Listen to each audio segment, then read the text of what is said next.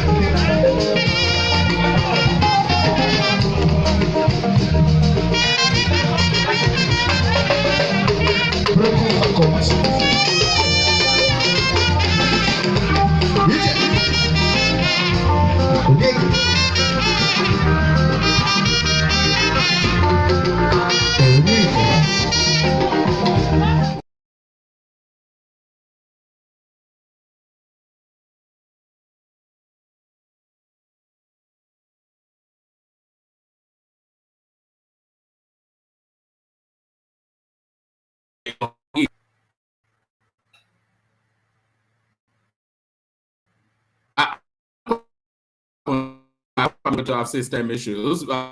This certainly not the day. So on Sunday or Wednesday, so real opportunity to have a conversation with one of the leading voices in Nigerian politics.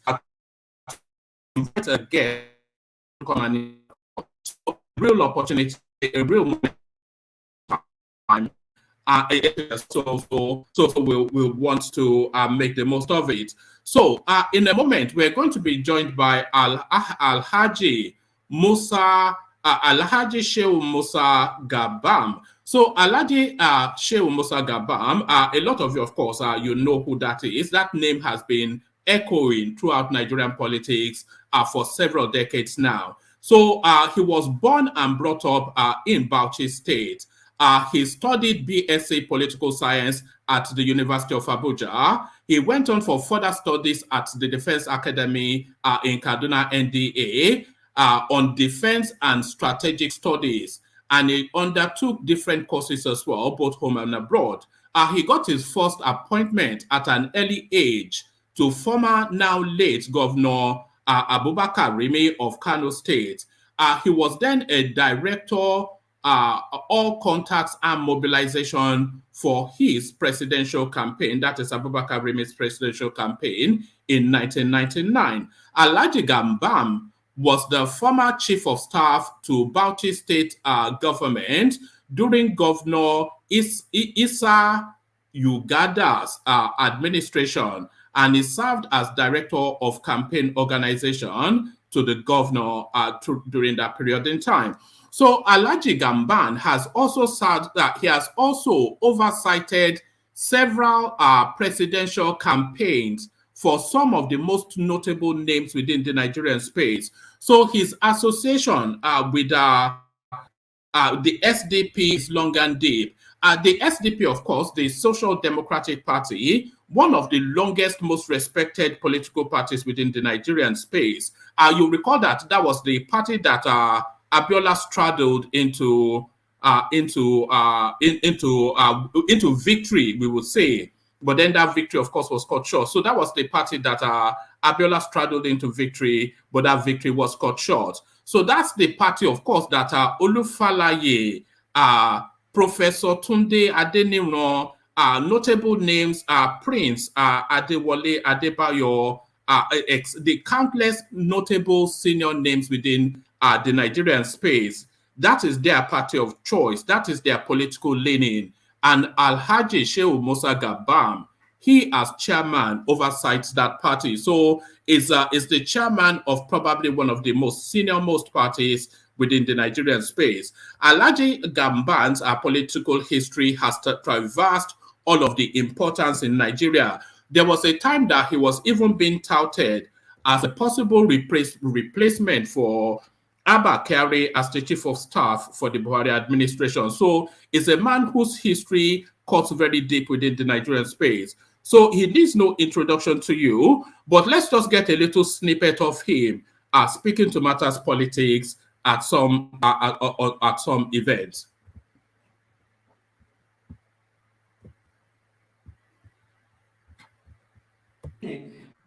As an election have declared the winner. We in SDP, despite the shortfall, as I've mentioned, Divas problem, transition problem, we stand by the declaration pending the outcome of the court's judgment. We need to keep Nigeria one. Created perfection anywhere. On this ground, we're standing by what INEC has done, and we are recommending to all those that disagrees to change it of law. Africa. We share the fact that this is the only country that we have. We have one precious country called Nigeria. On this note, I want to start with the Nigerian media by moderating the feelings of Nigerians, assuaging them, appealing to them to believe in their country. I want to thank the media for this commitment. So also, the Nigerian security agencies, despite very tight situation. All right. As we await our guests to join us and other panelists, we have Bishop with us for the moment. So Bishop, this is a real coup for the platform. This gentleman, of course, a name that needs no introduction to you, Alhaji Shehu Musa Gabam. So what's your expectation from him when he does join us? Bishop? All right. There is. Yeah, carry on. Can I go ahead? Yeah, carry on. I was saying good evening to Nigeria. I was saying good evening to Nigerians, good evening to compatriots, wherever they've been listening. It's a pleasure to have somebody the caliber of Alhaji Gabam joining us this evening. Somewhat.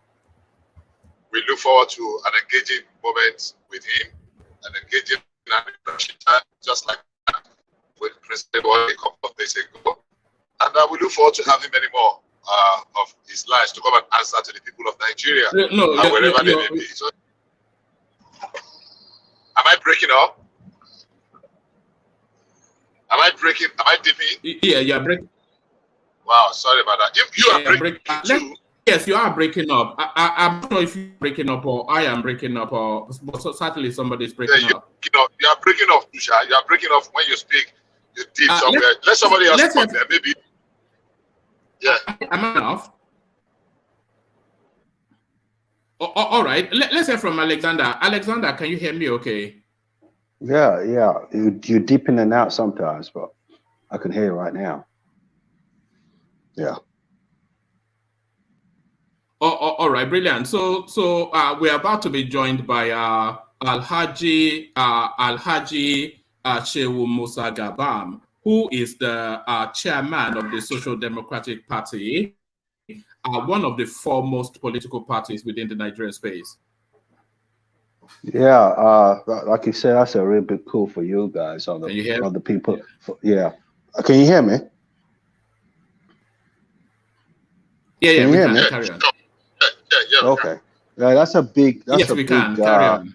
Yeah. Okay, that's a big coup for the platform. So I'll be watching from the background and just to find out what he has to say and the way his party is going to move forward as against the 2027 elections. So, but I'm going to be at the background watching. I'm not going to come on asking questions.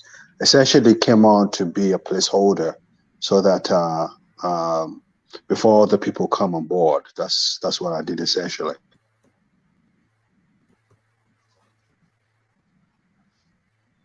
Are you there? All right, brilliant. All right, brilliant. So yeah, I am here. Are you struggling to hear me? There's a slight delay of there's about 5-10 second delay. All right. Hold the fort. Let me reboot. Whilst we wait for our guests to join us, hold the fort. Let me reboot. Okay.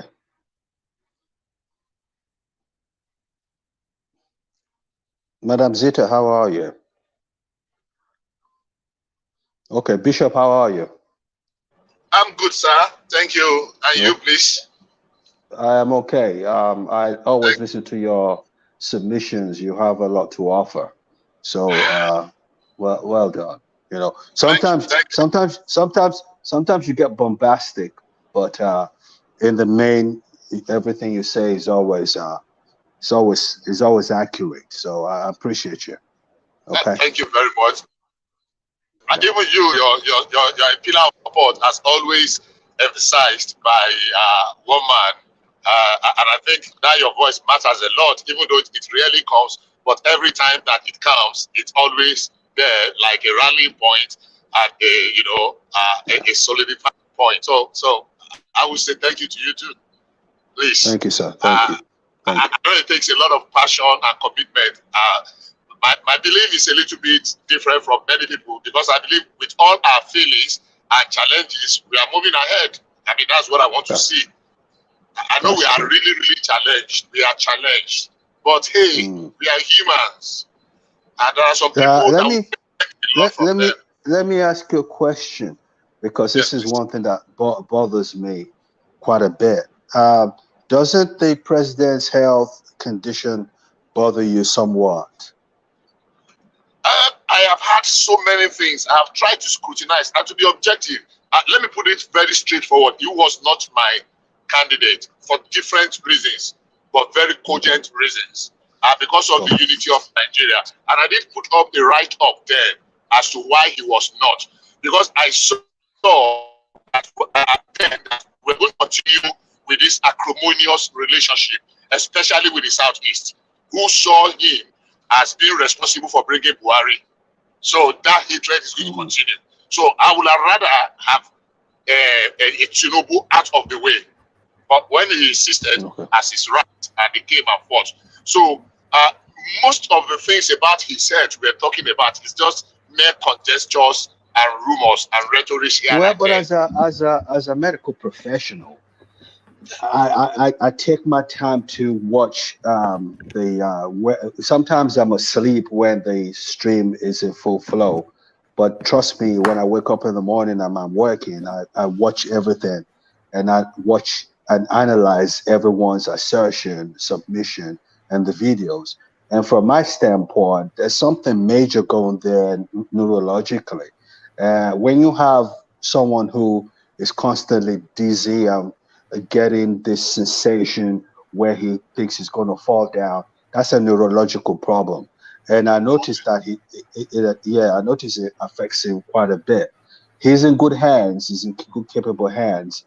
It doesn't necessarily affect his capacity. Cognitive ability.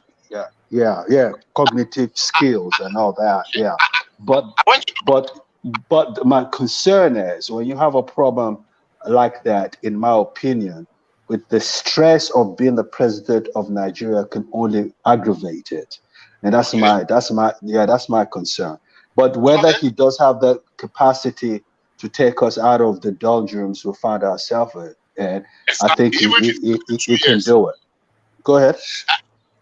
Even if it is 2 years, that it can effectively put in place some reforms that we need urgently. We need somebody with the boldness and the character that can implement the Oronsaye report. We need to get away with this fuel subsidy. We need quite a number of reform in our judiciary, in our civil service, in our education sector, and the structure of the country. So it might not take him forever to do it. Maybe, like, I was going to chip in when you were talking about health. I went to do my annual physicals yesterday, and there are quite a few things that are quite alarming about me. Myself, I mean, I'm much younger than the new president. I mean, so he definitely is not old enough to be my father, but at least I'm much younger than him, much more. But there are some few things that came out in my annual physicals yesterday that I need to work on. I mean, it's not life-threatening yet, but it's there. And they just told me, they have not even shared with the press. So what I'm saying is that at some point in time, we all have one form of debilitating something.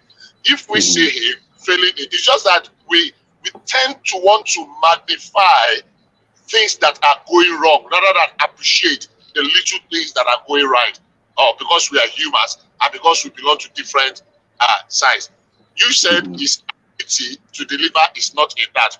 What came from him that can affect our present status, let's get it. If it's going to take him 2 years, I mean, I'd be merciful to make him complete his term. But it's not to seek.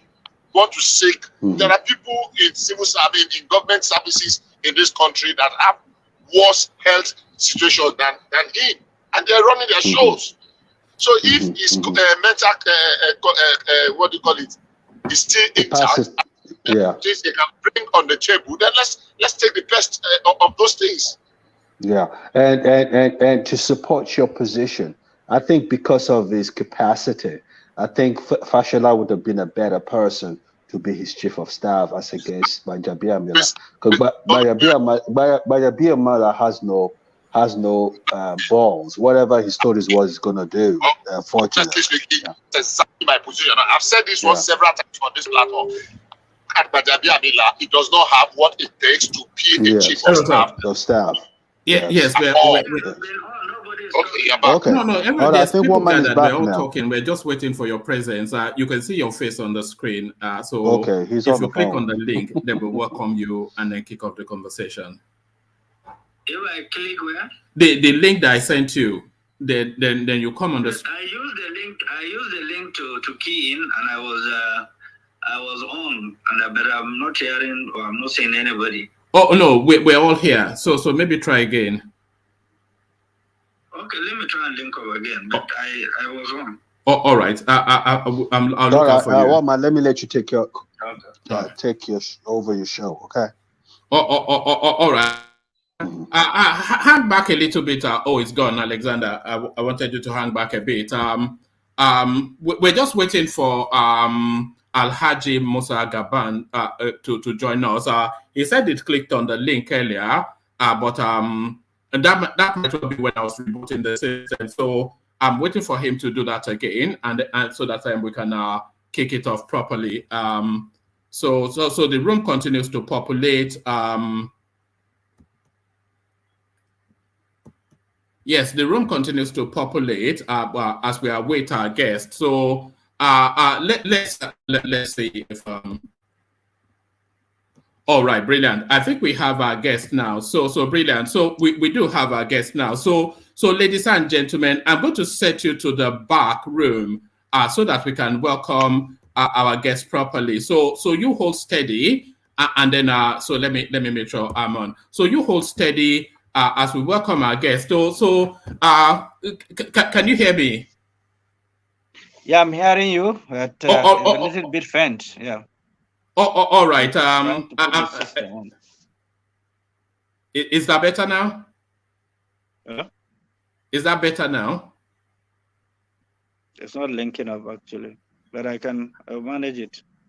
Right, I can hear you okay. So I'm being as loud as I can. So good to have you. I did the introduction earlier. I'm not quite sure if you heard the introduction that I did, but I spoke then about your history. All the way from Bauchi, your studies at Abuja University, and then you went on to NDA, and then from there to international courses, and then your service to the country. So just really to build the background. But before we start off anything, is really first condolences to you, the sad loss of your great friend, Raymond Dokpesi. So maybe you want to speak a little bit about that and have us understand what Nigeria has lost with the passing of Raymond Dokpesi, who I know you have a close personal relationship with. Thank you very much. It's my honor and privilege to be with you. And let me start by condoling the entire Nigerians for the loss of a great man, a very patriotic Nigerian, committed, that have impacted positively on millions of Nigerians that I know from the very first day, he opened his radio stations, TV stations. I've been all along with him. We travel around the state of the Federation to open his TV and radio stations. We've been together for a very, very long time. This is a personal loss to me. I feel very pain about it. When I lost my dad, he was among the first people to visit me at home. So our relationship is beyond politics. It has outgrown politics. It's become a family, very close relationship with him. So it's quite sad that the nation have lost one of its patriots who believe in Nigeria. Yes, he was a pioneer in so many fields. In politics, a leading politician, but in telecommunications, is one of the foremost pioneers opening up the telecommunications industry within the Nigerian space. So it was a real leader on so many fronts. Yeah, he is actually, and Raymond is like an elephant, He has done so much. I was DG of his chairmanship of PDP when he was aspiring to be the chairman of the PDP. I was the DG of his campaign. That's how close we are. So it's difficult for you to really get a boundary of who Raymond Dokpesi is. They have impacted positively for the country, and I hope that Nigeria will produce a lot of his breeds, so that the country can move on in a better and more sophisticated way. But certainly we have lost a big giant. All right, brilliant. Condolences to you and to Nigeria. So, and you were talking about him wanting to be the chairman of your party, which you are now the chairman of that party.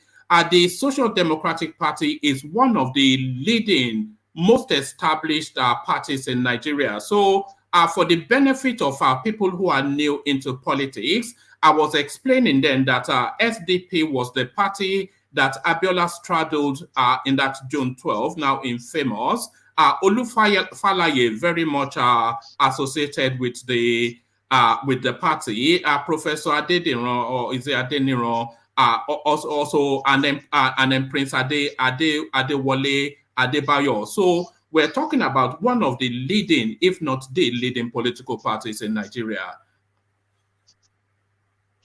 Yeah, I've been part of SDP right from Abiola's time. We were the young activists that supported that struggle. I was in Lagos when the June 12th crisis was on. It's something that I witnessed live. It's kind of a carnage that nobody should wish to see.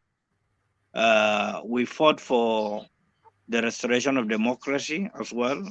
After the cancellation of the election, I was among the pioneers, among the members of the G7 that started PDP, led by my late boss, Alhaji Abubakar Rimi, that led to the formation of the PDP. So SDP have come a long way.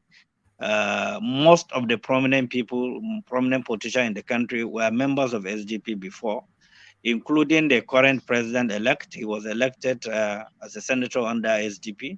Virtually all the big figures that you can think of, they were all members of SDP before. So what we did was to come into the party after a lot of opinion poll was conducted, when we felt that PDP is no longer living up to the expectations, up to the principles or policies or the foundation policy of the founding fathers of the party were neglected, were abandoned, and of course careless and reckless people took over the party. I was part of the committee that was formed to advise on the way forward. We did a lot to make sure that PDP live up to the expectation of Nigeria, but unfortunately we couldn't handle it and we left it, and we shopped for an alternative party that we can make a national platform. So we came into SDP, we repositioned the party. The party became one of the strongest party now. There's no party in Nigeria that have the structure of SDP right now in terms of organizations, which I wish one day you'll be in Nigeria, you come and inspect the party.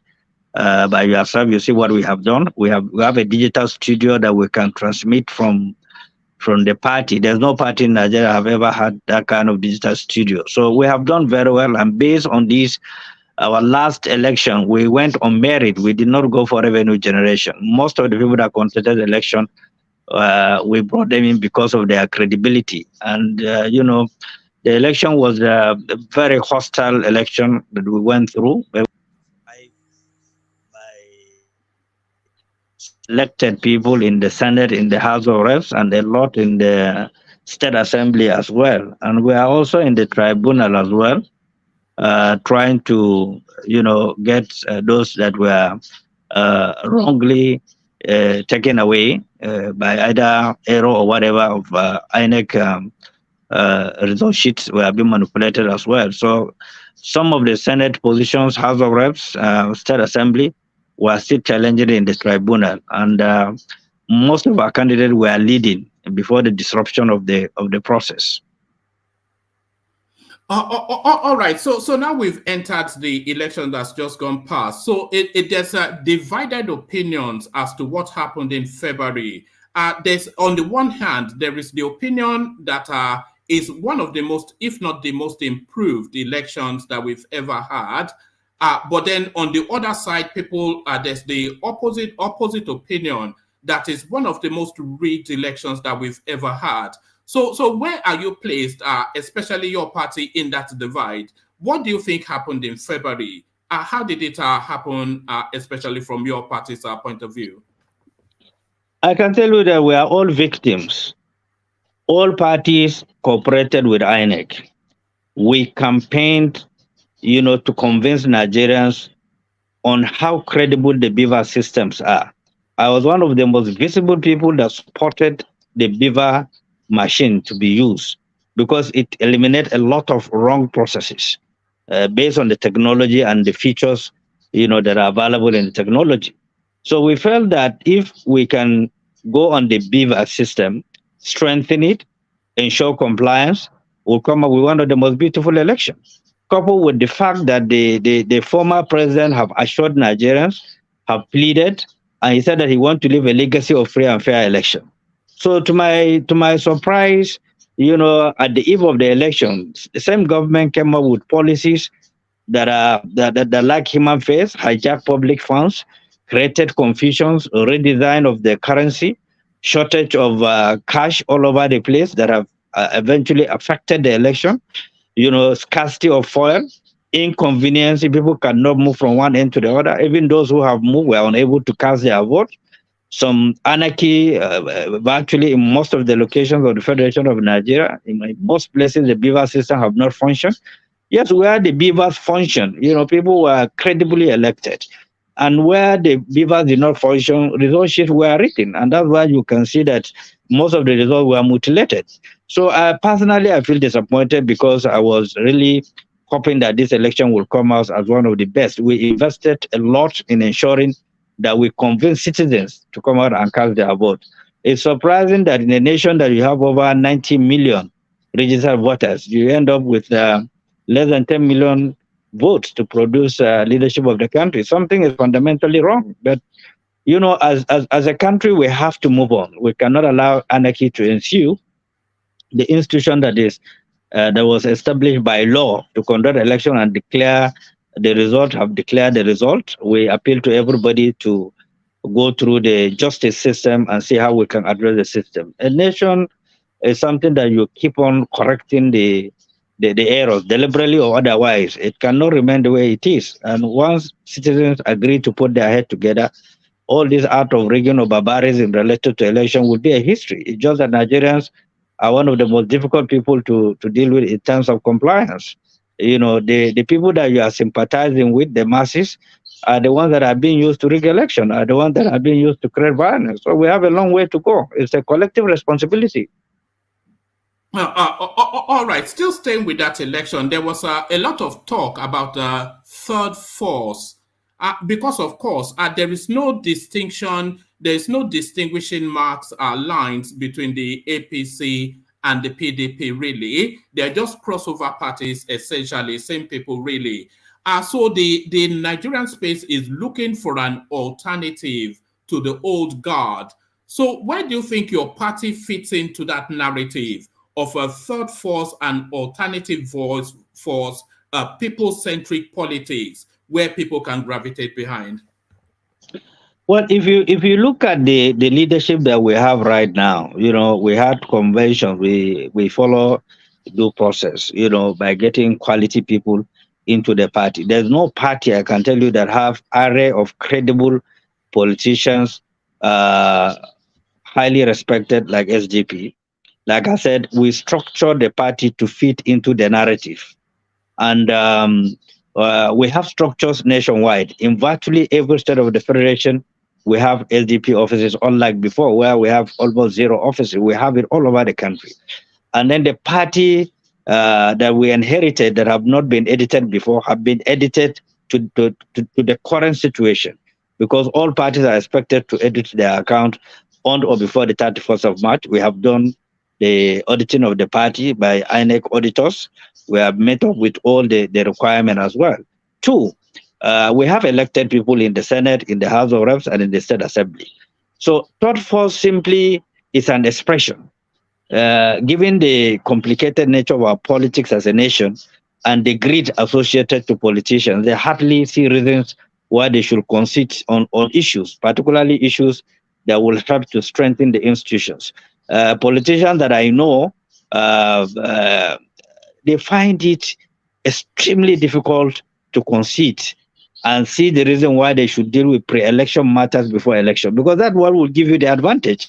If you do not deal with the pre-election matters before election, you cannot handle it. At the point that you want to deal with it, you find out that it's extremely very complicated. People are fighting over issues, and parties that have money and have dominance will saturate the entire political parties, give them some money, divide them, and then they'll be fighting within themselves, and then you can't be able to concentrate.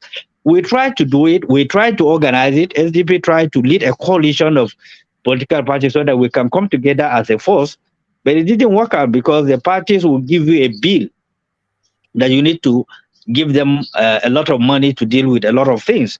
And then if you don't have the resources to give them, they will move to somewhere else. That is the tragedy of the whole thing. You either have the money to bring them on board, finance some of the things that they want to do, or nothing, because they believe that whatever you are telling them will not make any sense, except if you have some level of logistic that they need to also deal with other things. So it's quite complicated, being part of the formation of parties over a long period of time.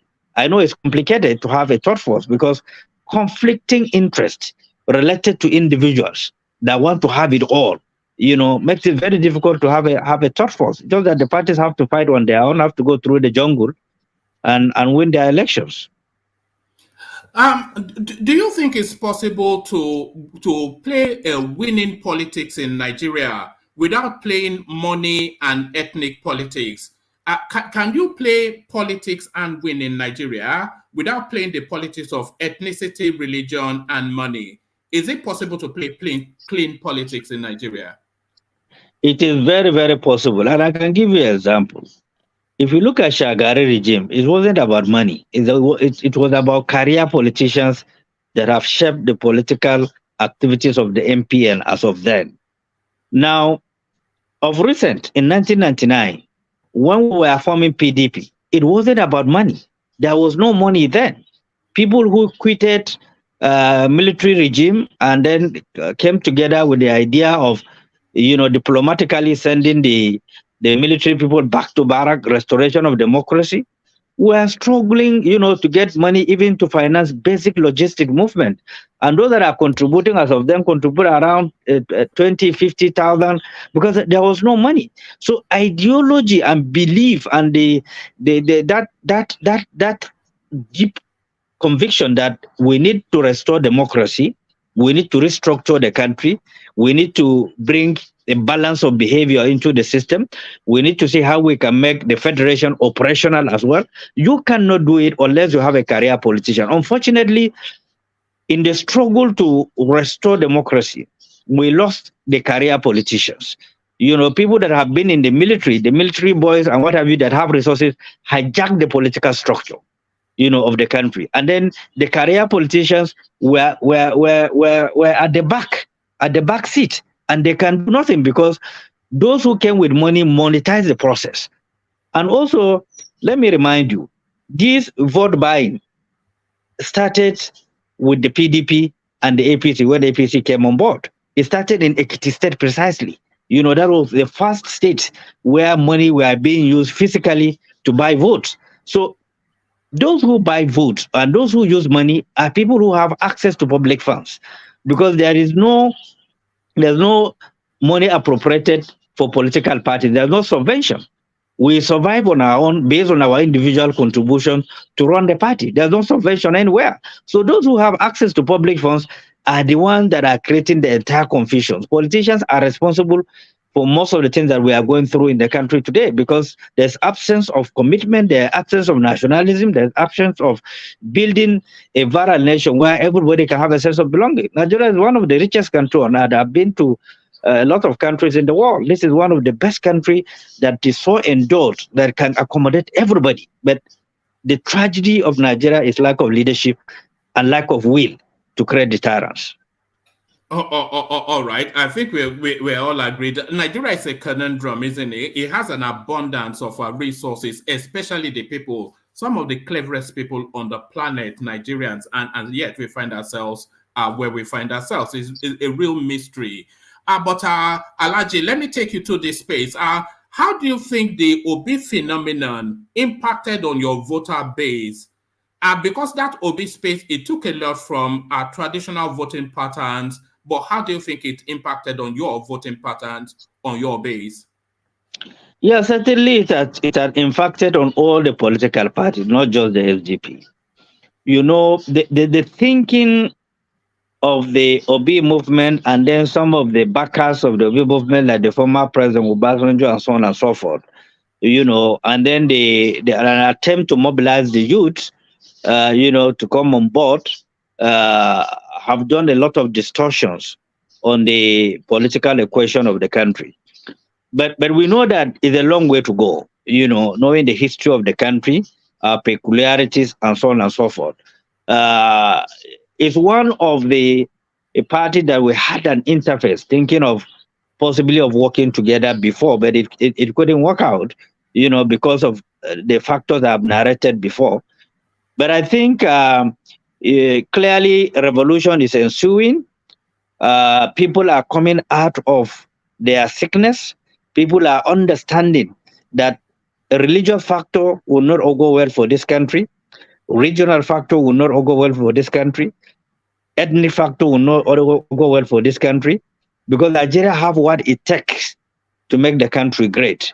Those who campaign along the lines of ethnic and religious issues, will soon understand that it's not the best that can happen to the country. This is a country that is so vast and have surplus of some of the best you can think of in every state of the federation. Nigerians are some of the best in the world. They excel anywhere they are. So the critical marks is for us to talk to ourselves and tell ourselves the bitter truth with the factor of Peter Obi and then the emerging SDP that is coming on board with the elected members. What can we do to synergize? What can we do to change the narrative and come together as a major force, that can change this primitive way of doing things? Again, it depends on the mindset of both the key players on both sides, to believe that we need to fashion in a new system that will give Nigerians hope, because so many things have went wrong and so many things are going wrong. So the thinking behavior needs to shift from individualism to collectivism. I think this is the only way we can solve it. But certainly, in terms of affecting the vote of all the parties, it has affected the entire parties. Every party struggled to survive during the election. All the parties, especially the party that have some substance, the leading party, the APC, the PDP, the Labour Party itself, the SGP, the YPP that have one senator, the NNPP that have 2 senators and members and some House of Reps as well.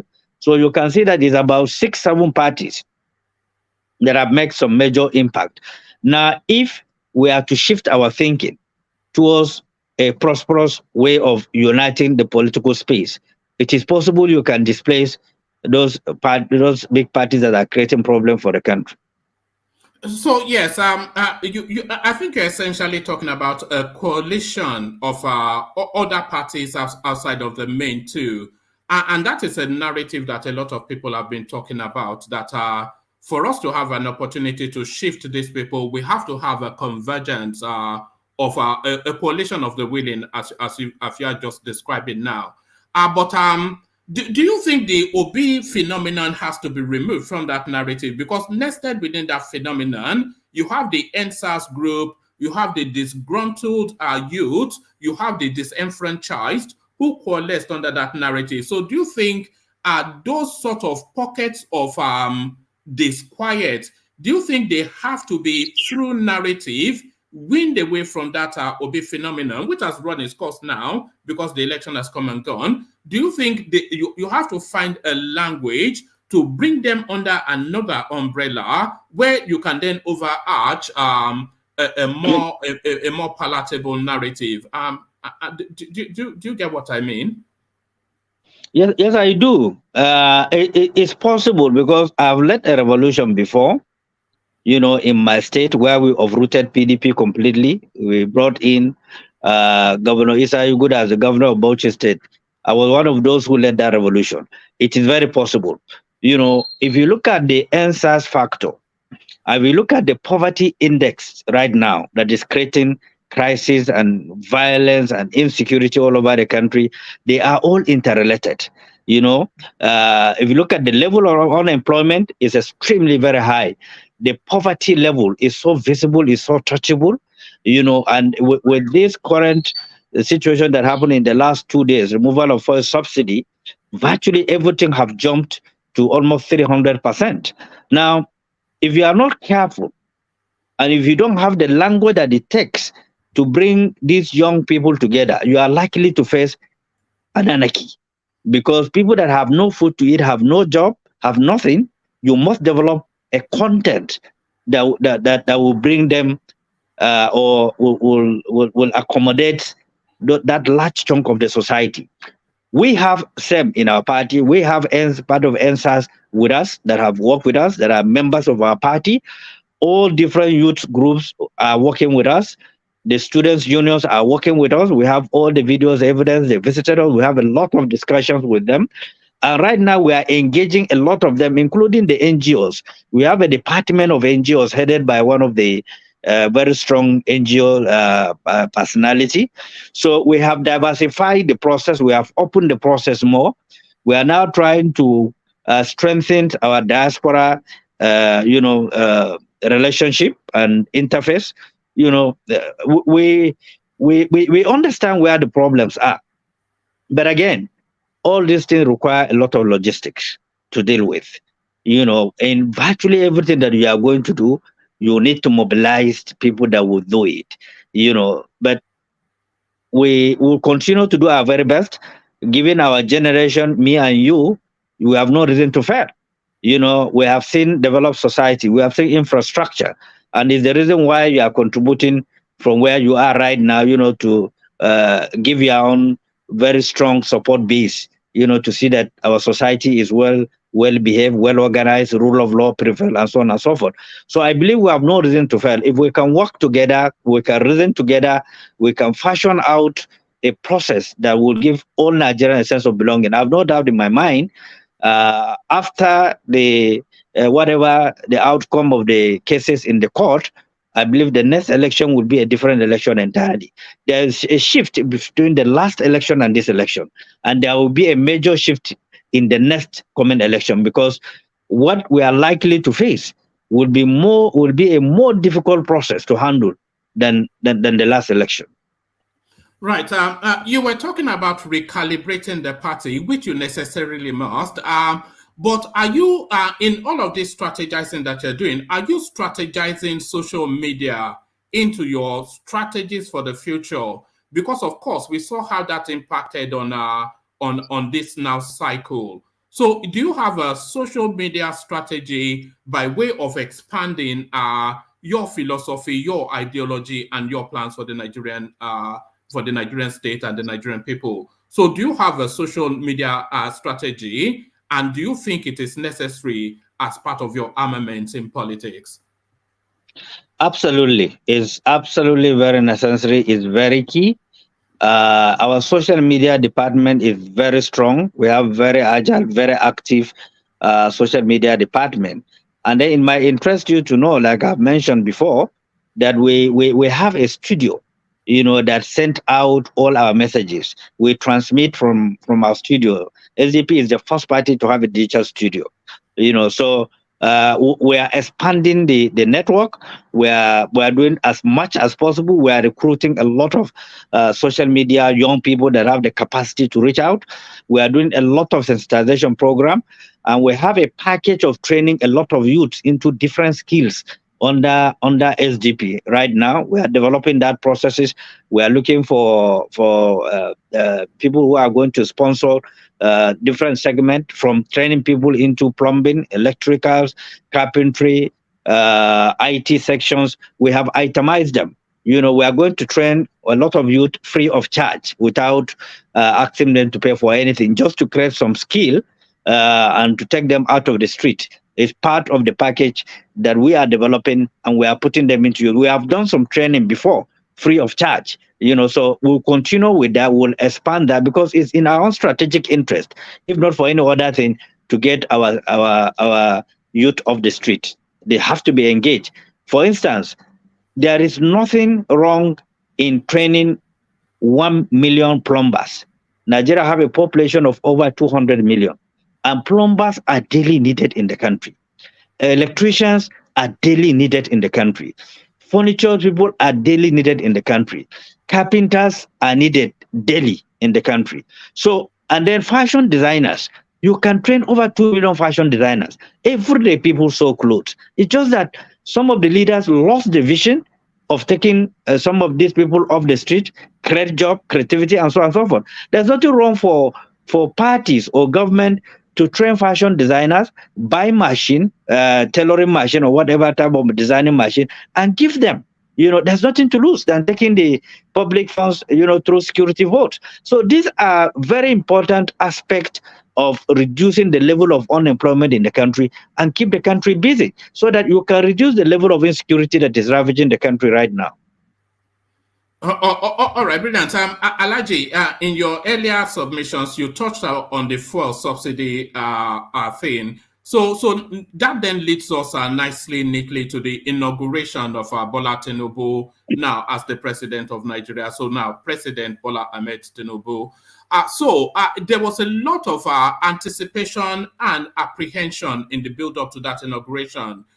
The space was so heightened up that we all had the expectation that there would be some sort of skirmish or incident on that occasion. But thankfully, it went well. So two things happened on that day. Tinubu signed the documents to become Nigeria's president, and then he gave his inaugural speech, which has now spiraled the country into some sort of a chaos. So can you talk us through your experience of that inauguration, what your anticipation was, and what happened on that day, and then go to then Tinubu's inaugural speech, especially now telling us that our fuel subsidy is gone, and with that, those 3-5 words, the fuel at the pumps went up by 300%. So your experience of that day and Tinubu's speech.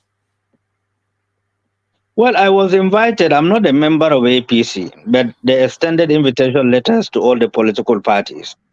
And as a Democrat, there's nothing wrong for me to attend an inauguration. That doesn't justify the, whatever decisions at the end of the day that will come out of our courts. But I'm happy that the event went on smoothly, free of any hitches. As a nation, we must move on. We must allow our democracy to grow. We must support the system to grow, and we'll keep on, dealing with areas that are creating problems for the country. The speech of the president really was quite encapsulating. They are quite strong. I do hope and I pray that they will implement it. If they are committed to implementing that speech based on the way they segment it, it will go a long way, and that will create hope for the country. It will create stability, and Nigeria will say, okay, let's give him the opportunity and see how far he can go. But like I've said, the former government handed over a very precarious, government to Bola Ahmed Tinubu. He need more than a miracle to keep the government going. First, the fuel subsidy thing, it wasn't the President Bola Ahmed Tinubu that removed it. It was the President Buhari who removed it at the point of exiting. And for me, I felt that that is not a good way, to hand over a chaotic government. It's a trap for President Bola Ahmed Tinubu, because President Buhari, during his campaign, presidential campaign, he promised that he will end fuel subsidy. He called fuel subsidy a fraud, but throughout the 8 years, he couldn't remove the fuel subsidy. He promised to deal with the issue of insecurity, Boko Haram, within 6 months, he would take it out. He couldn't do it. Yes, the level of bombs have reduced, but the number of people that were killed in Nigeria are unprecedented in the history of Nigeria. We have produced orphans that we don't even know their number. People were killed, villages were wiped out. So Bola Ahmed Tinubu inherited a very precarious security architecture that he's dealing with. Now, I was there when he mentioned the issue of subsidy, and he said it as follows. I'm quoting him verbatim. He said, unfortunately, this government in their budget have removed fuel subsidy which will come into effect by this June. I think either middle or end of June. Now, that simple, phrase or statement that he made, it wasn't part of his speech. It was a comment he was making. And when we were going to the Eagle Square, there was no fuel queue anywhere.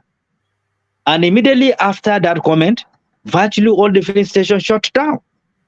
So you can see how Nigerians are so wicked to themselves, how we are so greedy, and how we bring our country down.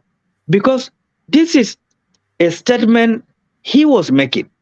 The outgoing government in their budget have completely removed subsidy. And he said, okay, since they have removed subsidy in the budget, he will not bring the subsidy back. What I thought is that he is bringing Nigerians on board on the expectations and then leaving it blank. And then suddenly he will come up with a statement that I have removed subsidy. So there's nothing wrong with the statement. It's just that our naivety, our way of greed and having it at all cost. Otherwise, there was no justification for the oil marketers to go on rampage. It is a sabotage. It is an economic sabotage, and all of a sudden, with less than 24 hours, everything skyrocketed in the country. This is the act of lawlessness. There's lack of deterrence, and that is what he have inherited. He needs to be tough. He needs to be decisive, and all those that are responsible for creating this thing must be arrested, must account for what they have done. Otherwise, it is difficult for him to drive the country because the level of lawlessness is unprecedented. Anybody who will preside over Nigeria must be tough, must be decisive, must create deterrence. Otherwise, you cannot drive the country right now. So many things are disconnected, and you need to be more than tough to keep things together and create some level of sanity and law and order to be respected in the country. Everybody is taking law into his hands. Otherwise, there's no reason why filling stations in less than 5 hours can shut down the entire filling stations in the country and create anarchy. It's needless. There was no justification for it. It wasn't the position of Bola Ahmed Tinubu. It was the position of the outgoing government. But people doesn't want to listen. But in my own thinking, in my own analysis, it is too hashed. They can do it in phases. Removing the subsidy must be in phases. For you to say you have removed subsidy 100%, and now NNPC, government agency, adjust their pump price to 500 naira from 100 and something. It's unprecedented. Nobody can survive it. Abuja that I am right now is coming like a ghost town. People cannot move. There's no vehicles on the road. Passengers are stranded. Somebody who came in probably from Suleja into Abuja with 200 naira need about 1,000 naira to go back home. If he doesn't have the 1,000 naira, can he trek back to Suleja? These are indices that are extremely very complicated, that lack human face. So for me, Nigerians must understand that we need to cherish and accept who we are as a people and be patriotic, in dealing with issues. Now the labor union are saying they are going on strike. Everybody is saying they are going on strike. Then who would be a victim? We'll all be a victim. All of us will be a victim, including the civilians and the security agencies will go to the same market, and everybody will be affected. So I'm trying to see a situation, if care is not taken, will fall into a very terrible ditch of anarchy. All right, you talk about naivety, but a lot of people actually accuse the president himself of naivety to have announced that the fuel subsidy will come to an end at his inaugural speech. A lot of people said he is either naive or not competent, because he should have had the anticipation that the market would have reacted. People actually went as far as to say that he did not really understand the potency of his words as a president. And that potency, we're seeing it playing out now. So that fuel subsidy, which everybody agrees should be removed, but the way it should be managed out was not this now, just cold turkey pulling it out sort of thing that Tinubu did. So that announcement in that space and in that time, a lot of people felt it was a mistake. Do you agree with that? And then following on from that, fuel at 500 naira per liter in Nigeria, do you think actually that fuel is too cheap in Nigeria anyway? Because if you look at the international pump prices, that's barely 80 pence that you're paying for a liter of petrol in Nigeria. Well, the peculiarities are not the same. But let me go straight to what you have said, whether it's a naivety from the President Bola Ahmed Tinubu by making that statement or insensitive. It wasn't insensitive. Any serious leader must start from reality. The reality that is facing Nigeria more than ever before is the removal of the subsidy. Everybody has spoken about the subsidy. Successive governments have spoken about it, but they lack the courage to remove it. And then for me, I cannot really define what the subsidy is all about. You know, right now, the oil tankers or oil importers say that the government is owing them trillions. Trillions. Now, even if you remove the fuel subsidy, the government have to struggle to pay almost trillion naira that they are owing the oil marketers. So either way, you have to confront the situation. And the man was innocent in what he has said.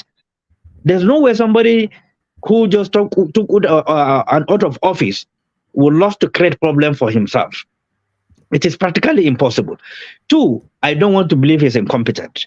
He have demonstrated capacity when he was the governor. I was in Lagos when he was the governor of Lagos State. I know what he have done. I know the transformation he has brought on board. And anybody who knows him knows that he's not a daft. He knows what he wants. He knows how to go about it. He's a very strategic person. But then if you are trapped in a situation, you have to find a way out of it. So those who think the timing was bad, they shouldn't blame him. They should blame the outgoing government who put it in the budget and took it out. And then if he leaves it covered the way the government left it covered, who will bear the brunt? At the end of the day, he will be the same person to bear the brunt. And then if he announces it at the time that he is settling in the villa, that the first decision he is taking is to remove subsidy. And in any case, he wasn't the one who removed the subsidy. He only announced part of the budget that had been passed and subsidy had been removed. That was the only crime he committed. It is not a crime. For me, it's a demonstration of transparency from his own angle, more so that he just took an out of office and he needed to let Nigerians that this is what we should expect, that a tough times is ahead of us.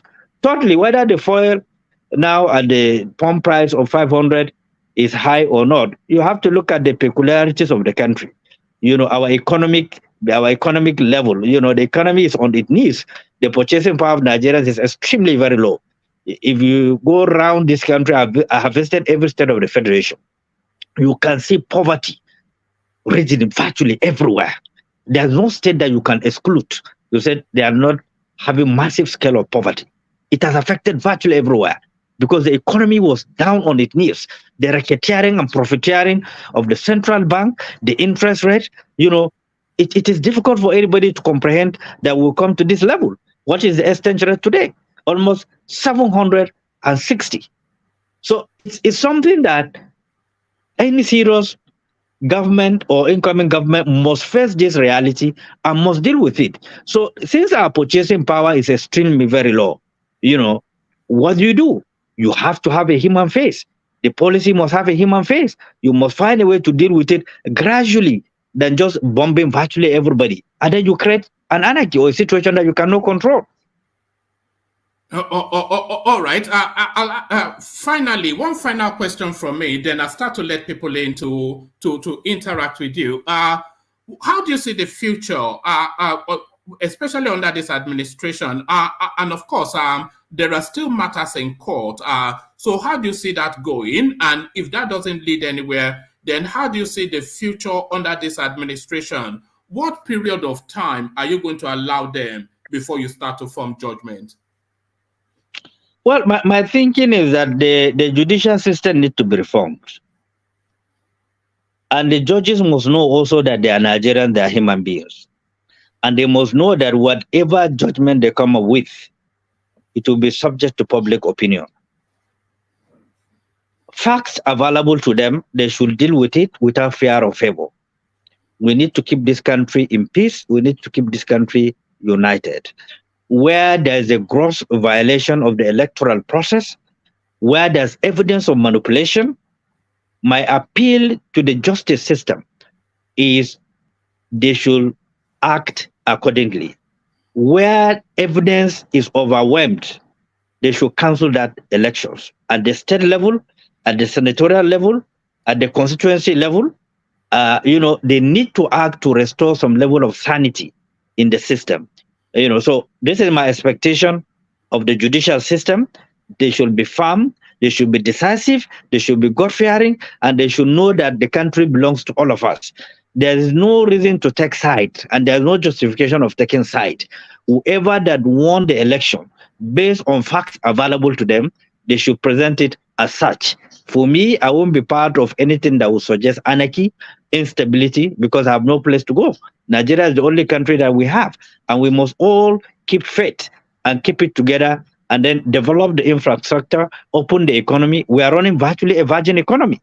You know, given our endowment, you know, the Land Use Act and other things need to be amended so that the country can, the state can deal with their own costs, with their own expenditures, pay their bills, pay certain percentage to the federal. So you have to tinker with some of the provisions of the Constitution, you know, to open the economy. We are still dealing with a virgin economy.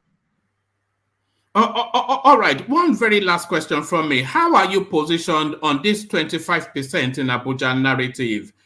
Because, of course, that's part of the petition.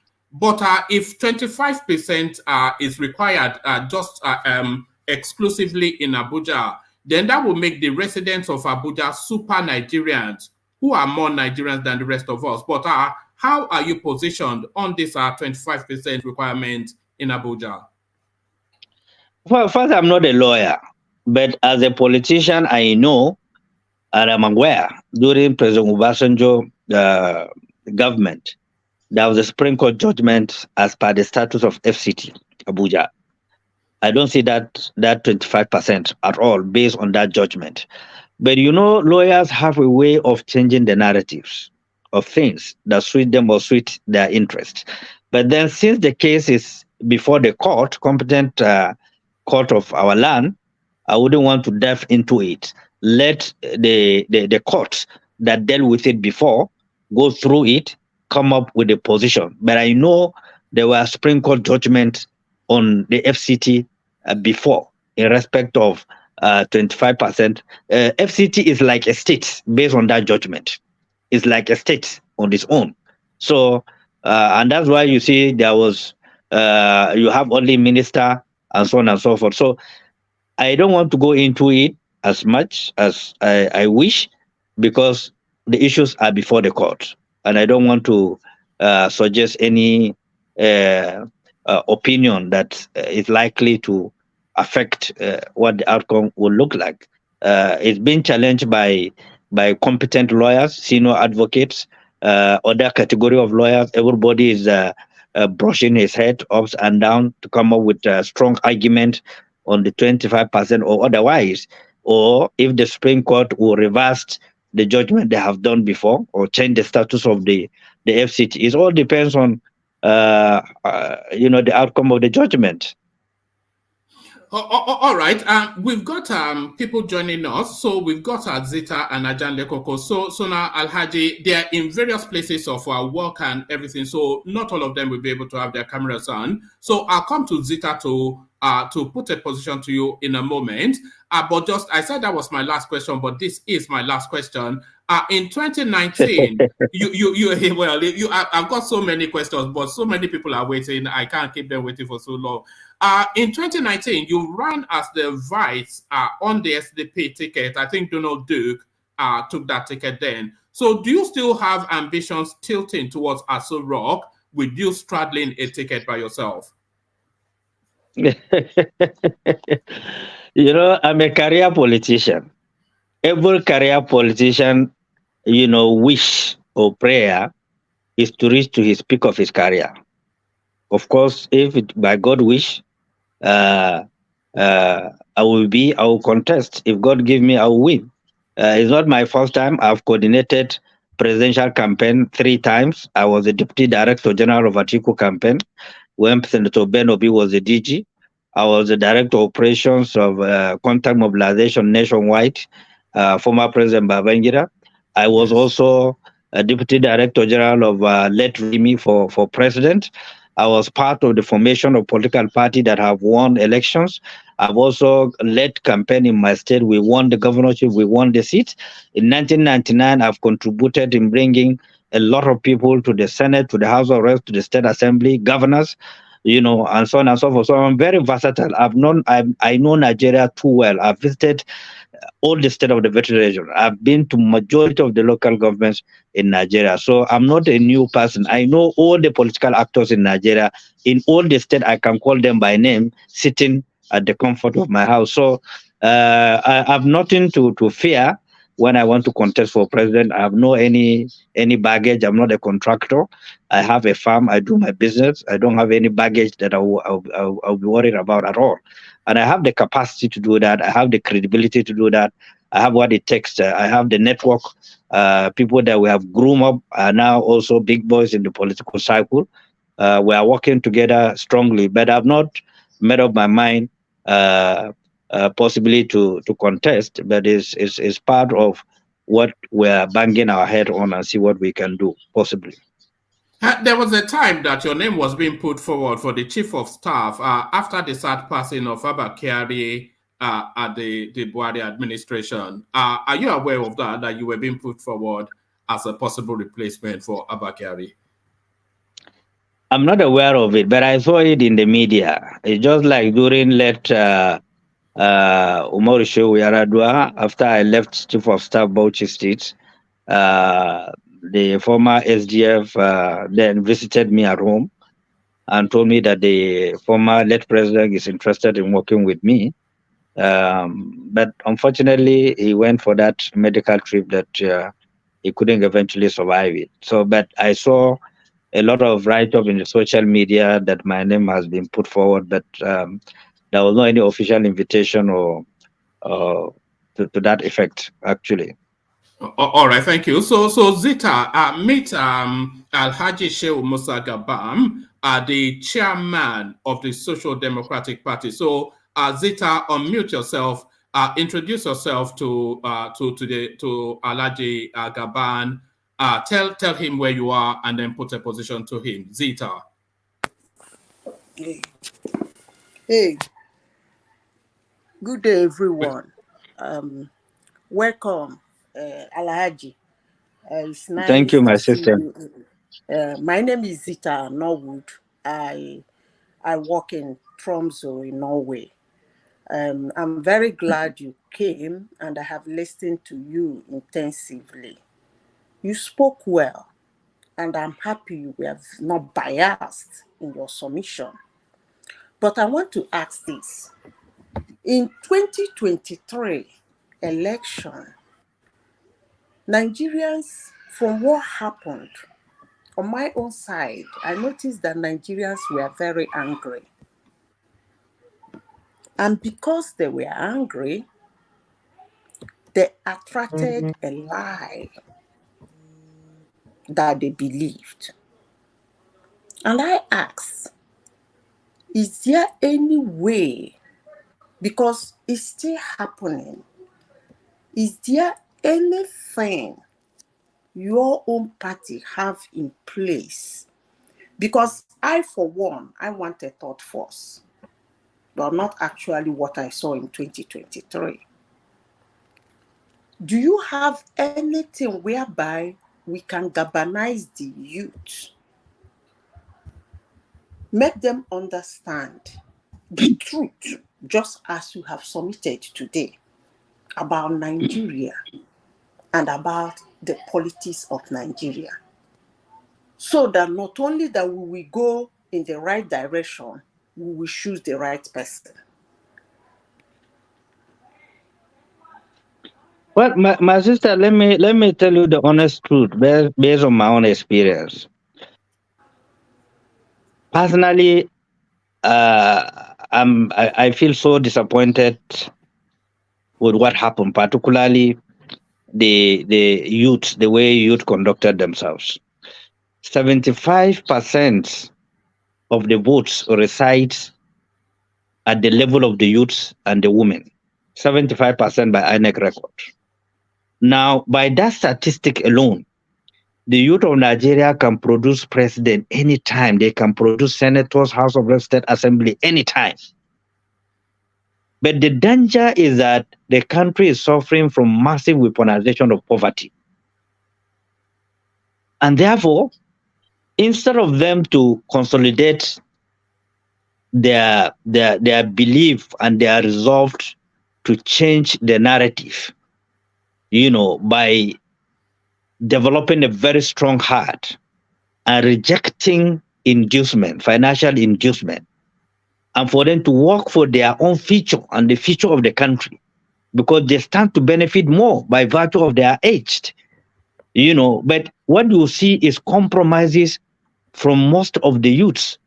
And most of the youths were the ones that were used to disrupt the entire processes. So it takes more than the thinking to get to where we want to get to. A lot of work needs to be done. A lot of approach, a lot of language, a lot of content need to be developed. As someone who led a revolution in my state, where we galvanized the entire youth, and they key into the messages we give to them. We uprooted PDP at that period 100%. It's still possible in Nigeria.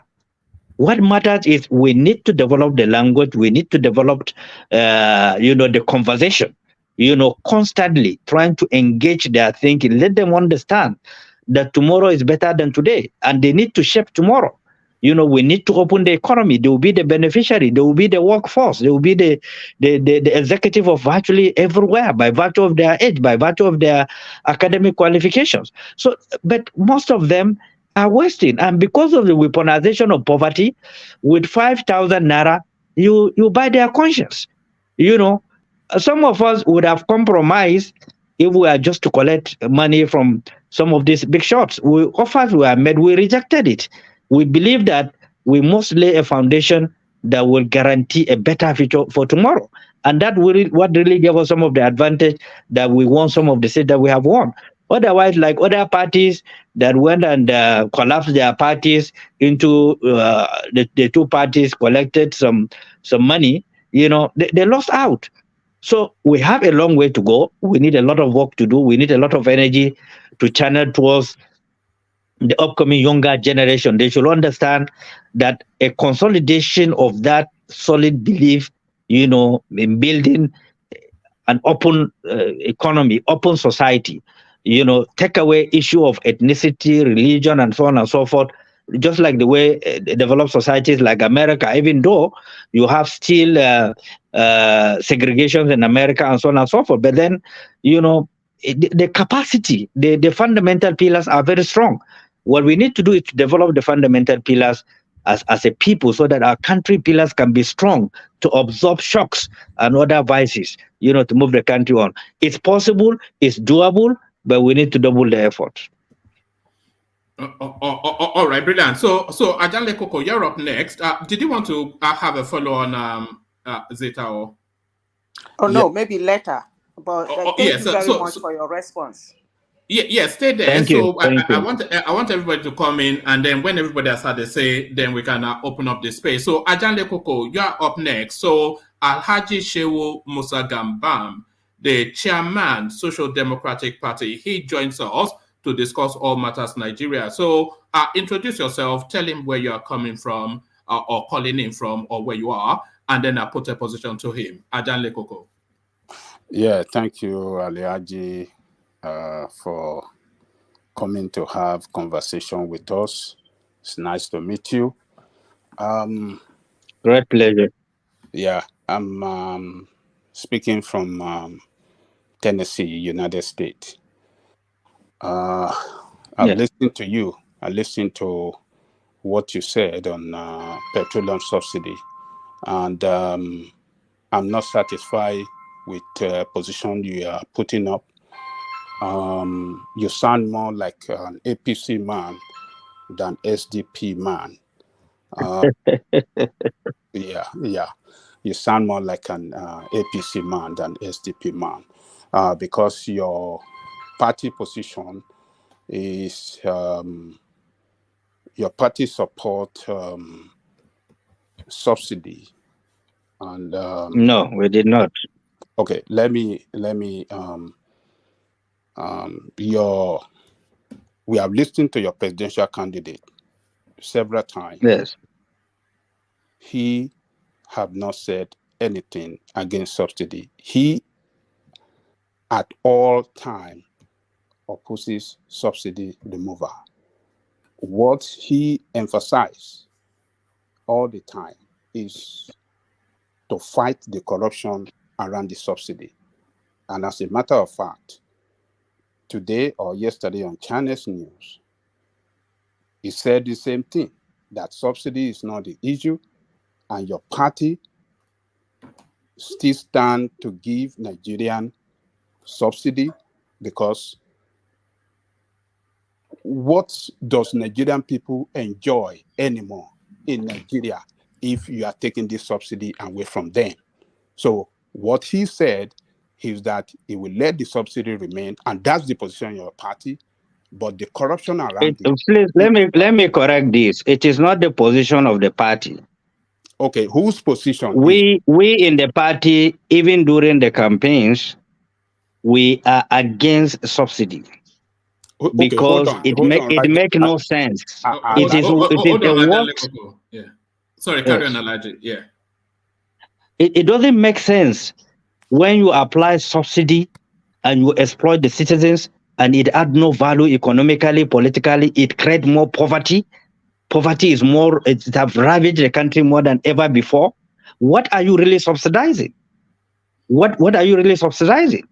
And what economic change value is it adding to the country?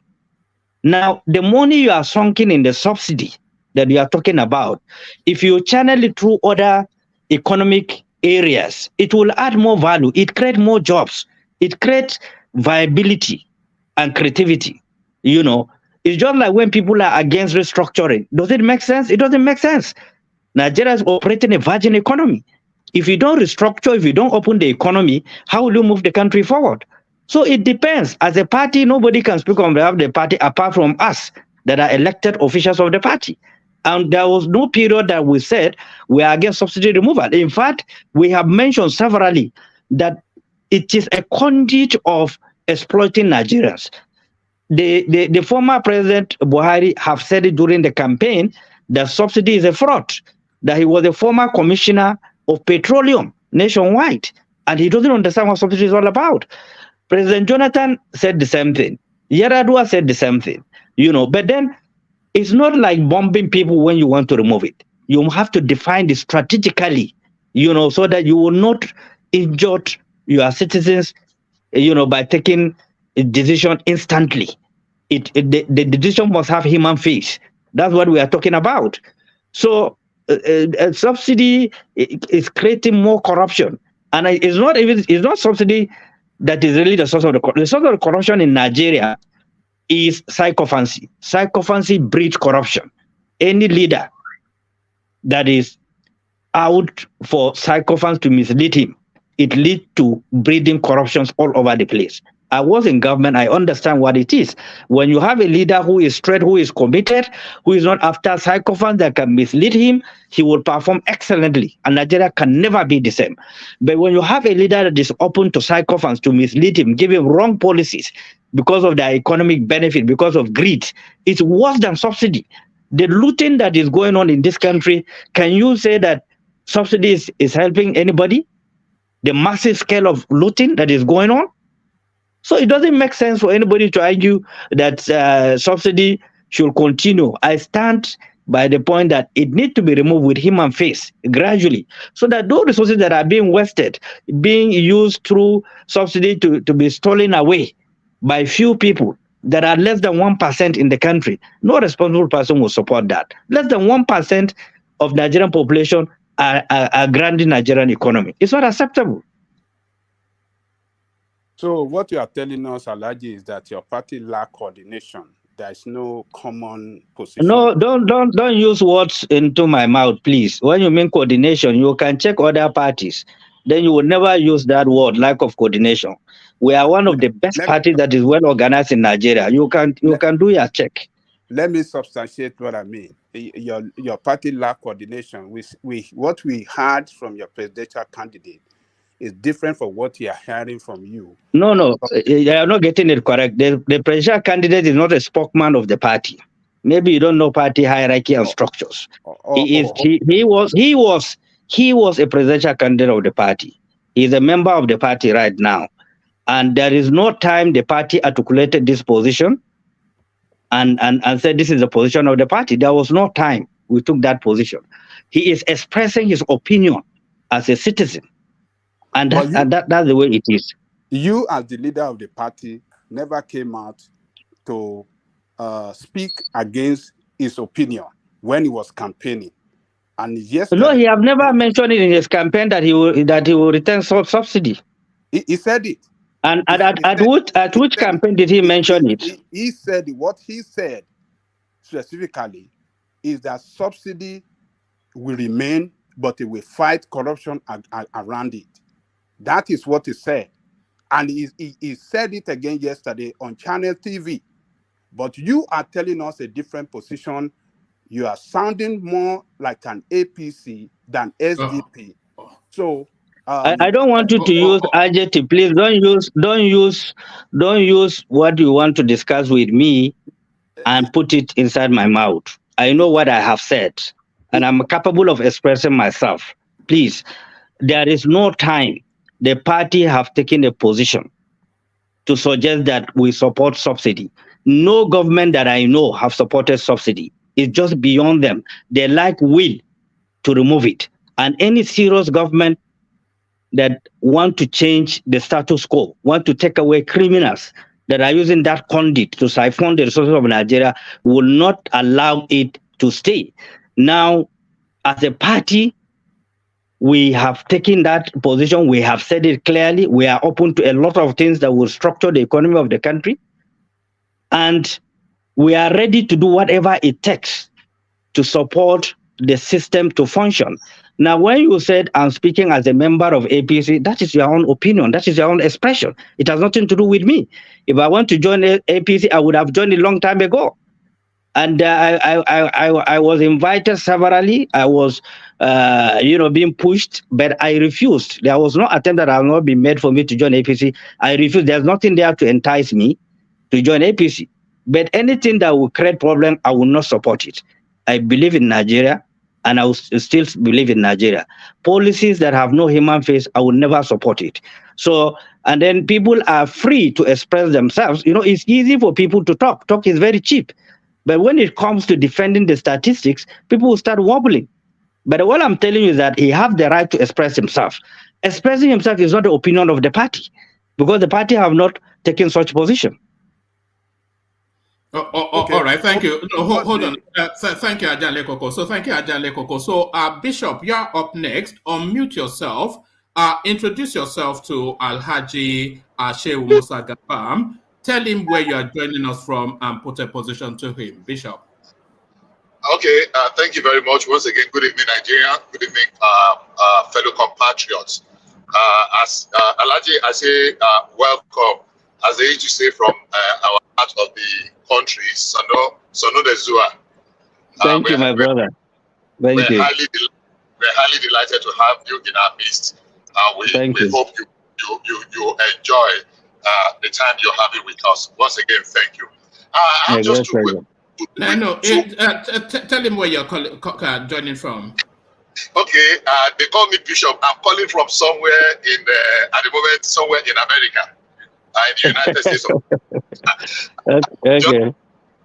I'm just traversing 2-3 boundaries now. I just crossed somewhere from Georgia to Tennessee. I've entered North Carolina, and so it's interesting. Yeah, just cruising. I'm actually in transit. I'm mobile. So thank you once again. I have a few, just much as time can permit, but they are very succinct and very direct. I think you pretty said much, and I cannot but appreciate the patriotism, the undertone patriotism, and the realism in your presentation. And I've listened to a few of your interviews on the electronic media too, and I've been hearing the name for a while. At least I'm pretty familiar with that name, Alhaji Gabam. Now I'm going to ask very direct question. Maybe if time permits me, about 2 or 3 of them. Number one. I ask one, and then when we do the rounds again, then you can ask more. But ask one so that we can get as many people in. Yeah. One sentence question, please, if you don't mind. Okay. All right, carry on. Number one, do you really think the election, the last election produced a fair winner? I mean, we know there are challenges, but did a fair winner emerge as a result of that conduct, bearing all the challenges we had here and there? Well, in my opening remark, I have said that we are disappointed too with the outcome of the election, which means fairly nobody can tell you he's satisfied with the outcome of the election.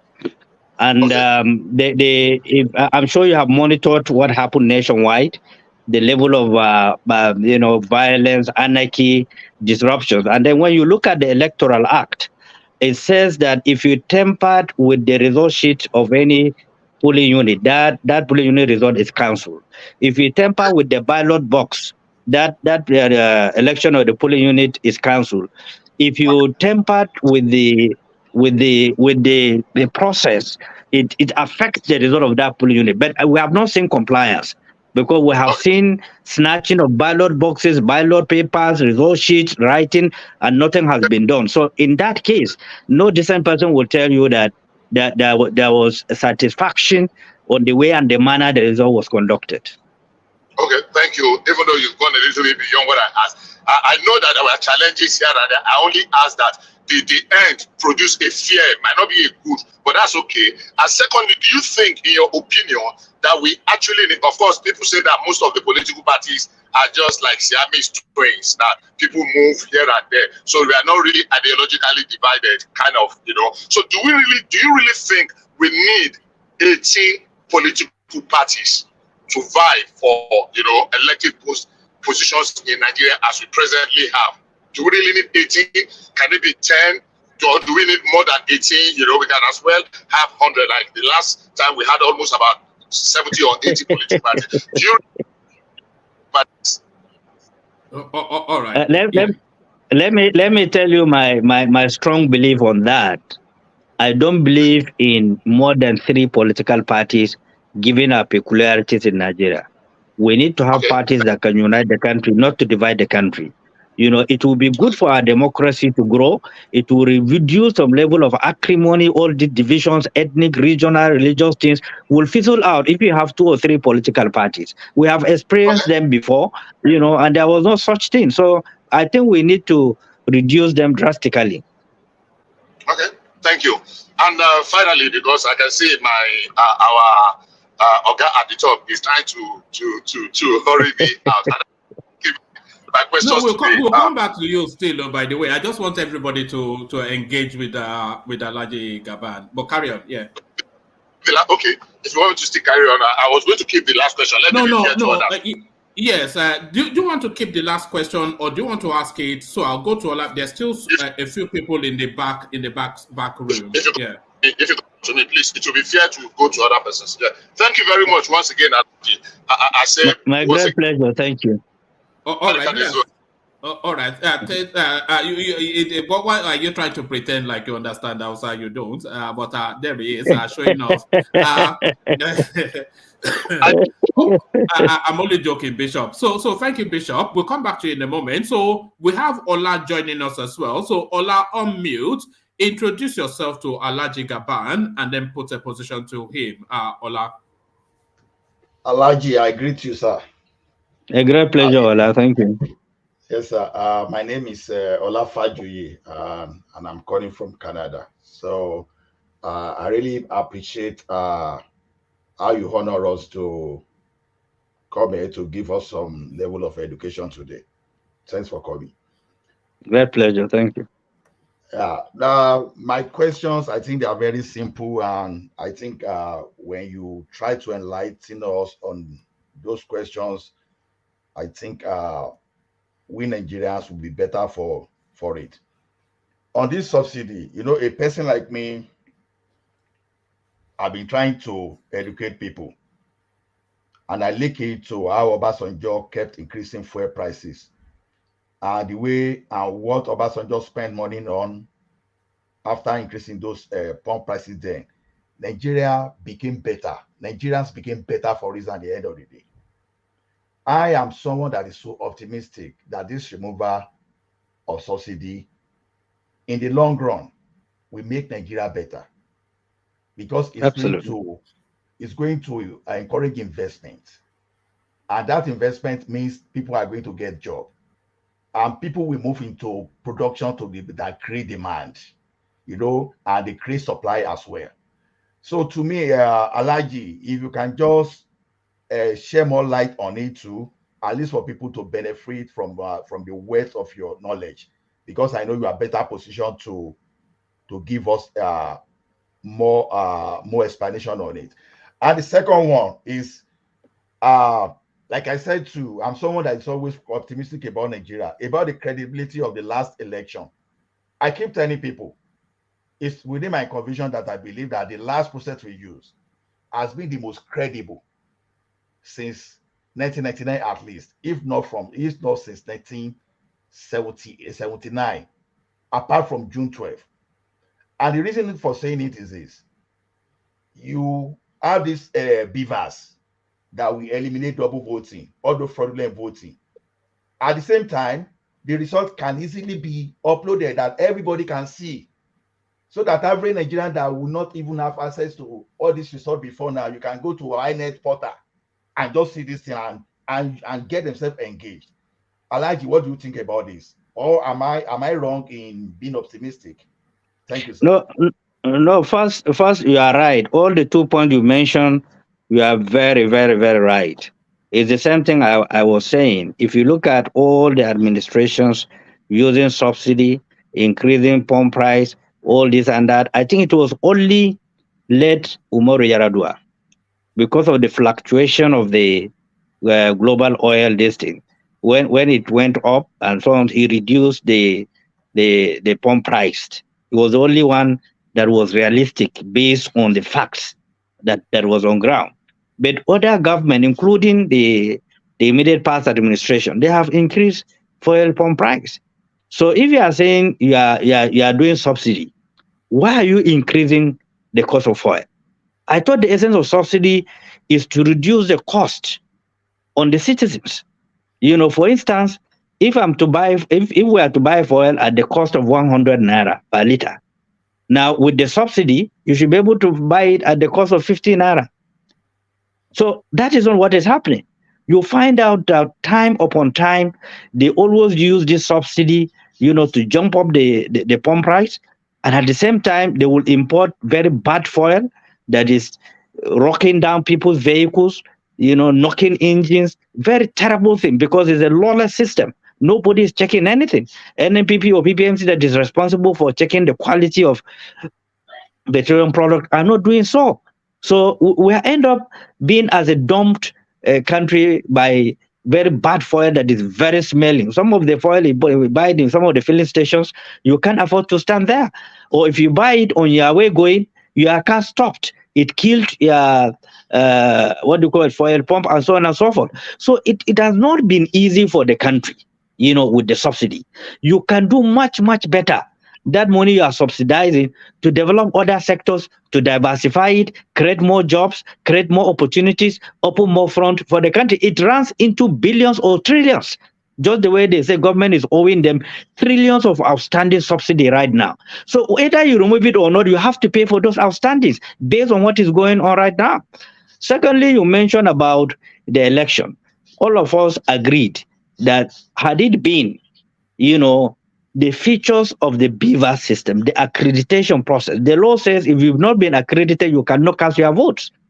Now, if we are to take it further and interrogate the process and bring forensic expert, to determine whether there was a thumb printing or there was accreditation, that will give us a better understanding what really happened. Because we have seen in videos and other things, people were thumb printing in most of places across the country. Now, if there is thumb printing, means there was no accreditation. Because what accreditation means that they will be accredited either by fingerprint or visual capturing. And that will be the exact number that will cast votes. Any number that exists that is above the number of people that have been accredited, the law says that election in that polling unit stand cancelled. So we need to interrogate what really happened. Yes, I agreed to a large extent, sanity was restored. It's just like the INEC of today wasn't the INEC of yesterday, because the corruption that was in INEC was eliminated by this current INEC chairman.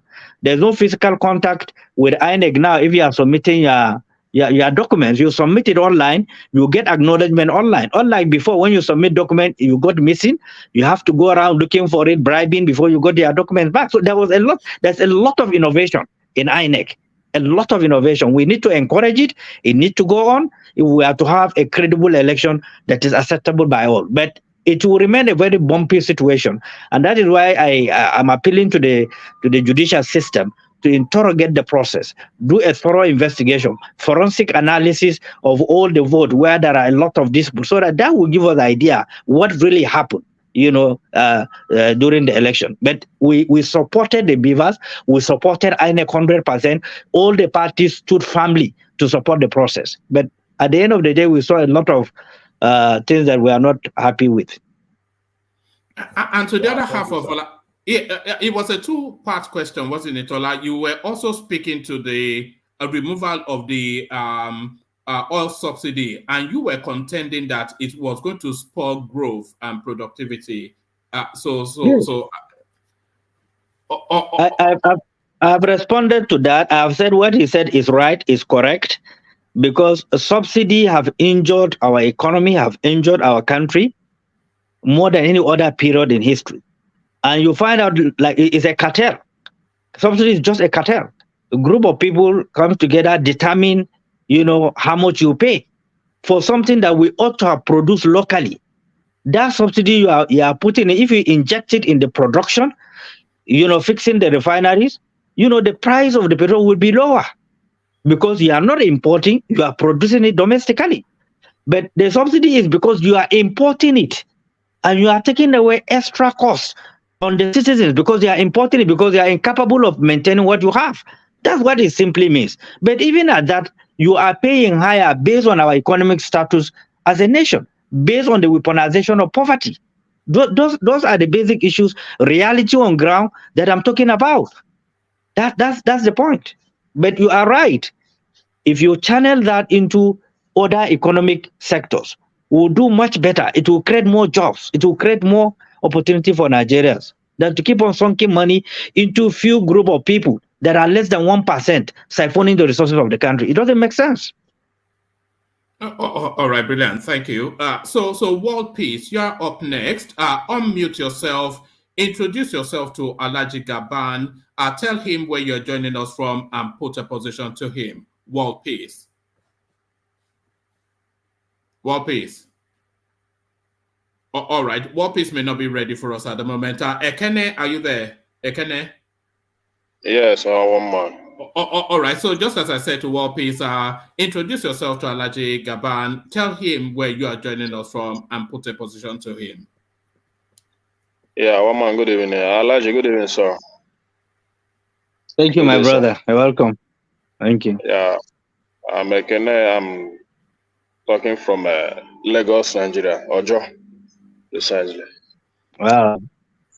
I'm in the country with we are suffering the same situation together. So I want to thank you for your unbiased mind. You are a great mind.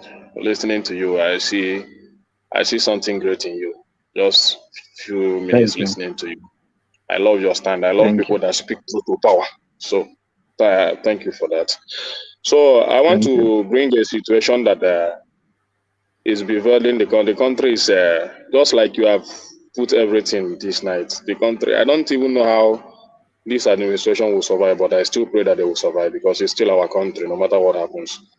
So this all this administration that have just handed over, a lot of them are owing a lot of debt, including state. In fact, this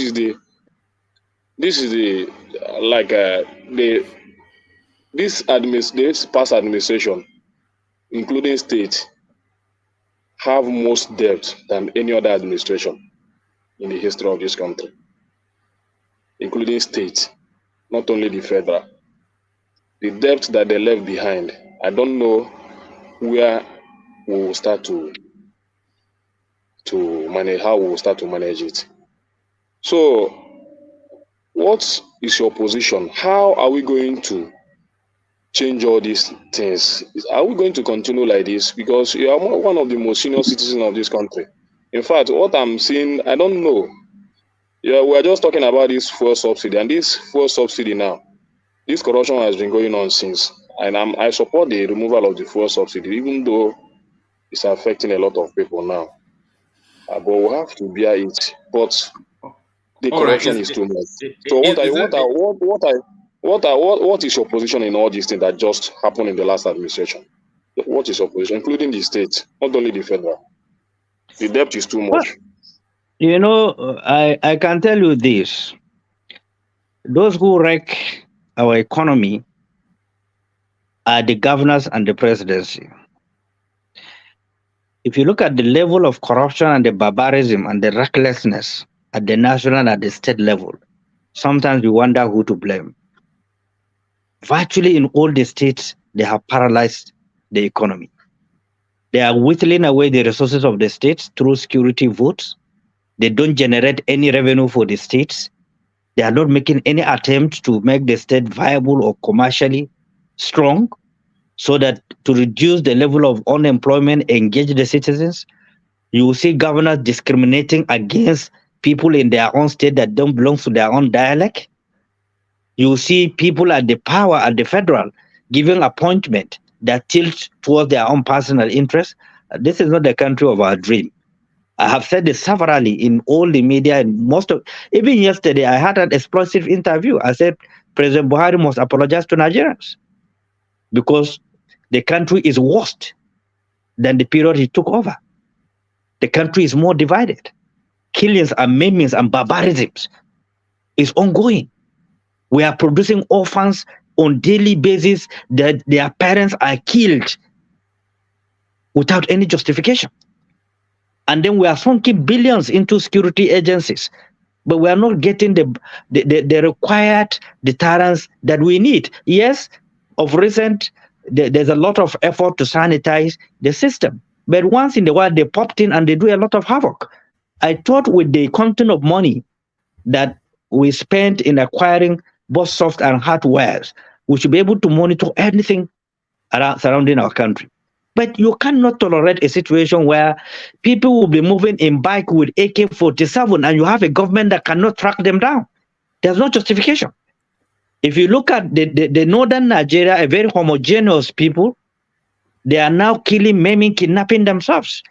If you look at the southeast, very homogeneous, friendly people, commercially viable area, they are now into maiming and killing themselves, their own people, their own blood, kidnapping them. So we have decayed. We are losing our humanity. You know, we need to do something extraordinary to understand that this will not portend well for us, for our children that are coming up, and we have no any other country to run back to. If you balkanize the country, it will take you more than 100 years to put it together for whatever reasons. So we are better together solving our problem. We have the intellectual capacity, we have the versatility, we have the connectivity to keep this country great. Every part of Nigeria, you see all Nigerians there. There is no reason of these segregations. The constitution needs to be amended. Remove the indigenship. You know, amend the Land Use Act. You know, give direct this into local government allocations so that you prosecute local government chairmen directly from the federal that abuse the public funds. So some of these changes are basic and necessary given our population, and the daily population is exploiting day by day. We are expanding, and there is no prerequisite system in place to checkmate some of these crimes and criminality that are ongoing. I agree with you. It's a pathetic thing, but we cannot lose hope. We have to continue to fight it through. We need to continue to put everything together. Alhaji, just on that. Oh, sorry, did you want to come back? Yeah, I want to. What of the cost? What of cutting the cost of government? Because that's been my position. But no government is going to that direction. And even all these new administration, none of them is going towards that direction. Don't you think it's necessary?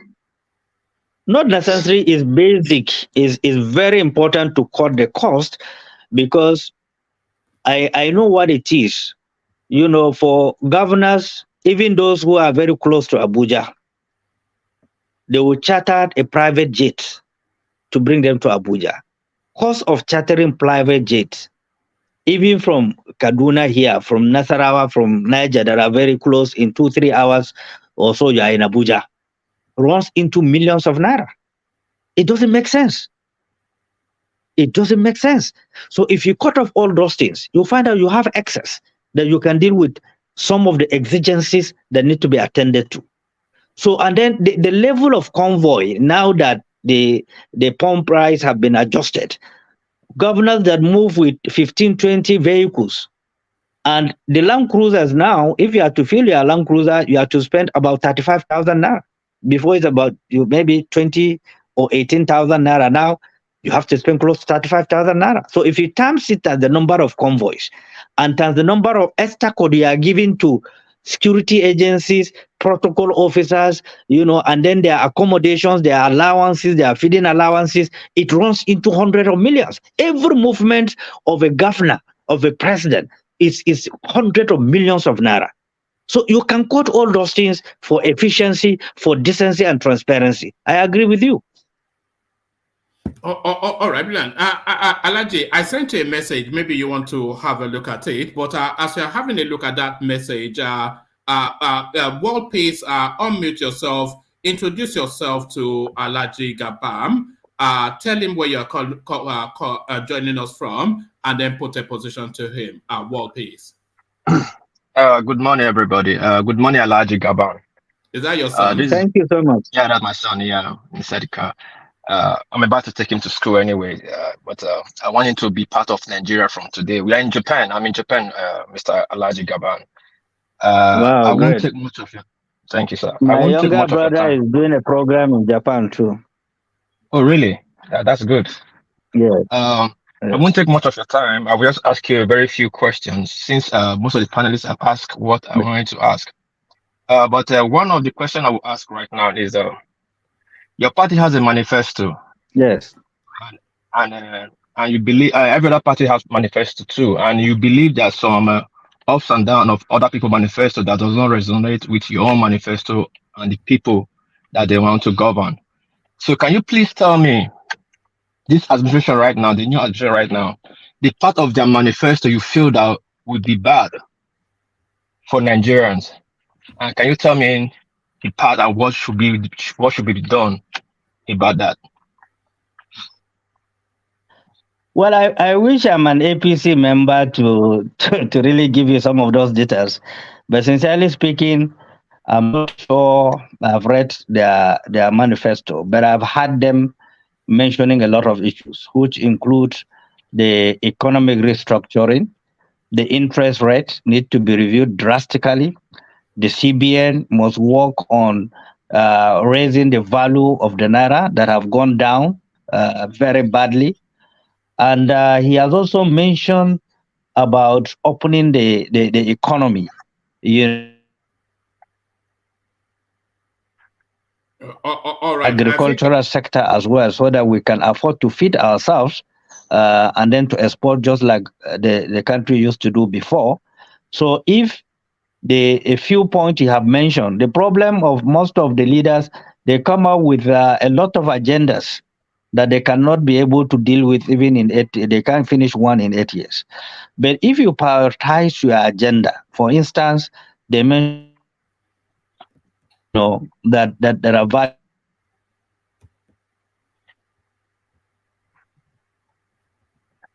I think you're frozen. Alaji Gaban's battery is running down, so we may not have him for that much longer. I'm not sure if he's. I've plugged. I plug it to beef it up. Oh, all right. Carry on. You froze for a moment. Hello? You froze for a moment, but we can hear you now. Carry on. Yes. So, like I'm saying, if incoming leaders or the leaders that were just sworn in now, priorities towards building infrastructure. If you have a strong infrastructure, means you have opened the economic base. If you improve the energy sector, you are attracting investors into the country. If you liberalize We've lost you again. I think it's more internet connections than the battery. I'm not sure if you can hear me, but you've frozen. So yes. So, and again, we need to enhance the image of Nigerians abroad. This brutality on Nigerians and the country is keeping quiet is not acceptable. It's not good for our image. A country should stand for its citizens, so long as the citizens are not involved in violating the laws of other countries, but innocently being maltreated. The country should stand for their citizens. You know, these are basic things that they should define and make them operational issues for the country to have new level of credibility and respect around the world. All right, brilliant. Okay, since you answered that wasn't really my question, but it's okay. I'm satisfied with that. But the last question, you spoke about, you talked about lands used at a state of indigence, something like that. Please, can you expand on what you mean by that? If it is removed, how is it going to be positive to us, to where the citizen, and what is the danger of it if there's danger? For instance, now, you know, you are in Lagos. Lagos is endowed with a lot of natural mineral resources and so on and so forth. The state of Lagos cannot bring investors on their own without the authority or guarantee of the federal government. You have to remove that caveat and allow states to generate resources to take care of their own bills, you know, and then that will create more jobs. That will create a lot of economic activities in all the states of the federation. Now, all that we have throughout the federal of Nigeria is just being wasted. We are running almost a virgin economy. You cannot exploit anything. You cannot sell anything. And for you even to get license to go into mining is another headache of its own. So states should leverage on that. And once you amend this, you will stop producing lazy governors. Every governor that is coming into office to govern a state knows that one of his primary responsibilities is to look for investors, to generate revenue for the state, to pay for his bills, and pay a certain percentage to the federal. That is what the structuring is all about. It's good for any country, just like you have it in developed society, the America, and so on and so forth. You know, population is growing, so you have to open the economy. Now, the indigenship I have mentioned, you know, what gave very bad coloration to this last election is this issue of religion, issue of ethnicity, issue of regional things. Now, if our aim is to build a strong country, united country, that everybody will have a sense of belonging, you don't need to say that I must have an indigenship of that state before you give me a job. By constitution, it's even discriminatory. Just the way the constitution says zoning is discriminatory. It should be allowed the parties by their own consensus to decide, but it shouldn't be part of the law. So you have to remove all those incubants, you know, that is creating problem that is dividing us more. We must create an atmosphere, environment that will unite us more. Anywhere you are, where you were born, is your state. And even at this that we have indigenship, anywhere that you stay for 10 years, you have all the rights to look for anything in the state. So if there's that provision, why are we keeping indigenship in the constitution? That's the point I'm making. It's for the unity of the country, you know, to take away all these discriminatory tendencies in the ministries, agencies, parastatals, you know, and so on and so forth, which is not good for the best brains should have something to do to move the country forward. Just staying within that space, Alhaji, what did you make of the Lagos State governorship election, especially the Labour Party candidate, Rose Vivor?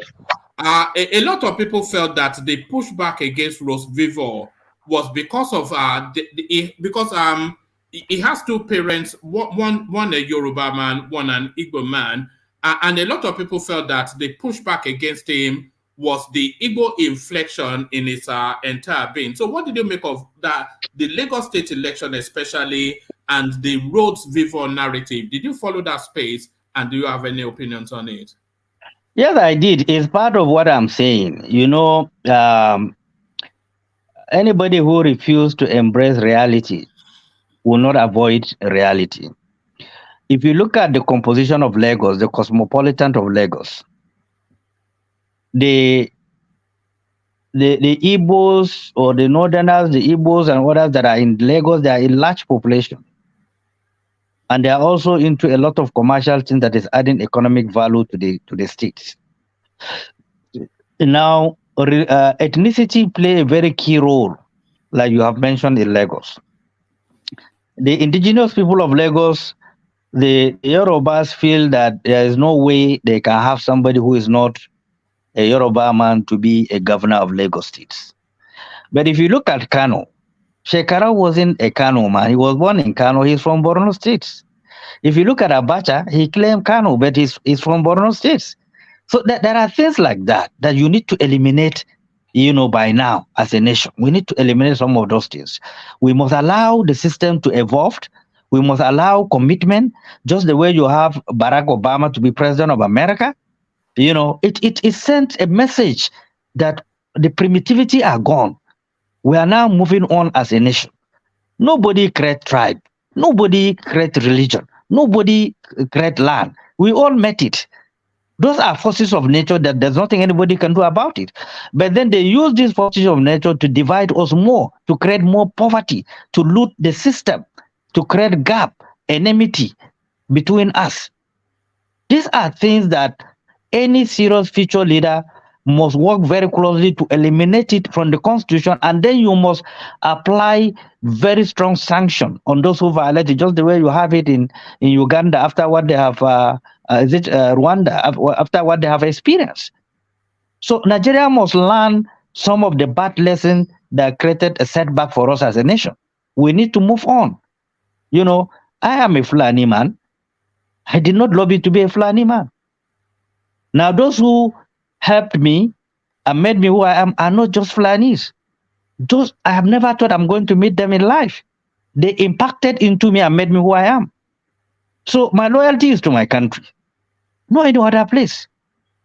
So these are the sort of things we need to change. These are the narrative we need to take away so that we can have one system that is strong, that is solid, with fundamental pillars to protect the system and every citizen.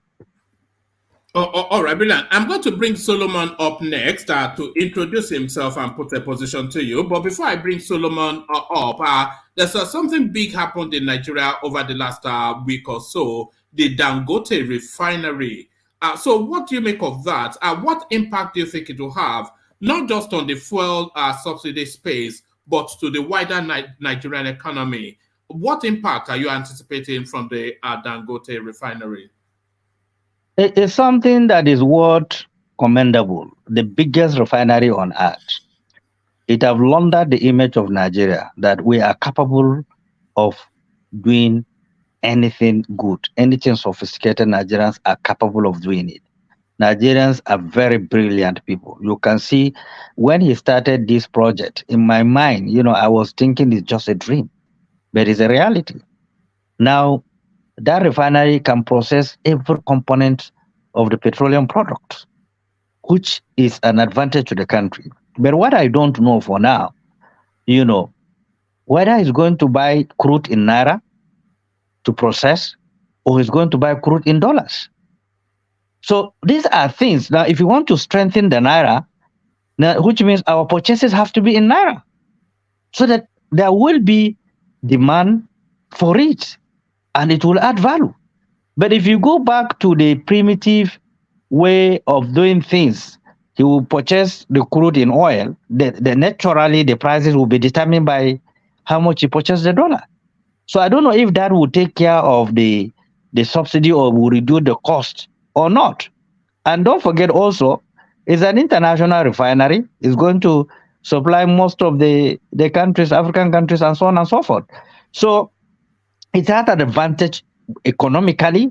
It will employ hundreds of thousands of people. It will create jobs. It will create expertise.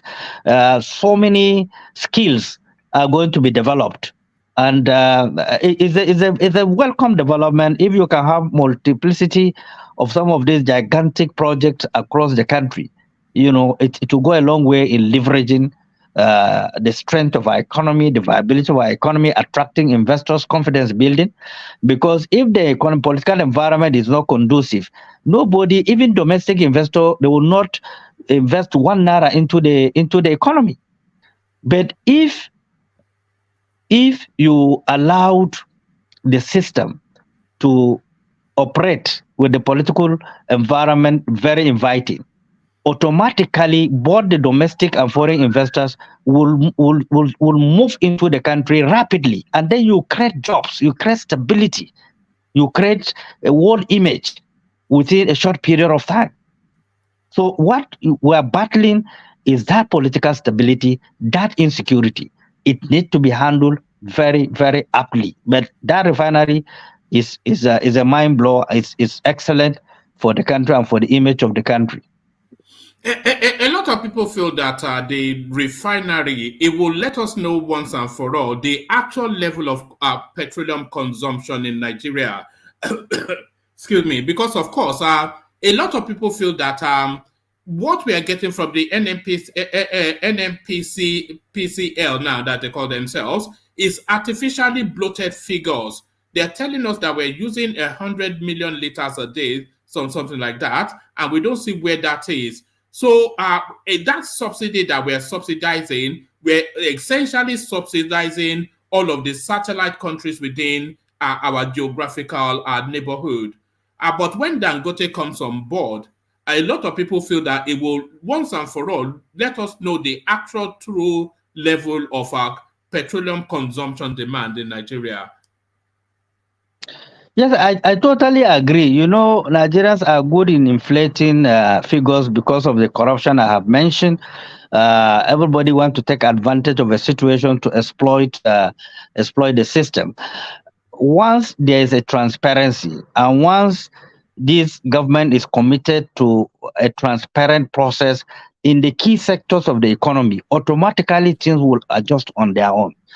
You have to deal with corruption in the civil service, inflation of contracts, and so on and so forth. It is the civil servants that are corrupting the politicians in the real sense. So if you do not deal with that process of accountability, transparency, you know, in handling government businesses, you are in for trouble. Yeah, and then of course everything will be wired out through coined through a lot of money laundering. A lot of people are into money laundering. And all those things need to be checkmated. Those responsible need to be held accountable. So there are a few areas, if you give priority, you will have automatic boost on the entire system. Confidence will be all right. I think and largely been inflated for some benefit surrounding less than 1% of Nigerians. It needs to be dealt with classically, thoroughly, and transparently. All right, brilliant. Thank you. So, Solomon, you're up next. On mute. Introduce yourself to Alhaji Gabam. Tell him where you're joining us from and put a position to him. Solomon. Yeah. Good morning, everybody. Good morning, one man. Hello? Good morning, Alhaji. Yeah. I'm Good Solomon. morning. Yeah, I'm Solomon. I'm speaking from Abuja. I'm in Abuja. Yeah. So my question goes like this: like your party SDP, if I can, with what I've checked and how I got to know about your party. I know your party from, I know that your party started with late Shehu Musa Yar'Adua and MK Abiola ran with your party ticket. And I want to know how, like, to my own understanding, I feel like your party has more roots in the southwest and in the north. So I want to know how deep is your party, or how far has your party gone in the southeast, even south, if possible. Well, you know, when we came into the party from the PDP, our aim is to restructure the party and make it a national platform. Don't forget that the parties were dissolved before, after June 12 when June 12 was annulled. So the party was re-registered by the great minds of Chief Falai and Co. It's like you are building a new party from the scratch.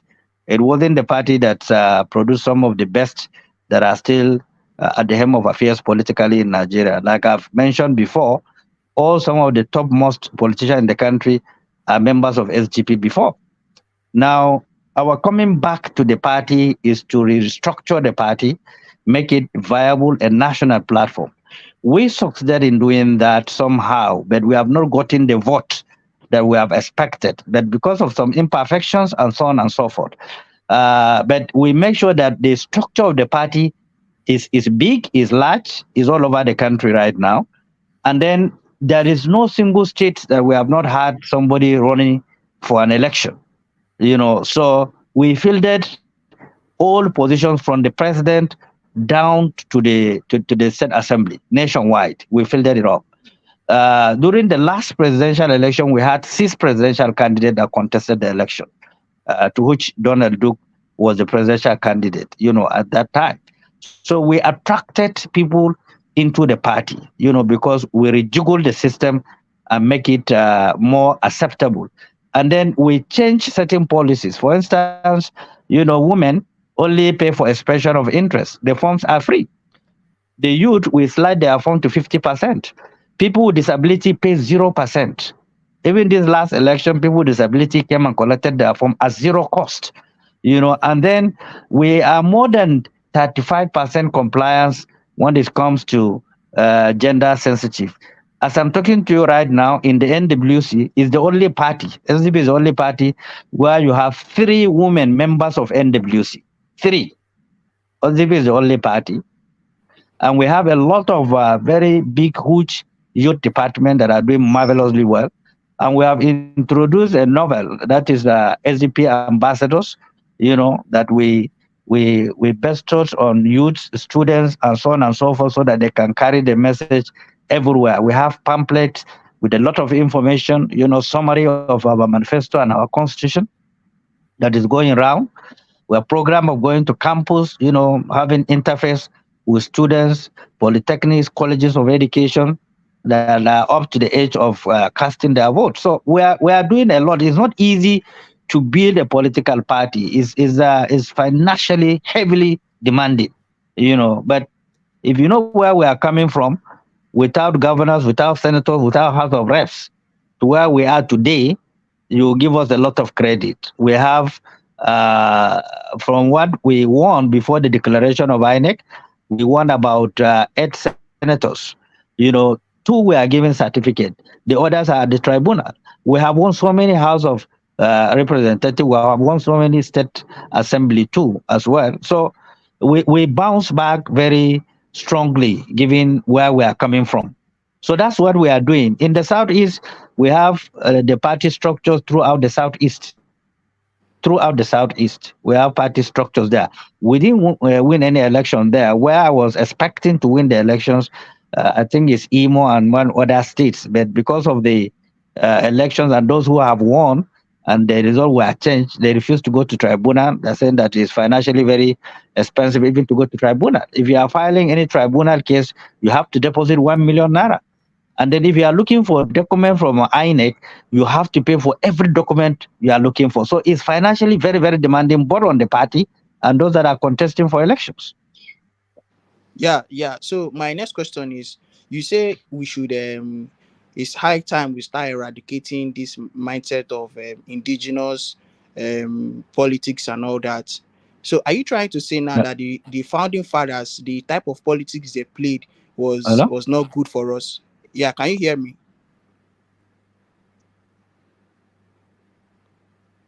Yeah, I'm hearing you now. Yeah. Repeat the question. Repeat Yeah, it. Yes, I'm hearing you now. Yeah, you said we should start removing this mindset of indigenous politics and indigenous thing of it, this indigenous thing of a thing. Yeah, like something like that. That's so. What I'm asking now is, if the type of politics, are you trying to say the type of politics the founding fathers played, because it was more like that, that the kind of politics they played was not really or something that really did not move the country forward. Is that what you're trying to say?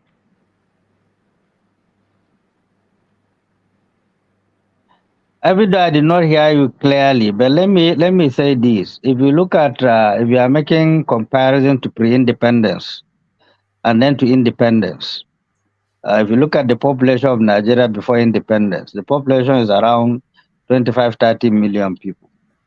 If you look at the level of infrastructure, then it's extremely very, very low, very scarce. The universities are very few all over the country. So you look at the level of development from pre-independence, independence to where we are today. In every state, you have universities, polytechnics, colleges of education, a lot of secondary schools, primary schools. So Nigeria is moving on, not at the speed that we want. That's number one. Number two, I mentioned the issue of indigenship because we have to be futuristic. We cannot remain as primitive in our thinking, and then we want development into our states, into our country. You know, if you don't open space for people to have a sense of belonging, they may not invest. And you may not have people that have what it takes to invest in the states. And states have to be viable. So if, for instance, those that have invested in other states that are not indigenous of those states, will you ask them to park because they are not indigenous of the states? So the disadvantages are more than the advantages. Now, removing indigenship do not remove you or do not take away your tribe or your culture or your tradition. It doesn't take it away. What it does, it liberalizes the environment. It gives you more sense of belonging, more sense of participation. But nobody will change your dialect. Nobody will change your tradition. It still remains. It's part of who we are. It's part of the diversity. It's part of our strength as a people.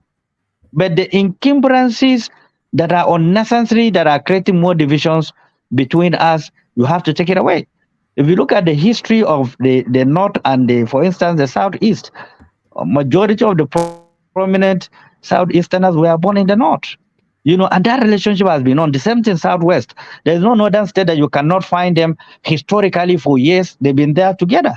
So why will I tell somebody that I've been there that he doesn't have equal privilege as somebody who happened by nature or by whatever born in the states?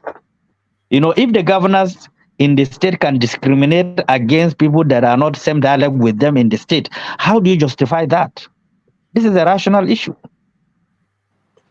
Yeah, sorry, my last question. Sorry, Wama, just my last question. The other day, your presidential candidate was with us here, and he took us back to history and talked about how he joined he joined SDP at the age of 20. Sorry, this question might be personal, but if you don't answer, there's no problem. But I would just love you to answer. Like, I would like to know how old you were when you joined SDP or you joined politics. Before you answer, Alaji, before you answer, Alaji, Solomon is a young Nigerian who has is graduated, just doing his NYSC now, and is interested in politics. So I think that is what underpins that. But yes, to the question, Alaji. I just want to get his question right. I have not heard the question. I just want to hear his question. Should I repeat it on your behalf, Solomon, or try again? I think it's the connection. Try again. Yeah. Yes, please.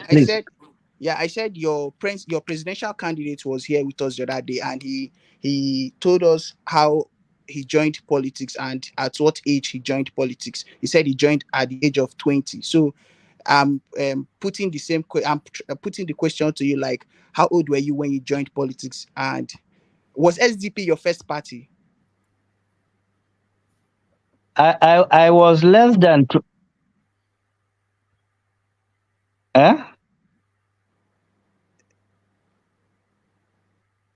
Hello? Yeah, we can hear you. Yeah, carry on. Okay.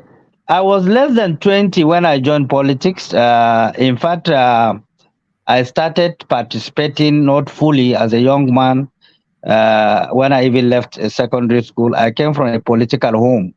You know, my family play politics, so I grew up in a home where we saw a lot of people coming to see our family, politicians and so on and so forth. So I can say, yes, I was born in it. I grew up in it. And then my political mentors are known. The late Elijah Abubakar Rimi, the former governor of Kano State. So my political mentors are known, are career politicians. So I did not leave any job before joining politics. I've been in it. It's a career that I've taken to myself. I don't do contracts. I have a farm, that I do to sustain my living. I'm not a contractor politician. I took it as a career. Secondly, if I heard you well, you mentioned as if LGP was the first party that I've joined. No, it wasn't. I started from late MKO Abiola as a very young person. We've been part of that movement.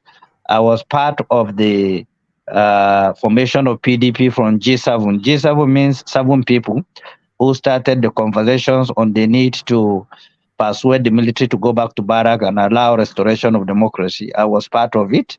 I was SA to the convener of that meeting, late Elijah Abubakar Rimi. And I've campaigned in all the states of the Federation of Nigeria, and in most of the local governments I've been there.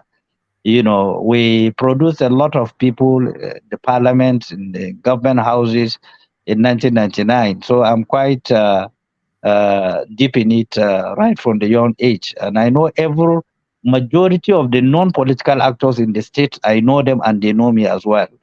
And then if you Google my name, you'll see what I have done so far in Nigeria. At my level, I've achieved a lot, both in the politics, in the judiciary. We have taken some very good cases that have been adjudicated up to the Supreme Court by unanimous judgments. My name is part of also those who have contributed in that sector as well. So we'll keep on doing what we have to do, to develop the system. People like you who have interest in joining politics so that you can see it as a decent career that somebody can pursue and achieve his goal. It is not a place where people can make money easily. It's very difficult to make money. What we are being trained is to build a structure. You have to make sacrifice and build a structure. If the structure is not built, there's nothing you can benefit from it. And building the structure means sunking a lot of resources, including paying bills of staffs, movements, meetings, and so on and so forth. So I hope you have an idea of what it is. When we are building PDP, we know what we went through. When we are doing fundraising, we know what we went through. It's not an easy thing at all. It's very, very, very difficult. But when you form a government, of course, there will be a lot of support base financially to run the structures of parties, strengthen the structures of party. And that's why parties that are in government have more advantages than parties that are not in government, because they have access to some resources to carry out some activities. All right, brilliant. So, Alhaji, I know you've had a long day. So, how much longer do you think we have you for? I don't want us to push you too hard, but we don't want you to leave either. So, I'm willing to take as much as we could, so that nobody will feel that you couldn't talk to me. All right. So, Darati, you're up next. Unmute, introduce yourself. Tell Alhaji Gaban where you are joining us from and put it to position to him. Darati. Yes, thank you, woman. Good evening, Alhaji Gaban. Thank you so much, Dorothy. Thank you. Yes, I'm happy to meet you tonight, and it's been wonderful having you on the platform tonight. Yes, so I'm a great pleasure. I'm Daramal, and I'm calling from I live in the Gambia, So I have some 2 questions, for you. And one thing I must also say this, that I so much appreciate your thoughtfulness and being able to speak true to power, say it the way it is, as regards the need for us to be able to, to both the political class and also the citizen to be responsible for some few things. So I will just let me just not waste your time. I want to just know what your party will have done differently in the area of social investment programs. Because I normally have issues with. Let me give you a background, sir. During the time of PDP, the country we do not really have a well-structured social investment program. So, but I think after when this last outgoing administration, the last administration of Buhari came on board, I think they were able to do some few things. But people were still complaining that probably this thing did not trickle down as much as they want. They complained about some fictitious names, collecting so and so. So I don't know. And your party, I think you stand with the masses. So I want to know, what do you think your party, or what is in your manifesto as regards that? I mean, what are you going to do differently if you are assuming you have won that election, to make sure that the dividend of democracy goes down to the poor and the vulnerable, the most vulnerable people within the Nigerian space? All right, Dorothy. I think that may already be articulated in their manifesto, but I'm not sure if Alhaji Gaban was to. So Alhaji Gaban, yeah. Well, I think I can just give him a brief, and maybe perhaps if he will have access to our manifesto and our constitution, maybe, I don't know if you have heard the reason given by Chief Otero Peter Site why he joined SDP. He said he read the constitutions of all the parties. He read the manifestos of all the parties. He finds SDP constitution and manifesto very unique, very distinctive, and very friendly to the citizens. We believe in the welfareism. We believe in the development and developing manpower of the citizens. We believe in creativity. We believe in social justice and fairness in the system, because that is the only way the country can move on. And therefore, creating a source of strength and or kind of skill acquisition and funding it is very, very fundamental for any government, not just a social democratic party. The program that was done, by the last administration of President Muhammadu Buhari, which I think was under the office of the vice president, and then the Minister of Humanitarian Affairs, yes, has a lot of flops, that generated a lot of criticism and so on and so forth. So you have to ride on that. You have to edit that. You have to rejiggle the process and create transparency in the process and ensure that it reach out to the desired goal, in all the states of the federation. And it's easy to do it. I just gave a very brief statistics. In every state of the federation, governors with the federal government can go into an agreement on skill development or acquisition programs, to which they will have a joint funding to train millions of people into different skills and give them a takeoff grant. It's part of what will immediately reduce the level of poverty and unemployment in the country. And you can export also that manpower. I was telling somebody that I feel ashamed that as a nation we are even importing design or embroidered fabrics from even Senegal, when Nigerians are the masters of it. Just giving you an instance. You have 200 million people. And then if you train even 3 million people into fashion industries, you design how they can function, what you can give them as a takeoff grant, how much is it? If you are buying a designing machine, how much is it? If you are buying a tailoring machine, how much is it? That you cannot give 300,000-400,000 people at what cost? These are social skill programs that are very easy to deal with. And then you will feel happy because you have developed skill. Those that are not are in different fields, you have to create that openness, economic openness for them, and then create jobs, social security, and so on and so forth. And then you have to reduce the lending cost, the interest rate, so that those who are creative, those who want to start their businesses, they can borrow at a very low cost, turn around their businesses, refund the money without losing anything. These are basic things that any serious government must give priority on, because our level of unemployment, the percentage is very high, and we cannot stand it. Very soon we can't move around. Those children who have gone to school, who have not joined, or who have not been trained, they'll start chasing us all over.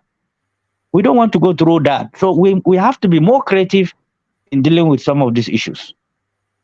All right. So Alhaji, we are going to you are going to take a question from Prince Daddy, who joins us, and then a follow-on question from Ajanle Koko and Bishop, and then we'll invite your closing remarks.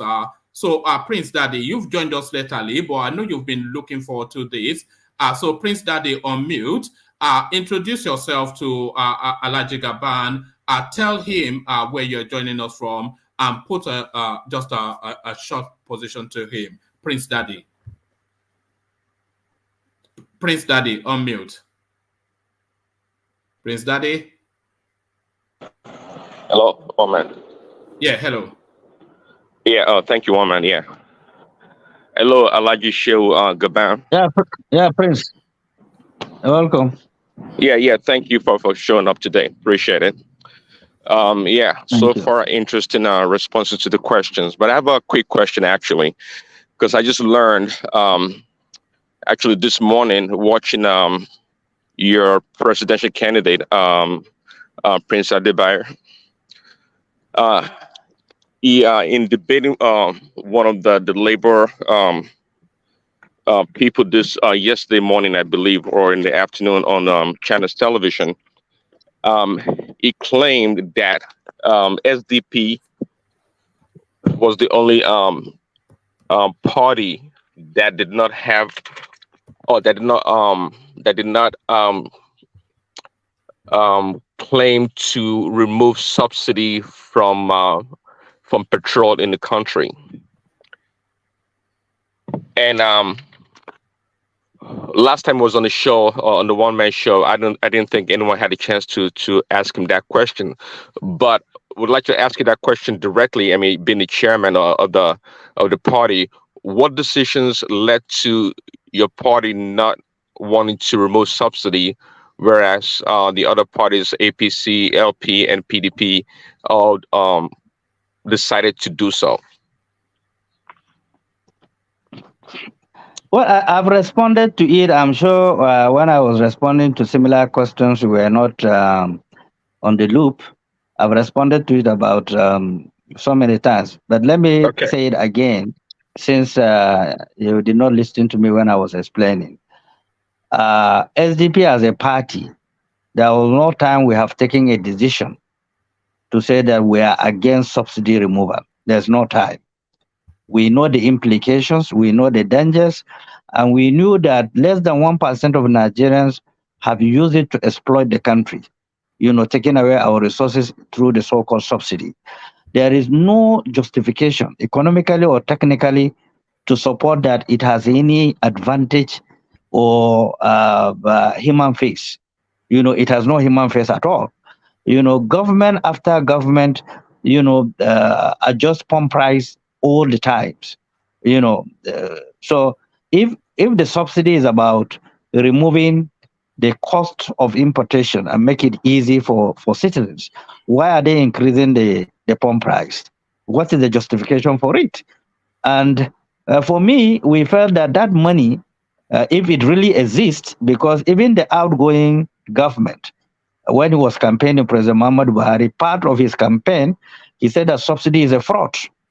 He was a federal commissioner for petroleum. So there is nothing like subsidy. He says it's a fraud. And all leaders that are campaigning will tell you that it's a fraud. So it's just like when we had the National Assembly talking about padding. Budget have been padded. So there are a lot of terminology that are being used when citizens are going to be shortchanged.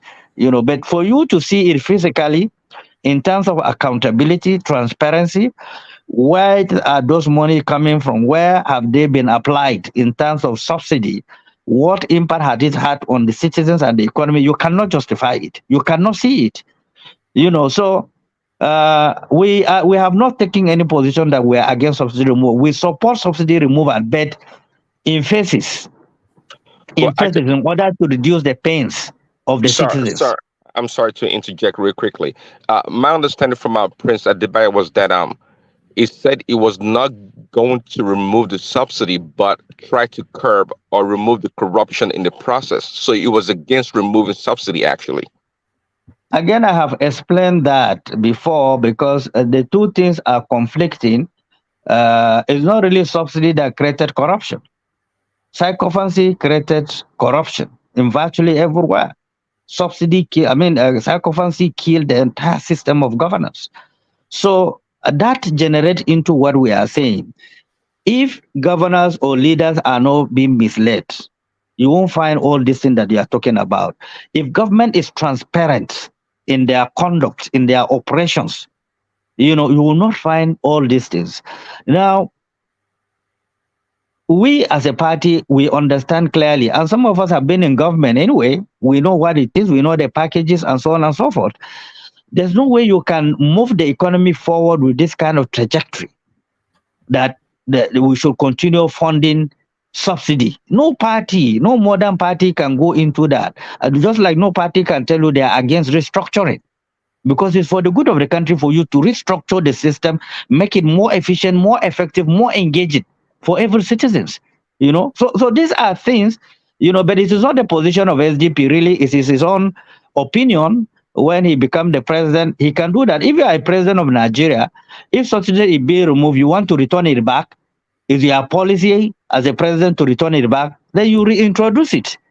That is a different thing entirely than proposal. What he's talking about is proposal. Like President Bola Tinubu right now, he mentioned it that it is the budget of this outgoing government that removed the subsidy, not really him. And he will stand by that. So if he doesn't want, he will say, look, the outgoing government in their budget have removed subsidy, but I'm returning subsidy back. I hope you understand what I'm saying. It's an executive fair decision in conjunction with the legislative fair. So that's what it is, because the subsidy is being captured in the budget, which have to go to the National Assembly to be appropriated.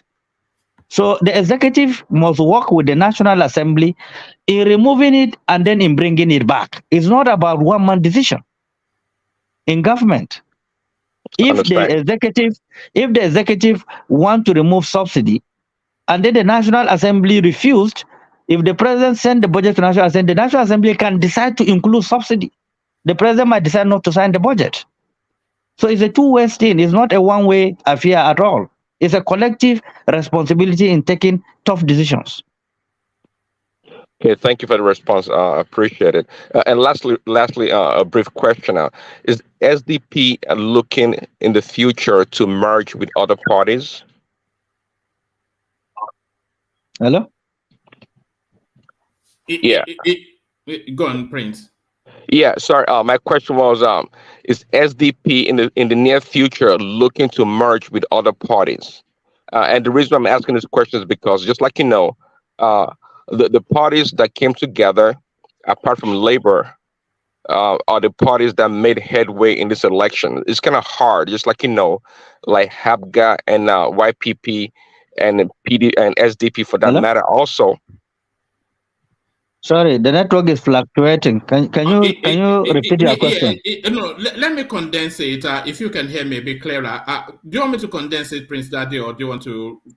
No, yeah, sure. Go ahead, one minute. Thank you. Yes. What Prince Daddy was asking essentially is, are you looking to merge with other parties? Because the history that we have seen in Nigeria is that you have APC being a good example. We saw that Buhari tried severally until he formed alliances. That was when he was able to then get into power. So are you going to follow that template and form a merger to create a greater mass to tackle the people in power? Yes, it's something that any party cannot go against so long as they want to expand their structure, they want to expand their participation in the system. You have to get people that you can think alike, fashion out the best way to restructure the system, expand the political environment, accommodate more, bring more ideas, more fresh thinking into the whole thing, bring experts, economic field, social field, that can strengthen the party. I know when APC was merged, within 7 months, they were able to come together, muzzle all they have together, their resources, their intellectualism, their versatility, to outstage a party that has been in power for 16 years. So anything is possible. It depends on the organizational skills of few individuals that are in the party, because it's not a party that wins election or determine winning of the election. It's a few individuals who are experienced enough to structure the party in a way that it can win election and create an environment where people can feel free without extortions to come and participate, get their forms without charging them extra, create that environment, and then you have it all. That's what exactly APC did to dismantle PDP at that particular time. So we are looking forward to that. We are having a lot of conversations already. Discussions are ongoing. What do we do? Because APC won because opposition party refused to work together, and that gives them advantage. So had it been all the parties agree to form to work together, synergize, bring their intellectual base, together, muzzle their resources together, there's no way, perhaps, possibly APC would have won. So the division was good for them to play around, weaponize the system, induce the system, and have their way. All right. We're going to have very rapid fire questions, and this is the phasing out of it. So you kick it off, Zita, but if you can put the questions to areas that Alhaji Gaban has not already spoken on, so that it doesn't get somewhat repetitive, and if you can condense it just to a snapshot question. So Zita, you're up next. Zita. Yeah, Alhaji, Zita here again. I just want to Zita, say, you're welcome. I am a Nigerian, and it's going to be very unfair to me to say that all the administrators that have ruled Nigeria has not done in one way or the other to alleviate poverty. Now, the question I'm asking is, do you think that is because there is no consequences on the part of the government on the citizens when they do poverty alleviation for their actions and inactions, in the case of loan, in the case of empowerment, agreement, sometimes they fault the agreement? Do you believe that is the reason why we are marking time? Because from 1960 to date, I know that every administrator that came has done something on that area to move Nigeria forward. Do you believe it's because there is no severe consequences, accountability on the part of the citizens? I'm not talking about on the part of the government. Do you believe that's why we are marking time? And do you think there should be severe consequences? You said it right. If the citizens don't know how to fight for their rights, or they are very lazy, or they are very emotional, or they are very sentimental in checkmating excesses of people in power, there's nothing that can happen. All developed societies, citizens wakes up and challenge, bad leadership. That greatly reduces possibility of taking away their resources away. In Nigeria, we always have very docile attitudes to things.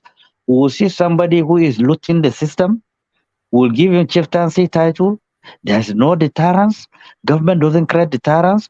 A one man will steal billions. He will be taken to EFCC. He will be taken to court. He will end up being released. So that when you talk about deterrence, it's the lack. Had it been successive government have created deterrence, have used people as an example for being trusted and exploiting the systems. If you look at the level of looting that is going on in the system, the money that have been taken away out of the system, it is capable of transforming the life of millions. So it's a very terrible thing. Any country that have that lack deterrence will suffer a major stroke of instability, insecurity, poverty, growth, and so on and so forth. I have mentioned it before, and I have said it in the inaugural program, an agenda setting for in government as a guest. I said that there's no way this coming government can perform miracle if they lack the will to create deterrence. If there's a lack of will, they will be like any other government. Because those who have racketeered our economy, if you just take one institution, the CBN, and you decide to probe what happened, the racketeering of our dollars and naira and what have you, it was unprecedented. You know, it killed the whole economy. There is no law that allows you to confiscate public funds. You know, people were dragged. There is no consequences. Nobody has been punished so far. The Minister of Finance says she's not aware of the redesigning of the currency and so you can see what we went through, the trajectory, the suffering that we are going through as a result of very terrible decisions, and there's no consequences, there's no deterrence for it. So citizens themselves must understand that they are the major vehicle that can lead to transformation, that can stop recklessness and looting in the system. Those who are in government with the peripheral of security, they will always have some protection, but citizens can assemble and override them and make sure that the necessary things are being done to create an atmosphere where this looting and so on and so forth can stop once and for all. The revolution is ensuing. People are interrogating government right now, unlike before. The youth are questioning everything digitally. I mean, digital information and technology are doing miracle. You know, people are being exposed to a lot of fraud, which is changing the system. Even the criminals now are being mindful of how they are doing it. So it's being challenged right now, but we need to do more, you know, for this deterrence to come on board, both on the side of the citizens and then on the side of government that are backing those that are creating all these menace. All right, brilliant, thank you. So, Ajanle Koko, you're up next. A rapid fire question for Alhaji Gaban as we start to phase out. So, Ajanle Koko, you're up next. Ajanle Koko. Alhaji, I'm back again. Now that welcome. your friend is back again. So I'm still going to center my question on that oil subsidy. Now that you, or rather petroleum subsidy, now that you have clarified the position of your party, which is for the removal of petroleum subsidy against the position of your presidential candidate, which is for the retention of petroleum subsidy, are you telling us that if your presidential candidate that promised us as people, promised Nigeria that he will retain it but fight the corruption around it, are you telling us that if he had won the election, your party would have forced him, or rather compel him, to remove the subsidy against his political promises? Or what would you guys as a party, what would you have done if he had won the presidential election? What would you have done? I think my brother, you are trying to create a fight which you will not find. That's number one. Number two, all parties have constitution, have manifestos. The manifestos entail what the party want to achieve. Maybe you need to have a copy of our manifesto so that you will understand what I'm saying. Now, parties modernizes their manifestos, amend their constitutions as the need arises. You know, but in our documents, in what we want to achieve, you know, there's nowhere we went against removal of oil subsidy, like I have said. I am the chairman of the party. he joined the party. He ran as a candidate of the party, just like other people have contested. But the executive leadership of the party have the sole responsibility in defining the party. So he have to key into the party manifesto. He campaigns along the party manifesto. In all his campaigns, he mentioned the beautiful manifesto of SGP. He mentioned it. So there's no any controversy that we are trying to manufacture here. I'm only telling you the party have not addressed anyone, any press conference, and said we are against removal of fuel subsidy. There is none. So please don't over-label this issue and try to suggest as if there's any controversy. There is none. Please, I'm just telling you, as a party, we haven't taken that decision. We haven't addressed press on that. You know, there was no time that we did that. But that is within his own freedom of expression and analysis to suggest such things should be done. You know, nobody can take that away from him or from you, that you are trying to suggest a different thing entirely. You are using your freedom to say what you are saying. So, but don't suggest as if there's any conflict at all. I'm telling you, as the chairman of the party position, the manifesto of the party is very clear. So anybody can give analysis, you know, what he think is right, what he think is wrong. Like I've mentioned here, President Bola Tinubu can decide tomorrow, in conjunction with the National Assembly, to say, I'm going to restore subsidy. He can decide to do that, but he can't do it alone. He needs the National Assembly to work with it because it has to come through budget. Subsidy is being budgeted for. If you don't budget for it, you can't get the money. So it's not about pronouncement. It's about processes of government, institutions of government to work on it, various ministries to work on it, budget for it, Ministry of Petroleum. So it's a lot of components, you know. So anybody can do that. If, for instance, President Bola says, I'm returning subsidy, he have to work with the component of government to return it. But if he says not going to return it, it means in the entire budget that will be captured, subsidy funding will not be provided in the budget. So there will be no money to pay for subsidy. It's simple. It's simple mathematics. All right. Rather than take second questions from anybody, I'll take just first questions from the people that have come in, and then we cap it off there. So, Princess Rosie, I want you to be as succinct as you can be. So be succinct, and if you want to put a question outside of what's been discussed already, unmute, introduce yourself, put a position, unmute, tell the prince where you're joining from, and put a position to him. Princess Rosie. Hello, good evening, sir. Good evening, Woman. Good evening, everyone on the platform. Good evening, our honorable guest, Alaji. Welcome, my sister. Thank you. My name is Princess Rosie. I'm calling from Houston, Texas. And my question is mostly going to be in the healthcare center because I am in the healthcare area.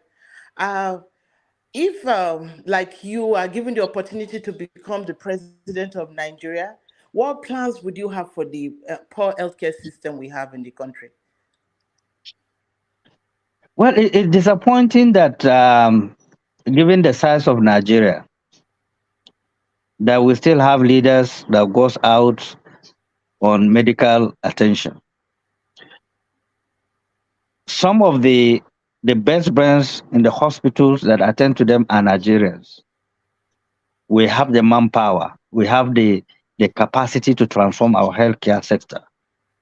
And then all you need to do is to expand the existing hospitals and make them referral hospitals, equip them with the state-of-the-art equipment that is needed, and then get some of the best consultants, you know, drive them into the country, make sure that you have turned the country into also a medical tourist sector that will further develop our tourism, our hospital sector greatly, effectively and efficiently.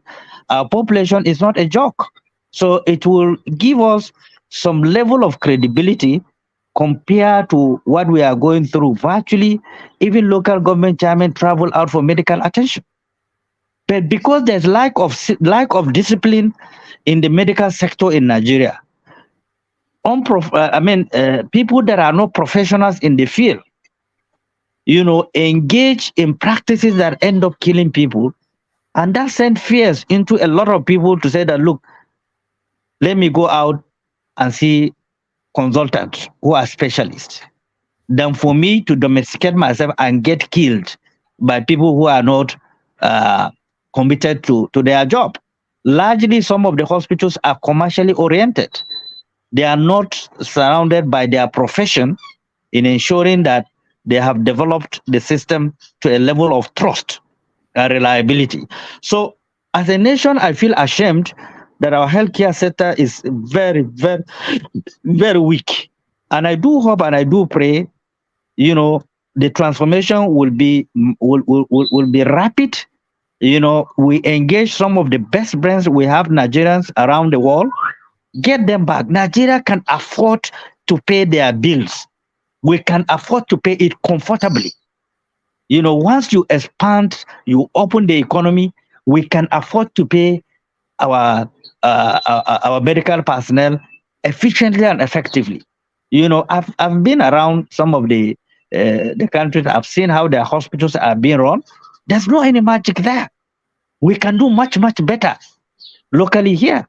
So I stand for the best in terms of medical tourism, equipping our medical in all the zones, build some of the best referral hospitals. You will get people from African countries trooping into Nigeria for medical attentions. There's no two ways about it. It will also grow the economy. Additionally, it will create more jobs. So I believe in, making sure that what is a lifeline. If you don't have a well-equipped medical facility anywhere, you are endangering the citizens, you are endangering yourself. So if not for anything, for the good of the citizens, for the health of the citizens, we need to put the best medical centers all over the country. All right, thank you. So, thank you so much, sir. Thank you. All right, thank you, Princess. So two more, Alhaji, and then you can give us your closing remarks. So Kulata, on mute. Tell Alhaji where you're joining from. Put a condensed question to Alhaji, and then for Fatah, you get the last word. Kulata, on mute. So Alhaji Shehu Musa Gaban, the chairman, Social Democratic Party. Kulata. Hello, Alhaji. Nice to have you on One Man Show. You need to speak up a bit. Oh, can you hear me? I'm using my headset, so I don't know if you guys can you hear me? Yeah. Okay, carry on. All right, thanks for joining the show. I have a very simple question, really. In the late 80s and early 90s, we knew SDP. That was the main party besides NRC then, led by Shehu Musa Yar'Adua. And same thing in 1999. So how did the party just fall off the surface of the earth? Because I feel the position APC sits in now, SDP should be in the position to be against PDP. There really shouldn't be APC. Why did SDP fail? Okay, let me give you a simple analogy. SDP and NRC were registered under the military government of President Ibrahim Babangida. Late Shehu Musa Yar'Adua contested presidency under SDP. Later on, they were banned from contesting. And the policy then was let the young people come into the political space. So later, let MKO Abiola contested under SDP, Bashir Tofa from Kano under NRC. It was a two-party system then. And then nobody was talking about religion or anything because you must belong to one party or the other. That helps to unite the country. After the annulment of the June 12th, which was presumed to have been won by MKO Abiola, the parties were banned completely. So in 1999, and then all of us left because the parties were banned. There's no any political party anymore. So in 1999, when the politicians were regrouping and trying to convince the military to go back to barrack, parties started coming up and registering with INEC.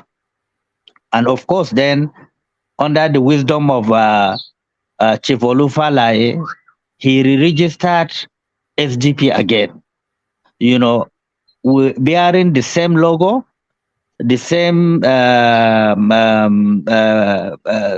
slogan, progress, the same horse, white horse, cruising, Nigerian map. Everything was retained as before. So now PDP came on board. We are part of those who registered PDP. I didn't join SDP then. You know, it was being run by Chief Falai for decades, you know, and they have not really won a lot of seats to give them some strength and resources to expand the structure of the party. So it was when we had issues with PDP, we decided to look for a platform that we can turn it into a national platform that all of us key into SDP and rejiggle it and make it a national platform right now, to which we are winning some elections. I hope you understand the trajectory that I was putting on board. So SDP was off the course for years because they were banned. Both SDP and NRC were banned. But nobody registered NRC back into the fold. Only SDP was registered back into the fold. So what we are doing now is like rebuilding a new structure. Again, I have said here, all those that are holding big positions today in Nigeria were members of SDP then under Yar'Adua, MKO Abiola, under the government of President Babangida. I hope you understand. All right, brilliant. So this is the last person, Alhaji Fatai. So introduce yourself. Make the question as condensed as you possibly can, because we've now had Alhaji here for a good 3 hours, and I think it's time to start to wrap it up. So Fatai, unmute. Introduce yourself to Alhaji. Condense the question, and then we start to wrap it up. Hello, Alhaji. Great pleasure, my brother. And nice to meet you. I'm kind of sleepy, so my voice, I don't know, maybe not be clear. I wanted to ask you about labor union. If your party has any affiliation with the labor union, because I understand, I'm not sure how serious it is that they want to go and protest the inaugural speech of President Tinubu. Labor Union or Labor Party? No, Labor Union, not the party, the Labor Union. Okay. I think there is a protest that will be organized because I have to say thank you very much, right? You know, you have said two things that really I've been very impressed. Like you said, like when they want to dabaru everything, they start to use terminology. So the subsidy is a terminology. It's not really a subsidy, really. So and then you also emphasize that the fact that the budget, so it's every fiscal year they put it in the budget. So if you want to put it in the next budget, you put it. So every subsidy dies with the every year's budget. Then the next budget you can put it. So thank you for those clarifications. So, but the reason I asked that question is that I don't know if the labor union, they want to go and protest the people holding the petrol, right? Who are dehumanizing Nigerians, or they want to go and protest the president, right? Who is taking a bold step and made a bold statement.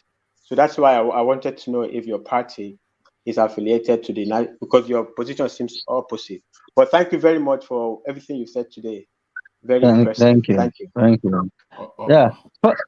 First and foremost, I think it's very okay for people to protest on something that they are not comfortable with under a very peaceful atmosphere.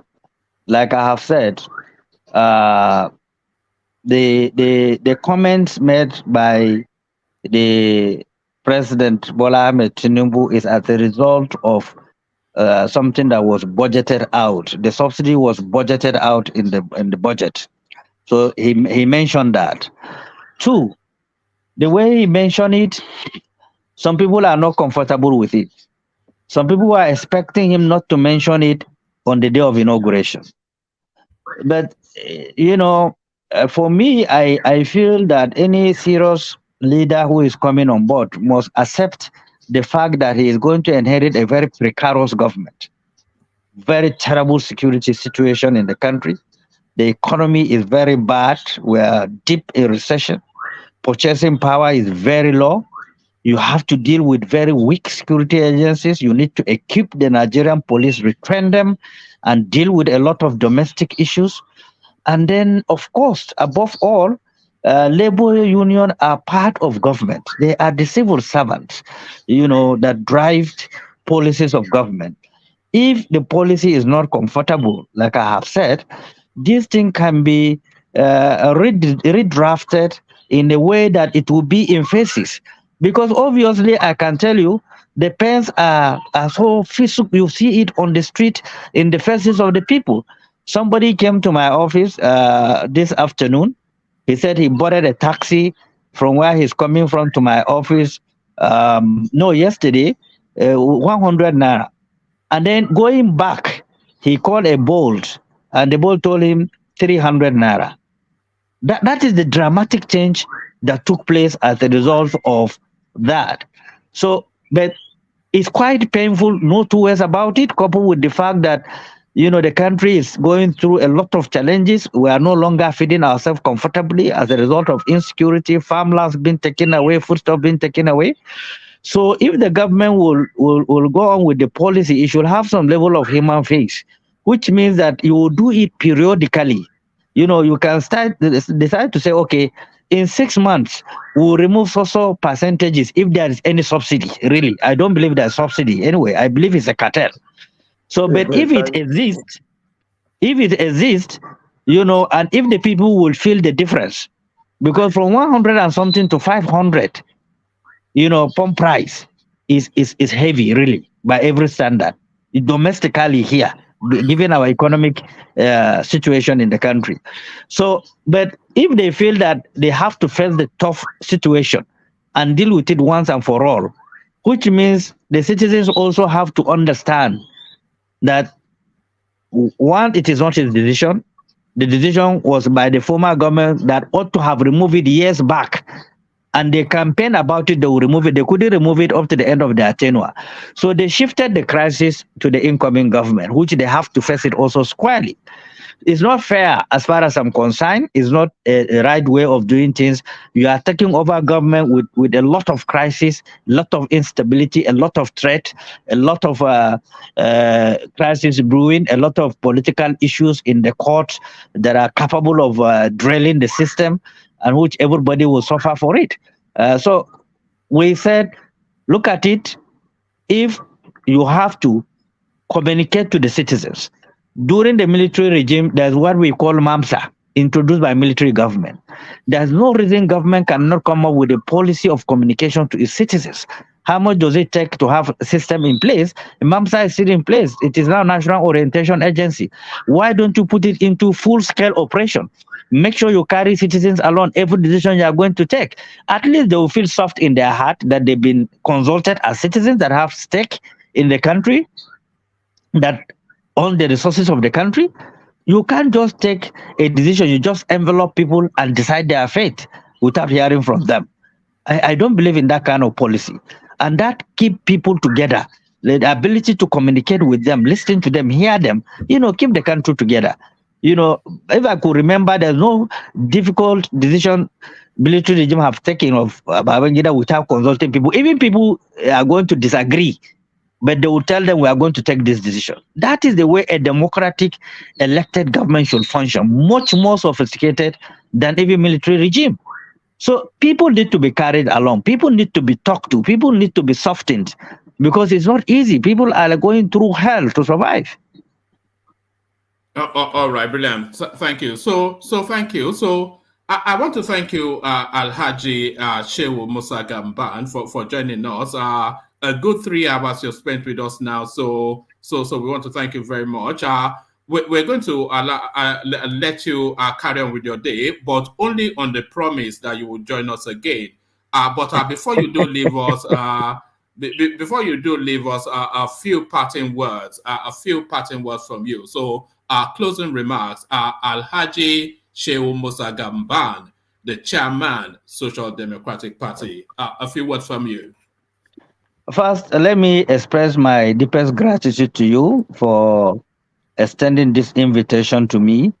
I find it very exciting. I feel very honored. You know, the conversation are quite resourceful, are quite thorough, are quite committed to who we are as Nigerians. It equally convinced me more that we will do more together to change our situation here at home. Like I have mentioned, you know, God made me a Fulani man not by choice. And those who made me who I am are not just the Fulani, it's a collection of all Nigerians and non-Nigerians. So my loyalty is to my country, because Nigeria needs to be viable, needs to be stable, needs to be attractive to every citizen of Nigeria. Every Nigerian must believe that I have a sense of belonging. That atmosphere would not fall from heaven. We have to create it ourselves. We have to believe in ourselves. We have to believe in our potentials as a nation. Nigerians are great all over the world. They excel all over the world. I feel bad if I travel outside Nigeria and see Nigerians overworking hours, you know, just to keep life going and then sending money home, you know, to help their families. You know, we are running a virgin economy. Let's work together. Let's believe that we can build a model called Nigeria. So I appreciate every contribution. I take it with deep sense of appreciation. I want to thank you for your platform, for the great job you are doing for yourself, for the country, and for everybody that have contributed today. Keep it on. And I want to assure you that anytime you want me to be around, let me know. I'll program myself to be here. We'll continue this conversation. All right, brilliant. Thank you very much. So that's the SDP candidate, as you know, Alhaji Shehu Gaban. So thank you, and thank you very much for doing this. So we'll let you carry on with your day, because I know you've had a full day. So I know you've had a full day. So it was a real effort for you to join us for this session. So thank you, Alhaji. And we look forward to you joining us again. But when you do join us again, we're going to hold you there for longer hours. So we don't want to over push it today. But when you and we're going to be a bit more pushy next time, because we have tough questions. But we're just welcoming you with this session. So thank you for joining us. I'll be ready for them anytime. All right, brilliant. So thank you. So thank you. So that was Alhaji Gaban, the chairman, Social Democratic Party. So there was. So let's start to audit then. How was that session? What was the interaction like? Zita, so that was the chairman of the party. How did he come across? Did he answer the questions? Did we push him hard enough? Zita. Yeah, he's a brilliant sharp, I must say. He's intelligent. He was like being careful in answering some questions. The first one I asked him, he was smart about it. The second one, he answered the part one, but the part two, on the part of the citizens, like when they give you loan, you swallow the loan, nothing happens. He did not answer that part. Maybe for some reason, but he's a brilliant sharp, and I'm happy he came. And look forward to see more of them, him and others too. Thank you, one man, for bringing him. I really appreciate. Yes, we'll push to have him on again, and next time we'll interrogate him hard, but and I think he's robust enough to take it. Ajanle Koko, so how was that session for you? How was the chairman of the SDP? Did you think we pushed him hard enough, and how did they come across? Ajanle Koko, so the session, your feedback. Thank you, one man. You guys didn't push him hard. Everybody seems to me they just concur to everything he said. You wanted us to give him a beating, Abi? No, he's a politician now. We can't just let them talk and just talk and go like that without asking them question. You see, when politicians talk and they sound like a typical politician, we should be able to let them know that, hey, we are sounding like a politician to us. Politicians have disappointed Nigeria for us. Did he dodge any question? I don't think he dodged any question. Did he dodge a question? He dodged some question. He didn't want to answer my question clearly. He was rambling around. He didn't want to. No, he told you the position of the party Your question is not was the upside position. down now. Yeah, he told you that the position of the party is not the position of the candidate. What did you want him to say? What are you guys talking about? No, your question was upside down. Let me talk you now. were painting a position that, assuming he won, he didn't win. Hold on, Patrick. Hold on, Patrick. Okay, carry on, Ajale Koko. Come on, man. Okay, carry on. How can politicians be telling us talking this way, and you don't want to, you don't want to put it to him that something is not right with them as a party?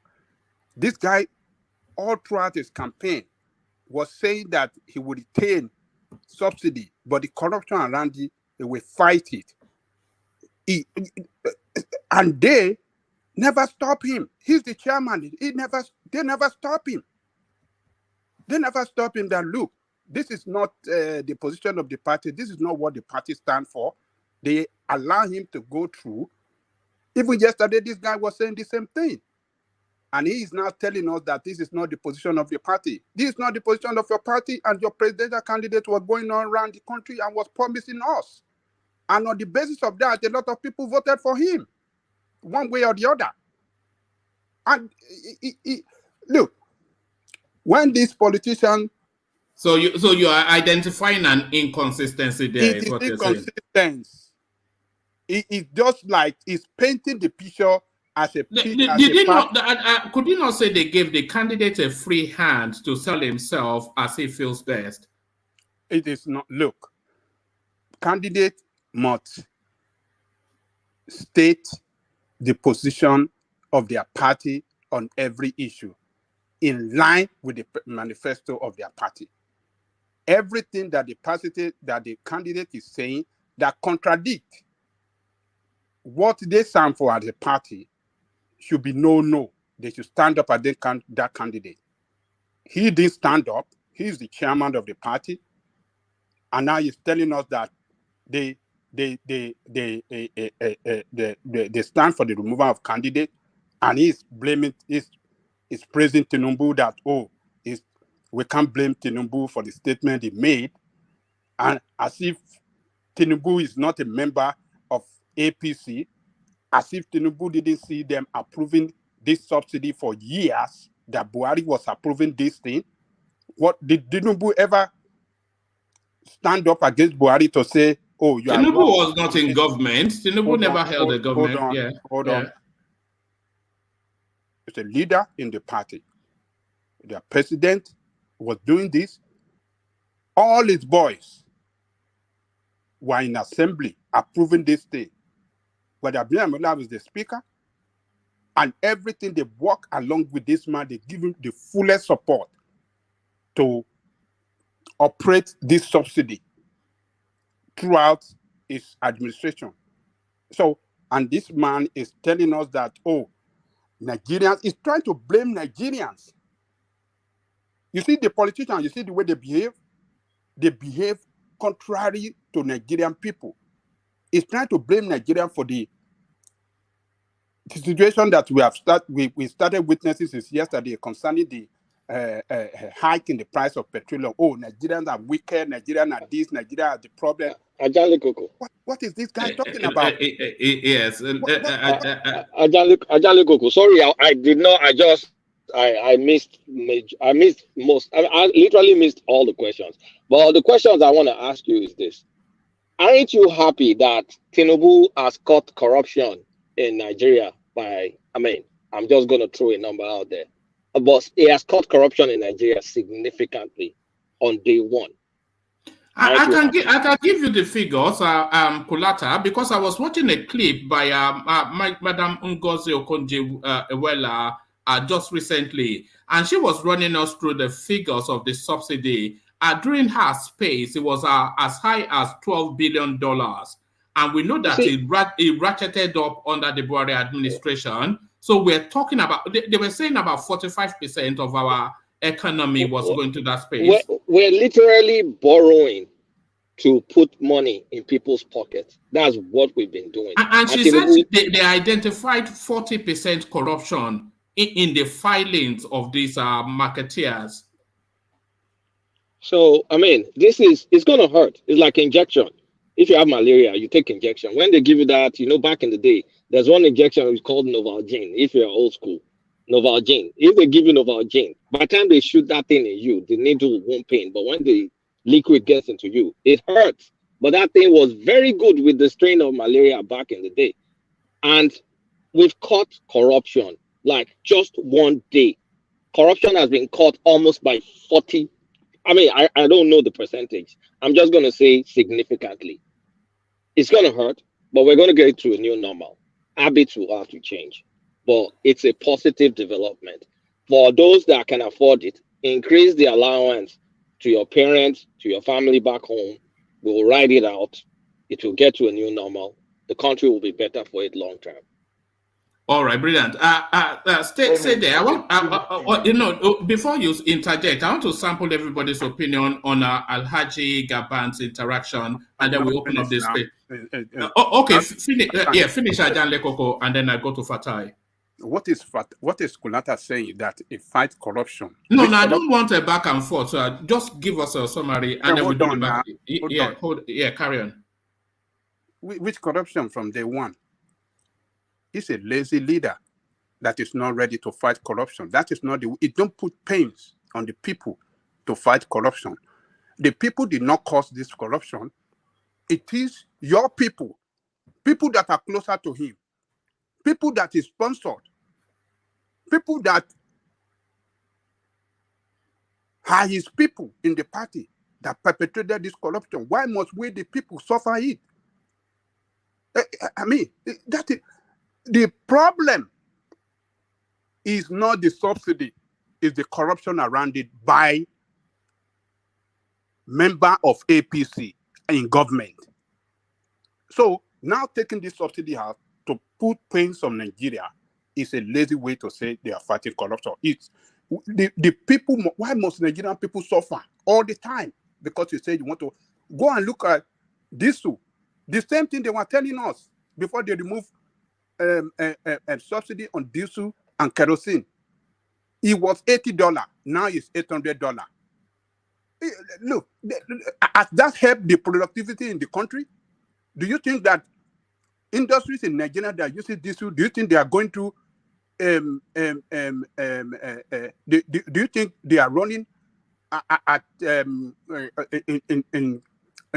an easy business environment? It is hard. They are operating at a very harsh business environment with diesel for $800. I mean, 800 naira per liter. It killed business. It killed productivity. It put people in poverty because industry cannot hire. They are operating at a lower, not at their optimal level. So when the politicians come like this and come and talk nice and bamboozle you people, and you just cow and you just let them go. Yeah, they feel the strength that they talk nice and they are praising them. I should let me talk.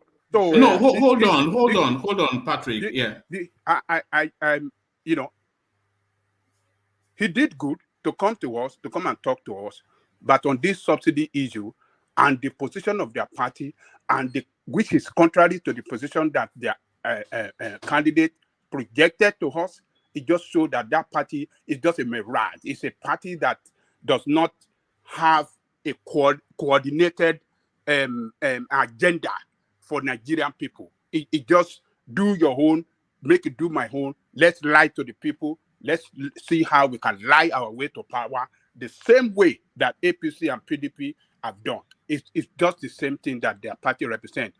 Next time that SDP, their presidential candidate comes here, we shall put this to him to know whether the chairman is saying the truth or not.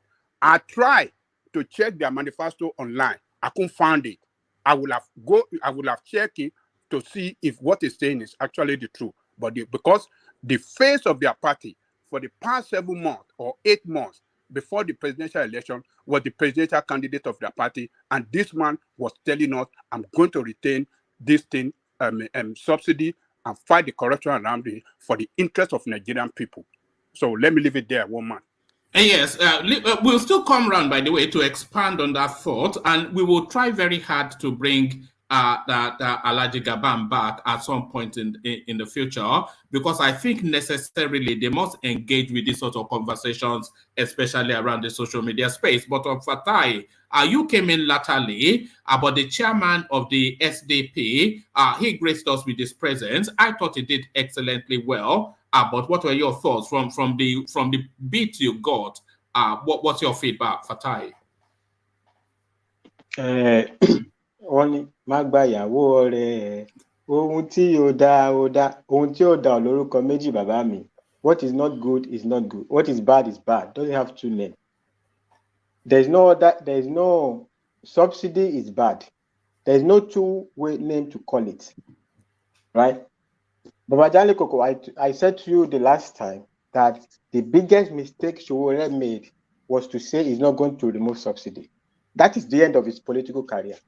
That paints him. He has done such a great work to unveil what President Jonathan, the probe they did into subsidy, that was being hidden, to bring it to the open. You did all this work, but because the big parties are saying they are going to remove subsidy, and you think the way to differentiate yourself is to say you're not going to remove it, just to say, no, I'm not like them.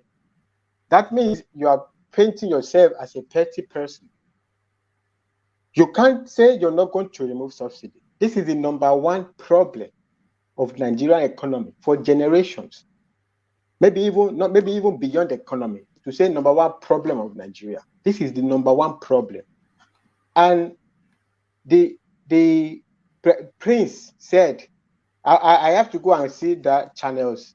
I think somebody said it was in channels. The interview, whether it's an interview on channels, that he's saying that he's going to remove corruption around subsidy. Subsidy is the corruption. So that you are going to remove corruption around corruption, I don't even know what that means. I have no idea. It's like saying I'm going to remove the water around the Mirage. There is no water there. You are going to remove corruption around the subsidy. The subsidy is the corruption. How are you going to remove corruption around Egungun Gogon? Don't pay any corruption. The masquerade that they call corruption is that subsidy. So you now say you will remove corruption around that masquerade. The masquerade is the corruption now. It's even the one that even corrupt every other people that wake up and become corrupt. What does that mean? What is the hard question to ask him? Okay, maybe on other topics also, maybe when next time it comes around, maybe a lot of issues will have come on board. But at this point in time, my head cannot think of another thing. Since that speech and the whole thing that went on, I've never seen a country that is so sadistic to dehumanize its own people for generations like that. The dehumanization. If another country did this to us, we should declare war against them. We should declare war. It's a disgrace. And some people, they want to, so Labour Congress, they want to go and make a protest because the president did something, said something fantastic, something that he should get a prize for. Actually, I was very concerned one man that even until today, you were still going on about Tinubu's speech. Now, Tinubu's speech. No. Before we get into that, let's stay with our guest. I want the feedback for our guest mainly. Then we open up to our I already said my feedback about him. There is nothing hard to ask him. Like what is bad is don't have Do feelings. you think we pushed him hard if, enough? Ajanlo Koko thinks we did not push him hard enough. But Ajanlo Koko tried to push him hard by asking him to call bad good. I mean, what other name can you call bad? It's bad, right? Like I said, maybe other topics come on board. Me, I have no other question. That is the only question I have, right? It doesn't even matter what else they do in that country. If subsidy becomes something that will never raise its head again, halfway the country will be on autopilot.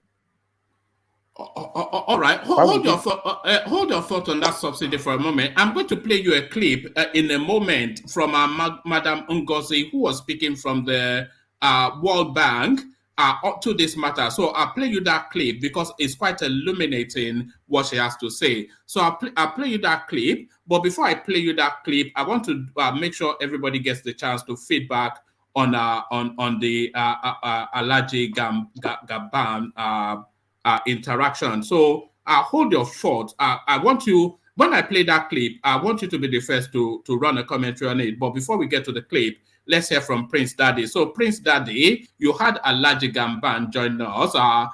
He did not have to, you know, because he was actually paying condolences at the Dokpesi house where I hijacked him and then persuaded him to come and join us. So he's had a long day before he came to join us. But nevertheless, I thought he put in a performance. But what's your feedback then for the Alhaji Gamban session, Prince Daddy?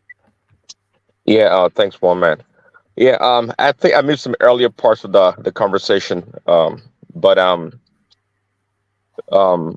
just to continue somewhat on the issue about the subsidy, I was quite maybe a little bit taken aback based on his response to the subsidy question, because just like I said earlier to him, that I was watching Prince Adewale on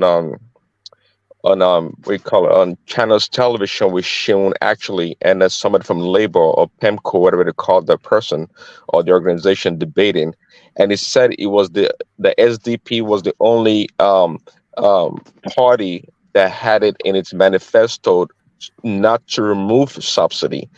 So, and what Alhaji Shehu was talking, response was that that's not accurate. I think that's what we're saying. So there's a conflicting message there in regards to SDP and its presidential candidate and the subsidy. So that's quite interesting. So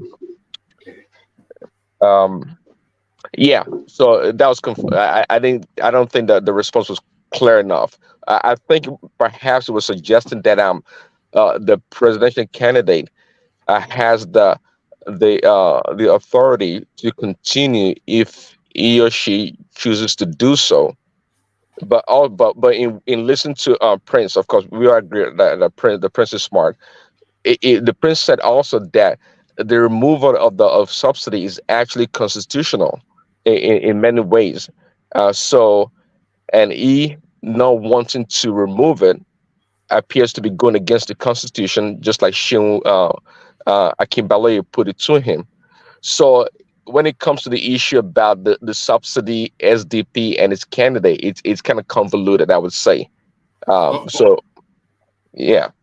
All right, brilliant. So what is coming across is that what everybody seems to have picked up from the near 3-hour session with Alhaji Gamban was the conflation between the position of the party, which is against the subsidy, and the position of the party, which is against the subsidy, but then the candidate who seems to not mind. I'm not going to say the candidate is for the subsidy, but he doesn't mind the subsidy, but he wants to mop up the corruption around it. So I think what people seem to be identifying is that chasm between the party's position and the candidate's position. Ekene, the SDP chairman graced us with this company. What do you make of his performance? So you can speak to the subsidy as well, but he spent 3 hours and spoke on a lot of things. But the totality of the experience, how was it for you, Ekene? Well, man, thank you. Well, I love his explanation on every issue, but on the issue of subsidy, or what I wanted to ask him, because it's like the party is not the party itself is doing another thing, the presidential candidate is doing another thing, because just like what I wanted to ask him, why most of the big people that I know in his party has never even talked about the candidate of that party, of the party during the election. We are supporting another candidate, somebody like Peter Side and other people. Who was Donald Duke supporting? Who was Donald Duke supporting? Because he was the flag bearer for that party the last round. Who was he supporting, Donald Duke? Do you know? Actually, I saw him with Obi. All right. He jumped on that. He jumped on that train, Abi. Yes, but he didn't really speak out. He was just. But I saw him. But it's just Peter Side that really showed very strong support. So, but those are the people that I talked. Maybe if they were with the party would have done well. But all these men, they never even mentioned the name of their candidate. So I wanted to ask him the reason for that. But on the issue of the issue of the subsidy, for me, I support the subsidy, but I know that it will be very difficult for Nigeria to bear with. All right, hold that thought. I'll play a clip on the subsidy at the moment. I'm not stifling your voice. I just want the feedback for the Alhaji session, and then we'll get heavily into the subsidy. So Kulata, you were busy with meetings all the way through, so you couldn't join us till latterly. But from what you did glean, one man, skip me for now. Skip me for now. Yeah. All right. Let's come to you, Patrick. Then, Patrick, you joined us latterly, but you caught bits of it. Just the feedback then to Alhaji Garba, and you didn't even get to answer a question, but I could see that it was somewhat starting to get tired, and I didn't want to over-labor it somewhat, but we will try very hard to get him back. But from what you got from the conversation, how was his performance? And people, I don't think he dodged questions. You know, not giving the answers you want to hear is not dodging a question. So he has a different view. That's just what came across. But how did you digest all of that, Patrick? Yeah, I joined late, but I think he answered the question. And I don't see a tough question you want to ask someone who belongs to a party that is not the ruling party. Yeah, does not have capacity to take governmental decisions. Speak up a bit. I don't know a hard question that you want to ask somebody who is not a member of the ruling party or who does not hold a government position. So this show is not asking him hard question. I don't know how. I also want to believe that Adeleko already has that prejudice that, once a politician come, ask them hard questions. They are not serious.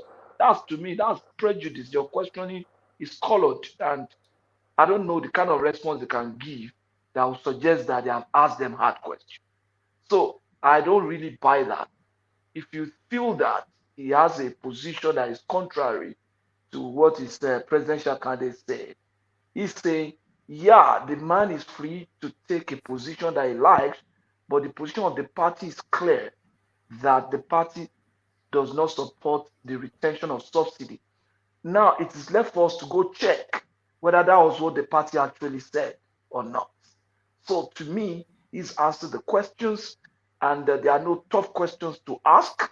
I don't know what I mean by tough questions. Questions are meant to clarify issues that we don't understand. That's the reason why you ask questions, to clarify what you don't understand or to throw light on issues, not to give them something that will make them look stupid or look like they are incompetent. No, that's not the reason why we ask questions.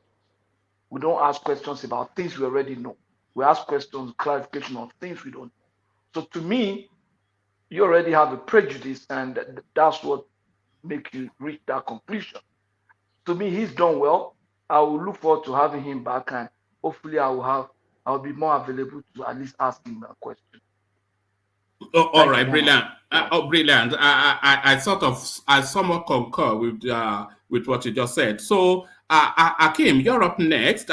You just turned up as the Alhaji was leaving, but hopefully you were in the background listening to the conversation. So, Alhaji Shehu Musa Gamban, Chairman, Social Democratic Party. So he was gracious enough to present himself. But what did you make of his presentation, Hakim?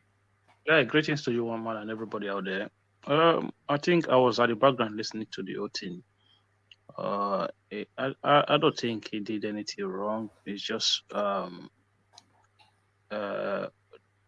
talked about the situation on ground and the position of the party compared to the position of, I want you to put this into consideration, of their former presidential candidate, because it's no longer a presidential candidate. The election is over. But he's still a member of the party. He's still a member and a senior member of the party as well. You are talking about Prince Adebayo, of course.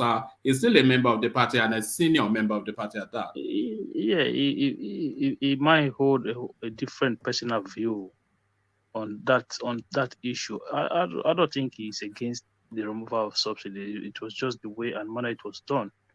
That was his problem. So I don't think he's that far off the party's position, and I don't think there's anything wrong with him to say, look, this is what I think they should do. Because don't forget, the position of the party was for the election campaign. So the campaign is over, and the guy is within his own right to hold a different view, not completely detached from the party, but somewhere to say, okay, the situation of ground recommends that there should be a different approach to the subsidy removal. So I don't think the gap is that different the way Ajali Koko was making it to seem. I think the guy did. I think Adande Koko wanted us to give him a beating. I think that's what they wanted. They wanted us to beat him up, you know?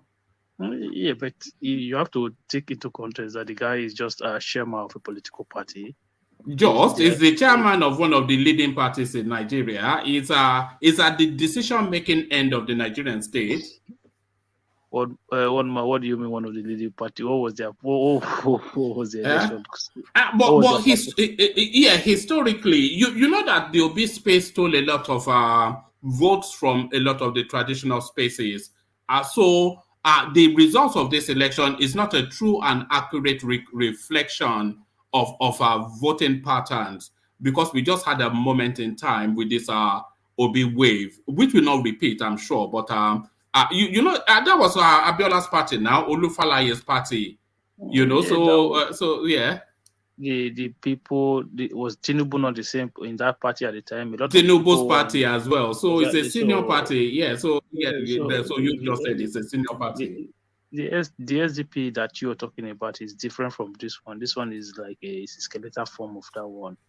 You know, it's just almost more like a caricature of what that one was. That was the main party of that. It's not caricature. It's a rebirthing. They are rebirthing it. It's a newborn. You never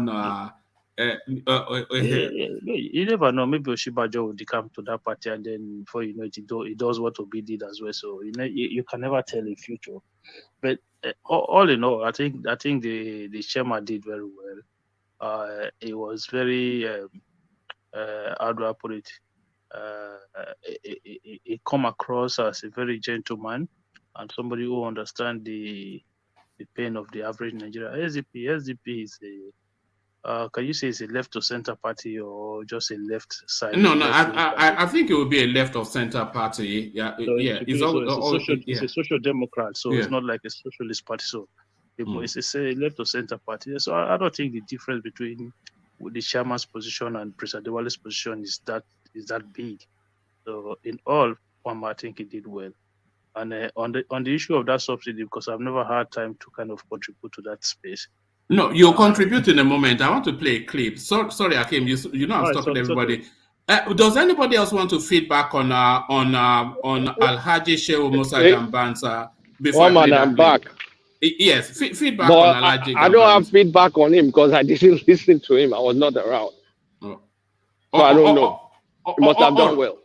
Oh, yes. No, I thought it did excellently well. I thought it did. So if there are no further feedbacks, then let me play Madam Ngozi speaking to the broader subsidy space. So listen, and if anybody should know anything about what's going on in Nigeria's economy, it is this lady. Listen to this. On the continent to support good public policy. Please put your minds to this problem. It's alive today. My second example has to do with a very specific one in my country, the cleanup of the fuel subsidy regime in 2012 during my second stint as finance minister. Nigeria has a fiscally challenging fuel subsidy regime. The country exports crude oil and imports most of its refined needs because its refineries are in very bad shape, and provides a subsidy for the sales of refined oil at the pump. At the end of 2011, a total of 1.73 trillion naira, US $11 billion equivalent, was submitted as claims for subsidies by 143 marketers who were importing the product. These numbers seemed horrendously large compared to what I had last seen when I was in government in 2006, which was closer to $2 billion in subsidy. So we decided to audit these claims. We audited about $8.4 billion worth of claims, and we found $2.5 billion worth of fraud in these claims, i.e., many of these marketers were trying to claim $2.5 billion fraudulently. With the full backing of the president and the economic team, we decided that we were not going to entertain these claims or to pay. The pressure from the affected marketers was tremendous, as we tried not only to say we would not pay, but also we would clean up the whole mechanism for the subsidy claims and put in place something more transparent, something clearer. This did not go down well with them. When we stuck to our position of non-payment and implementation of the new verification regime, these strong and well-connected vested interests were angered and seemed to blame me personally for this. There were personal consequences. My 83-year-old mother, a retired professor of sociology, was kidnapped by 4 young men and held for 5 days. Keeping her wits about her as she was totally terrified, she asked them why she had been kidnapped. And they told her, quote, because your daughter, the finance minister, refused to pay oil marketers their dues. The kidnappers, negotiating with my brother, demanded my resignation publicly. I should go on television publicly and announce my resignation and depart from the country as a condition for my mother's release. Needless to say, these were some of the worst days of my life. Imagine, when you are in position, you want your parents, all of whom are here with you today, and your relatives, to be proud of you. You want to be a source of good for your family. You can imagine how I felt sitting there and thinking, just because of trying to do something right, to implement a good bit of policy that was good for the country, this could lead to the taking of my mother's life. These were some of the worst days of my life.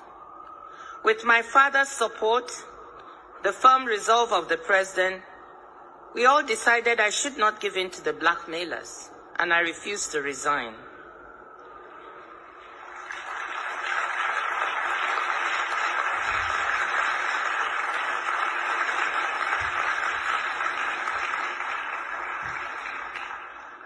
Following a manhunt, I'm sorry, I still feel emotional when I talk about it.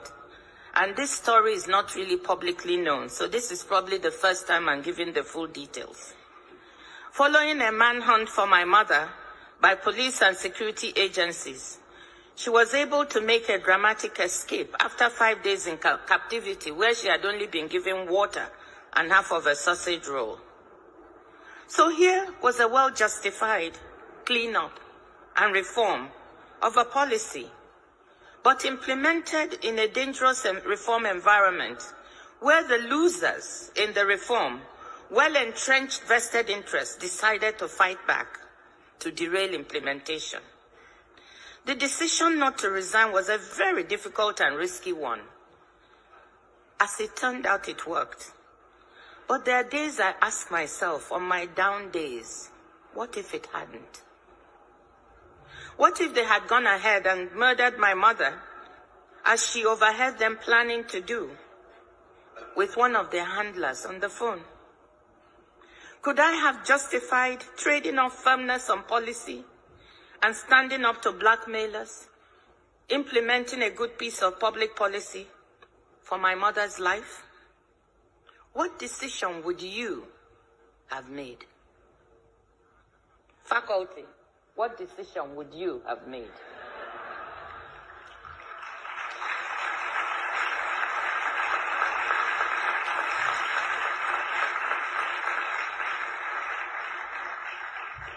I know that one other brave hero, a woman I admire so much, brave activist and reformer, Aung San Suu Kyi, was faced with an equally terrible decision. Leave Myanmar to be... All right, so she pivots on into a different narrative, and leaving to one side, we can get to her personal sacrifices in a moment. But what struck me was that she was the Minister of Finance. She was in charge of that space in 2006, and then she came back in 2007 from an from a 2 billion roundabout subsidy. She was looking well in excess, so she said about 11 billion thereabout. And then they decided to audit 8 billion roughly, and they found in excess, embedded in that 8 billion, in excess 2 billion corruption. So if you ratchet that up to Buhari's administration, the most corrupt in the history of the country, it was a looting galore. A looting galore.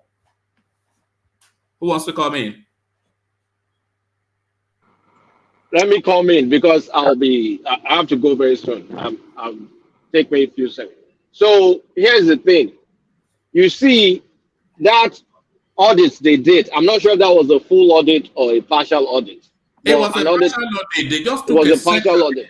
A section of the invoices and audited it, yes. You know, I'm not sure if that accounts for what gets stolen from Nigeria and taken to our border, to the border country.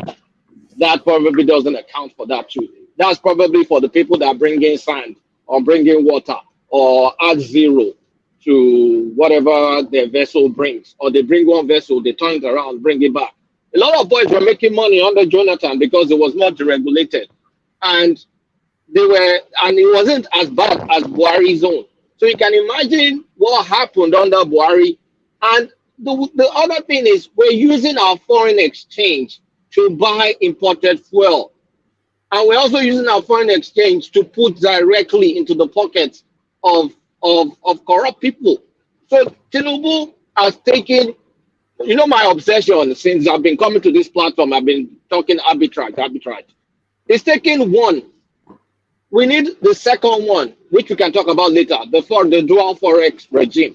But no matter how much everybody comes up with some emotional story or the other, this is good for the country. We're not going to be using forex to import petrol anymore. With the Dangote stuff coming in, that will reduce our forex. That means our foreign exchange will stabilize. It will stop. I'm not saying it's going to decrease or whatever, but it will be stable to an extent, because the demand of forex from the subsidy from importing fuel, given Dangote's going concern, will drop. So we can use forex for bringing equipment, bringing this. Maybe you can still bring the toothpick here and there and the rubbish and ketchup that we love to import. But that's not substantial enough for what's been going towards this subsidy. So it's it's just good news everywhere. It's hard to articulate how good the news is because people are literally suffering. I sent money to my mom today. I had to just double up the money because, I mean, she has my folks have like no, but hold on, Kulata, because what you are saying now is that we are now we've now been substituted for the subsidy because you've increased how much you're sending to your mother, and yes. we are all going to have to increase how much we're sending to our parents. So Correct. Are we now picking up the subsidy that Tinubu has removed? Are we now the subsidy? Are we the subsidy now? We're subsidizing our parents like it should be, because we don't want an economy run by free stuff here, free stuff there. We want an economy run by productivity, and you that have excess amount to give, subsidize the people you need to subsidize, give the people you need to give. If government is going to subsidize anything at all, government should be subsidizing productive activities, agriculture. Maybe they have an interest in building one sector of the economy. They should put more money into that. And if all our cash is used to, you can see, fund fraud, then that funding of fraud has drastically reduced. I don't think anybody understands how massive of elimination of corruption that just happened. Is huge. But people don't realize it because, of course, price has gone up, we'll complain, price gone up. But yes, there's going to be pain. And like I've said, people will have to change their habits. After a while, you'll get used to it. It will adjust. I mean, hopefully, channels. Let me land because hold on. Let him land. I drive truck right now. I need to drop something to my house. Yeah, because I need to go. After. So if Tinubu can channel the money that has been used to do all the subsidy, if you can channel it into other areas of the economy, at least that will be good. We will be able to develop. We'll be able to move. We've been limping since. That's why we keep on borrowing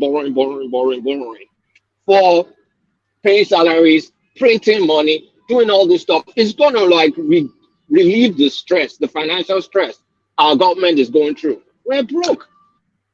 Can I ask a quick question, Kulata? No, before you ask the question, I want to bring Patrick in. Normally I entertain questions, but because I have to wrap up and leave. So we should stop looking at it with all this, price has gone up, people are suffering. Look, the poor will always be amongst us. Jesus said it.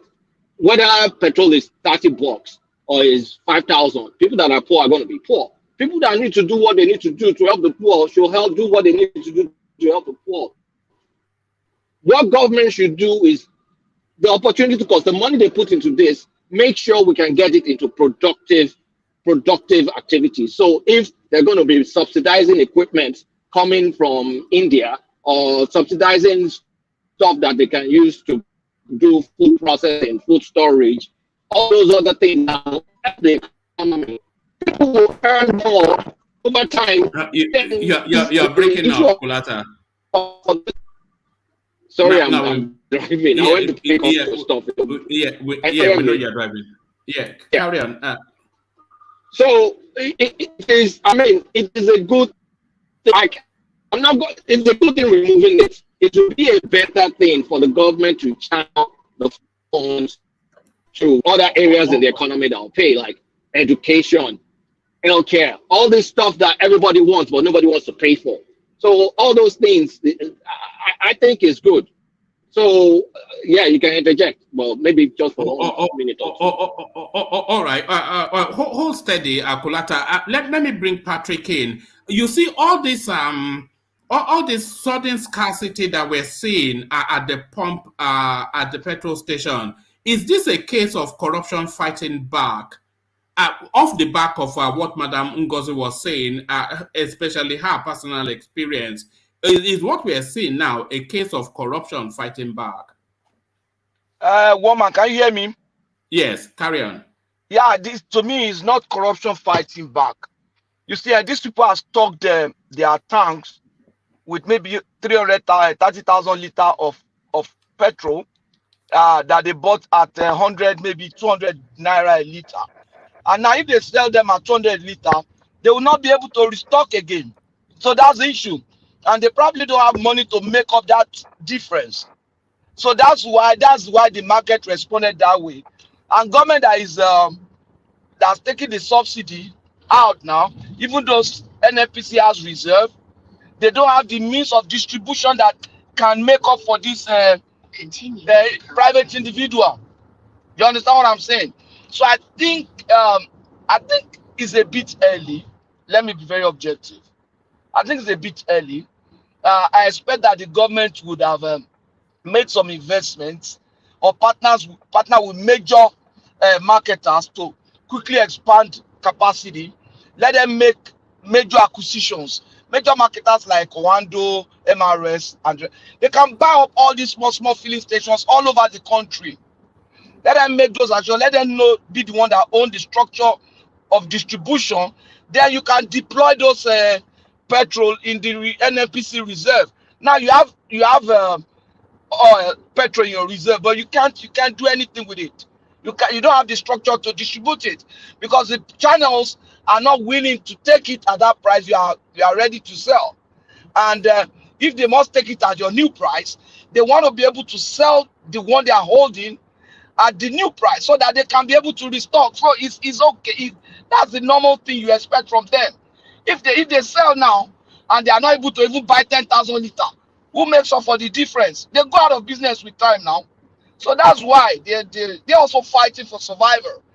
I feel that it's a good thing that Tinubu is trying to do, but I think, sincerely, I'm a bonified person, but I think it would have slowed down a bit. Maybe by December, at that point you have empowered the major marketers. You can even give them grants and stuff like that to be paid back. Let Orlando buy maybe another 10,000 filling stations. All these small oil marketers. Let Orlando buy up that station. Dangote told us he was building 16,000 filling stations.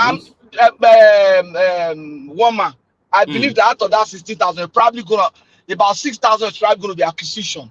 You understand? That's the only way you can rapidly make this thing work. Buy those small filling stations. Help Wando, help MRS. It's not even good for productivity. It's not even good. No, wait. Let me tell you why it is good. In business, it's either you grow by organically or you grow by acquisition. It's a business practice. Nigerians businessmen must learn to start doing that. They are playing in the global world. That's what I'm saying. That's what I said the other time. You are trying to encourage monopoly of it's not monopoly.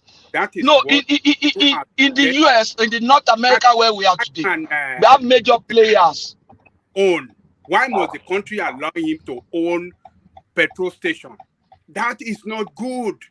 No, wait, let me explain something. It's not good for the sector. It's not good for productivity. That is a sheer monopolistic power that you are giving to this man. He's going to produce. He's the refinery. One voice at a time. And he's going to own the petrol station. What kind of arrangement is that? It should not be allowed. But you see all this capitalistic agenda that is driven and empowered this Dangote by your corrupt politician. That is why you see him trying to own about 15,000 gas stations. Why must he own a gas station? It shouldn't own a single one. Okay, let me explain to you. Look at Oga Patrick, before you explain. Oga Patrick, before you explain. Okay. Oga Patrick, sorry. Here in Japan, Shell does not have a refinery. The big oil players don't have a refinery.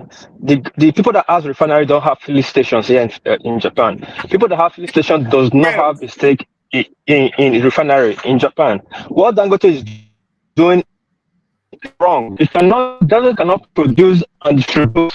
That is the same monopoly. What doing is to make.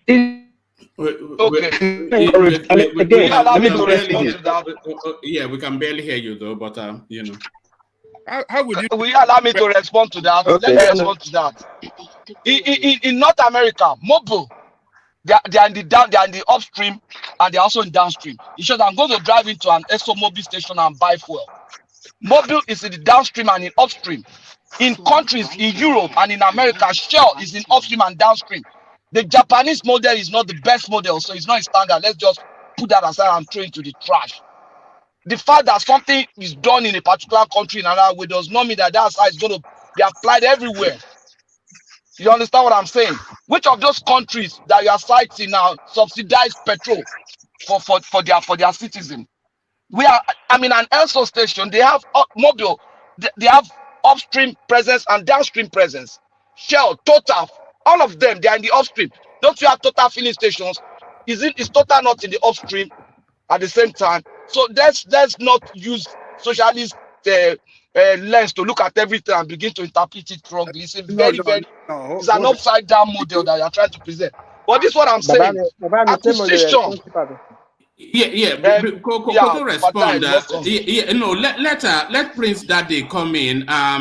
Because I think he wanted to interject. And Hassan joins us. Hassan, you should have come earlier. I wanted you to put a position to the chairman of the party, but there you are, late comer. But so sorry, let Prince Daddy come in first. Prince Daddy, you wanted to interject earlier. All right. Okay, to you then, Fatai. I don't think we have Prince Daddy for the moment. Fatai. Yeah, Patoski, my brother. I still remember you remember that day we were talking about the falling debt, and then you came into I still remember that beautiful analysis you gave. I still feel I don't remember, I still feel it. So I respect you so much. So I just we're just going to have just opinion, right? So as you were talking, right? So you want us to wait until something. So right there, what Babadale Koko just did now is right there, like what goes. So before you buy up all the refineries, right? So that is a market. That is an example of market forces that you're going to fight already.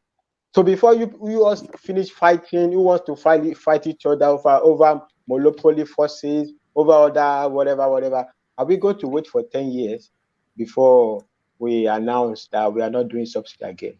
Because what you are saying now is not going to 1,000,000% is not going to happen by December.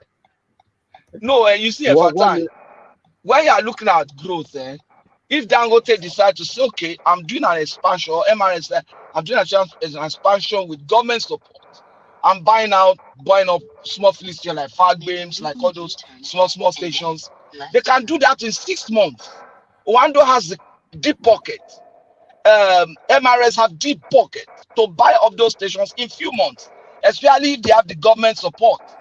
You understand? So if you are doing that, coupled with NNPC NNPC has how many trillion naira that they are supposed to pay, government is supposed to pay them that money and tell them, I want you already have investments in NNPC, then you can influence policy, business policy in NNPC and say buy these filling stations.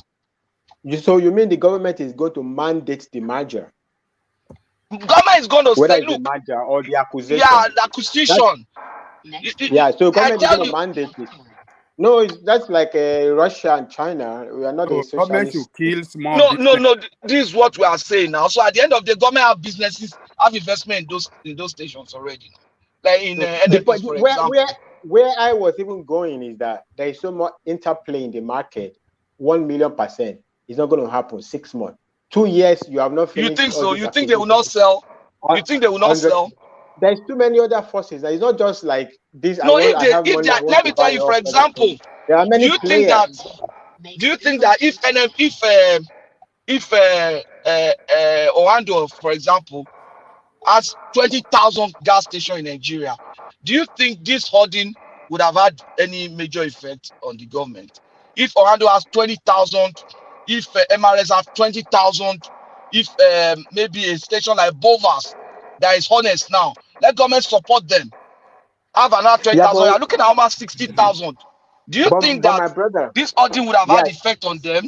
You are talking of big. But my brother, so small businesses should be killed for big operations. My brother, you see, no, that's not a work. Okay. So small businesses, that man that owns one gas station in Peru. This is how it happens.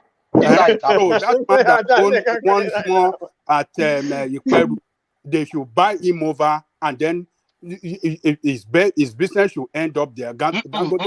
You see, you are thinking like this because you are a civil. You are not. Oh, come on, man! That is what you are suggesting now. This is what I'm thinking.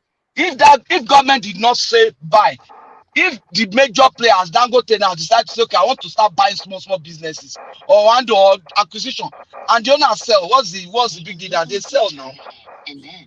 All right, let's bring Hassan into the conversation. So Hassan, are you there, Hassan? Hello, good evening, everyone. Good evening, Hassan. We can hear sleep in your voice. How are you? I'm fine. I actually just woke up right now, and I just joined the discussion. I know you people are talking around fuel subsidy and things like that, but can you bring me up to speed with the topic you guys are talking about right now so that I can say my own piece? Well, you've actually missed quite a chunk of it. We had the chairman of the SDP, Alhaji Shehu Musa Gabam. He joined us and he spent a good 3 hours with us talking about what went down February and the fallout from there. So we were auditing his interaction with us.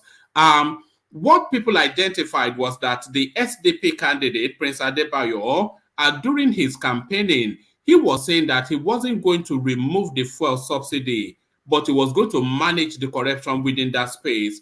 But the party itself, the SDP party, their manifesto, their official position is the removal of the subsidy. So there was a back and forth between the chairman of the party and Janle Koko and a few others. And then off the back of that, we played a clip of Madame Ngozi, who told us that the fuel subsidy is a total scam, especially when they audited it and they found embedded within the invoice a 40% scam. So all of that is what brought us to where we are. Well, I totally agree that it's true that the fuel subsidy thing is a scam, and this has been going on for a long while, and the people. The fingers are pointing to Nigerian elites. There are some specific group of people who usually hold Nigeria hostage, and mostly it's a collaboration between the elites, and some people who import these finished products. And even some of our security forces, there is an active conspiracy about that. So she is not wrong. And the last time, I think it was in 2015, Goodluck Jonathan's government estimated that we were, gulping around 35 million liters of PMS every day. Somehow within 8 years, we are now gulping 66 million. And it's not as if, we have grown in manufacturing. It's not as if we have developed or started new industries that are consuming energy.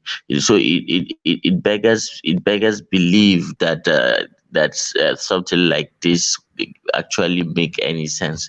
Nigeria has been put up for it for so long, and I don't think Nigerian elites will do anything about this unless the common people, stand up and say no to these things.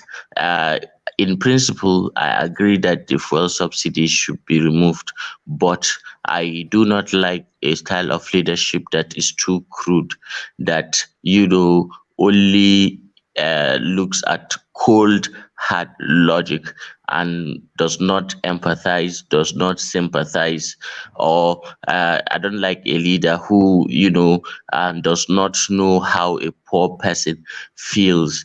I get that sense from most of our leaders. For example, you would say maybe Goodluck Jonathan is he is the odd one amongst them, but the remaining, from Buhari to Tinubu to Obasanjo, all of them have lived privileged lives. So they are somewhat disconnected between, they're disconnected from the reality of having to buy, your daily needs, your fuel, your energy needs. They're disconnected with how hard it is for ordinary Nigerians to be able to do, because it is callous.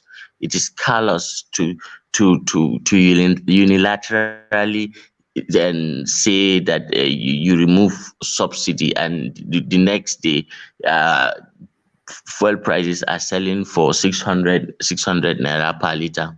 Now the buck was stopped on the table of Tinubu, because he made that pronouncement. Whether he made it in anticipation of a policy that he wants to implement, or he meant it that from that point onward, that is what he's going to be pursuing. But when leaders talk, there are consequences, and the consequences might be economical, it can be political, it can be social. On this fuel subsidy thing, I don't think the new administration has handled it well. You have to employ a strategy. You have to phase out, the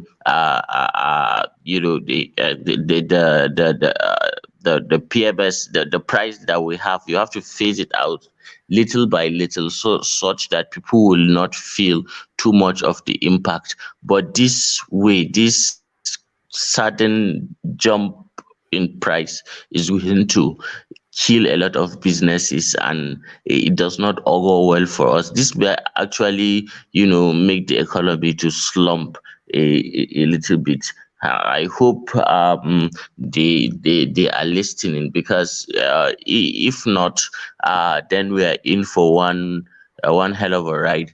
I don't know whether you guys notice it, but our leaders, they are elites. They've lived privileged lives. So all these things that me and you and the other people are talking about, fuel is expensive, food is expensive. They have there is this experience gap. They cannot relate to that, because never in their life had they had to worry about things like that. So they take it for granted, and if you complain, they will just say all these poor people with all this wahala, or with all this their wahala. So it is an elitist society. A lot of us come here, we argue about say there is a middle class, and things like that.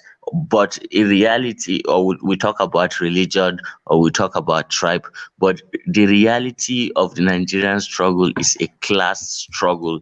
It is a struggle between those people who control our means of production, and the ordinary people who are consumers. And those people who control the means of production tend to have most of the power. So the ordinary Nigerian is left helpless, and that is unfortunate. That is very, very unfortunate. If our leaders will not be able to empathize, if they cannot empathize, if they cannot sympathize or put themselves in our own shoes, to understand how it feels, then we have a problem. And it's going to be a very, very Herculean task to get over it. I don't think it's going to be easy, because you see, these cold-blooded, hard decisions based on logic. We're just numbers to them, aren't we? Really, we're not human beings. We're just numbers to them. Yes. So all these things, that they just look at us as numbers, as as just cattle to be milked, and that is all for them. They do not regard us. And what will pain you is that these people, they go to Europe for their medical checkups, they go to Europe for vacationing, they go to the United States to do businesses, and when they go there, they do whatever they want to do there, they do it, enjoying the space, living their life, spending our money there, but they are not one tiny bit patriotic to try to replicate this at home. They always like to see their people being subservient, doing them dobale, or going down to their knees and saying Ranke Jagaban or Sebaba, please help us, and then they give Nigerians pittance. There was one politician that actually said Nigerians are like birds, that when you throw grains at them, they all scatter and go after the grains. Let me tell you this one, Hassan. And by the way, are you still in Abuja or are you back in Maiduguri now? I'm in Kaduna right now. Oh, all right. Let me tell you this one. You may not know this guy. It was because for reasons of age. There's a guy called Umaru Diko, who was a senior functionary, I think, during the Shagari era, and they were complaining about poverty in Nigeria, and his response was that he has not yet seen a Nigerian picking food out of dustbins. So that was his response. And that do you remember Ajan Lekoko? Yeah. Yes, that's the Umaru Diko that Buhari had. He was injected. I think he ran away to Great Britain, and Buhari sent some Mossad guys to go and kidnap him. They actually injected him and wanted to smuggle him out of the country, but then they were caught at the last minute, I think, in the airport. I remembered, so a lot of them like that. We have a lot of them like that. So when you see the Otedolas, the Dangotes, the OVAs, all these people who are controlling banking, energy, major industries, they are paddy. They marry within themselves. They interact within themselves, but they hate to see a poor common Nigerian come close to them. Somehow they feel they are superior. If we continue like this, there is no hope for the common man, because who will speak for him anyway? If you say you're going to speak, if you write an article, the next thing you see, they may come to your newspaper. Is that not a global thing where rich people, the wealthiest Americans, they don't allow poor people to come near them? What are you talking about? No. So Dangote will be hanging out with shoemakers. No. It's not a global thing. There are elites everywhere in the world. There are elites in every country in the world. But ours are cold-blooded, unsympathetic. Well, in what sense? How is a rich businessman cold-blooded? Well, rich people don't, but our own rich. So it's a sin that somebody became a businessman, became wealthy, became successful. Why you blaming that man for your problem? He worked for his own success. So how is that your problem? How is it your problem? And because he doesn't hang out with you. Wait, let me finish. All right, finish. Let me finish. Let me finish. Hold on, Hassan, hold on. You finish in a moment. So when you finish, I would recommend, when you have time, go and watch back the session with Alhaji Gaban. It was quite illuminating. And he has also sent in a clip for us to play into this conversation. So you finish, and then I'll play the clip sent in by Alhaji Gaban, and then we carry on. Back to you, Hassan. Okay, most of and these elites that I'm talking about are people who have benefited from, the largest of the Nigerian state. You see, this generation of leaders that we have, I don't think anybody who really understands, how this country works will even absolve these people of the kind of crimes that they are committing. all of them. Tinubu has been in the political establishment for long. He right from his time with Abiola and things like that. So he's been there in the corridors of power for long. And there are a lot of people like him too who have made their billions by the virtue of being in political office. I'm not talking of your Dangote or Otedola, who have verifiable businesses. These ones that are just profiting off government because they are always after political office, and what they are after that political office to do is to enhance and to put themselves in better positions, to have access to the country, to the country's purse. So these people deserve the condemnation that they get. It's not about whether I'm not happy that they are rich or not.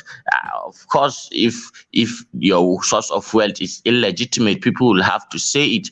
It doesn't matter whether you feel emotional or attached to one of them or not. I will have to say it. That is just the reality.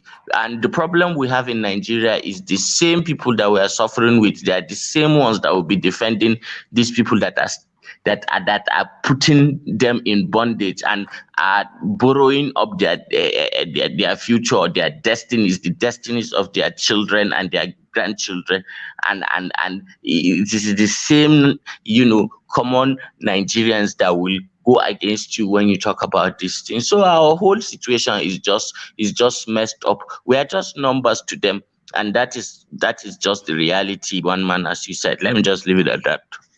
All right, brilliant, Hassan. So I want to play this clip that Alhaji Gaban has sent to add into the conversation. So I'll play this clip, and then after this clip, I wanted Kulata to pick it up from there, but maybe Prince Daddy he is back here. So Kulata, you can pick it up from this clip that Alhaji Gaban sent in to add to the conversation. Watch this. Economy.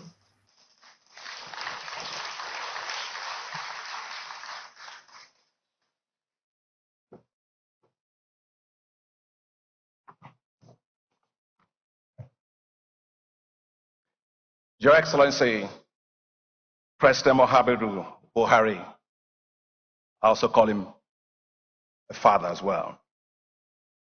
Your Excellency, the President-elect, Bola Ahmed Tinubu, Your Excellency, the Vice President-elect, my dear brother, Excellency Shetima, Your Excellency, President Uhuru Kenyatta, he and I have known each other forever. Former President of the Republic of Kenya, the Secretary of the Government of the Federation, my dear brother Boss Mustafa, and thank you for all you did to get me here. I finished the annual meetings of the African Development Bank, Mr. President, yesterday at about midnight, and I had to get on the flight to be here this morning. That's why I came in late here. Thank you very much, Secretary. Excellencies, Governors, Your Eminence, Your Royal Highnesses, distinguished ladies and gentlemen, friends of Nigeria, beloved Nigerians. I wish to start by thanking you, Mr. President, for inviting me to the ceremonies for the swearing in of the incoming President, His Excellency Bola Ahmed Tinubu. I would like to congratulate you, Mr. President, for this achievement of the 7th democratic transition of our beloved country. I would like to congratulate the incoming President and also the incoming Vice President. I wish to thank the Secretary of the Government of the Federation, Boss Mustafa, the Chairman and members of the Presidential Transition Council for inviting me to speak at this inauguration lecture for the incoming President of Nigeria.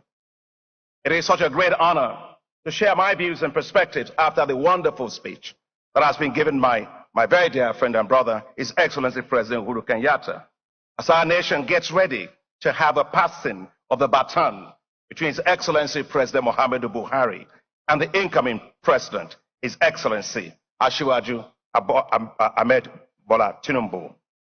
It is your turn.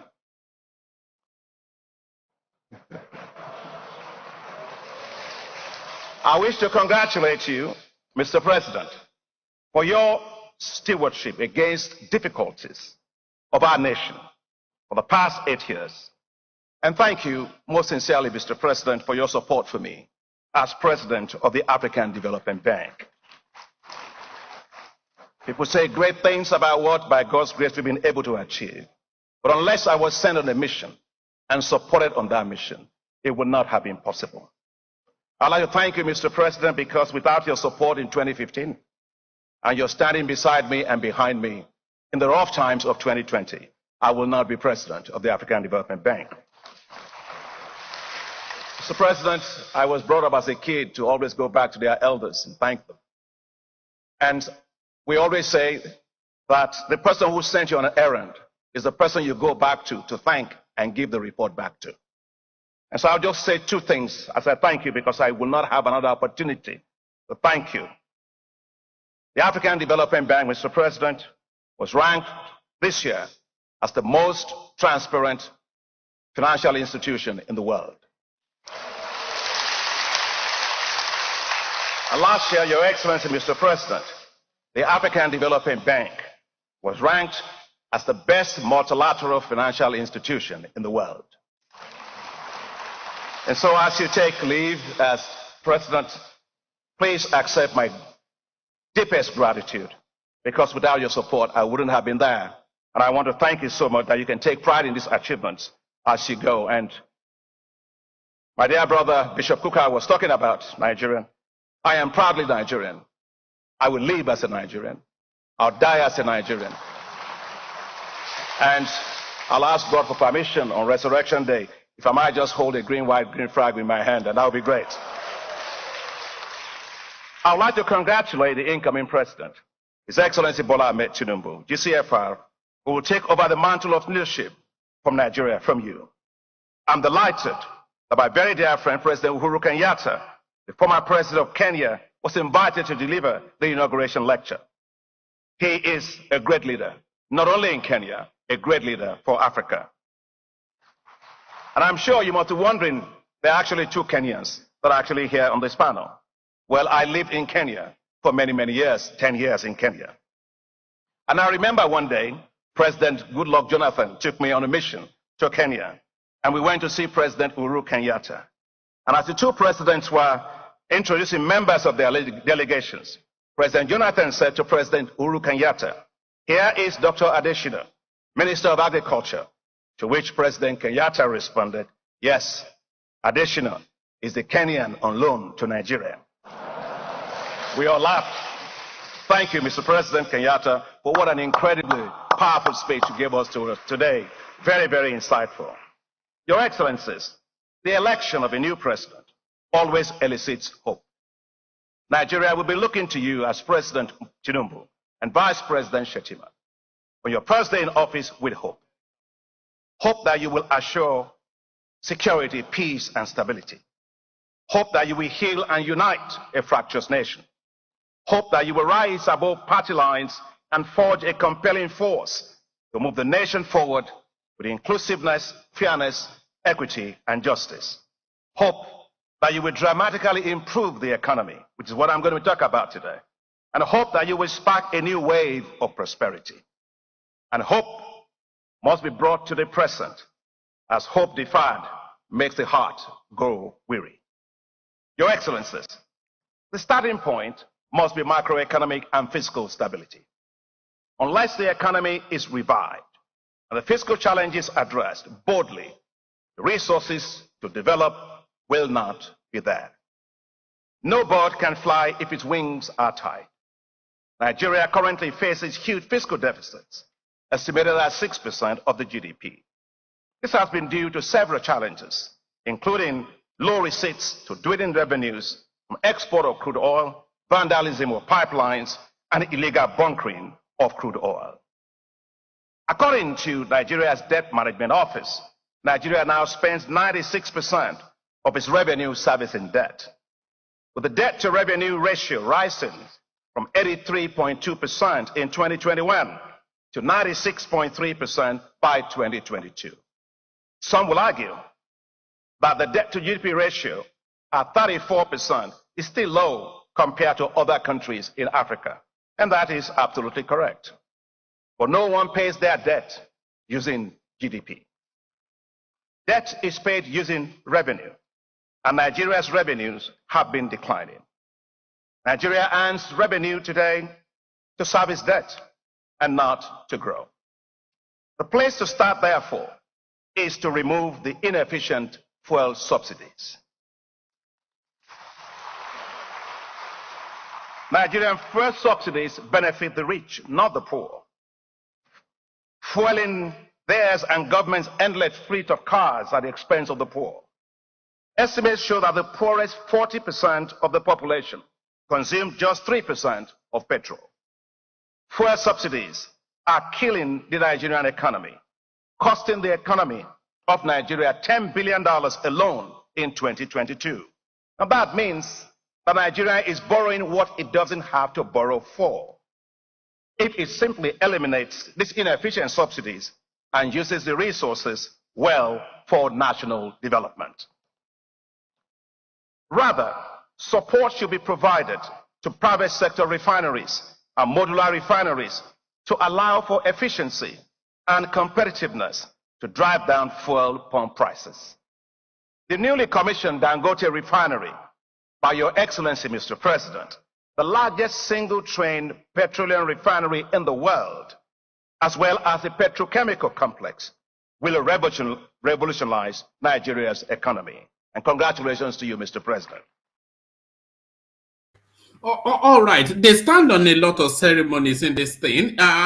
He only spoke to what we wanted to hear for about 2-3 minutes, but then he went for a good 7-8 minutes telling us how excellent these criminals all over Africa are. Kenyatta, was it not the one that renditioned Nnamdi Kanu to DSS facilities and all of this? Your Excellency this and Your Excellency that. The whole excellency now. You look at that. I was waiting for him to land the point, and we were there 8 minutes. He was excellenting and excellenting and excellenting, but he went there then about 8 minutes into it. So that fuel subsidy then, and the taker from that that 40% bottom base of the Nigerian state, they only consume 3% of the fuel. So the subsidy really for the rich, and he's just saying that it's not even something you have to think about. It has to be removed. I mean, see, if you don't have your blinders, socialism blinders on, it's obvious we have to, because it's a structural problem. Imagine a country full of oil and gas reserves importing petrol. That by itself is immoral. So if we get behind all that immoral laziness and all that stuff, let's just look at the fundamentals. We're spending dollar to import something we can produce. How? Not just that. It's not bad enough that we're spending dollars. We are borrowing dollars to import what we can produce. It doesn't stop at that. We're borrowing dollars to import what we can produce to enrich some people fraudulently. And it doesn't even stop there again. And all the dollar we don't have that we're borrowing prevents us from investing in the economy so we can generate more revenues. Because we have to borrow more, our revenues is stagnant, is actually decreasing because, I mean, the receipts we get from exporting crude is down. So we keep borrowing to fund this corruption, and then the debt to revenue will get worse. So it's a black hole. It's a black hole, but it's a political landmine, because that is supposed to be the so-called benefits that Nigerians enjoy. But it's not the benefit when you're killing yourself. There's no, I mean, honestly speaking, there was no way we could have continued with this subsidy. We would have just been borrowing. And then Nigerians, the simple Nigerians will be saying, oh, government debt is growing. Oh, this, but we have to enjoy subsidy. Is it that I mean, That's an oxymoron.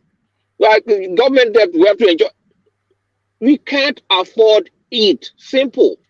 And with the subsidy going, there's no incentives for refineries to be built because people that are enjoying making money out of the subsidy will always sabotage refineries from getting built. At some point in time in Nigeria, the people that they gave refining license, they also gave them license to import petrol.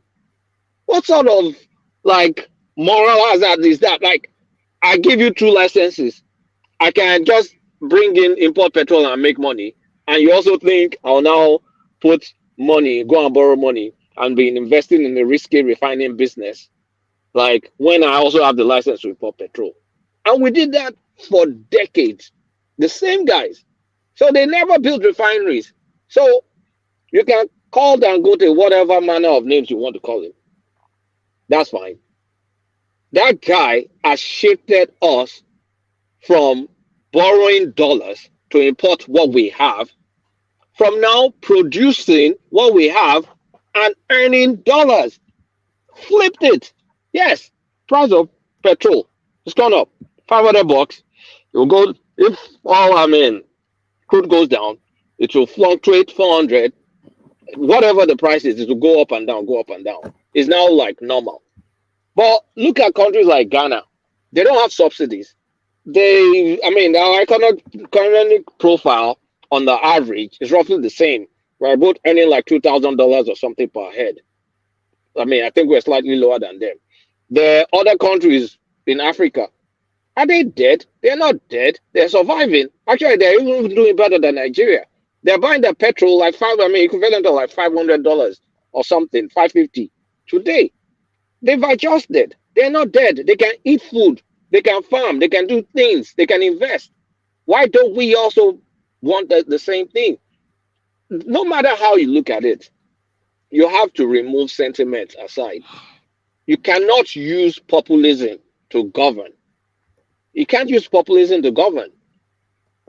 Forget the sentiment. One man, can I interject? You can interject. Let me just finish this statement. Forget sentiment. Do what is right for the country. Fix our structural problem. But now that they've removed subsidy, government has to be very sensitive to corruption. Extremely sensitive to corruption.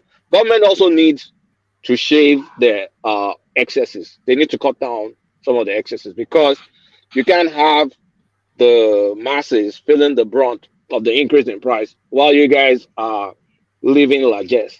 So I will recommend, not that I don't know if it can be enforced because it depends on what you want to cut, but I will recommend that in addition to this subsidy cut, they implement some aspects of Oronsaye report to cut down some of the government excesses and duplication. Go ahead, Hassan. Yeah, before you interject, Hassan, Alhaji Gaban was actually speaking to that space you were speaking to Kulata earlier. Okay. It was citing the excesses of government overspend, and it was saying that when a state governor wants to move, it could well be in the hundreds of millions, just that movement. And then he narrowed it down to the micro. He said to fill one of the jeeps, just one of the jeeps, because of course they travel in convoys of vehicles, but to fill one of the jeeps, it would have been 18,000 naira to fill it.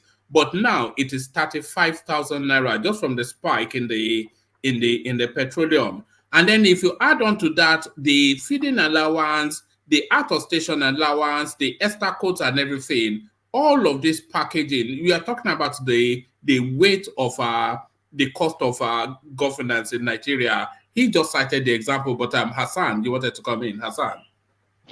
Yes, as I was saying, you see, what Akinwumi Adesina, the AFDB president, just presented now, it spoke to my point. He said 60% of revenue actually goes to the elites. 40% are the poor of the poor, and they do not see any significant changes in their life. That's one. Two, the fact that whatever it is you are going to go into, there has to be some form of social safeguards to ensure that people are not harmed in the process of doing, in the process of changing policy or implementing policy. Yeah, sometimes it's not even only human beings, even the environment too, must be safeguarded. So what I'm trying to say essentially is that it will do the government a lot of good, to humanize, and sympathize and wear the shoes of ordinary Nigerians so that they can taper it down. It's a tapering down that we need of this fuel subsidy, not that it will just be cut off one day. Cutting it one day like that is too draconian, is kind of tyrannical, and it's going to do more harm than good. In the long run, you can taper it down, say in the space of 6 months to a year. By then, you would have been, people would have gotten used to it. People must have adjusted, with the new business reality. But you having over 200% increase in your energy is going to crash a lot of business. So I think tapering down is the best approach. Tapering it down bit by bit You mean withdraw it? that people become comfortable. I'd like to respectfully disagree. I'd like to disagree. Yes. With everything you just said. In phases, yes. That will be the best thing. I want to know your point of disagreement. No, I'm going to tell you my point of disagreement on each and every point you just made. So first of all, doing it in phases, I believe, as long as you're still providing subsidy, you're still subsidizing, you're still using money we don't have to fund people that are stealing our money. We still have to borrow because we simply can't afford any subsidy. So tapering it down or whatever. And also, you are buying more time for the opposition to galvanize against you. These are powerful forces we're talking about. Powerful forces. So do you know the amount of rich guys that will be crying now because they just cut the source of their funding? It just got cut off drastically. And these are powerful interest groups.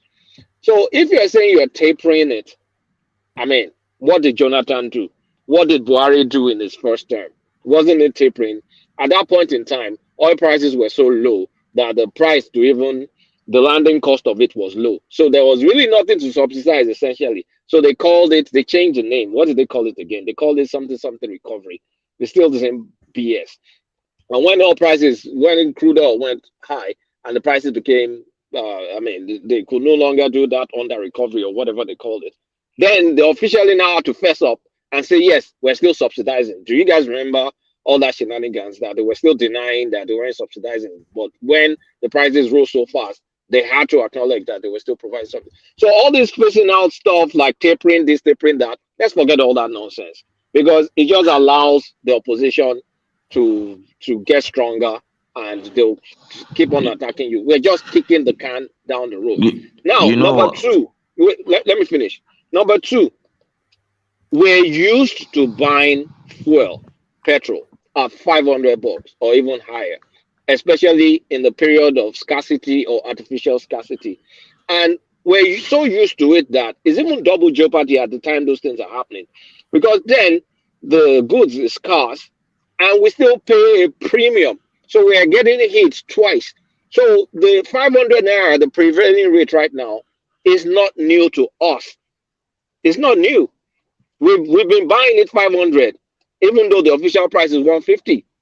When there's scarcity or when there's whatever shenanigans those marketers do, we buy it at expensive rates. So it's not new. So when it's 500 and it's always available, then people are used to buying it at expensive prices. There are some areas in Nigeria that have never ever been able to buy it at that 160 or whatever. Never. If you go to the southeast, it's almost double the price all the time, 24/7, all the time. So to them, okay, some additional, but at least it's going to be available. So let's not talk about the price. We've always bought it at expensive rates. Even as far back as when I was in Nigeria, back then, I know we bought it like, at that time, that was in the 90s. We bought petrol, something close to 100 and something naira or something like that, that people were screaming. And that was then. So let's not talk about, oh, it's 500. We bought it expensive. We bought it 600 before. And then it will be black market. So that's not an issue. Then the last thing I want to push back against, giving people free money. Has it ever worked where you start sharing money? Let's not waste money. What really works is productivity. If government uses the money that they're using to do subsidy to fund soldiers, so we have more security, people are able to go to their farms, and Tinubu is able to implement what's the name of this agricultural stuff that is in manifesto. So I mean, commodity boards and all this stuff, if they're able to use our money to do that, get people back to the farms, get people to work, fix electricity, that is the kind of areas where we need money to be spent. If I may ask a quick question, not giving people free money. Who introduced this subsidy in the first place? May I? It was introduced in the Please, 70s. may I respond? May I respond? Please let me respond. A brief response, and then let's bring other voices into the conversation. You see, as far as capitalism is concerned, nobody can put a price tag on how you sell your market, your product. Nobody can put a price tag on it. That is capitalism. If you want to buy, you buy. So this 500 naira that you said we are already buying for, well, how sure are you that it will remain at 500 naira? It's not going to remain at that. Wait, let me finish. Please, let me finish. There is every possibility that this petrol PMS may even reach up to 8,000 naira or more. Let me finish. So what you are suggesting with all the things you've said earlier is like throwing away the baby with water all along. And the bad water. No, I'm not saying throw away the baby and the bad water. That's the implication of your position. No, that's the implication of your position. It's opportunity cost. No, you borrow to fund corruption and inefficiency, or you borrow to develop the country and build productivity. We will adjust our behaviors. You are not looking at the human side of all this. Competition. Yes, go ahead. Competition will take care of the price. That's what, listen, no one is just going to jack up price, and there will be competition. It's not like you say monopolize space. You understand? So there will be competition. The subsidies gotta go, man. That stuff's gotta go. Price will go up and down. Yeah, it's going to go up and down. Whatever. Free package. There will be competition. As long as there's competition in that space, trust me, they will take care of it. You might even go down safe. All the way, depends on how they operate on the other sectors and stuff, But to me, I think what government should have subsidized should have been agriculture, to be honest, because I believe during the time in the First Republic, that era where we used to have Ryan Cuckoo and all those, we used to have Gramnor Pyramid. I believe agriculture was subsidized during that time. It's like the government was ready to buy from the farmer and export and things like that. So that subsidizing agriculture alone, that's automatic job creation, because most Nigerians are not productive. They don't know how to manufacture anything. It doesn't take rocket science to go to the farm and go and grow food and and sell to the government. So can I come in? All these don't use. Let Mike land. Yeah, carry on, Mike. Millions of people they are jobless. It won't say, it's not rocket science to say, come, if I go to the farm, go and grow things. Hey, government, is ready to purchase what I grow. So that's something they should have subsidized. Agriculture. That's just my point. Sha. In America, agriculture is subsidized. So farming in America is one of the easiest thing to go into. You go, it's automatically job creation for yourself. So to me, I just think whoever started that subsidy was very foolish, to be honest. All right. Yeah, can I interject real quick? Yeah. Comment, Prince Daddy, and then after Fatai, only because we've not heard Prince Daddy's voice for a while. So Prince Daddy, come in. Okay, yeah, briefly, I'm kind of in a little bit noisy place right here. Yeah, I think Mike's concluded by saying that the people that established the subsidy are stupid. Well, so that's the issue in Nigeria. Just like you guys are smart, you got to keep in mind also that those people on the other side are smart also. Every inefficiency, every waste in the system in Nigeria is deliberate, from power to subsidy. So don't think those people are stupid. Those are deliberate plans or institutions in place to take care of the few people. They are not stupid. They are smart. They're extremely smart. Okay. And the issue about removing the subsidy, well, I think maybe it was Hassan. You see, I think Kolata alluded to it. The opportunity cost of removing the subsidy and using the money or the funds for some other things, or rather the substitution effect of it. The subsidy that we're subsidizing, is borrowed money, if I'm not mistaken. We don't really have that money allocated in the budget. These are monies that we borrow to pay and give to the rich, a handful of people. The subsidy, it has to go. It's not about being emotional or being insensitive to the Nigerian common people or the poor people. That's not the case, because we're not really looking at the consequential effect of this subsidy issue. Now everybody's concerned about the price of things going up, but the reality is that every time we pay subsidy to these people, we, just like Kolata said, we're not spending the money on agriculture, maybe education, maybe a hospital. A lot of children are dying from common diseases like malaria and some other ones that can be easily taken care of if we have adequate, health system in place. So the poor are already suffering in many other ways, and they are dying also. So the fuel subsidy is not going to really kill people as much as poor healthcare system and security is killing people in Nigeria. So we have to give a lot of credit to Asiwaju. I know everybody thinks things should be done in such a perfect way that it should be able to calculate all the variables to be able to give Nigerians a soft landing. But let's face reality. The corruption of the corrupt people are always going to fight back.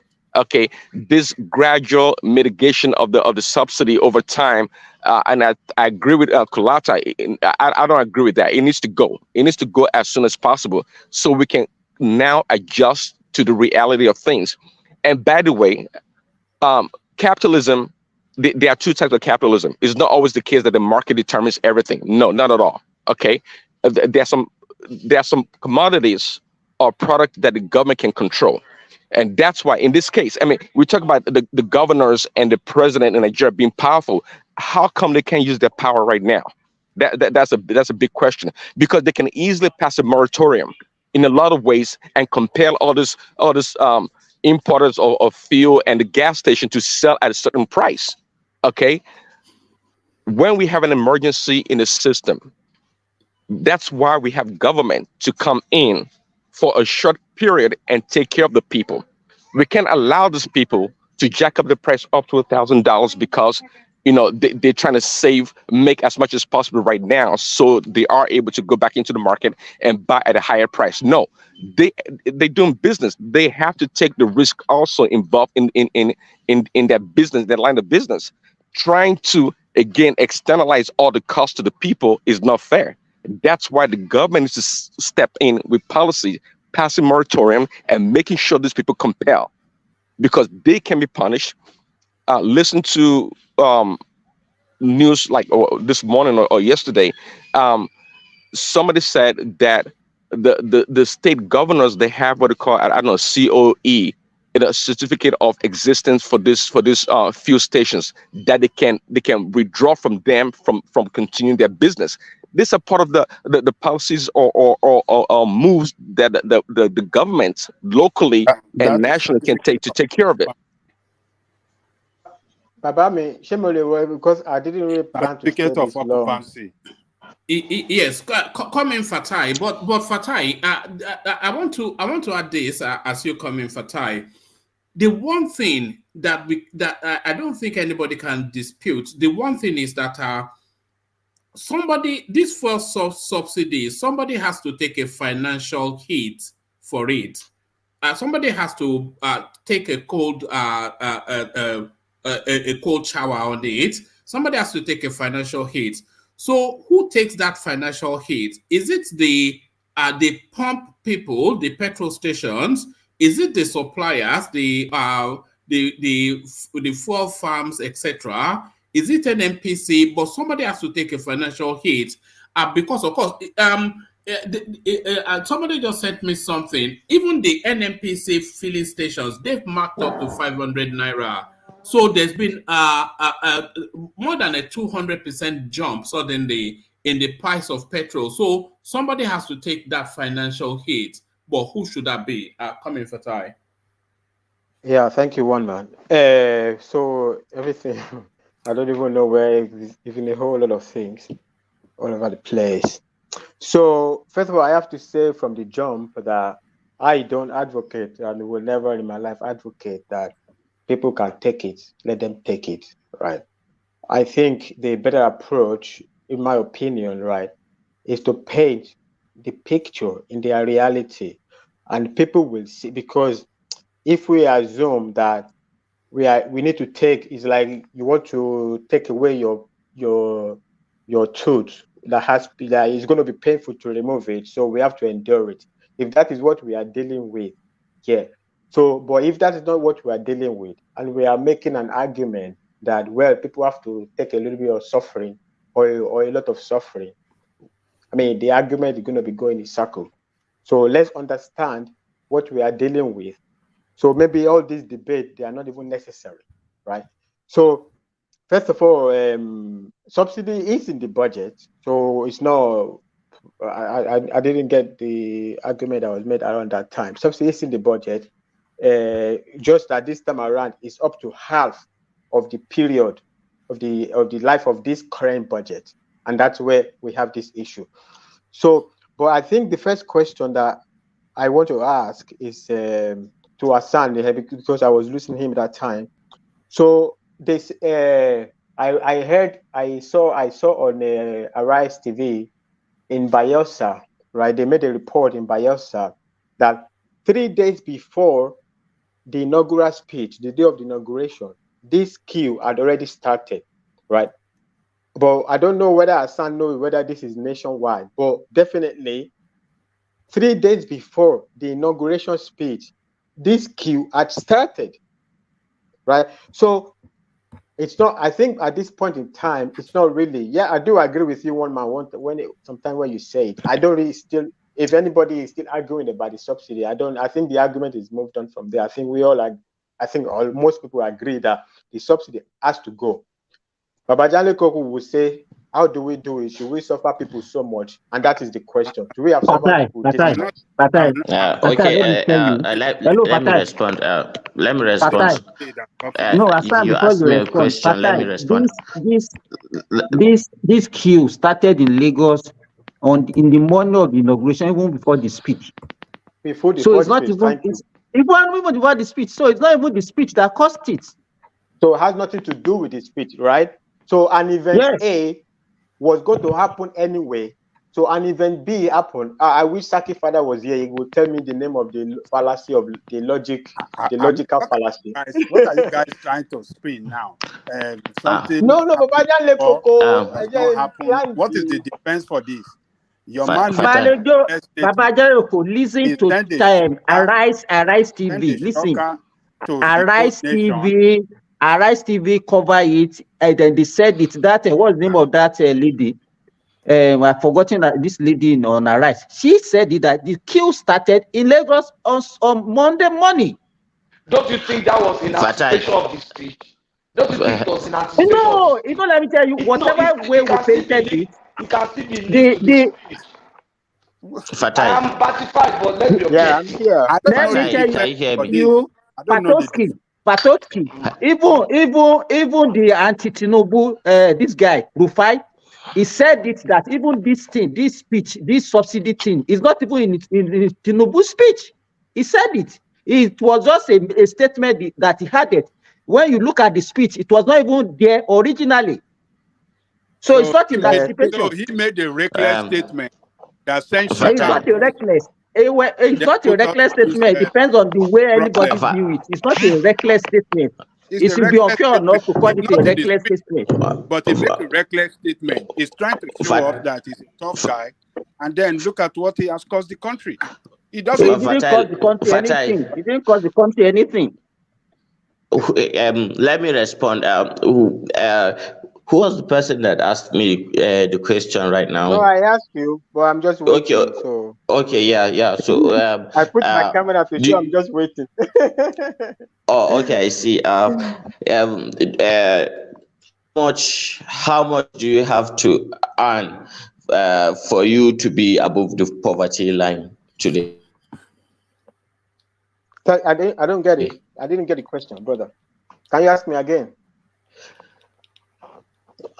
Yes. How much do you have to earn for you to be above the poverty line today? Daily anyway. I don't understand where the question is going. Okay. There is, the United Nations has an index. Anybody that does not make up to $1.5 $1.50 each day is living below the poverty line. Do you get what I mean? Do you get what I mean? Yeah, what is the direction of the question? What is the point you are trying to make? Yes, let me finish. I'm trying to establish this fact before I will get there. Okay, so look at it this way. If we are selling petrol at the rate of 600 naira, it may probably even go beyond that very soon if this is not curtailed. So people will be buying a liter of petrol, close to $2. And there are implications because in Nigeria we use petrol for practically everything. You are just being emotional. What do you mean by $2? What do you mean by people will be buying fuel for $2? What do you mean by that? Let you are just exaggerating to put let me finish. One at a time. Let me finish now. I'm telling you about the real life implications. Food is going to be expensive. Do you think all those cars that transport foodstuff from one part of the country to another, they run on water? They run on fuel, and that will no businessman will load up a truck with goods and then transport it to another part of the country and then sell it at a cheaper rate. It's going to increase the cost of living for the ordinary person. So people are going to become poorer. Everything that you know in the market when you go is going to Hassan, I understand what you're saying. There's going to be inflation. Disagree with you. I don't disagree with your principle. Actually, inflation doesn't make you poorer. Then why do you want? If your price goes down, you make more money. The person living in Nigeria telling you what they are experiencing already. You guys living all over the world are outside Nigeria don't want to listen to him. That doesn't justify. Why is he That saying that? You are blackmailing us. You are blackmailing us. One at a time. It's not blackmail. It's blackmail. It's blackmail. It's blackmail. It's not blackmail. It's losing touch with reality. You guys have lost touch with reality. Everybody hold. Let Hassan land and then come in. Hassan, carry on. Okay, so you see, there are real life consequences for all this. Everything is going to skyrocket. Everything is going, the prices will become high, inflation will become high, people who need medicines, everything is going to be so damn expensive. And mind you, minimum wage has remained as it is for long now. I think the last time they increased the minimum wage was like 9 years ago, something like that. And people are not making more money. Yet, every day, if you go to the market, what you buy. If you want to put that minimum, don't put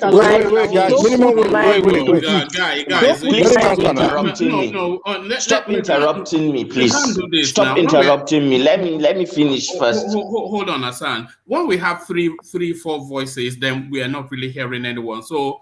Hassan, land it quickly. You can see people are eager to push back against you. Hassan. Okay. So you see, so people, will suffer for all these things because of the inflation. People will not be able to do their normal things. For example, if you earn, say, 30,000 naira, and then at the end of the month, you go to the supermarket and you buy maybe your grocery, everything you spend is maybe 15,000 naira. The next month, you go back to the store, that same 15,000 naira might only get you what you used to get for 5,000 naira. And then when you go in the next maybe 2-3 months, that your 30,000 naira might only get you what you used to get for 10,000 naira. So indirectly, you are becoming poorer and poorer. Yes, you are gaining the same money, but shrinkflation. Do you know this thing that they call shrinkflation, one man? No, carry on.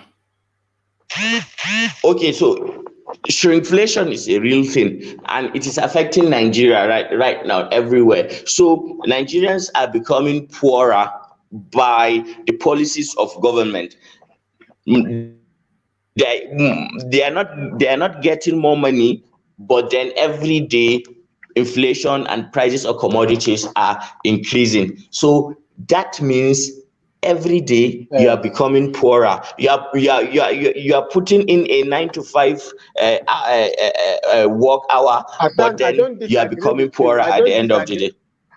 Hassan, I don't disagree with your line of travel. Where you are going, I totally agree. I don't advocate that people should suffer and just shut up and suffer until we fix the whole world. I don't agree with that. I might not totally go along with the permutation of how the economic direction will go, what will go. Shrinkflation. Okay, shrinkflation is just an ad hoc term. It's not like a real term. The economy is shrinking. We have massive. It's just playing with words. Shrinking economy plus inflation, and that's all. But I don't. No. That is not what it means. Shrinkflation is. No. Check it. No. Shrinkflation. Okay. Shrinkflation is. Let me wrap up my stuff. I have to sleep. Shrinkflation is. I have to go also now. Some people are just talking longer than everybody else, and we can make our point. Just giving too many opportunity to talk. All right. Shrinkflation. Wrap it up, Hassan, and then we. Yeah.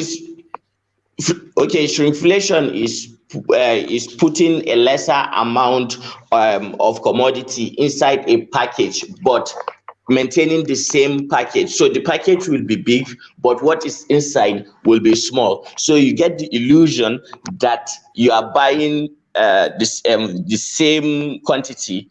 Meanwhile, it is not the same quantity. It has been reduced. This is the way that these companies do to make money. So that is shrinkflation for you, and it's everywhere. All right. Okay, so that's it. You can continue. All right. We'll do it in this order. Kolata, land your thought. I am the one speaking now. I want to go to sleep as well now. No, I'm waiting on now. Hold on. Kolata, right, land your night, thought. good night. All right then. Kolata, land your thoughts, and then let's hear from Mike. Okay. It's just running out of control. Yeah. Here's my thought, especially addressing what Hassan is saying. Like, it's not like you think people hate the poor and all that stuff. But no, it's not like that. The opportunity cost of what this subsidy stuff is doing is what you need to think about. You think it's just one direction or that. You take off subsidy, then prices will go up and it keeps going up and going up forever. No. It's not like that. There are other areas. Think about other areas that government can spend money on. Security, for example. They can use the money. They can deploy more soldiers, arm them, train them. So productivity in agriculture will go up because the soldiers and the police will be able to protect the farmers. So food inflation will go down, food will be more available, and they can use money to spend on silos and commodity boards. I mean, set up all that stuff. So, I mean, there will be more food available, things like that. Healthcare provision, people will be more productive because they will be less sick. So when you think about, I mean, prices going up in one side, yes, removing the subsidy, but productivity and other areas of the economy going up, at the end of the day, may become a net neutral because we'll grow in a lot of areas. We agree, cost of transportation, cost of all that will increase. But think about the other areas that we're stifling because we want to keep this side low. Is it worth it? Because think about the full picture of the economy. Areas that demand our attention, but we just can't afford to invest in them. And when we invest in those areas, it may be a net plus for us. The fact that there's a possibility of our exchange rates even going down because we're not using dollars to buy this stuff anymore, that's a plus. Our exchange rates may actually inch back downwards because we have less pressure on the dollar to use it to buy stuff, because the biggest use of dollar in the country is to import petrol. If that goes away, don't you think that will be good? So don't think about it from just one direction. Yeah, immediately, the immediate future, things will be hard. But on the long term, a lot of areas will spring up and things will tamper down eventually. So that's what I just want to inject that so people don't think about it just from a single dimension.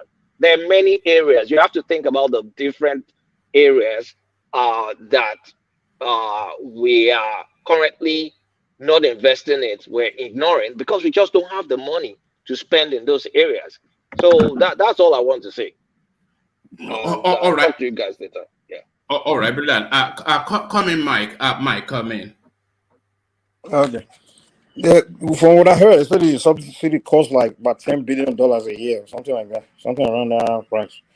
Just like Lotta said, I mean, they can invest that money into growth, like many areas, even infrastructure that will even make, like Hassan is saying, all these traveling costs and everything. If they fix the roads, put that money to infrastructure or even electricity, all those things, those are things that will push more productivity.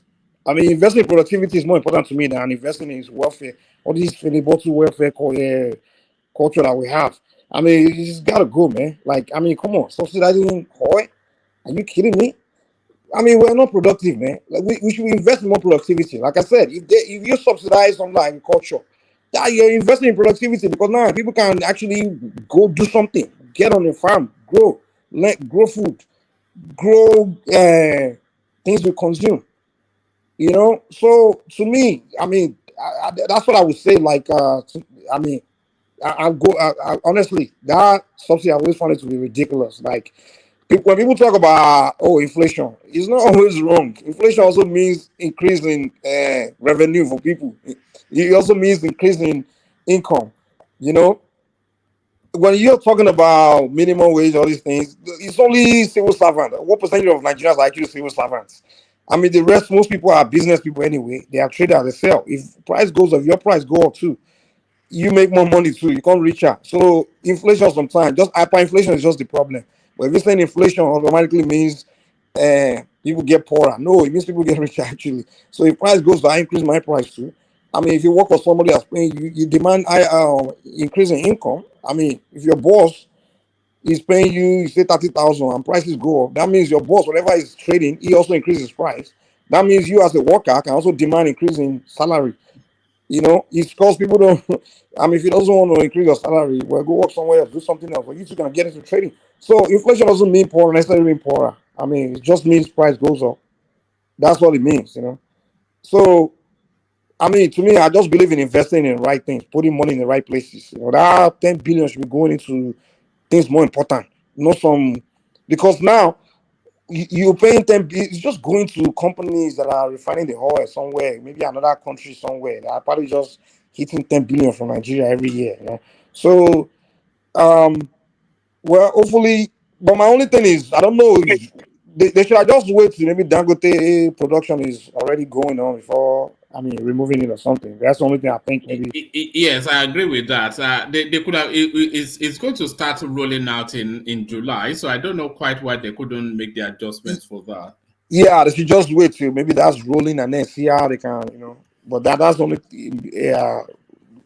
part where I think maybe, I mean, they should have, you know, I think they were wrong or something. But I don't know if it's something that could be done maybe gradually, maybe drop not 100% removal. Maybe they start from maybe 90%, they cut it down gradually or something. You know, but I don't know how that can work. But I think they should do it, but maybe responsibly. That's the only thing I can say. Maybe. Yeah. Anyway, that's what I have to say. All right, brilliant. Simba, come in. Okay, I've been muting me since good morning, woman.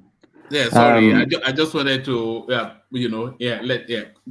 hear from you. You know, I don't know why we suddenly change now. You know, even before this pronouncement, all of us on this platform will be talking about this oil subsidy. And I don't think there's anybody that says that they don't want that oil subsidy to be removed. Now the reality has done on us, and then all of us now want to turn back and not saying this is the effect. Let me tell you, woman, if you look at this subsidy of 18, we talk about economy that is import dependent. And when Azan was talking and we started talking about inflation, what was the inflation rate even before the oil subsidy is not before the removal of oil subsidy? The inflation rate has been skyrocketing all over the world. It's not the removal of oil subsidy that will cause inflation in Nigeria. In Nigeria, production is driven by industry and it run on diesel. Diesel has been deregulated for years. Whatever inflation that one will cause, it has already cost it. And when you look at inflation, what we call inflation in Nigeria is actually the devaluation of naira. And we are talking about something that is affecting our foreign exchange, that is actually leading to devaluation of our naira because of the demand on dollars. And want to cut it so that the naira will be strengthened and the so-called inflation will reduce. And we're only looking at it from the myopic view of maybe if somebody buy cost of transportation. No, there are so many mirrors to it. When Tinubu made his speech, he talked about foreign exchange, repatriation of the foreign, investment in Nigeria, and also talk about foreign investment. The only way we can do that is by removing this subsidy, so that if you have excess dollars, that the foreigners can, by the time they are able to repatriate their investment, their profit in Nigeria, it will encourage foreign investment in Nigeria. The other time we were talking about foreign investment, and Baba Adeloko was talking about it has reduced. If you are an investor come to Nigeria, you made your investment, you made your money, you are unable to repatriate your money, then will you be encouraged to come and invest more? Those are the way we have to look at it. There is a myriad of opportunity, a myriad of advantage if we remove this oil subsidy that we are going to get, and it's not going to increase any price. Initially, yes, but a long time, everybody is going to benefit from it. So we should stop all this blackmailing, saying you are abroad or so, whatever. That is why people are talking like, no, we have to look at it deeply. The other time we are talking about Nigerian, what is it called now? Debt. Sorry. Let me. We are talking about foreign debt. Is that the call to prayer? Are you not going to pray? No, it's not even the call for prayer. It's already around 5:30 a.m. here. So we have already prayed. So what I'm saying now, we are talking. No, I'm in Saudi Arabia, so that's why the thing is. I'm a Muslim. Yes, I'm a Muslim. So what I'm saying now, do you pray 5 times a day? How do you pray in between all these 10 hours that you spend? It's only one prayer that falls within the hour. Okay. Because whenever the woman started, it will be around 1 a.m. Our own time here. So, and that's why it's very difficult for me to join early. So what I'm saying is that our borrowing, when you look at our borrowing, we are actually borrowing for consumption. We are not borrowing for investment. And that is one of the major problem that we have in Nigeria. So if we are able to save this money, there's no reason for us to say we want to borrow, because if we are spending almost 10 trillion naira every year on fuel subsidy, so what are we talking about? So, and when people are talking about is a bit too early, let me tell you, in fact, it could have been done 10, 20 years ago. It's not so. There's no proper time. The best time to do it is now. And when people are not saying we make Nigerians poorer, the Ghanaians, I think I've been mentioning this, the Benin, the people living in Cameroon, living in Niger, they are buying it, and that is why people are actually smuggling our fuel to those countries. Are they getting poorer because they are selling at a higher price in those countries? Are they better than Nigerians? But when when you are talking about corruption fighting back, that is what the people that are benefiting from this oil subsidy will do. They will instigate the labor, they will instigate Nigerians against the government, and those are the rhetorics that will be painting for people. It will make you poorer, it will cause inflation, it will not cause sishi, it will cause nothing. Let them remove it. We will be where all of us, we have parents, we have people in Nigeria, everybody, we have family in Nigeria. All of us, we have to pay that sacrifice for our country to move forward. So that it's not about it will cause inflation. No, it will not cause anything. Initially, all this initial that they are doing, yes, it will people will act, but at the time it will normalize and everything will play to and we continue our life. So with this blackmailing, you are not sensitive, the poor are suffering, and those are cheap blackmails that we do to push this thing forward. When we say you should remove it gradually, you cannot remove it gradually, because by the time you remove it, the thing will build up. They've been doing that, it has not been successful. By the time you say you remove 20%, then before you know it, they've added another 30% to it. So the best way is to remove it once and for all. Removing gradually will even worsen the situation. Where do you get the money? You are borrowing money to consume. No economy, a country will do that. You cannot be borrowing money for consumption. You only borrow money for production and investment. So that's what I want to say for now. It sounds as though you were campaigning for Peter Obi just then, consumption to production, but there it is. Now you got rid of him, now you agree with him. Look at this guy. As if it's not their party that was borrowing for consumption. Look at the way he's talking now. Is it not their own APC? Is it not their One man, do you mind? No, APC, I don't think they were. Why he was borrowing for consumption? He was borrowing for projects, infrastructure. Let Fatai talk. It seems bad that crypto Obi supporter, consumption to production. He is a closet Obi man. But let's hear from Fatai. Fatai, let's hear from you, Fatai. One man, do you mind to pull up the Wikipedia page I sent to you? Just because it's definition, I don't really care about Wikipedia. Because because Hassan, you said about the shrinkflation. So just to clarify that part, and like that, I'm really tired.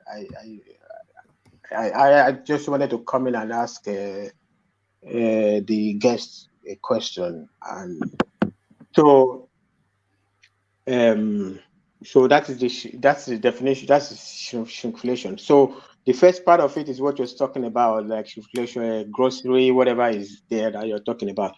So, but when you go down there, you say the word. That's what I was telling. The word is a portmanteau or whatever that. Okay. Anyway, that means it's a blend of the words shrink and inflation. First usage of the term shrinkflation with its current meaning, whatever, then they tell you is attributed to the economist, whatever the economy is. The same time earlier usage, whatever, to refer to an economy shrinking while also suffering high inflation. So that's what I told you. So whatever mafia somebody is doing with their package in the warehouse is not economic theory, right? So, but if you talk economic theory, that's what inflation means, right? It's just a made-up word to describe a very serious situation of inflation while the economy is shrinking. So that's what I tell you. So I don't say you're totally wrong, but I'm not familiar with your description because it's a warehouse packaging, whatever. I don't work in warehouse packaging, but I know as economic theory, that's what what I told you is what it means. It's just some theory come up with it just to describe some strange, weird situation of high inflation and while the economy is shrinking. One man, I have to go to sleep. I just want to clarify that because my definition is right. My definition is right. No, I don't think you are wrong. I'm just not familiar with it because it's not an economic theory. It's not an economic term. Okay. It's not really. But it's like urban dictionary stuff, right? So it goes on the street, but I don't know. So thank you, Mama. I have to go to sleep. All right, brilliant. All right, brilliant. So let's hear from you, Prince Daddy. We thought you'd fallen asleep on us. You were so quiet, Prince Daddy. And he has fallen asleep. Ajale Koko come in. No, I didn't fall asleep. I think one man, I've interjected I guess quite a bit, but Angelica can come in. Yeah, I'm good for right now. Thanks. All right, Bilan. Ajale Koko. You see, one man, when some of us here are supporting this removal of this petroleum subsidy, we are supporting it because we won't feel the impact. Or if we are going to feel the impact indirectly,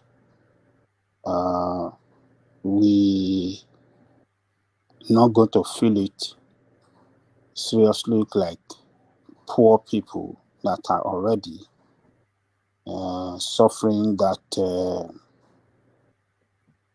multidimensional poverty. We are going to go to feel it like them. None of us going to feel it like them. So we can support whatever we want to support. Oh, remove this, remove that. We are supporting this because we don't look at the past. The removal of subsidy on some products in the past and look at those products now. Have we really saved so much? Have we really removed what we remove and the promise back as savings that they will get from removal? That saving, has it really been spent for the betterment of Nigerian people? That is the question. Are Nigerian people better off since they remove those subsidies from the diesel and from the kerosene? Nigerians, they worse off after the removal. Poor people cannot buy kerosene again. Kerosene is beyond the reach of poor people in Nigeria. Diesel is not is beyond the reach of manufacturers. Small scale manufacturers, they're suffering. And then we are supporting that, okay, this last one should be removed. This one that is that drives everything, every means of production depend on this petrol. You said it should be removed again. Go and look at the price. You're going to be buying it at $2,000. I mean, $2,000 if that is not taken. It's just a matter of time. We're going to see it.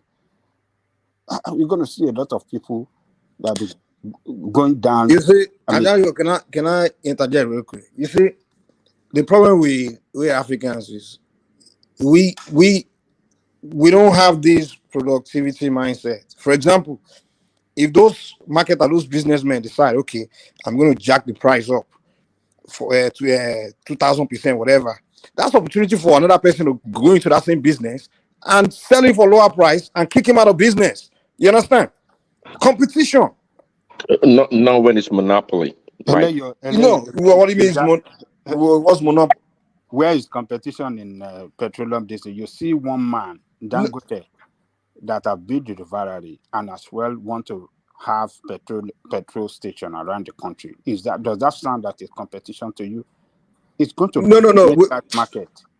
It's going to monopolize that market, and it's going to be very, very rich. State. He would dictate. What we are talking about right now, we're talking about the suppliers, right? If they decided that they want to, because government takes out subsidy, they don't get any cheap money, easy money like that. Oh, they're just going to jack up price. It's an opportunity for someone else to get into the same business and compete and drop the price. Mike, real quick. Okay. Well, in a natural economic sense, it makes sense for competitors or new entrants to come in and take the market share. But what you're talking about here is monopolize. Even OPEC. It's not monopoly. What is monopolize? Listen, even Who's monopolizing it? It's monopolized because nobody else want to compete. That's why. Go into it and compete. Those few guys that are doing importing, like you know their names now. I think Femi is part of them.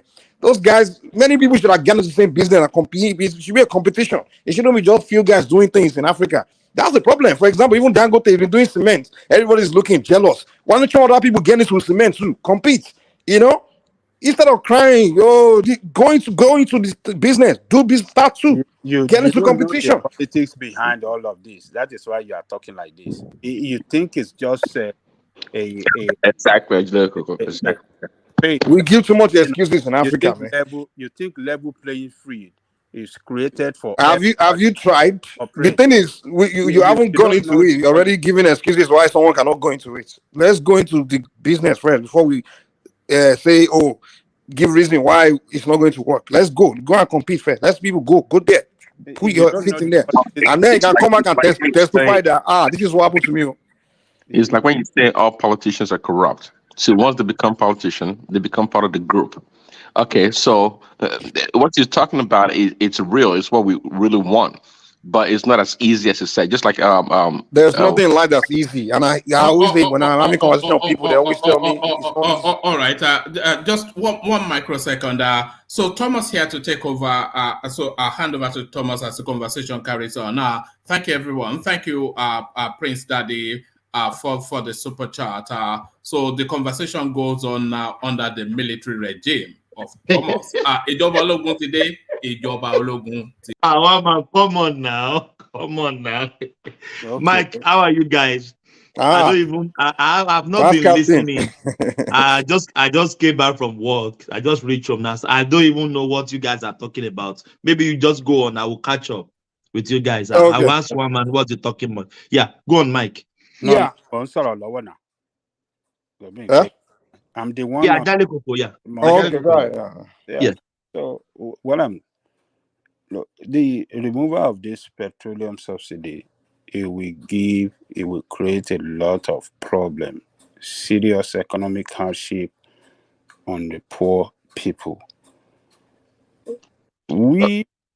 Angelico, sorry, you said that last time. Okay, now tell us the approach that Tinubu or any other government should have taken? Or are you suggesting that they should not have removed the subsidy? Is that your position? Subsidy, there's nothing wrong in subsidy. That is my own position. Unproductive ones? Government subsidizing on petroleum product in that country is nothing wrong in it. It is the corruption, the management of it, the fraudulent management of it by the government. Okay, can I ask you a question? That money, please. The money that government is using to subsidize, where's the government getting that money from? Look, what I'm saying is that it is not a problem to subsidize for the common good and the betterment of Nigerian people. But when government itself manage that subsidy program with corruption, corrupt practices, that is the problem. It is not the subsidy. So the government must look at that corruption, particularly what is responsible, because everybody knows that there's corruption in that. So $10 billion a year. Ajale Koko, what you are telling us now is if the corruption can be condoned, we should continue paying the subsidy. That is not $10 billion a year. What I'm saying, you should hold your government accountable. If you have a government that are not responsible, that are lazy, and that are corrupt. No, Ajale Koko, see, to what Mike was saying. If in government, hold on, let me land this. In America, there's subsidy for agricultural produce for agriculture in America. But guess what? Obamacare, the Obamacare that people enjoy in this country, is a subsidy. Hold on. I'm glad you mentioned these things. Go ahead, finish. There's a subsidy for healthcare. It's a subsidy for healthcare in the United States. And now the question is, Ajale Koko, before you continue, sorry. Where's the government earning the money they are using to pay for it? They are taxing people. But the Nigerian government, the subsidy money is not that they are taxing people to pay for it. They are using money they earn by selling crude out. They all earn money. They're using it to subsidize people. It doesn't happen in any advanced country. America, everything is subsidized, even education. They do something called the property tax. They take it from the people. Anything they want to promote, any social welfare program or social program, they have to put money in. They go and tax the people to use that money to subsidize this. They just don't give you something for free. American government don't give it. They don't. But in Nigeria, the government is just giving free. The people are not paying anything. People are not put. They are not the one paying for the stuff. People free. What is government? Tell me what government is giving. The subsidy is free money now. It's not like they are taxing Nigerians to pay for it. It's not a tax. It's not like that they're collecting property tax somewhere to pay for the subsidy.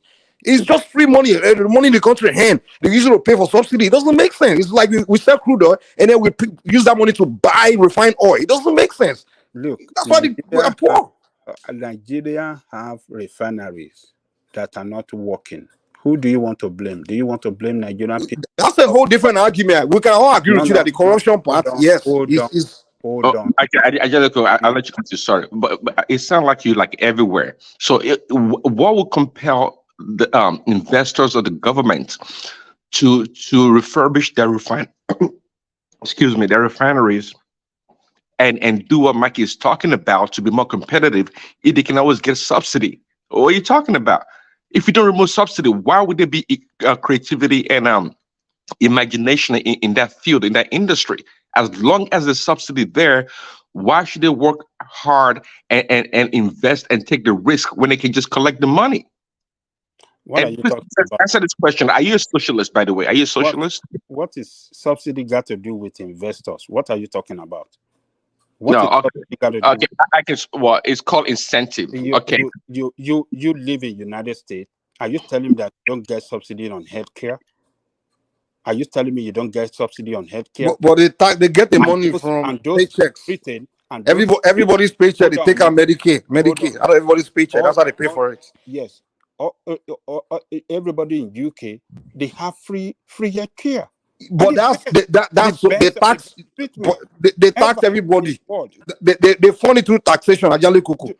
How do you want Nigerian government to fund this thing you're talking about? All these things, it's like we demand everything we get in America, but we don't understand that in America we pay for it. They tax you for those things. Hold on, they tax because you have government at work. You see government that function like government. Your government does not function well. And no, hold on. There's nothing to tax. The people are not creative. Hold on. You see, when you see these people having large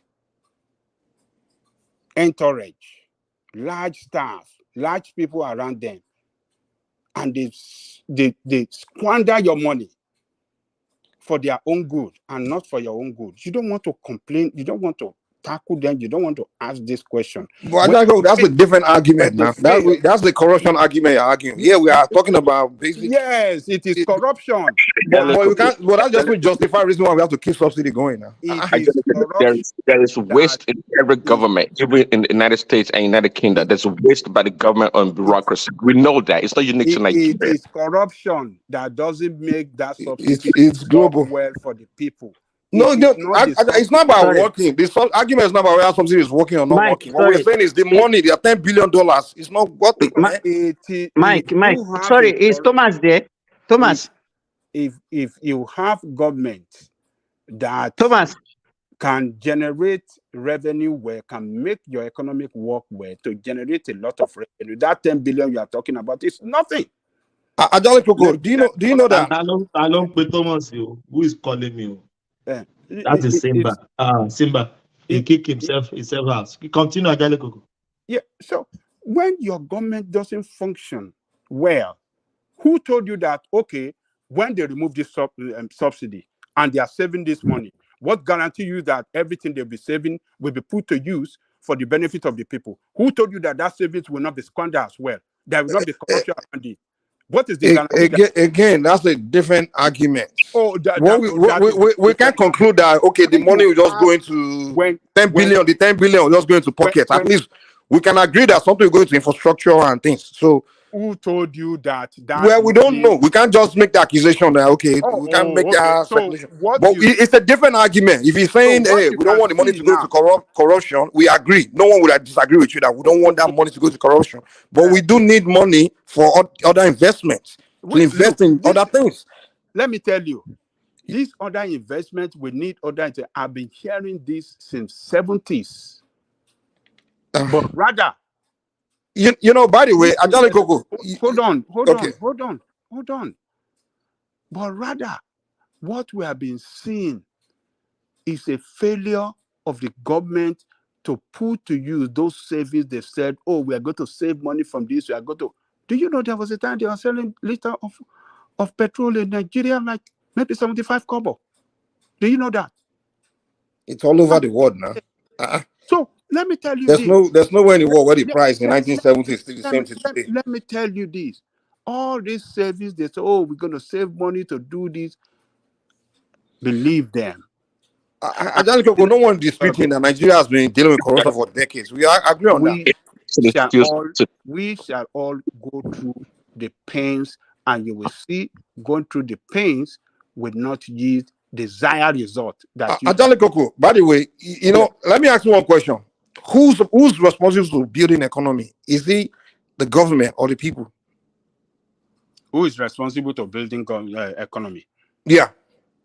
What do you mean? When it's government, number one, government have to create an enabling environment for businesses to strive. That's it. I think it's largely the creativity of the people. For example, in the United States where you live, do you know that 90% of employers of labor, do you know that 90% of employment is done by private sector? You know that? Government has no business in business. Government is not really a business entity. Government's role in society is to regulate. That's it. Yes, government will regulate. Exactly. Regulate. I agree with you. Government in America where you live, I can guarantee you, since you've been in this country, when you say you want to go and look for a job, you don't go to a government office to say I need a job. it's always a private sector. Whether it's Walmart, McDonald's, even the hospital you work in as a nurse when you graduate from school, it's all private, most largely private. If you graduate as an engineer and the firm you're going to work for, it's not owned by government. 90% of employment in America is private. It's creativity of individuals. They have vision. They started franchises. They expand. They started business. It's creativity of the people, and that's one thing we don't preach in Africa. We just believe the reason why we are poor is because of one government hasn't made us rich. No, the creativity is what. Hold on. There is nothing government can do to get the people out of poverty. It's the creativity of the people that will get them out of poverty. Mike, and when the people when the people become creative, government becomes richer. They have people to tax because American is so rich because all these private sector I told you, all these franchises and all these private companies, government is able to tax all of them, tax their employee, and raise revenue and use that revenue to subsidize things like healthcare, all these things you talk about, healthcare and all these things. But in Nigeria, we all want the same thing we have in America: the healthcare, the this and that and that. Where are the creative people with the franchise? Okay, Mike. Okay, 1 second. They say there are a lot of creative people. We want everything for free in Africa, but the citizens are not creative. Some. If you go to Nigeria, you see young boys with 6 children. He has no job. He has 10 children, and he's blaming government for the poverty. You see a woman that doesn't have a job. She will have like 8 children. The people is the problem, and I think where government should invest more is education. To be honest, to educate the people and teach people that okay, listen, this is your role as a citizen. Don't ask what your country can do for you. Ask what you can do for your country.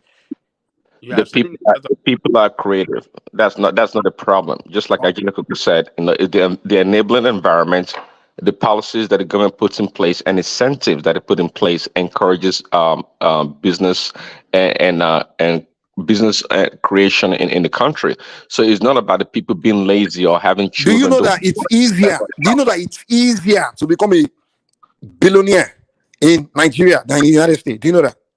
I don't disagree with you. Absolutely not disagree. Do you know it's there's virtually you can just go to Nigeria and just start a company without government regulating you, without regulations or anything. You can just you can become the next Zuckerberg if you want to. There's no regulation. Like you can just start business. Anybody can just start business. In America, you can't do that. You go to jail. You can't just say you want to start selling something. You can't wait. You can't just wake up and say, I want to start selling something. You have to first of all. That is how it is easy. Just start something and start making money in Nigeria. That's not what I'm saying. I'm not saying life is not. It's also people always use that word easy. There's nothing easy in life, and I hate when people say, "So you want it to be easy before you can do it, before it has to be." No, Mike. So are you saying it's easier to start a business in Nigeria than America? Is that what you're saying? He doesn't know. He's just. Before you even get your business registered in Nigeria, if you are not careful, you'll be giving fake business registration. It's going to be fake that you will get at the end of the day. So look, look, subsidy is not the problem. It is your government that couldn't. But Angelico, also, subsidy is not the problem. But so what is wrong if we have enough capacity, enough fuel in the country, and access to be able to export, and in so doing, reduce the price of a liter of petrol? I mean, what is wrong with that? Why do we continue to use subsidy? Prince, Ajalikoko, let me say this. Let me back Mike. In Australia, it's easy to set up business in Nigeria more than Australia. Ask me why. There is nothing you want to do in this country. You must have a certification and a license for everything, even cooking, cleaning. Let me finish, please. Yeah. You must have certification on what you are doing. Carpentry, just name it. Name it. But Nigeria, you can set your business and nobody is asking you for certification. Hold on. Nobody. Oh, hold on. When you are talking of buying and selling, it's different. So if you want to do buying and selling in in what do you call it, in your Australia, they will not go to ask for your certification. You just go to your local government. I don't know how you call it. Yes, yeah. Suburb. Yeah, just go to your suburb.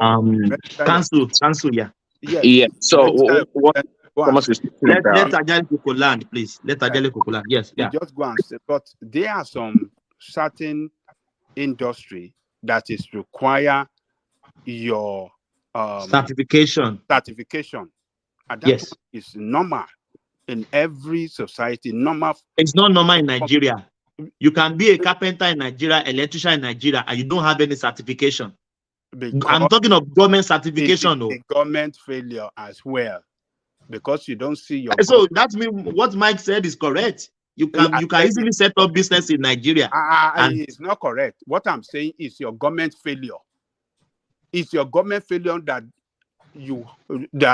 make it possible for people that don't have certification to. Okay, let me take it real quick. All of this.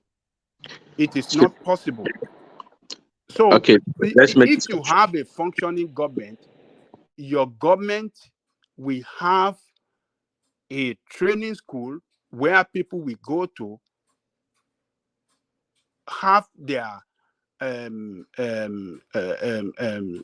skill, or what do you call it? They will go through some kind of training and then go through certification, and then they can practice. But you don't have it. You don't have, your technical school doesn't work. What do you have? This is the government failure. You want to blame people for everything. Education, they don't invest. Go and check the budget on education and healthcare. It's between 6 and 7 and 8% on education in the whole federal government budget on education. And when you see their budget on National Assembly, more than the budget for education, for healthcare and education in your country, and you accept that, and then they fail on this oil subsidy to manage it very well. It's a program, it's a government program that should be well managed, should be well audited at all times. But they don't even know how many liter of petrol that we consume. And you want to tell me that it is not government failure, but you want to blame it on people that, oh, this thing we are giving people must not enjoy it anymore. And you are supporting this evil. You will see argument between custom and the NNPC. NNPC is saying a particular figure, that this is the figure that we consume daily. The custom is saying, that is not true, but their own figure is different. And nothing happened. But yet, the people have to suffer for that. And you people are supporting that. Oh, this thing must go. You don't know the economic effect that the people of that country will go through. Seriously, everything will the productivity will suffer seriously in that country. And when productivity suffer, what are you expecting? How would Tinubu achieve the GDP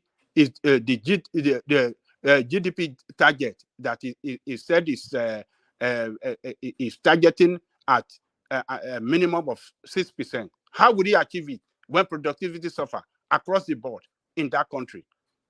And then people, we have to pay more for food, they have to pay more for school, they have to pay more for everything. And you think that is the best solution to our problem?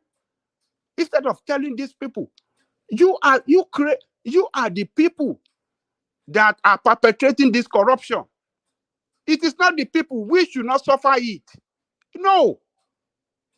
How do we enjoy our commonwealth as people of that country? That oil is our commonwealth, but you want to take it away. You want to give it to capitalists to start enjoying and making millions, billions. But the people of Nigeria, we have to go into poverty. Why capitalists like Dangote and others will be making billions out of it for business? Okay, are you a socialist? Am I a socialist? What is wrong being a socialist? Is it a wrong thing to be a socialist? Hello, can you answer me? No, I just want to wrong to be a socialist? Well, is it wrong being a socialist? Is it a bad thing in life to be a socialist? Yeah, it can be really bad. Actually, yeah. Evil to be a socialist? It can be. It can be evil. Look at how you have been brainwashed. So it's capitalist that capitalism. Sorry, Baba Jericho, I have some question I want to ask you.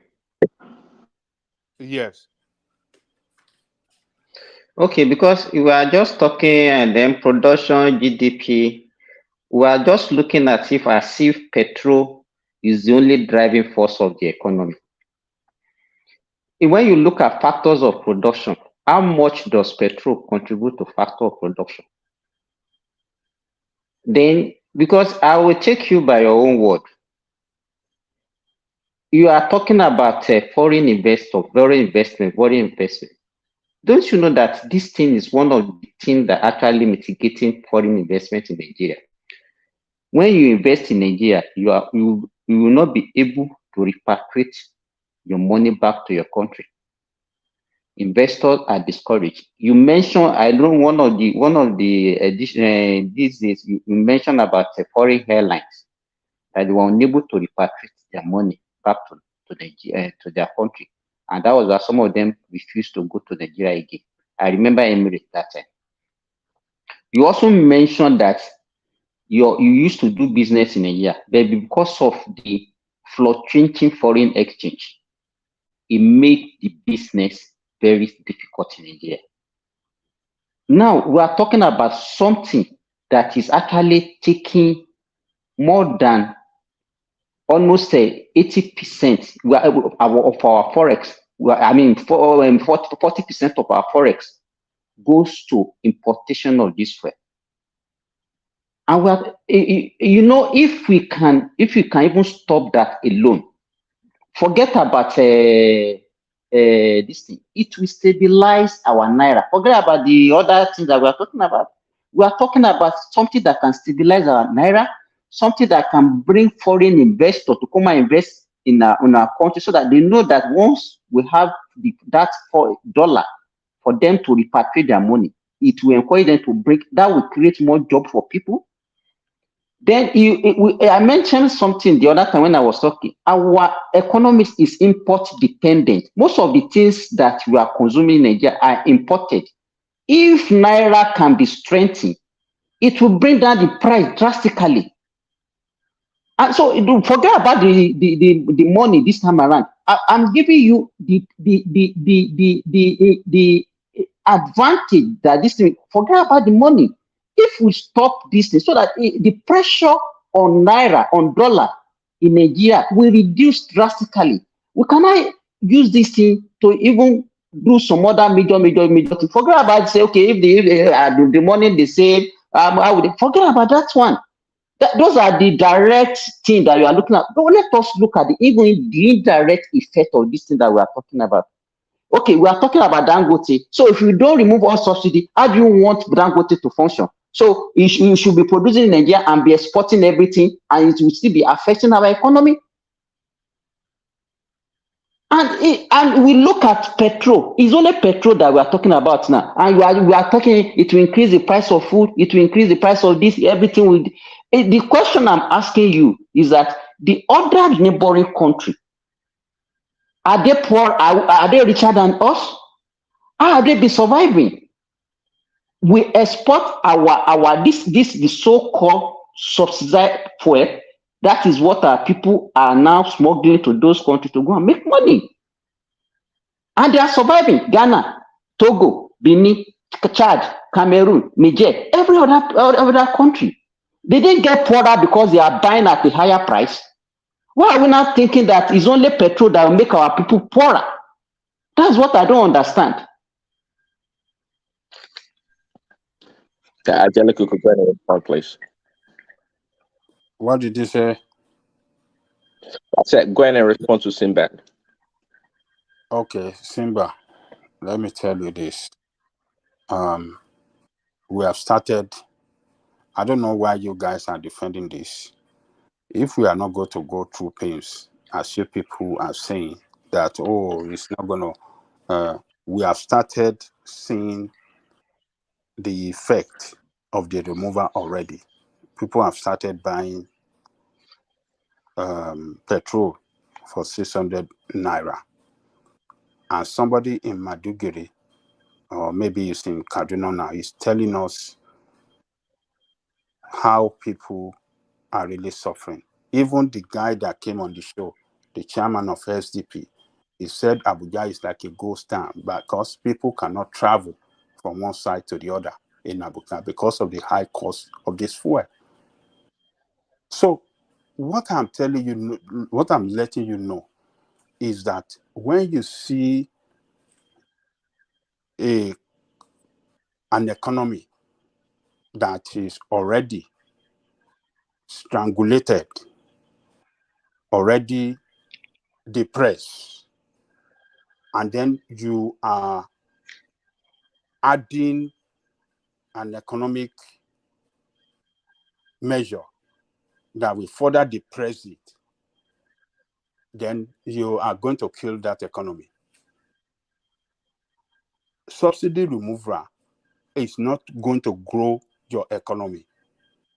What is going to grow your economy is when you tackle the corruption in the running of government business in Nigeria, including that of oil subsidy. It is not subsidy that is the problem, but the corruption around it. And corruption that the corruption, this thing that you are talking about, I could remember the so-called this of subsidy, was introduced by Gowon in 1870. And it was even Obasanjo that actually promulgated the law that puts subsidy that legalized subsidy in Nigeria in 1877. But subsequent regime have made several attempts in removing. You know, if everybody, every government that we have been talking about this canker that is affecting our economy. Everybody has been talking about it. Successive regime have been saying it, and we still believe that is the best way to go. To me, it doesn't make any sense. It doesn't make any sense. What I'm saying, if we are talking about corruption, and we know it's very easy, let me tell you, because I was listening when we were interviewing that the SDP chairman. Even when the Prince came, talk is cheap. Talk is very cheap. It's very easy to criticize.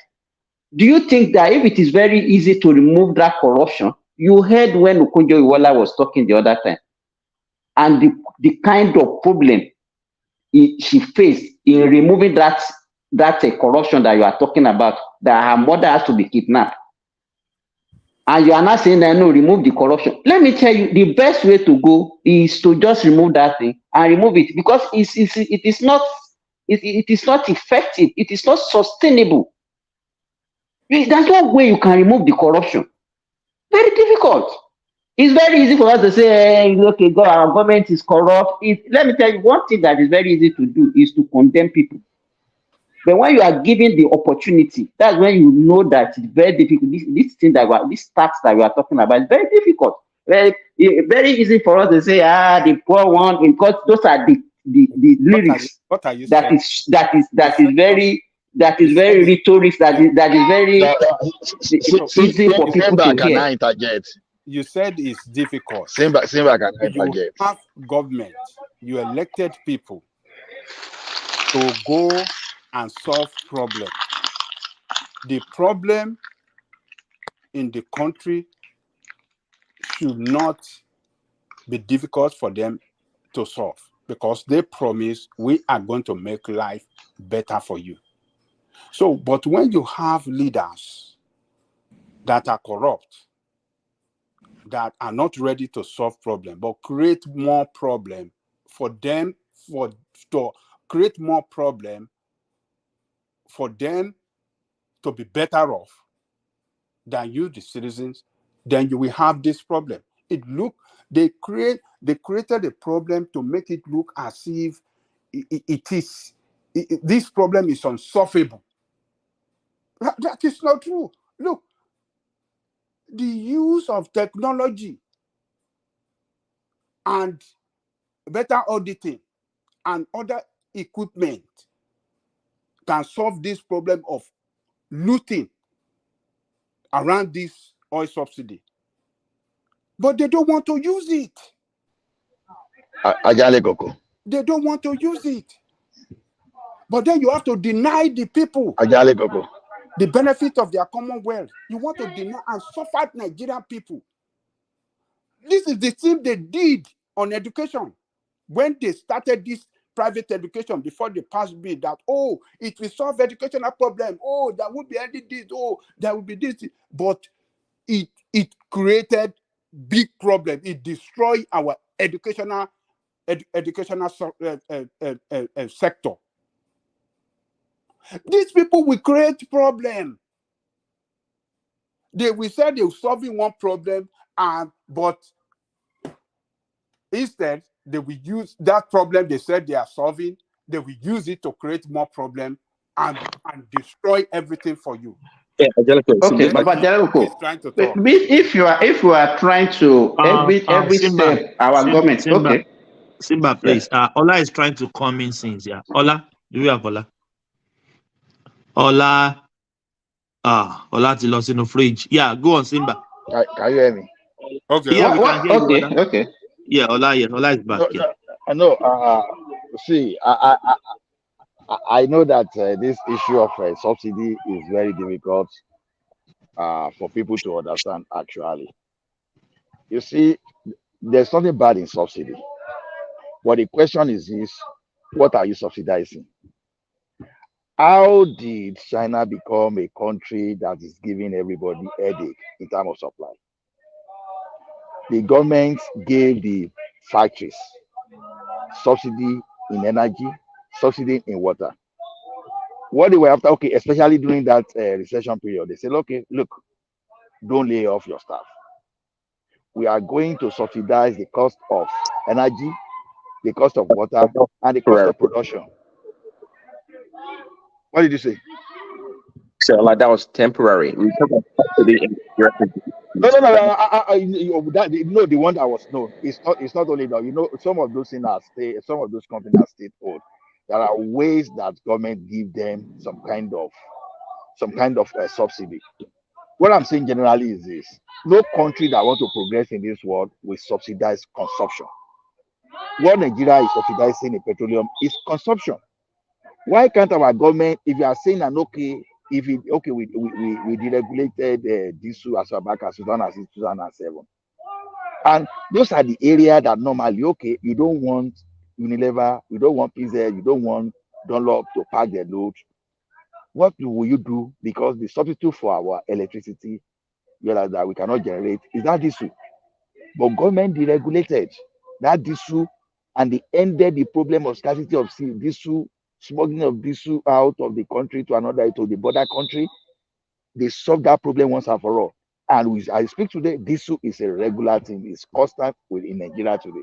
They solved that problem. Now, look at the kerosene that the poor people normally use. What did they do? Is this beyond the reach of Nigerian people now? Even for small scale industry, is it beyond their reach? The diesel, the kerosene? Yes, diesel, yes. No, diesel is stable. It's stable. I'm telling you, is it affordable? Of course, it's affordable. You will only say what you stop it. No, but the way economy work is this. Oh, you look at your cost of production. Wait now, you look at your cost of production. Okay. You look at your cost of when production. They are buying diesel, and wait now, wait now. Wait. So if they are buying it at if they're buying it at high cost, where who is going to suffer the consequences of that? Is it not the consumer? Forget. Olada. Forget about that. We see affordability of that community. You can never, because that's the mistake we'll be making. Okay, we were in Nigeria when Obasanjo increased petrol price. This is sorry, oh, consumer will not be able to buy this. I will not be able to buy that. Did Nigeria get poorer after that time? No. Nigeria actually got richer. Because what happened after Obasanjo increased the price then was to increase worker salary. And all those people that are providing services, they increase the price of their services. Now, the mistake we are making here is this. If you used to buy egg, let's say 1 egg for 50 naira. Oh, you think when that egg goes to 200 naira, that, oh, it has it? No. You see, you may not be able to buy 1 egg for 50 naira. And the person that could not buy egg for 1 egg for 50 naira, when productivity increase, you can even buy 5 eggs, even if it's sold at 200 naira. That is the way it works. See, look at during that time, for example, lecturers, they started buying cars, the thing that was not happening before. So what will productivity do? I've given this example. People might not know that NITE was heavily subsidized when we were trying to use this national thing, you know. Everybody was saying, no, in British telecommunication is working. No, the fact that it was working in the UK and good that they did it, some people were not putting the money in their pocket, very good. But in the Nigeria situation, they were pumping the money into NITE and we could not see the results. Even the rich self could hardly afford that. But Ola, you can't say because diesel and kerosene is available, that doesn't mean it's affordable. No, see, let me tell you, I told you something that $8.50 per liter diesel, Ola. $8.50 per liter. Wait, some states they pay 1,000 in the east. It's not affordable. Wait, it's not affordable as the banks the bank in Nigeria, have they closed down? At MTN, have they closed down? Wait now. Industry in Nigeria, do you know how much was it? Do you know how much was the price of diesel last year? Do you remember what the price? No. Hold on. I'm asking you, do you know how much was the price? It was 300 or 350. It's now 850. So what is that going to? What would that done to productivity? When diesel was sold for 20 naira, you were paying 50 naira per minute of MTN. What about? See, this thing is that you have to look at it with respect to. Don't go back. Look at between last year and this year. I'm telling you, it was about 300 last year, but today it is 850. What is a function of your current? Is a function of your exchange. Okay, fine. It's a function of your exchange. So it will keep going up.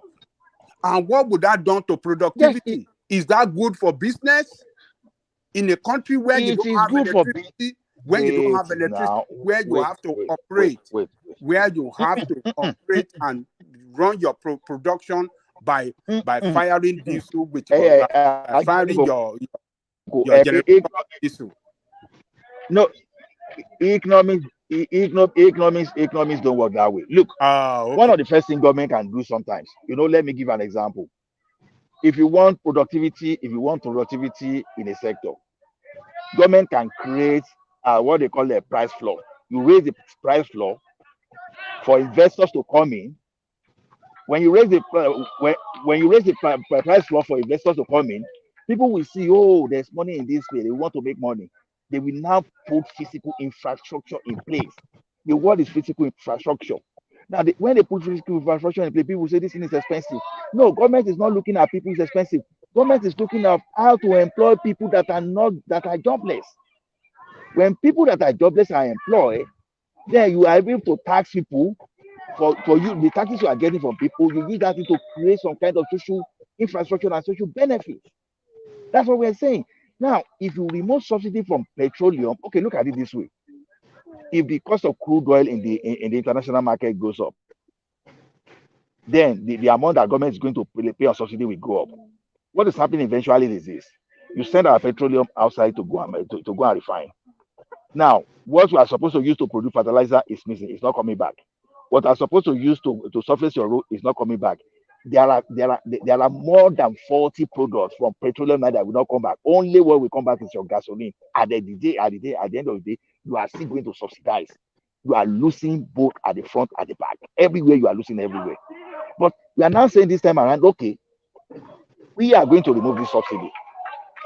Anybody that want to get into this business, if you want to aim for good, some people that have their refinery on ground that we produce locally, and you will still put your home or in the ship on the high sea, and you will still get the foreign storage where you are going to accumulate. So if you want to be importing, and those people at home, they will employ people and they will save costs, and they can even get some kind of benefit from the government. That's what we are saying. Remove this subsidy, let our local industry develop. When our local industry develop, people will be employed. That is the most important thing. When people is employed, productivity will increase. So that is what you should see from the and the purchasing power will increase. The purchasing, even though I don't even locally, I want the purchasing power locally to even increase, but I still want our currency to be devalued so that we'll be able to target the international market. The weaker your currency, the better for you, for your exports. So that's what I say. Now, all the money we made on subsidy, we are consuming it. We are If you devalue your currency and you have nothing to export, even that won't be a double whammy. I was just trying to interject. If you devalue your currency, that would be a double jeopardy. And the issue of devaluing the naira, okay. It's not going to be double jeopardy. Nigeria manufacturing. Let me tell you. Let me if you devalue your currency, there's an increase in demand for dollar, and you have nothing to export. It's going to tell on. No, don't get me wrong. No, don't get me wrong. If you go back to structural adjustment program, we fail to implement correctly.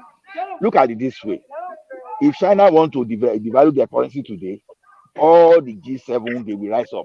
They will say no way, because they know the implication of the economy, because already China they are already overproducing already. They have oversupply already in some aspect of their own economy. Now, when you are now devaluing the currency now, you are creating more jeopardy. You are killing the product in the international market for the Chinese product to come in. Now, if you devalue our currency, because foreign currency will be able to buy more of our products.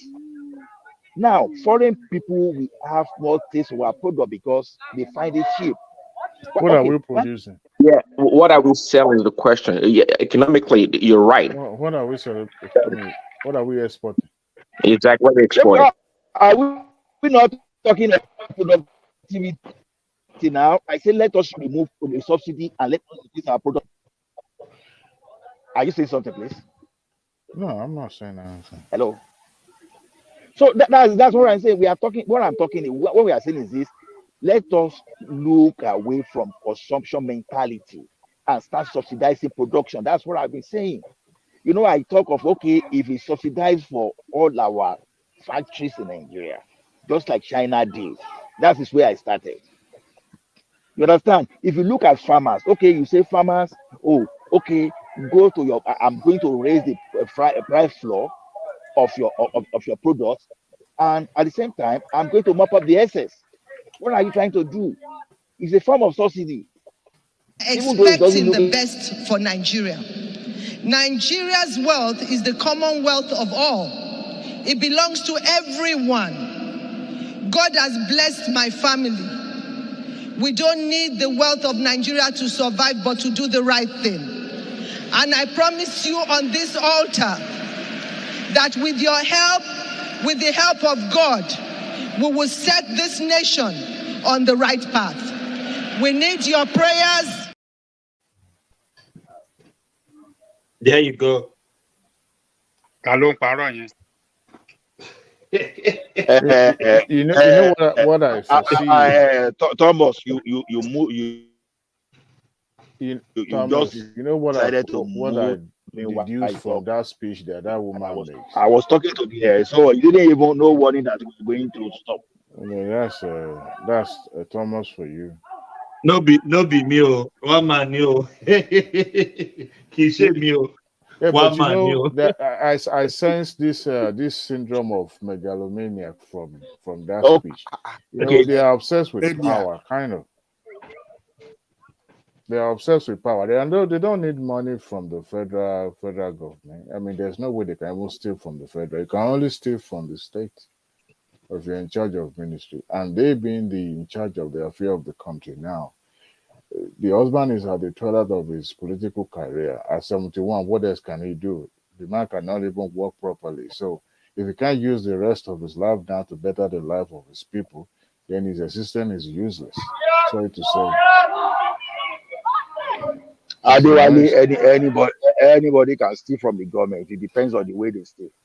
I mean, you steal for your. I think the family members will steal. So you will steal. She has they've stolen now for her to when the husband passed, she'll be able to have something to fall back on. Stealing from the government is not when you give hand into the treasury. It's easy to steal from the state than in the federal. That's what I'm trying to say. So Thomas has succeeded in changing our discussion now. Let's go back to the subsidy. I think Nigerians are a very impatient set of people, and they don't sense to see from their nose or where they are and see from horizon. Continuously having this subsidy, especially in this downstream sector, is not good for our economy. Everybody knows that. What is the point? Look at America. The price you buy petroleum from this gas station it's different from where you buy it in the next street. You should have a competition. Now, at the same time, the marketers decided to go with what the president said and decided to jack up the price. I think that sector needs to be well regulated, apart from the fact that we leave it to the, what do you call it, DPRs, or those people monitoring the sales. Adewale, let me even tell you what happened. Let me tell you. Like 2 or 3 days before then, even on this platform, we discussed the issue that the last government did not put that subsidy beyond June. So it's not even Tinubu statement that speech that they are reacting to. Before he made that speech, they've already started reacting. You understand? And let me tell you, Adewale, this so-called subsidy. Yeah, exactly. And this subsidy of a thing that we're even talking about, as if Nigerians are enjoying it. Let me tell you, they don't. 6 months in a year, there will be scarcity, there will be hike. This price that they are talking about, Nigerians are used to it. They are used to it 6 months in a year, every year. So I don't know. Want government to continue to subsidize. For how long can the government continue to maintain that? It's not sustainable. Everybody knows that. That money can be plowed back into. You'll be borrowing to subsidize, borrowing money to subsidize. It's a shame. If you can spend what you have, but you don't have. So why will you be borrowing money? And all of us will be here shouting, our debt has increased 77 trillion. We know we exaggerate. So how do we want to reduce this? I spoke with my brother yesterday. So we continue borrowing to finance subsidy. There's another refinery being under construction in the is it Calabar? In the east. No, Akwa Ibom. Is it Akwa Ibom? Yeah, Boa, yes. He confirmed it to me yesterday. I was like, that is another about 200 to 300,000 barrels per day. Good. So I foresee that one will take effect maybe in the next 10 years. It's 2024. Oh, really? So it's just nearest. Oh, wow. I didn't know it's going to be that close. But the point is that means this, what do you call this marketer that have turned themselves to the main god in Nigeria now because they believe they needed to be worshipped all the time. They will have nothing again by the time this finally take off. Then that means they will have no choice than to listen to the people, because I see there's no reason. People kept saying the market reacted. It's just. In fact, let me even give you this one. Yesterday, I was discussing with one of my friends in Australia. He has a filling station in Warri, Delta State, and the guy was telling him that Dangote has already bought that filling station from him. So it's not. And some people are talking about monopoly. There's nothing like monopoly. Now we have major. And you think that is good for business? No, it's good.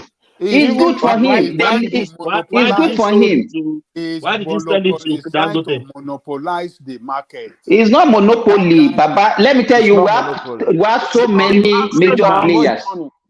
Simba, why did your friend sell it to Dangote? Because he was not, he pays him better because he actually not even sold. It was a lease. Your friend is not serious.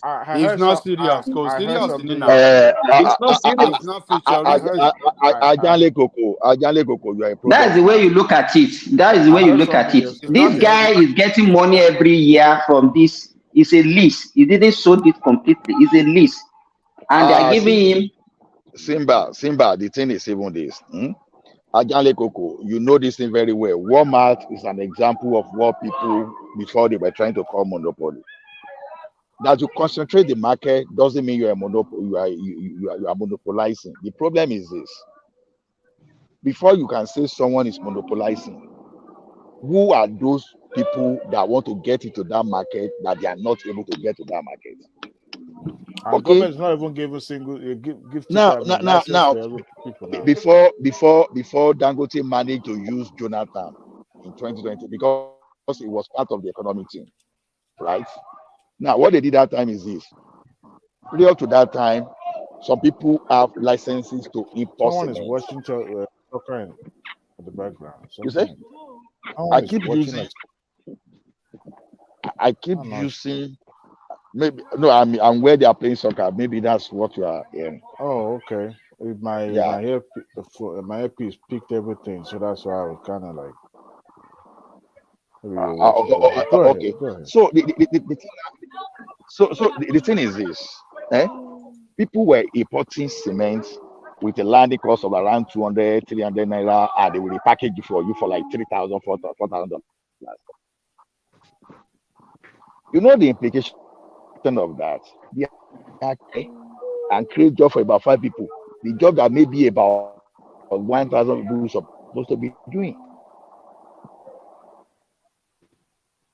But where are also those people that you are even taking job away from them? So now, let's look at it. Okay, that's what I want to say. Now, how many people are importing this way? And look at the thousands, hundreds of thousands of people that Dangote will employ. And look at the ripple effect that one will have on the economy. Exactly. It's like when some people are criticizing our private university, for example.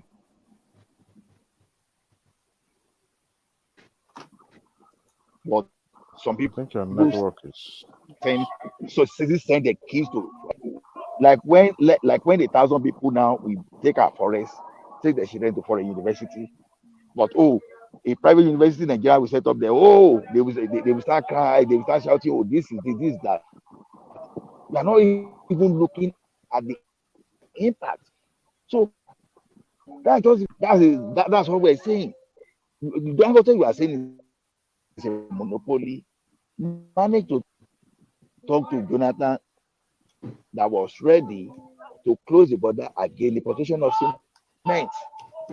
And they managed to do that before that. They now give them one that, okay, if you are not going to abide by this law, you submit your license, and they retrieve the license. So we now have Bua, we now have Lafarge, Apoli. Okay, how does Dangote monopolize cement in the entire Africa? At least if it's monopolizing in Nigeria, how come it's monopolizing in South Africa? It's monopolizing somewhere in Africa. So the kind of narrative we give sometimes is so fun. Okay, how come that there are not many people manufacturing ties in Nigeria today? Because it seems as all the business that Dangote does is the only business in Nigeria. How come that we don't have many people manufacturing glass in Nigeria? How come we don't have people manufacturing hide and skin in Nigeria? How come we don't have people manufacturing shoes in large quantity in Nigeria? But if Dangote move into the shoe industry tomorrow, they will say it's manipulating.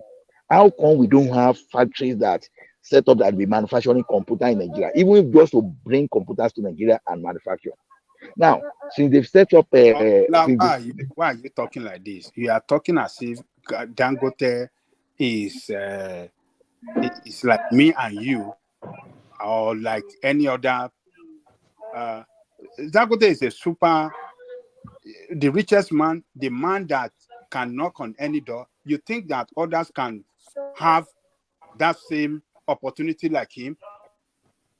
You think they can have access to credit like, Baba Ajale Koko, the boy that we are talking about, how did he get his own? The Lafarge that we are talking about, how did they get their own? I was told the owner is actually from Kano as well.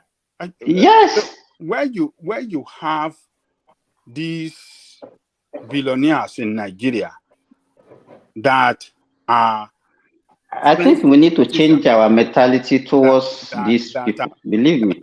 Friends to politicians that have everything within their reach at any time. You can't compare. Okay, Ajale Koko. If you are the MD of a bank, then you can't compare it to the same opportunity does not open to me and you and every other. Okay, but there's a condition for the license given to this guy. If you don't meet up with that condition, then you won't be able to get your license. Exactly. So there's no monopoly here. They took it away from them. Okay, Ajale Koko, let me ask you a question. Now, since the automobile industry bill was passed in Nigeria, that at least is doing for us. He did strategic alliance with a particular company. Is it Tata or one company in India like that? So they brought some part of Venko to Nigeria to assemble. So I think it's going to buy Peugeot. When it starts manufacturing Peugeot or doing something again within the assembly business, they will say Dangote is monopolizing. Whereas innocent vehicle is there. And as you know, innocent vehicle is there till tomorrow now. What Nigerians are doing is just to put that man down that, oh, it's not manufacturing, it's assembly, as if assembly is not manufacturing. So the thing is this: how come that Coscaris of this world and Elisa Day of this world that are being in that industry, how come they are not looking at opening assembly plants and going to that? And tomorrow now, if they close door against importation of those vehicles now, some people will be shouting they are monopolizing. The automobile industry says they want to be manufacturing vehicles in Nigeria, but some people still want to be importing. So tomorrow, if someone take advantage, they will say it's monopolizing. It's because they don't want to take the risk. Ola, they don't want to take the risk. They are just looking for easy money. Sometimes you don't consider political favor. There are a lot of things are not done normal in Nigeria. Good night, everybody. It's not done normal in Nigeria. Some are political connected and they can get things done, and a lot of things can be waived for them to pass through, and others will not get it done. And for reason of monopoly, some will even use their political connection to deny other people that want to go into the similar business with them. So look, we shouldn't be champion. Dangote does this. Why can't others do this? Who told you that others don't want to do that? You think they are given the same opportunity? Okay, sorry, Bola. Ajale Oko, do you know Dangote is a publicly quoted company?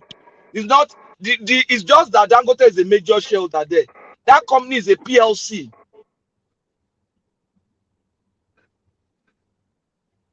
You understand what I'm saying? I can't hear you guys again. Yeah. If it's a BSC, does it? So you can buy shares into it now.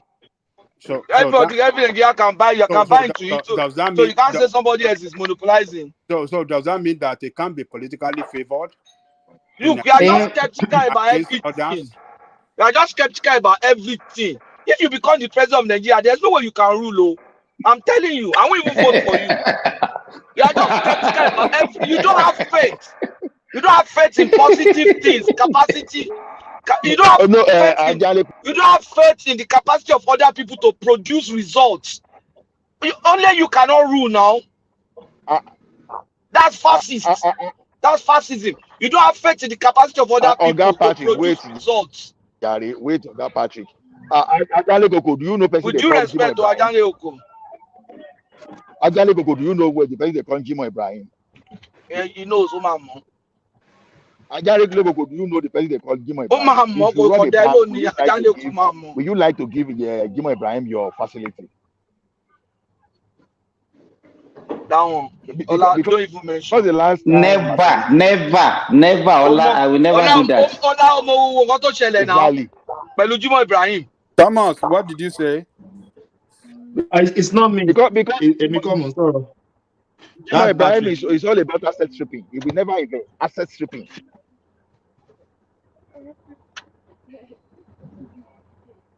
I can't hear you guys again. What's going on? Who is Patrick? Who is talking now? It's just breaking. No. We can hear you. I can hear. We can hear you, Patrick. What I'm saying is that Ola was asking if you could give something to Jimoh Ibrahim. I know Ola is saying that. That's why I was calling Ola attention that you know Jimoh Ibrahim. When I say he knows Jimoh Ibrahim, I know there's an information that I know he knows and I know that we probably don't want to bring up here. You understand? So everybody knows that he's a debtor. He's a debtor. He's a criminal. So nobody will give him his loan. Dangote have proven himself, and that's a quoted company. But as Nigerians, we need to learn to believe in others. We are very good. We are forthright. Mind you, Ajaneko, we are forthright and very focused. But there's thousands, millions of Nigerians who are better than us. All of us that are talking here now, speaking grammar, thinking that we articulate. If they put me in Nigeria now, I'm sure there's over hundreds of thousands of Nigerians that are better than me, both in intellect, in reputation, in integrity, and in hard work, and in goodwill towards Nigeria. Far better than me. I don't know about you. Maybe there are very few for your own case. But in my own case, I know there are hundreds of thousands of Nigerians who are more intelligent than me, who have better goodwill, who love Nigeria more than me, who are committed and who are hardworking than me. So why would you be so skeptical about everything? That's not to really live long ago. You just be too suspicious of everybody. You see one thing, Oga Patrick, that I even want to say. Oga Patrick, at least the banking industry in Nigeria is not monopolized. Even the fintech is not monopolized like InterSwitch, like eTransact, like some fintech are coming up. So the same way we have so many industries that are not monopolized in Nigeria. So the thing Ola, let me give you this. You know, you are talking about the Promasidor project in Ekiti. Ekiti, yeah. Now, 3 days or 4 days ago, there was another one that is set up in Kaduna, Hala Farm, where they have all these dairy things that they said they want each cow. They say to be producing about 30 to 40 liters of milk every day. So it's only there are so many things that are going on that we don't even know. People are investing, investors are coming, and now in those sectors we are not looking at it as if there is monopoly. But anytime Dangote does something, every one of us will be shouting, "Is monopoly, monopoly, monopoly, monopoly." I don't know where we are getting this thing from. Is McDonald's not doing it? McDonald's not doing it for the market in Nigeria, in the US? Because I'm hearing you. One thing I know is that there are more than 100 in Nigeria. You said? You can't hear me. Ola, go ahead. I can hear you. So like that, instead for us to focus, we just keep picking on someone. Now look at the like of Adenuga today. Look at the owner of all those One and our banking industry today. See the way they are doing us proud. But the thing is, the type of business that Dangote is doing, the barrier, the entry barrier is so high. That's just the point. And for you to say you want, and it's involving in a very risky business, very risky businesses. And the trust of those banks. You are not can. Exactly. So look, we've had a situation now. Maybe Oga Patrick will remember this guy that was challenging the DSTV that went to get the premiership right that time and started doing nothing with that money. So that project. Do you think it was? I think if I remember very well, it was about 2 billion naira. Do you think any bank today, the same guy, we go to any bank today that the bank we want to give money? But you see people like Dangote, they are running after Dangote, pay Oga, please invest, take our money, Come and take money. from us, because they trust this guy that is running business properly. So like you see someone that is stripping assets. You can't give money because you know that this one will just buy asset and strip, but we not even pay your Let money. me tell you, let me even tell you something that. Let me tell you something that people don't know. See that Dangote, before it became like that, there was a time, Dangote, his trucks, he used to do trucking and all this stuff too. He would chase checks to the banks to make sure that his checks go in personally. Those times, I remember when I was with a bank, Dangote was doing business, was one of our biggest customers. He's so committed to it. He even brought his mom to our MD to say, "Mommy, help me thank this woman. Their banks are supporting me." He's just like an ordinary guy that just built his business over time. So the day MD was telling her, do you know I had a visitor yesterday? I said, who? He said, Alhaji brought his mom to my house to just thank us. You people are doing now. She was now telling us. The MD was telling us that you people are doing a great job.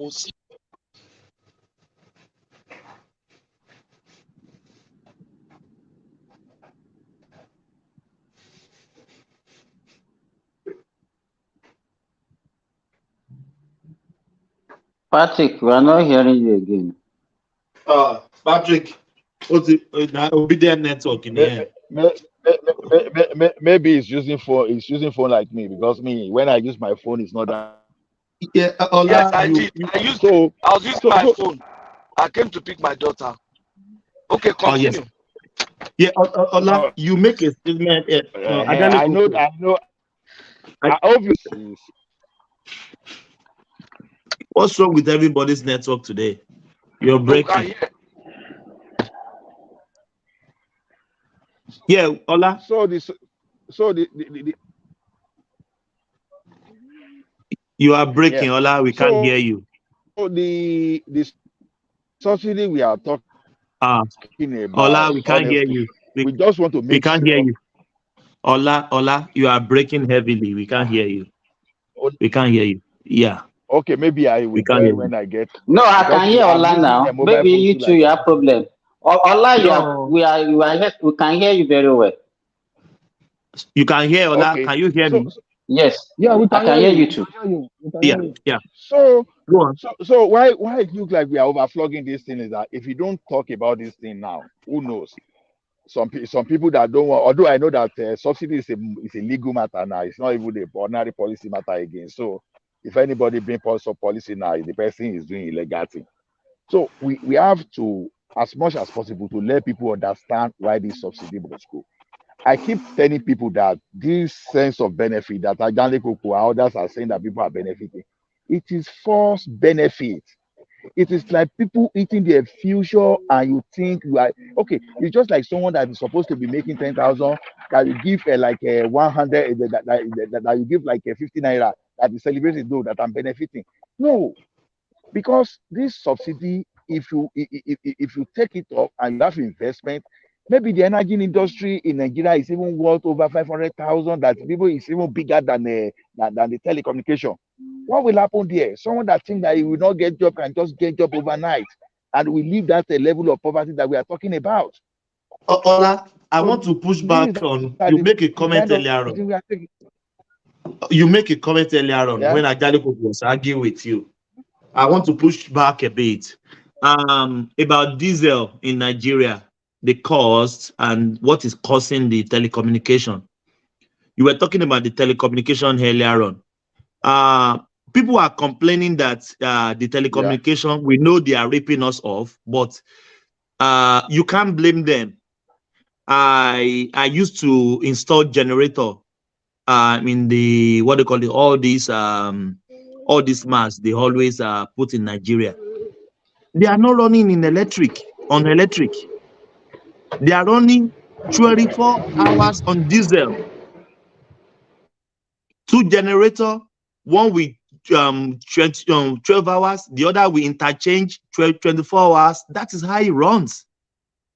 You can't be running on diesel 850 naira per liter, and you think the tariff of the customer will be low. You can't compare people using electric. Thomas, what is the tariff in Nigeria now? What is the tariff? I think it depends on the plan you are using. The last time I went to Nigeria, almost 40 naira per minute. It's not true. In fact, the one I'm still using now is 11 naira per minute. Per minute. Maybe it's been longer I left Nigeria, so they are just charging. Not be cheaper than what we are paying here. But Patrick, why we always compare here to Nigeria? So that's what I'm saying. Nigeria can't compare. Is cheaper. Nigeria is cheaper. Look at it. I'll give you you can't compare economy of US. Hey, Patrick, you can't compare economy of US to Nigeria. No, Thomas. If you want to attract investors in that area. Let me give you an example now. Why are you comparing US to Nigeria? Let me give you the reason. Let me give you the reason why I said this. You see, for example, I'm talking about electricity and stuff like that. I know some people, average household here. I know some minimum, like average, low, middle household, like here, they use like maybe 25% of their income, monthly take home, to pay utility. They pay like 600, 500 to pay utility. If Nigerians, they use 25% of their monthly take home to pay utility, Buhari would have died. He would not have finished that government before he dies. That's the point. Whereas if you use the same amount, proportion of your income to pay, the same utility company that is providing electricity here will come there to go and provide the same electricity. They won't come because why will I go there when I'm making that kind of investment and you expect me to Patrick, may I answer? May I even answer the Thomas Jari? You say the cost of that thing is high. The banks that are using the fiber optic from all these organizations, are they complaining? Do you know the impact to them? The like of Brother Shaggy and those people that are making skits, using data to make skits online that they use to make money, are they complaining? So that's what I'm telling you now. Just look at the situation now where it's assumed that we still have Nitel and we are subsidizing for Nitel. Because people don't know. There will not be Brother Shaggy now. There will not be Brother Shaggy. There will not be Mr. Macaroni. There will not be. Exactly. The subsidy we gave NEPA that time, people didn't know that we were able to subsidize in NEPA. There will not be all those POS. There will not be all those ATMs. Ola, you are on point. Exactly. You see what we are talking about. Look at the growth. Where we stop subsidizing, telecom alone with implicitly and explicitly generated over 500,000 jobs. Now, 500,000 jobs, you have people now that will be able to patronize. You are being economical. What are you talking? You are talking about millions of jobs. No. I just want to base it on the. You understand? Now, look at those people in the computer village. Those computer village they are talking about. They are the one that we see go and buy from farmer. All those farmers, you think that they won't be able to buy something. They will see they want to go to barber shop. That's what we are telling you. If barber shop is like if they buy petrol for 1,000, not be the cost. They incur they go take sell. Okay, we didn't buy fuel for 1,000 per liters and now start barbing for you for 20 naira. No, but mind you, the subsidy they remove from telecom and all these things has created a job for them to make enough income to even patronize others. That's exactly what I'm saying. As far back as 2001, 2002 when they started, how much are we paying per minute? It was 15 naira. 50 naira. Now look at the cost. Look at the cost. Even with inflation and everything, look at the cost now. You It even was buy the per SIM minute. card If you lose 1 40,000. second, How much did you buy SIM card that time? 10,000, 20,000. Exactly. And that's So like that buying is it the for impact of like removing subsidy. buying it for $200. So Exactly. So that's what we are telling you. If you remove this subsidy, you liberate the you liberate that. You liberalize that industry, yeah. Exactly. And liberalizing it means you are opening it up. A lot of people want to come in there. People will create big jobs. There will be sub jobs and stuff like that. Dollar that people are supposed to be using to buy machinery to fund industry, you won't be using it to subsidize for someone that is importing fuel. Those are the things we are trying to explain. This thing, I know. I'm not. We are not even only subsidizing for those people. We are even subsidizing for people like Obi that are importing toothbrush. That's the funny thing. People that are importing Ovaltine, just Ovaltine Nigeria, but you see it in those supermarkets.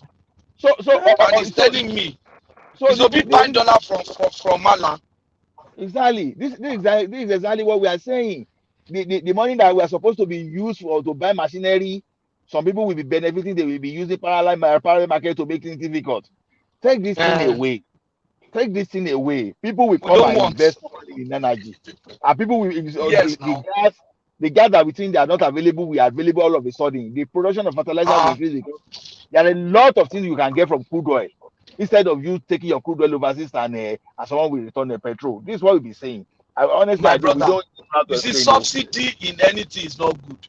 Look at when government was subsidizing fertilizer. The moment there's subsidy, the moment there's government reduction, that means there's money to be made there. The cabal will develop. Look at what they did in fertilizer until Adesina came out and dismantled that structure. If tomorrow you start subsidizing. Ola Patrick, I think why you guys are backing this subsidy is that let me finish. Let me finish. Maybe because you build we can Patrick, you are breaking heavily. Simba, you guys, can you hear me? I said, why do you guys are happy about these subsidies? That maybe because you don't live in Nigeria. No, but I can tell you, let me finish it now. Let me finish, please. Let me finish. But if everything increases in Nigeria, it's going to affect all of us in diaspora. Because I know you guys send money to your parents, send money to your brother. My brother, while I was in Nigeria, the government was subsidizing for the like of us. That's exactly what I'm saying. I was never a poor person in Nigeria. I was never a poor person. Government was subsidizing for a person like me that can even buy 1,000. I had about 4 cars. Government was subsidizing. Government was subsidizing for me. Not subsidizing for people in Agbado Jaye. People needing me that really need this thing. That's what we're saying. People like us are the thing. If I'm in Nigeria, how will it affect me? The banker will still work. The telecommunication worker will still work. Even when the thing becomes difficult for them, their company will still increase their salary. What are we talking about? Ola, let me even ask you, Ola, how much was petrol here in our state, in our province, as at 2 years ago? You know, petrol has doubled now. I'm buying for $1.48 now. We had bought 90 cents before. We are producing province. And we are still buying. We are importing petrol. People just think that Nigeria is so messed up. I don't know. This country we have, on the average, you need, we are getting there. If you don't have loan, you need at least the minimum you need to maintain your household in a month is $4,000. And to get that $4,000 is not a joke. If you don't have loan, the moment you have loan, the moment you have loan, by the time you remove all those and remove credit card and other stuff, money don't. You'll be looking up. But you guys, how much are you guys buying fuel? Ola, how much are you guys buying fuel? You'll be just where? Patrick, your audio is bad. in Canada? How much are you guys buying fuel? Oh, no, me, I'm not in Canada. Me, I'm in New Zealand. No, I'm talking to Ola. Ola, how much are you buying fuel? I think Ola is not with us here. Simba, how much are you buying fuel in Saudi Arabia? If I convert it to Naira, it will be around 500 Naira a liter. That is very cheap. I pay $2.50 here. One Naira. I'm talking about 1 liter. Liter, it's yes, not that's a gallon. No. And you are no, liter. We sell in liters. How much do you? 1 liter is 500 Naira. Convert to Nigerian money. Yeah, mine is almost 1,300. Can you hear me now? You are breaking. You are breaking heavily. We can barely hear you. Too bad. No, Allah, Abi Thomas, I can hear you. You are clear. Yes, yeah. I said my own is 1,300 per liter when we convert it to Nigerian money. Allah, we are still the country. No, let me tell you, the country that surrounded Nigeria, there's no country that they are paying less than 800 Naira per liter in their convert country. To Nigerian money. Yes, convert to Nigeria. All those Benin, Cameroon, Niger, and all those places, and that is why smuggling is encouraged. Greetings to everybody on the platform. Greetings to the great host. Aremo Obalola Alpha now. About General Thomas. What's going on, man?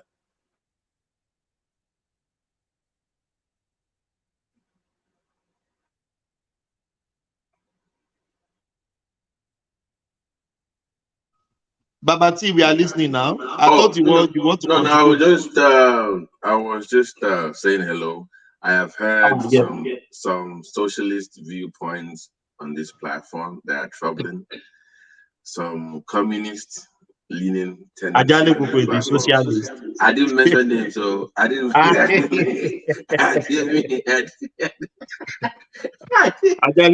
Socialist. You know, Thomas on sọ̀rọ̀. Ẹni tó bá tàbà kó má fi ṣèdúró. I didn't say it to me, so no, but on a more serious note, this thing has to be removed. But this is my concern. This war that Tinubu has now put himself into, I mean, he has robbed himself of one thing that he's supposed to enjoy. He didn't give him that space. That so-called honeymoon period at the first 6 months that everybody enjoys as a new president or a new governor. He's robbed himself of that in this quest to do the right thing.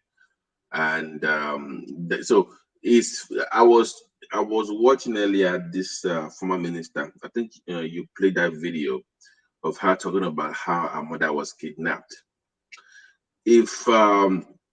Well, Thomas, think about it. If you as a minister in the government, as opposed to known powerful men in society, and allegedly they kidnapped your mother, and even though she was freed, they were not persecuted. That tells you how powerful and influential these men are in Nigeria.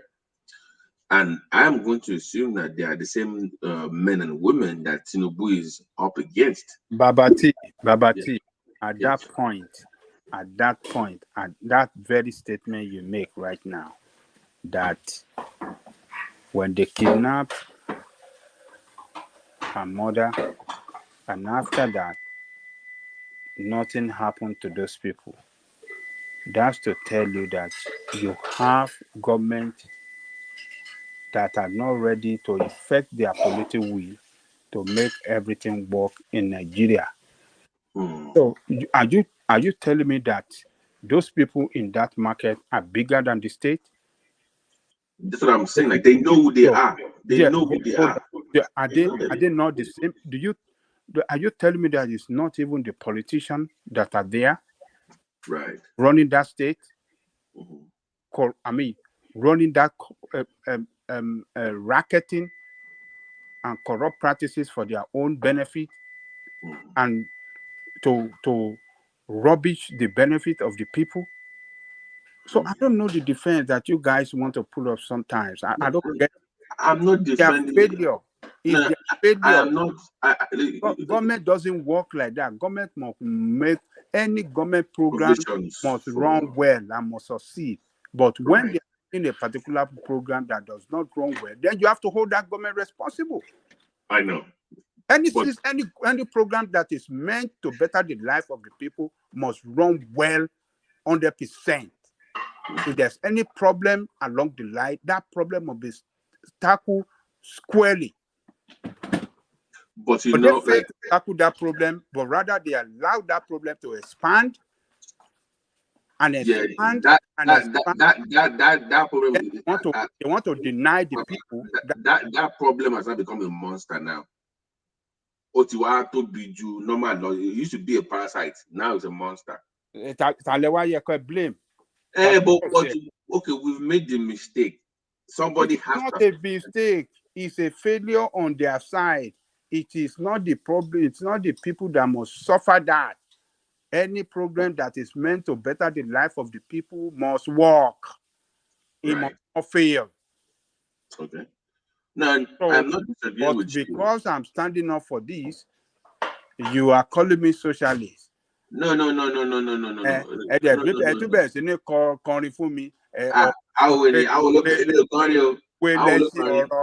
Ọ̀rọ̀ lẹ́sìn òwe. No. Òwe ẹ kọ́kọ́ pòwe kẹ́ tó bẹ̀rẹ̀ ọ̀rọ̀. No. You're missing my point. À ń gbọ́ yìí. No. You know you and I have always said that in two key sectors, I'm a socialist. I'm socialist leaning when it comes to healthcare and education. Those two areas, in my opinion, should have some form of socialist policies in terms of free and those ones. I will give you those two.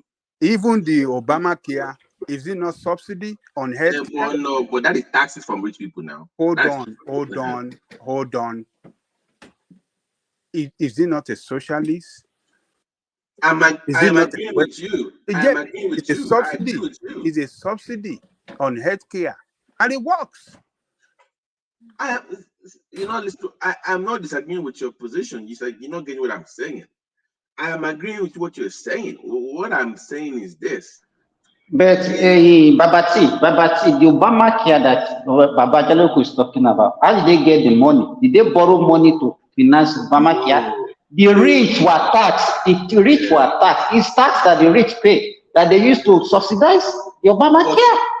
We don't have that one in Nigeria. We cannot be borrowing money for consumption. Yes. We don't have the money. Simba, but you must grow the economy to be strong enough to tax people to help the poor is my point. What we are saying, we are not talking about tax now. What we are saying now, we don't even have the money for subsidy. Then why should we be borrowing money? We are all complaining about our debt. Why should we not be borrowing money to pay subsidy? Right. I agree on that. And what you're even paying for, half of the money is even not actually meant, it's not even going to the subsidy itself. It's been stolen. So let's even say what you are paying is meant for subsidy is one thing. But half of what you are even paying for is just literally just highway robbery. So I would say that the system is fighting back. The question now is like, Thomas, will Tinubu win this battle? Because Thomas is also fighting people in his own administration. These cabals that he's fighting in this oil sector, they are part of his government. They are part of APC. They are part of PDP. They are in the judiciary. They are in the Senate. They are in the state level. They are everywhere. If Dino Melaye can be making 20 billion naira, Babati, I think the scenario now is different. Everybody knows that if you don't get rid of this subsidy, then this subsidy will be of that country. Yeah, I know, but you know that's I just think maybe they felt like maybe you should just ease the people into it, but there's no way to ease it. You must just maybe you should not have announced it, but he only has a month left for whatever they had in the budget to expire, anyways. So we just have to get rid of it. You have no choice. This information, even if he doesn't say it, this information is in the public space. Whether he sees it or not, they will react to it. There's no way. They are sensitive. Those marketers are very sensitive to this kind of thing. But if you look at the indexes for the stock market that I am interested in, the stock market is happy. They are responding very well to what it's doing. So yes, now about 5.23% rise. Do you know that when Buhari came in, we had over $4.6 billion in investment? When he left, we were averaging about $430 million. That is a plummet of almost 10 times. People took their money away from the stock market. They weren't investing. When they cannot repatriate their money, when they cannot repatriate their money, so what do you expect? And it's based on your exchange rate and the power. So these things are all tied in. So to be honest with you, there's no way you're going to be. It's going to be painful. I know you don't want people to suffer. You think like they can. There's no way around it. There's no way they can do it. People are going to have to suffer too. I know. I don't live in Nigeria. I know all that, but there's no other way. We let this thing fester for so long, and we all have to pay for it. Even now that I send money home, I know I have to increase what I'm sending to some people now. But I know that. So everybody has to pay for this. Some way, somehow, we all have to pay for the passings of the countries, of our irresponsible leaders. So that's just what it has to be. There's no way around it. But this idea of, let's do it by quarterly, no. At this point, if you are spending 95% of your income on funding your debt, of servicing your debt, now that is not sustainable. You cannot wait for any much longer. So let's find a way. But this is my concern, Thomas. I hope they don't sabotage Dangote's refinery. These desperate criminals. When would that refinery even be coming up? By the way, is it this month, next month, or Simba? Do you know when it's coming up? Because if you're going to at least remove July. Okay, so that Babati, guys, why are we even trusting Tinubu that is going to remove this thing? Why do I say that? Buhari called subsidy scam, but he paid subsidy throughout his tenure. Don't you think Tinubu can just wake up tomorrow morning and change his mind as well? Subsidy itself is not scam. It is subsidy, the way it's designed in the Nigerian market, is supposed to be a temporary measure while you build those refineries. And so that by the time you remove it, we can just transition smoothly into what we have locally without people even knowing. So let's say you have your Kaduna refinery and you have all these modular refineries coming up, plus Dangote refineries. By the time you transition into that, nobody will even know that was done. That's the whole idea. But I have a question. Sorry, okay. This when they remove this subsidy, do you guys, when Dangote come on, don't you think that will affect another country's economy? Because obviously this one I've been receiving all this year has been coming from somewhere, which means it's a lot. There's some people that are. It's a lot of job for some people somewhere. They have to do those refineries. So now that we cut that demand from them, now will they no longer supply us? Won't they run out of work and won't they affect the economy? We are the ones sustaining the economy before. So if that's what I'm saying. We want to take what belongs to us. So we use the money to build our own economy. Do you guys think maybe all these years when, just like Thomas just said, Buhari wanted to do it and he didn't do it, Jonathan wanted to do it, maybe that country, whatever it is, maybe those people, government there is telling them like, come on, we can't do this to us or something. Mike, first of all, they're not only refining oil, crude oil from Nigeria. Even Iran still it's like Nigeria. They don't have their own refineries. They still ship out. So it's not just so those countries are not just refining for Nigeria only. Remember, those refineries in those countries are privately owned. They are not government-run refineries. But see, most of the countries that have big refineries, they don't even have oil. India has the largest refinery in the world, and they don't have oil. But yes, I'm saying that as a country, Mexico, India, Indonesia, they have very big, and they don't have oil. Why do you think Mexico have oil? Indonesia have oil in Mexico. You just not enough largest, they produce more oil than Nigeria. Why are you saying anything about? So, but anyways, it's only India that doesn't have oil. I agree that with you. But Mexico and Indonesia, they are all producing country. But why do you think the African countries, those head of state, showed up to Dangote? Because they know it's going to change that dynamic of all those cheap oil. They have to then negotiate with Nigeria. Okay, so the days of just smuggling cheap oil to the border, those days will be long gone. They know that, so they have to then show up to renegotiate. I cannot say that in your country you're going to suffer that. Why my own people suffer? The Nigerian oil is meant for Nigerians. It's supposed to benefit Nigerians, not your own company in India. Okay, Mike. So maybe it's not India. Maybe it's one of these. I'm just giving an example. I'm giving example. I know. Maybe it's one of these superpower like England, all these places. But guess what? Who owns those refineries in those countries? Nigeria. Some Nigerians own refineries abroad. They own refineries in those countries. Yes. Let me give you one example. Let's say it's one city like that, one small town in America. Our oil, that refinery is what sustaining that small town.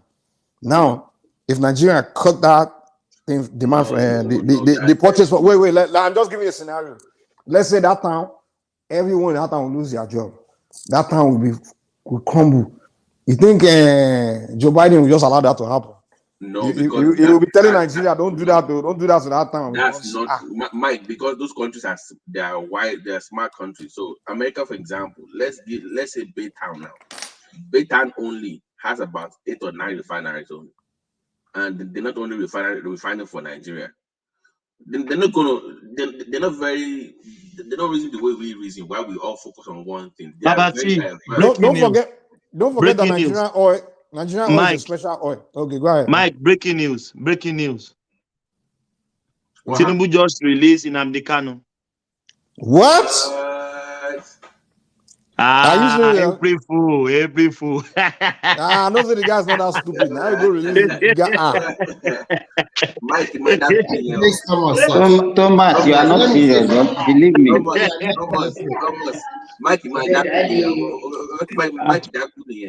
I want to cut Wahala. I know the joke now. Wait now. Do you want that guy to be released by Tinubu? I'm sorry. I have a reservation for that. I know. No, I'm very sure Tinubu will release him, but not now. I'm very sure. Are you sure? Yes. On what ground? On what ground? Say political pardon, or if we talk to the court to release him, or what are they going to do? Thomas, can I say something? Yes. Hello, Remy. How are you, my brother? Yeah. Good morning, everyone. I think if Nnamdi Kanu is going to be released, it's going to be released on condition, because let's say the truth. No matter what happened, he is the architect of all the killings or whatever in the eastern part of the country. I'm not saying he is directly, but indirectly involved one way or the other.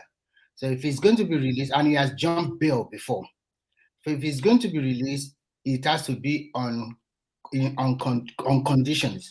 And when you look at his court case, he has been adjourned by 6 months. No matter what happened, that means his case is going to be revisited in the next 6 months. Nothing can change. Tinubu cannot change that hand because he has to face his case in the court first. So in the next 6 months, we can now start talking about what will happen to him or not. But I would like him to release him to that detention conditionally, and everything should be made public. Reverend, do you know the thing I'm looking forward to? Let's even say that we reached that six-month mark, right? And Nnamdi Kanu is released. The dynamics between the Nnamdi Kanu faction and the Obi faction will be very interesting in that Southeast Of space. course, you know what? Let's call it. The IPOB faction that have been shouting online propaganda is IPOB on Obi case is IPOB faction, and when Nnamdi Kanu is released, everything will just go back to their basis again. That is obvious. So what do you think happens then? What do you think happens? Because it's pretty much Peter Obi versus Nnamdi Kanu in that space. Yeah, Nnamdi Kanu is going to be the winner. Nothing less. Just forget about that one. Because they were supposed to be, they think Obi will win the presidency, and now that he has lost, so they will just go back to their IPOB leader again. Remy, I mean people that are retooling for Obi to run again in the next 4 years. During my analysis, I've always said this is the best chance for Obi. Obi is going to be very difficult for him even to find a platform to run in the next 4 years. He has to build a party by himself. If he cannot build it, then it's over. And I don't think he can have that relevance in the next 4 years that he has now. He cannot have that kind of relevance again. Do you think the next 4 years the northern people will vote for another southern against Tinubu? Whereas they know they have only 4 years to wait. They will be the one campaigning for Tinubu in the next 4 years to make sure. So nobody is stupid. So that's how it works. I think he will go back to PDP, and PDP. Atiku will not want to get in his way. He will run on that PDP, but he won't win in the north. No, never. Do you think there are not strong people from the southeast in the PDP? Like who? So many of them, like all of them, they are so many of them that they won't allow Obi to. They are more electable than Obi. Are you kidding me? No, you don't understand the dynamics that play out in this particular situation. Obi was just lucky because there's so many things against APC. So any third force that have come together and they use propaganda, so they use pick him. If the part of the if Obi didn't run, well, Atiku will be president by now. Easily, because all other Southeast votes are going to Atiku straight up. There's no debate about that one. Yes, but it's not so easy as what you thought. Also, so you can now imagine if Atiku had won, so the North will rule for 16 years. Yes, the Southeastern would rather have that than have a Yoruba. It's not. In fact, I'm telling you. It's even more. Mike,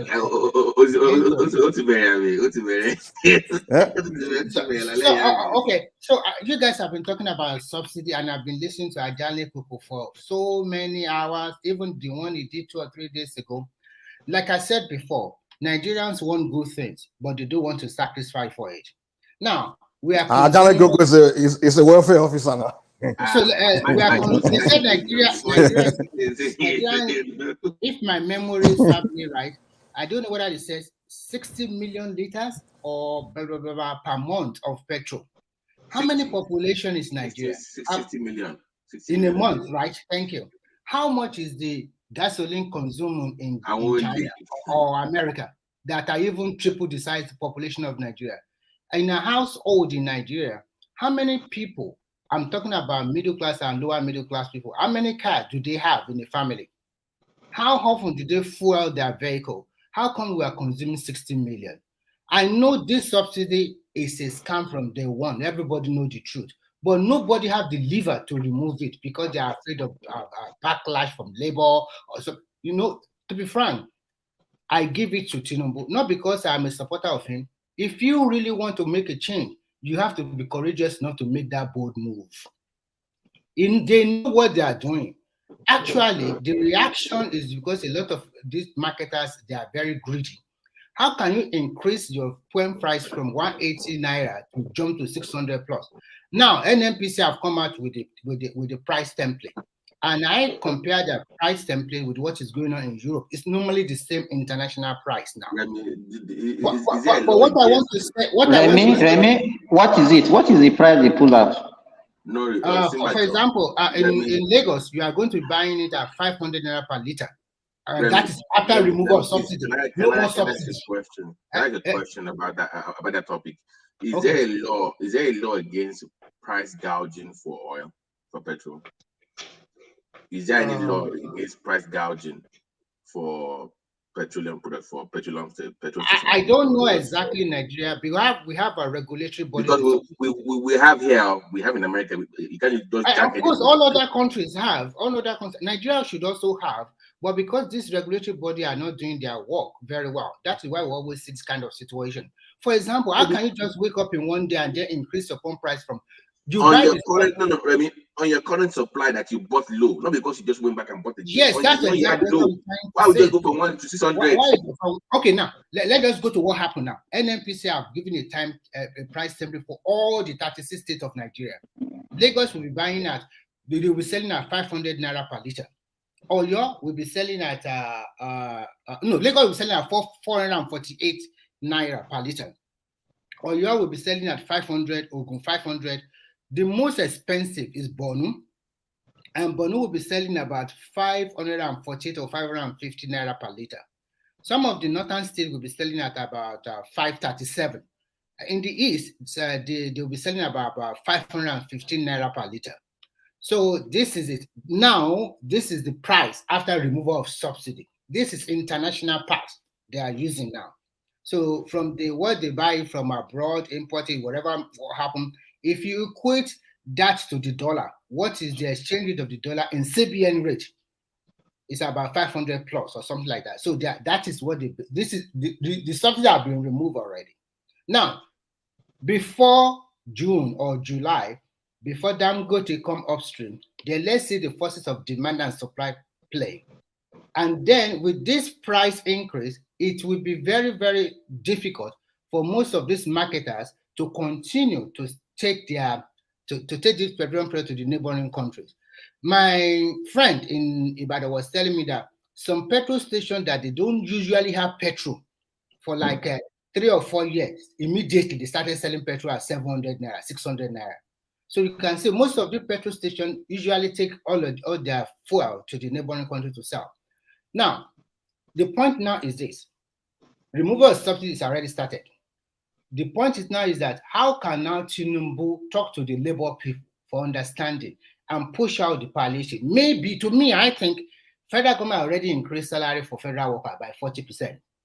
What are the states doing to increase the salary of their state workers? I don't know. I mean, how many can afford to pay that increase? Even the one that have now, they're still going to pay the 30,000. How many can afford to pay their salary? States that are not productive. Imagine. How many can afford to pay 500 naira per liter? Remy, they can afford the money now. No. Who is that? Babati, you said how many can afford to pay 500 per liter? You will be no. You said paying salary. They increase salary. Okay, that's exactly what I'm trying. How many states can afford to increase that to 40%? How many of them? So the thing is, to be frank with you, I think most of these states, it's not that if you're stating, okay, I can only increase by 5 or 10%. It's okay. You don't need to join Lagos, who can increase by 50%. You have to look at your port. I said what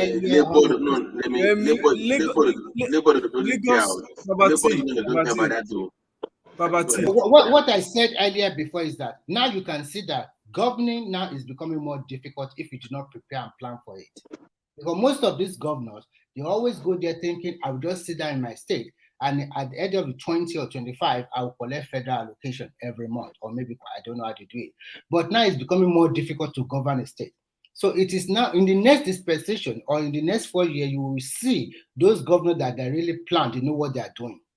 So Nigeria is coming home to real democracy, little, but it's going to be a gradual step for Nigeria. So things are taking shape. But what I want Tinubu to do is this: a lot of people have castigated him for the for his inauguration speech for this. But to me, generally, I think you shouldn't pretend about anything. Subsidy have to go away. So why should you, even if you don't stop the subsidy today, if you stop the subsidy in the next 2 or 3 months, they will still increase the price. The same thing will still happen. You cannot, in Nigerian context, it will still happen. Why not let it? Why not weather all the storm in the beginning of of your administration. And within 2 or 3 months, everything will be stabilized. And then you can focus more on other things. I think it's a good move on his part. And as usual, I respect Baba Ajani a lot. He put a lot of analysis on the table, which I reasoned, thinking about common man in Nigeria. But can you tell me any country in this world that have prospered or developed without taking a painful route or maybe being sacrificed for a lot of stuff? Can you tell me which country? And you, even the so-called America that is the best democracy, one of the, I would not say the best democracy. They have to go to war every year. And which country have not suffered? If you don't want to suffer, there is no way you are going to develop. Now, what we should be in our mind is this. Maybe my generation will not really enjoy all these changes now. But what about the generation unborn in the future? We guys have to think about them. Now we already born into this system. We already accept our fate. But what about the generation that are coming? Let's make life bearable for them. I object to that. 25 years is enough to develop. What about China? What we talk about if you have 25 years to your age now, you already become a grandpa. It doesn't mean that in our lifetime it's still not going to happen. We are saying the same thing. We are saying the same thing, that we should sacrifice for those people that are coming in the future. But if you do not want to sacrifice for them, you are saying, let's just patch it, let's remove it gradually. Don't let us remove it. We are not removing it. Yes, Remy, you don't know what. I think I was following the story. The thing is, the guy has removed it. If you look at the context of the meeting he had with the NNPC GMD, when the guy came out, NNPC came out with the price template. No. Before he came out with the pricing template, he was talking about he was still trying to be petty to Nigerians. I think the instruction Tinubu gave him was push out the prices. The prices are advisory prices, and the thing is, the guy has removed it. And the more you cry, the more you realize that you just have to live with the price. And I think I love that, since he has removed the shock once and for all. So the fall we want to fall, let's fall once and for all. Labor that is shouting.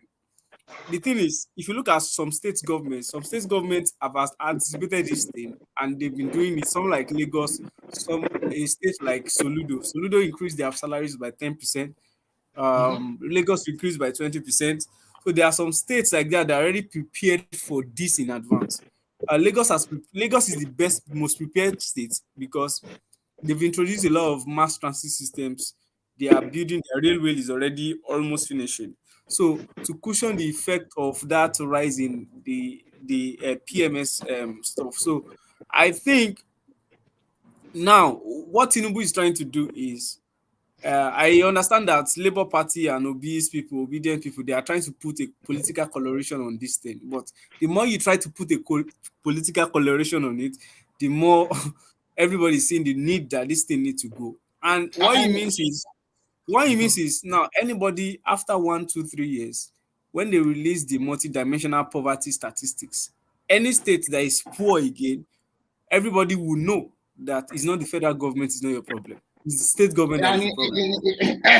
In addition to what you have been saying, for me, generally, I think when Dangote starts releasing his petroleum product to the market, I think the first time demand, because by that time we are not going to be paying a lot of import duty.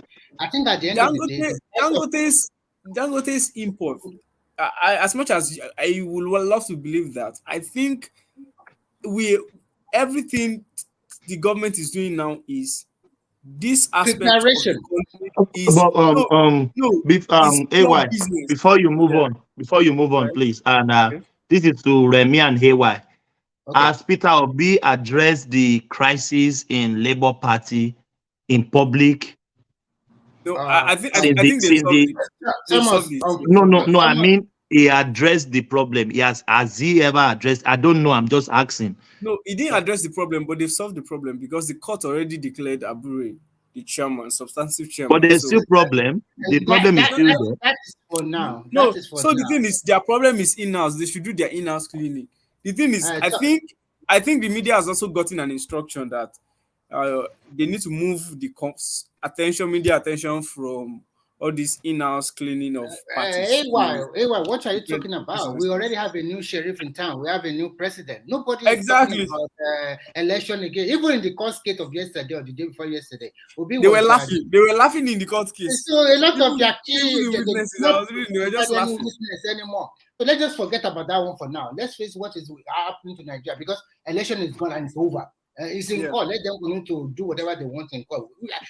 I don't care less about them, because at the end of the day, I don't see anything that is going to happen there. You as a petitioner, your witness are not coming to court. They say you should provide witness. Exactly. You are declaring your witness are saying they are sick. You are not serious. You are not serious. But Remy, why people shouldn't read Peter Obi is that Peter Obi is acting that he's not Labour Party member. It's just like a from day one.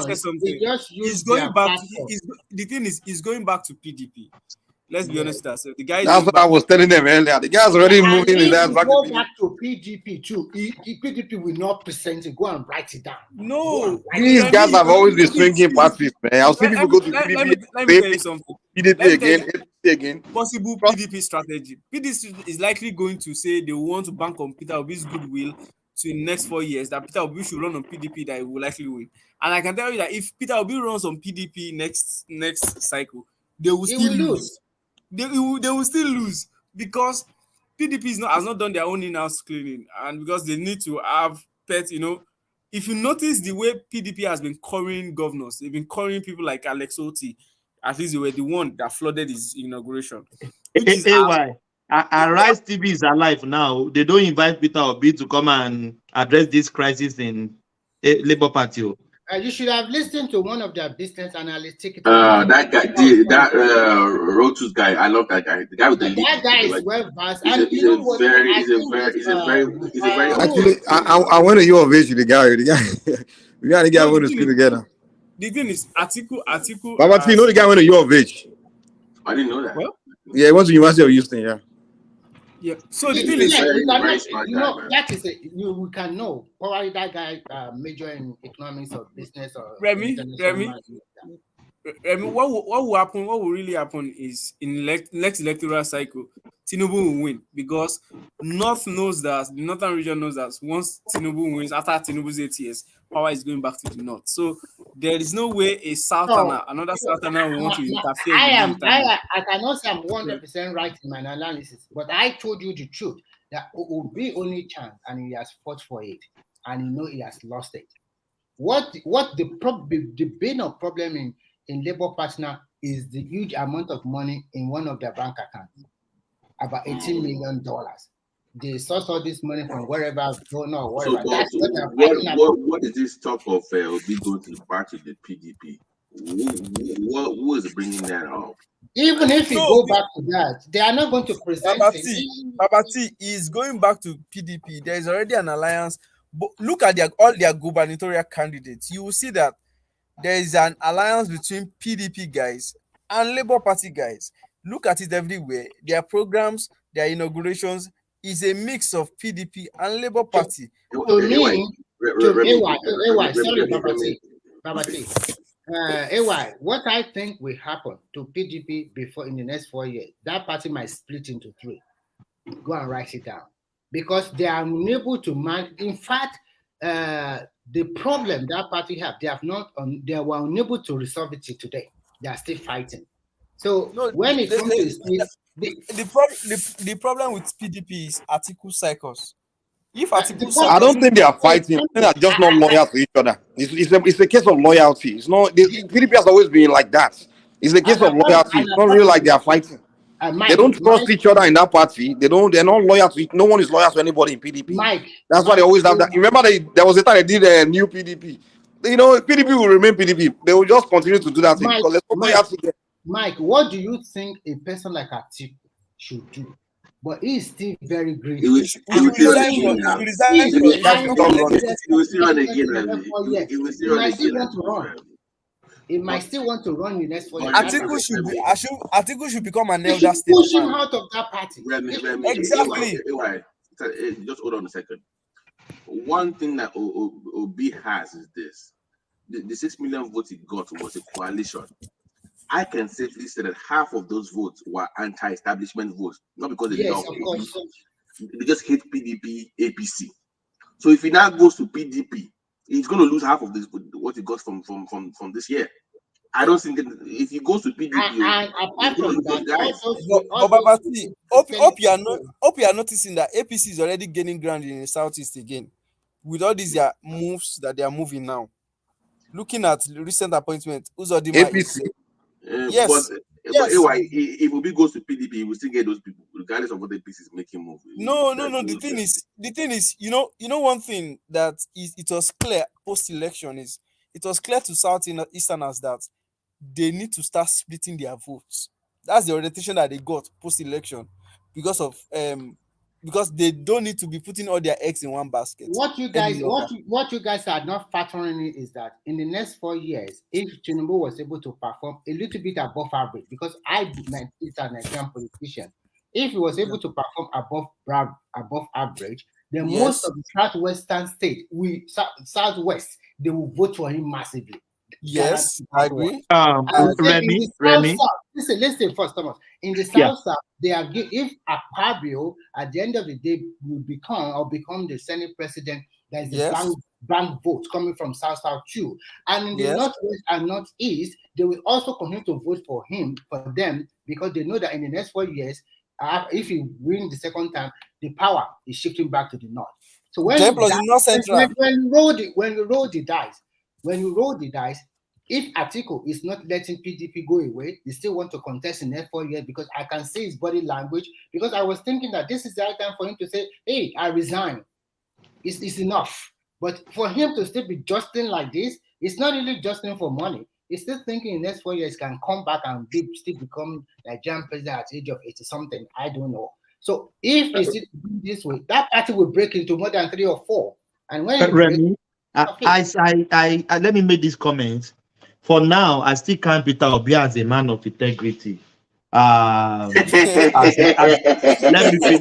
me finish now. That he called himself. He said he called himself a man of integrity. If Peter Obi go back to PDP, that is the day I will know that man is the yam head, or he has something in his brain. Where can he go? I don't think this is the man that cannot go. Is this the first time you have switched party? PDP. He can go back. Peter Obi cannot afford to go back to PDP. What can he do? He will not go back, my brothers. Who's the PDP that will stop him? It's not about stopping. He's a man of integrity now. Why would you go back to the same PDP? Thomas, let me be honest with you. They want him back in that PDP right now. He's the new boy. He's the new kid on the block right now. He's the new golden boy. He's their he has to go prove himself. And he will go back to PDP with all this. But Thomas, it's not like he left there in the fight. It's not like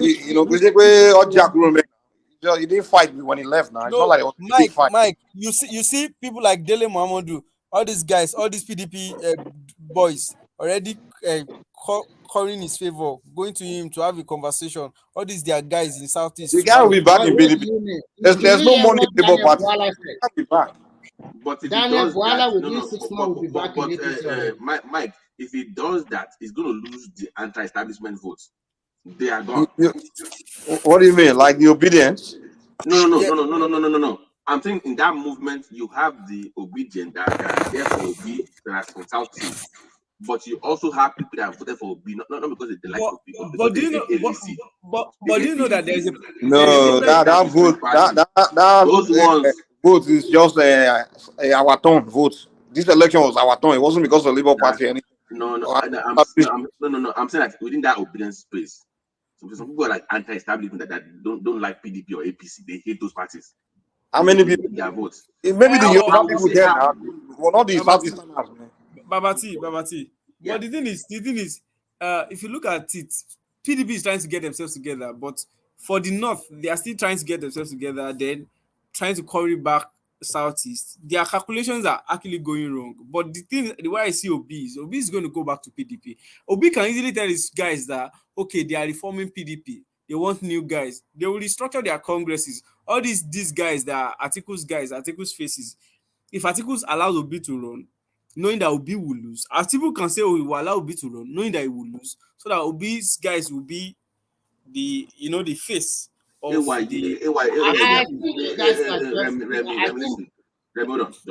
You are missing the point. There's also the wiki faction. You have other powerful blocks in the PDP, not just. Do you know the recent court judgment that they want to cut Wike to size in that PDP? They've already yesterday's court judgment says they can punish, they can suspend or expel Wike out of the party. That's the court judgment. They are saying the same thing. If they like, they expel Wike. If they expel Wike, if Wike still has a handle on Rivers State governor, they are not getting Rivers money. That's for sure. So when you break everything down, but that depends on if that guy has also been romancing Atiku's faction a little. No, it's not romancing Atiku's faction. The guy is still, for now, it will still be loyal to Wike. I don't know in the next 6 months or 1 year anything can happen.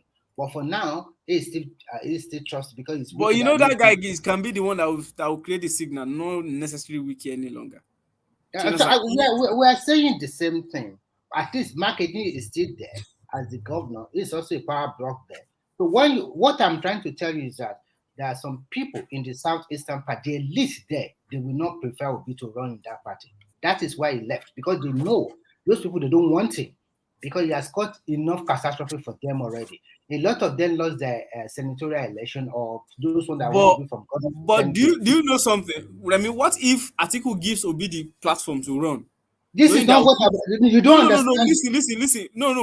Listen to my analysis. In 2027, if Atiku says, Obi come back to the party and run, Obi loses.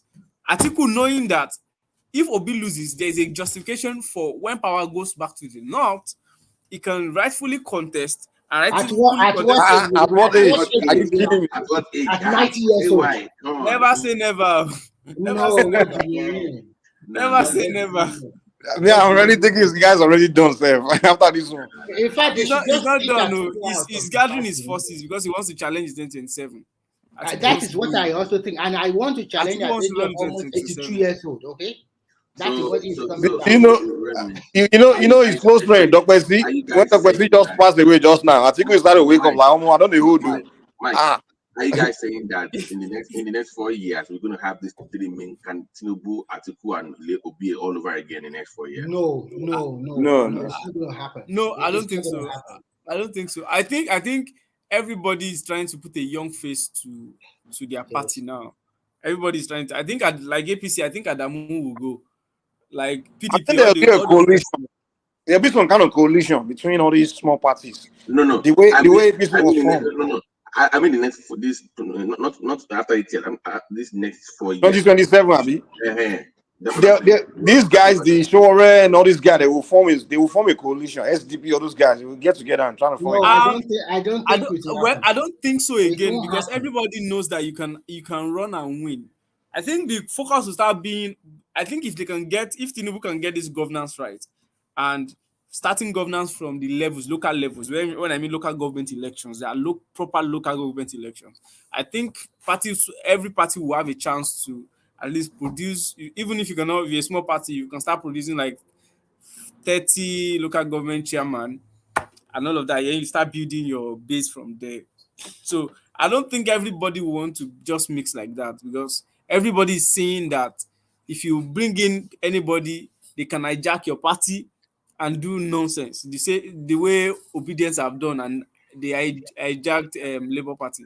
So everybody's aware of that. AY, in every election, there will be a candidate that will bring that momentum. In 2019, I think it was Showore with that momentum. No, I don't think. No. What I mean by momentum is that Oshore was so popular in 2019. Online momentum. Yes. And then momentum. Let me wait now. You said momentum. What did he get in the votes? In the election? We don't talk about that. I beg. What do you mean? There was a lot of noise all over Nigeria. Forget noise. No. My brother, I went to Osun State and I mentioned the issue already. They didn't know what I was talking about. I'm telling you, I was surprised. Guys, don't you think Shore's wife now? The woman never see the guy. The guy gonna move on, man. Maybe the guy gonna try to get away from his wife. That's why the guy the wife. Baba T, you understand what I mean now? The wife for America. I don't know anything about that. What you are. I was wondering why the guy did that revolution. I said, this guy get family, he's gonna go do a revolution. The guy volunteered to go to prison now because that still don't make sense. You know, say they go arrest you that day. Why did you go and do that? What was that stuff about? It didn't even make sense at all. He has no followers. Nobody's following him now. What is he doing? The pain of Showore is that Showore thinks that I felt bad for a month. Yeah, you guys, you know why Showore the vex will be. I don't say the guy that obedient movement. Showore was trying to capture the southeastern votes. Right. That's why the guy was always going to court with Nnamdi Kanu, doing all that, pandering with them. The guy, the guy didn't see Obi coming. No, he didn't see Obi coming. When Obi came and smashed that southeastern vote from him, the guy was upset. That's why the guy don't like Obi. But the thing is, Showore at every point, he doesn't have followership based on executive experience. He doesn't have executive experience. This is not about executive experience. He does not know how to play Nigerian politics at all. You thought that you can just come like, I live in America all my life, with that kind of revolutions in Nigeria. You have to do like what the Romans do. Let me tell you something in Nigeria. If you want to be a politician in Nigeria, first you must have a deep pocket. People will not just follow you by word of mouth in Nigeria. This your people that say it's no dispensation, not lie. It spent a lot of money. Nigerian people, but the spending, but your spending does not start months to elections. Your spending will have to start years to when you intend to declare your interest. Now, ask your question. How many charitable organizations are Showore went to and give them something? How many people also know him from his hometown? Where's he going to get money from? Are there not money donating from him all over the world? How can you not spend the money to help poor cause? How many things like now, don't waste your money. Say those people go vote for you. Like now, they just won elections. That the money in Labour Party that is resident in Labour Party now. If Labour Party has foresight, I think they ought to start investing in things where they have interest in, not necessarily national elections. That is why they were fighting. Obi and his people, they want to take that money away because they cannot lose the election and also lose their money. So they thought this money belongs to them. Why the other people in the party? I have a question for you. Sorry, the Showore Party, African National Congress, from presidency to councillor, did they win any seats? I'm sorry, I don't think they have none. So, zero from top to bottom, zero. None. So sorry. Okay. They didn't get nothing. Okay. So what I'm trying to say is that you, as a politician, where is your base? They don't know you in your hometown. They don't know you in your immediate vicinity. Where are you from? Today you said you are from Kwara State. Does people in Kwara State know your hometown? Do they know? That's from Ondo now. From Ondo State. What have you done in the community where you come from? Nothing. And you are just claiming you want. No one was. He says it's just for you. He says it's from South Africa. The guy was saying he just. No. So really, there was a time it was said, people said it's from one place in Kwara State, maybe Osi or those. No, Ekiti. They came from Ekiti. Especially came from Ekiti originally, but they went down to that. I thought you say you went from Oyo to that place. No, originally they came from Ekiti originally down to that area.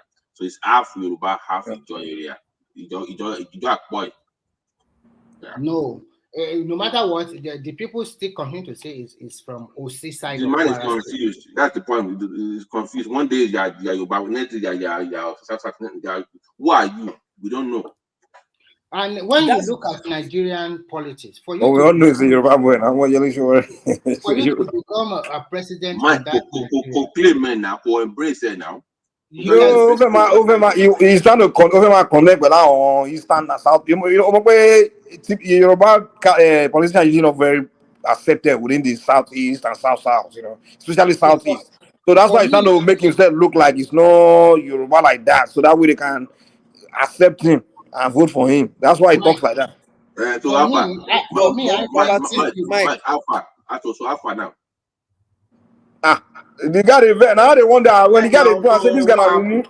There's nothing. That time when they go call Winam, they can't do it. I said this guy, you can do all that all you want. South China will never vote for you. Forget that thing, man. They won't vote for you, man.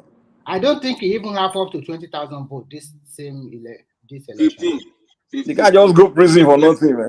Does he have up to 50,000? No, yes, 15,000. 15,000. In 19, I would have preferred that. I would have preferred that. That's the problem some of them have. You want to take a big cake without going through the process of having the small cakes. You did not even contest for as small as local government chairman. If you had contested for local government chairman in Lagos, as far back some years back, possibly you'll have won. We'll have seen what you have. How many votes did Shore finally got this election? 15,000. Thomas, 15,000. Look back. 15,000. The guy has one way to go. 15,000. When your mate will be the reach 6 million. Why is he retrogressing? He's retrogressing, not progressing. Thomas, please, you know what? If you want to become Nigerian president, you can see clearly that people want to see your performance. What have you done in the past? Exactly. If you have not done it, and if you have not owed like a senatorial, even senatorial is nothing. You should be a governor. At least a governor or a minister. So one of those things you must be that way. People will know this is your like Amechi can be proud that I built Ibadan to Lagos train or let me and the case now is 2027. It will be more difficult to win elections. It's more difficult. But you guys are not seeing. You guys are not seeing what I'm saying. See, listen. You see, Shore may be planning doing this for a long term because think about it. The other politicians that we're all looking at putting him next to them, we are seeing him as this short guy, this small guy. All those guys are like 20 years older than him. So when we say 10 years, 15 years from now, those guys will all be done with politics. So anybody that will be anybody. Don't you know there is a place of recommendation for somebody that has respect in Nigerian politics? For instance, in 2027, if look at the way this guy that won Kaduna election, it was based on El-Rufai's recommendation. Really, El-Rufai's. But wait. You don't know where I'm coming. Even names like Tiku, Tinubu. In the 90s, when Abiola was a big man, they were small. They were small boys. You understand? You have to start making yourself relevant. You have to start from somewhere, making yourself known. But where is it going to start from? It doesn't start from governorship. So where is it going to start from? You don't necessarily. Okay. You don't necessarily. Okay. Did Abiola run for governorship before he became one election? It's not necessary. Do you know? Mike, listen. MKO had that that it factor. He had that it factor. Where is it factor? It's not like that. Yeah, it may look like that now, but 15 years from now, I mean, we'll be like this guy. This guy's been around for a while. By the time the new politician will be coming on, they will say, we're not sure we're longer than you now. People say, these guys really fighting. It doesn't work like that. If we say we're not sure what has it done? That's the next thing. Okay, it's not everybody that really votes based on how you look at what you have done. Are you kidding me? In the next cycle of elections, everybody will say, what have you done? Go to Rivers now. Go to Rivers. If you want to contest a governorship in Rivers 2027, Wiki has finished everybody. He has opened that politics. Yes. Say, show me already hard. Show me your scorecard. Show me what you've done. What did you do? Listen, earlier when I asked that question to Remy, I said from top to bottom, what has AAC won? Because it will help determine shape the future of Showere's political future. What have we done? Let me also give you a very good example. You know, today, one man interviewed the SDP chairman. And this same Adebayo that came here the day before yesterday, he was on China's TV Politics Today with another guy. And they were just talking. And if you see the response of the other guy to Adebayo, when Adebayo was talking that subsidy should be managed, that guy just said that you don't have nothing to say. What did you get in the election? What is your score? You get 0. You got nothing. So in Nigerian politics, if you want to go to this politics, you have to have the wisdom. My guy, I'll be honest with you guys. Okay, are you guys telling me if PDP pick Shore as a candidate of that party, he won't perform. How can It's they the pick party of the Sowore? platform. Is the platform? The platform. Mike, Is Mike, also what you are matters. saying, Mike, what you were saying, you do not get it. In Nigerian political context, you must find a way to go through the basics. Because in Nigerian politics, there are some political heavyweights in so many units. How do you platter them? How do you how do you make them believe in you? How do you make them follow you? These are people that they are doing politics. In the local, in the unit. So if Mike, you what I was saying is, if you know, if you have to start from that place, and it exactly. involves If you don't a start, lot you of need to start things from that the they local must like elections. you must have the And financial muscle to to feed them. add to what Remy is saying, it's still very intricate for him to decipher the reason why. Because the Labour Party kind of suits that kind of Sowore narrative. That is where I think it should have been in 2019. That is your Labour Party. You are former student union. That is your people. Why do you now go? That is your people. So I don't understand. What happened? Even what happened in Labour Party elections, it's not going to happen again in Nigerian elections because because let me tell you something. The law has complete now. All these court cases that are going on issues like qualification, whether your name was on the register, and all of those things. If you notice the upcoming gubernatorial elections, all those problems are not coming anymore because every political party is already learning. Before the election, everybody is learning that you need your name has to be in the register. You need to conduct your primary. INEC has to monitor, do all those things, unless you can win and if you go to court and you lose, they will remove you using legal means. So everybody's now having sense now that we need certified party members that will contest validly, be nominated appropriately, and go for elections. Okay, so the only place we have not perfected, and maybe in next election, last cycle, having agents at the polling. What is the feature of AAC then? So that's what I'm telling Mike that if Sowore wants to be serious, he needs to go back to the basics, local elections. Let them have a party ideology. Let them interact on platforms. I mean, not in using activism. Whether we like it or not, look at this SDP guy, presidential candidate. Yes, he may not win. He may not have won the election, but people are already getting to know about SDP. That channels stuff, conversation. It might be trivia in our eyes, but everybody like. He said but Sowore has no more TV interview than him now. So what are you talking about? It's not about TV interview. It's not about. Acceptance. We're talking about acceptance. I'm talking about acceptance. Now, it's not only about that guy. If you look at that guy's position and his kind of opposition is making sense. Is moving away from all this propagandal opposition. It has to be. Do you know what's funny on this platform? On this platform, I was the first to introduce that guy Adewale on the One Man Show, and I was made fun of, like, who is this guy? Who is this SDP clown? Seriously, ask Thomas. Thomas is here.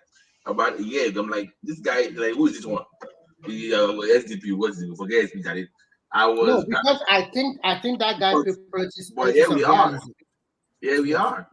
No, here we are. We've spoken to him. Look at it. We've spoken to him, not just on this platform. The chairman of their political party has come to converse with us, right? Now, our perspective is. We've also had Sowore on this platform, and you know the difference. The SDP guy, he engages the audience. Sowore wants to lecture you about what he knows. Like, you don't know anything, just listen to what I have to say. That's the difference, pretty much. If he's been here, that's the difference. This one engages you, you go back and forth. So when you come and say, don't anything, just listen to what I have to say. That is what he has to change. I keep saying that you cannot lecture people, you must engage them. As much as I don't really like to listen to Sowore because sometimes he proposes solutions, but the thing is, it's easy to talk, right? It's very easy to talk. There's no feedback with Sowore. He just speaks, and there's nothing like you. In addition to what you guys said, when you listen to him, everything you are just castigating the establishment, everything. I think I will ask you, what have you done for Nigeria? Exactly. The guy has done a lot, too. Maybe you guys are too young. I was there in the 90s, somewhere. What has he done for Nigeria? Listen, I remember when the guy was arrested in the stadium by the military. No, Mike. The guy fought for democracy, man. You guys serious? I'm old enough to remember Shorena in the 90s. Mike.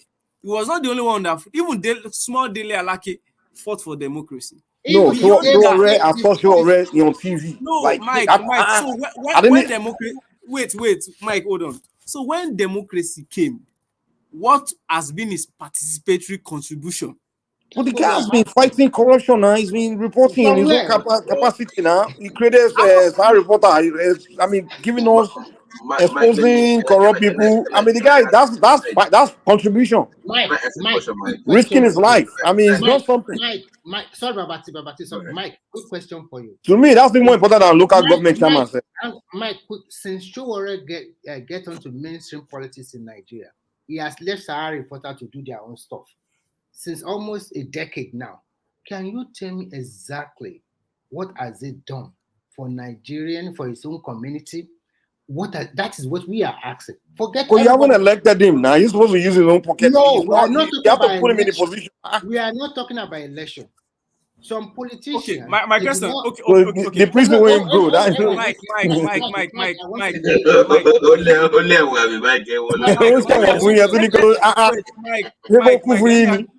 Mike, let me ask you a question. In 1999, when which party did he join? At least was he a main politician as at then? 1999. No. When democracy came, did he join a party?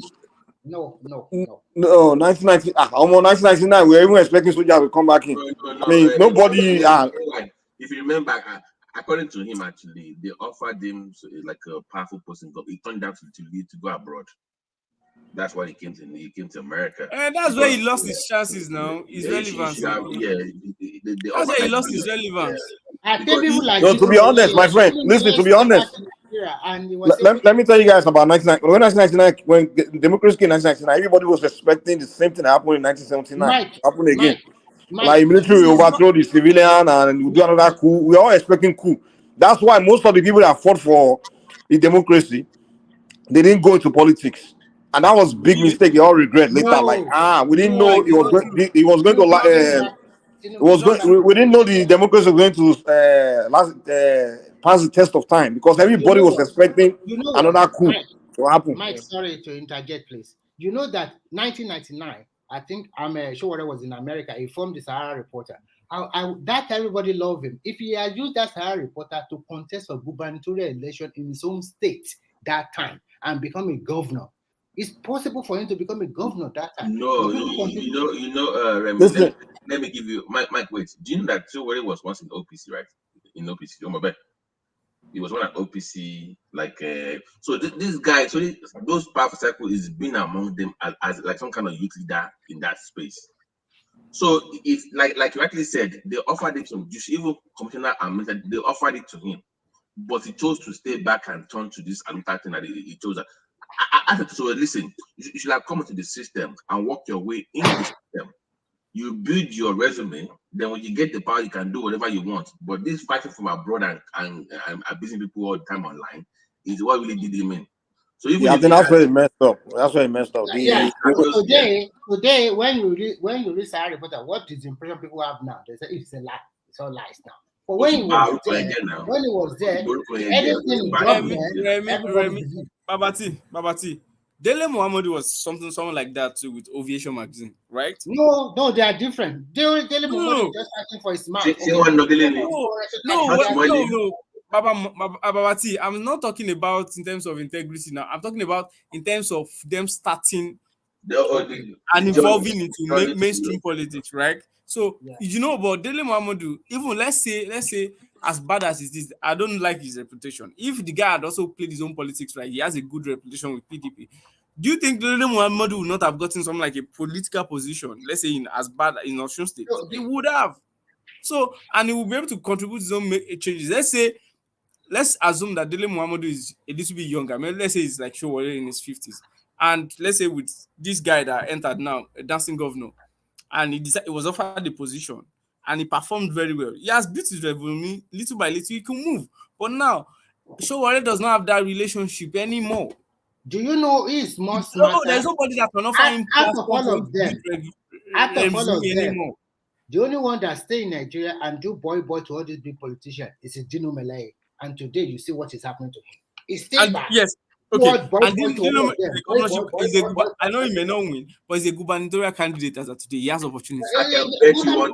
He has been a rep. Remy, let me shocking. Babati, let me say this. Dele Momodu, what they call it, newspaper career as dead. He's already gone. He's just used article to come back to Lamline. That is what I think, because he unveiled another Ovation edition some days ago.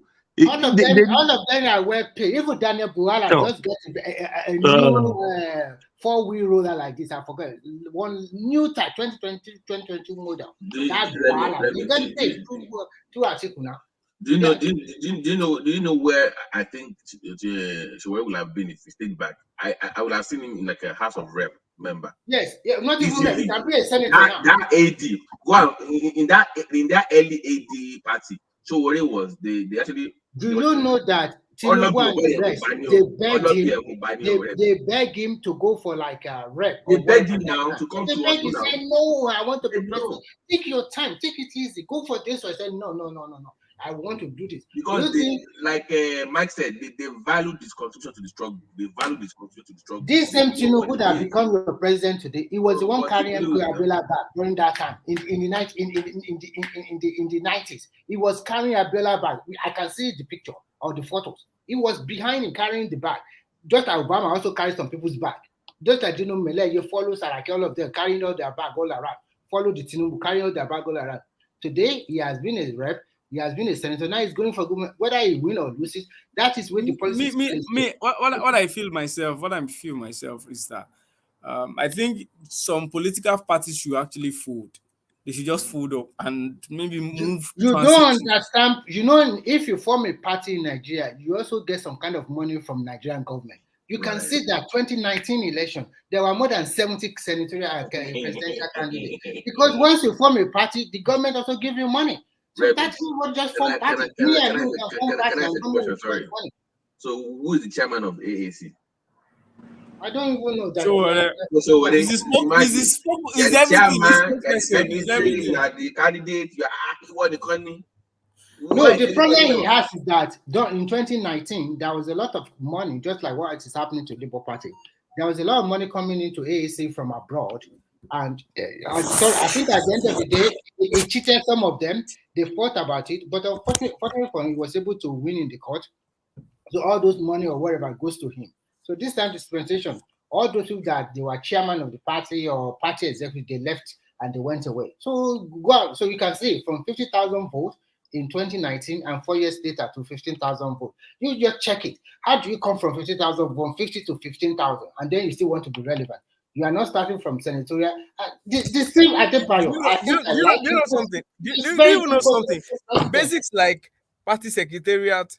At least we know where SDP has a party secretariat in Abuja. Their own. They built their own. So all those little things like having party secretariat, having different aspects from the different parts of the country, local governments, having party representatives there. He doesn't have that structure.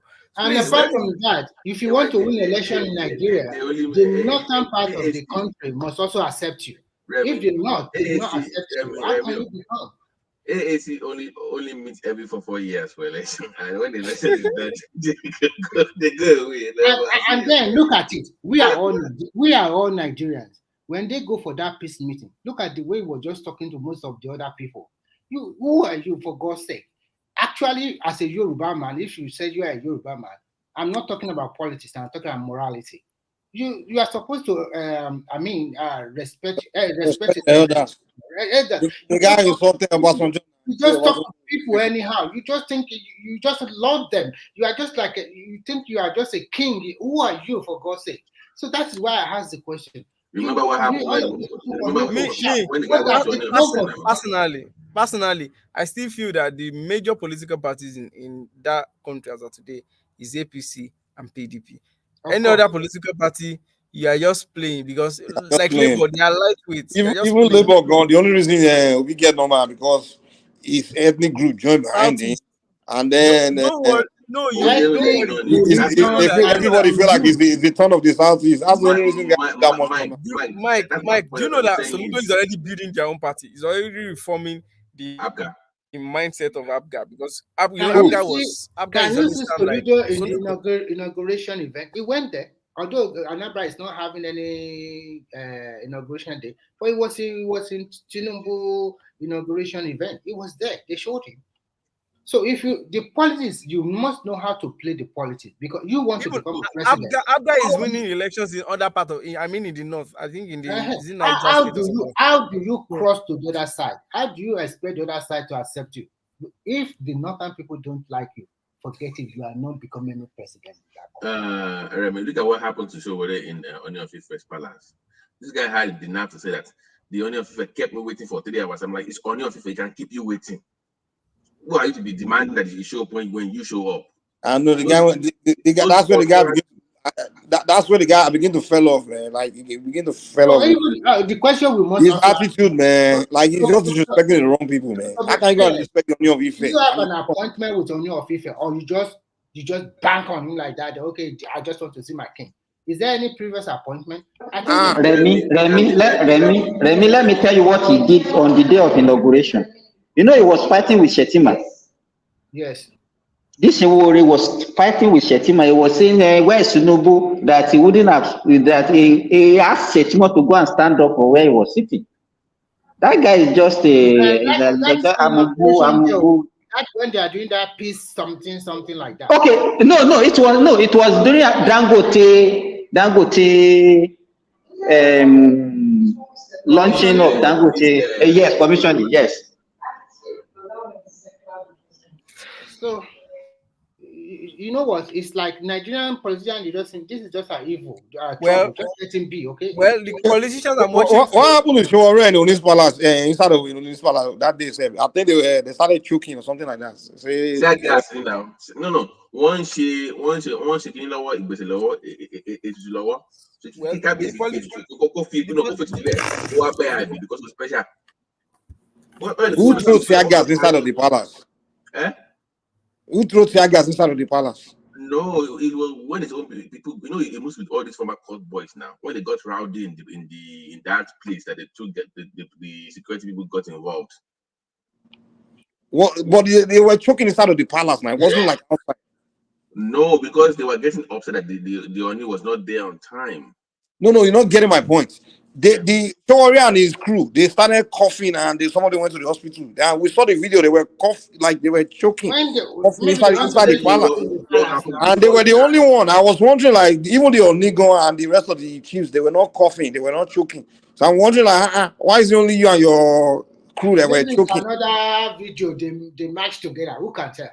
Well, but that guy just over trending, just something to have him talk about. But his party, we've had one of his guys here. Foley comes there all the time, from 2019, and we told him, listen, we want something in council law, local government council, Ebuni. We are going for presidency. Forget presidency. Focus on everybody. You'll be insulting them. You even went to one local station in Ibadan. He was telling the presenter that, see this your Tinubu, he can smoke Igbo. I see him with my. He smoked like shit. They now ask him that, do you also smoke weed? He said no. How come you see Tinubu smoking weed and you are sitting beside it? So something what they just utter from their mouth is sometimes just utter nonsense. That even as a mature person, you are not supposed to be talking anyhow of your. That is enough. Go back to your phone. It's not relevant anymore. From 50,000. Can it travel now? Can it lead the country now? Where is Ajale Koko? They are batching Showore like this. Ajale Koko. What is going on here? You have responded to that, but. Oh my goodness. Ìyàwó ẹ̀yẹn ló ń dùn mí jù. Ìyàwó ẹ̀yẹn ló ń dùn mí jù.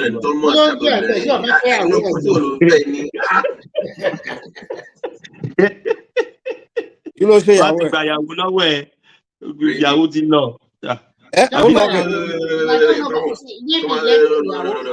Thomas, what happened? What happened to his wife? No, ìyàwó máa dúró báyẹn ni. I'm asking so more. No, come on, I'm just. I'll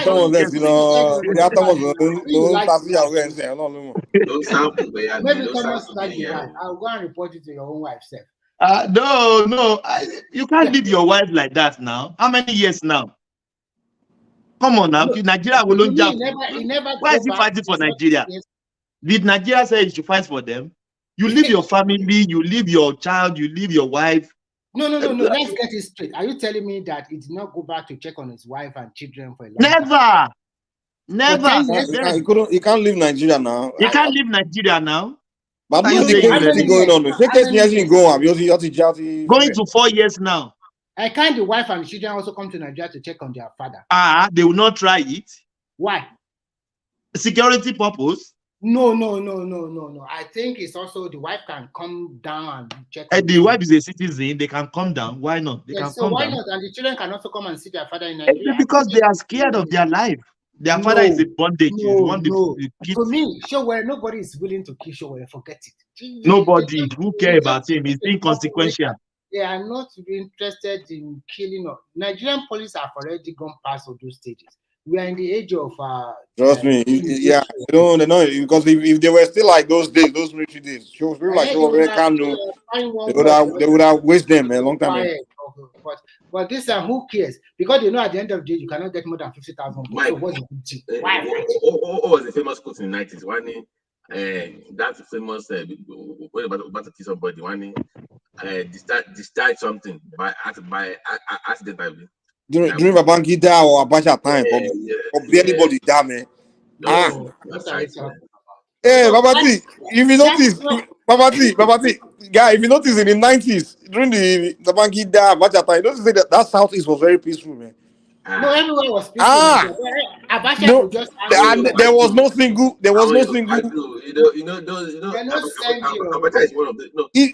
Igbo people were very peaceful during military time. It was after democracy came. When Jonathan, that's when started coming outside. No, it was Southwest getting military. It was only Southwest. The same Yoruba people, they are saying we are cowards. We were the only one giving the military fight that time. Yes. It was only Southwest now. This democracy Nigeria is enjoying. It was the Southwest that really fought for it. According to Bill, the Igbo sacrificed the most in Nadepo. According to Bill, so lie, man. I can't even name one person there. They were quiet even during when they were during the Niger Delta time. You was still the Yorubas that were fighting for the Niger Delta now. Igbo people were. The reason why they were quiet because they were the one enjoying under Abacha. They were really enjoying a lot. All the juicy content they were giving to them because they aligned with him easily. So you can remember very well. They aligned with him easily. And to be frank with you, since 1999 till 2015, it is the southeastern part of Nigeria that really enjoyed because they were holding Senate president. There was a time they were also like vice president. No, I did vice president, Senate president. They were holding juicy positions. CPN, everything was given to them because they were so lucky that they got everything they want. Let me tell you the game Southeastern are playing. When they want to collect things, they play that. You're marginalizing you. They play that game. They've been play every time they play that game, they get something. That's how they're able to get 5 states out of that small land. They keep on saying it. They only have it now. They want more state to. Now they say they want. Now they are saying. Exactly. Now they're asking for 6 states. They want 6 states now. They say because Southwest has 6 states. Now they want 6 states. Actually, how can you compare Southwest to that size compared to your land? 7 states. That Oyo is very big. Even Ibadan. Listen. Ibadan and Ijebu should be a state. Yes, Ibadan alone have 13 local government, 13 to 14 local government. Ibadan, as you are saying, 13 to 14 local government. How many local government? Even when you go to Kano or whatever, how many cities have such 13 or 14 local government like that?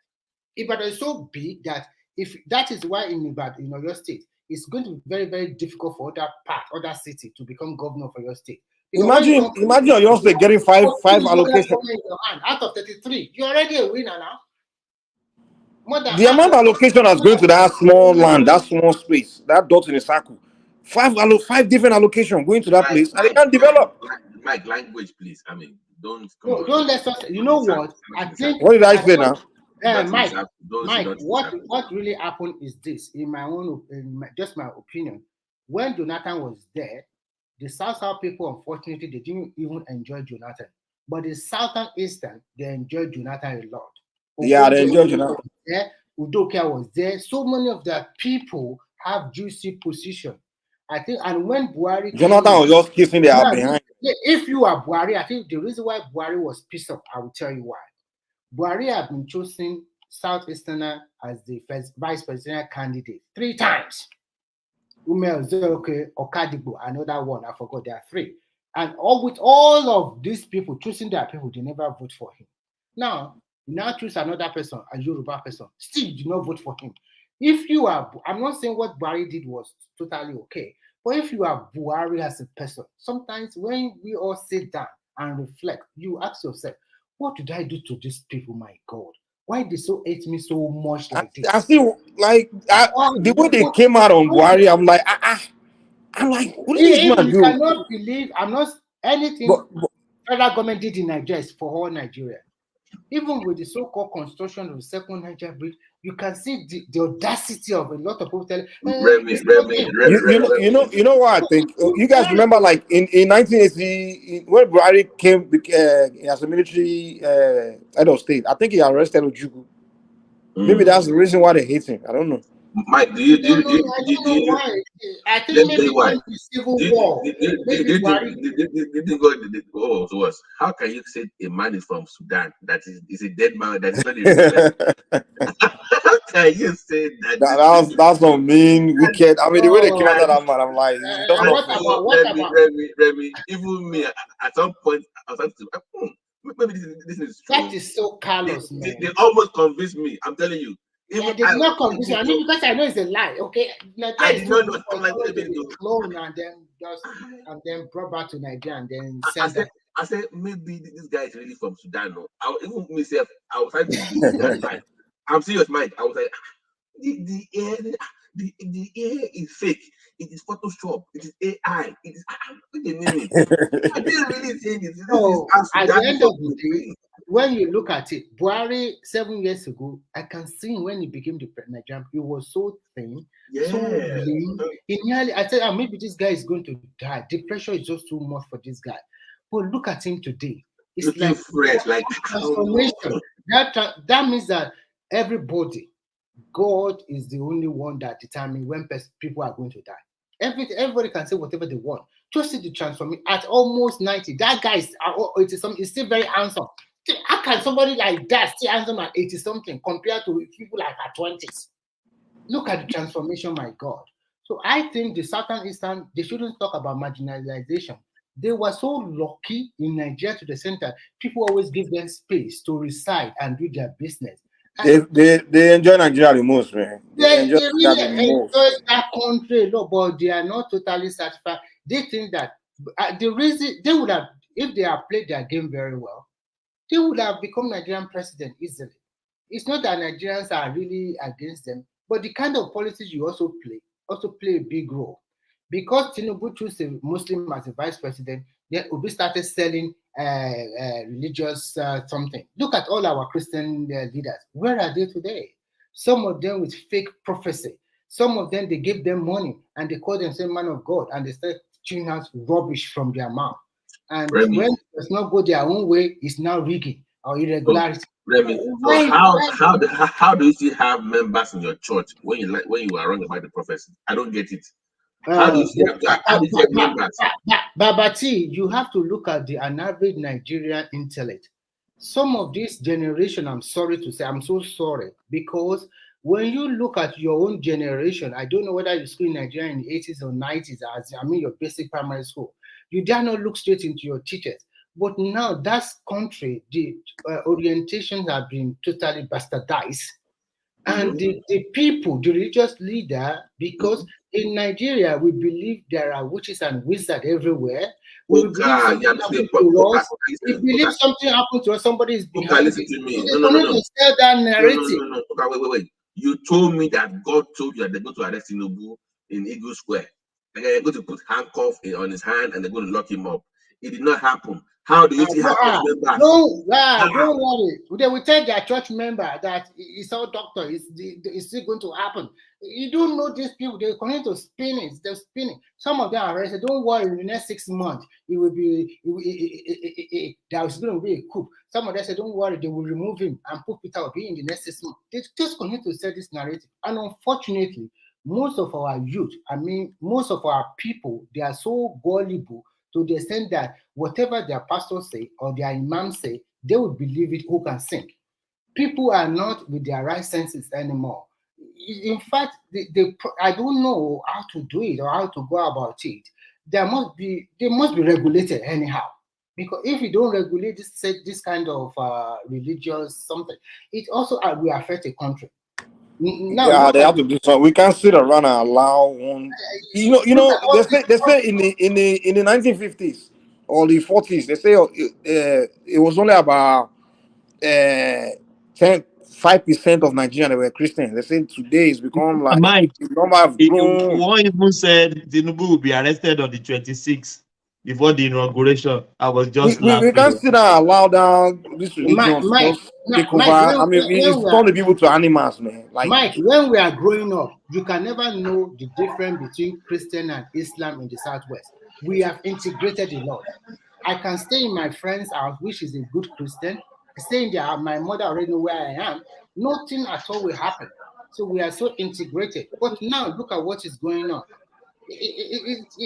Preaching of no work, but you can get. Thomas, I told you that pastor that said the Tinubu will be arrested is in prison now. Oh, really? Pastor Feyi is in prison. For what? He was charged for raping two of the church members. And this is so-called leader. Yeah. Michael, rapist is the pastor, right? He's a rapist. They will say, God, the members will say, God, don't judge. They will say, don't judge you. Can you come? Man, only wants to you, man. They've messed them up. They will say the Bible says you do not judge. They will use the Bible. Did you see that video by Bakari that said he will become the next president after Buhari? So how does it still happen? And people will still go to the church. That church this Sunday that is coming, they will still be listening to that guy. I don't understand the way our people reason. Well, I would say that one thing. I think some of them were gullible and some of them were hypnotized one way or the other because there is still voodoo in it. I'm sorry to say this. Only God knows everybody's mind. But what I know is that if you think you are doing bad things to people, God is also seeing you. So God is the only one that. Why would they like to blame voodoo on everything? What do you think? When the Christian do something bad, they say, it's the most annoying excuse ever. For me. I'm not talking about Christianity. I'm talking about both of them. I never mentioned Muslim. Why don't they prophesy as well? They also have their own SSs. But the point about Islam is that Islam gives you opportunity to practice that religion by yourself. It's not forced on you. They will tell you if you pray 5 times, you have to sit down in the corridor of your room, pray, God will answer you. But it's different from when you look at it from Christianity. Do you know people have to go to church. But in Islam, you don't need to go nowhere. You can join any congregation and you can pray. Nobody forces you to go to mosque 5 times in a day. You can stay at your home and do it. Nobody forces you to go to mosque every Wednesday, every Friday, every Sunday. No. But for Christian folks, they like the more I go to church. And nobody will demand 10% from you. Yes, so I think the way the religion are practiced are totally different. So in Islam, nobody can just force you that you must come to mosque on Friday. It's a must, or you must go to Jesus on Saturday. No, nobody do that. But in Christianity, people do. We have to go to church. Now you ask yourself, you have been going to church. Christianity, nobody forces them to. Sorry, and they don't force them. Nobody forces them. They just so why they just so why are they going? You have been going to because no, wait. Nobody forces them, but they go because of so many reasons. One, traditionally, some of them are brought up that way. So some of them feel that there's an attraction, and that problem, when they go to that church, that's when it can be solved.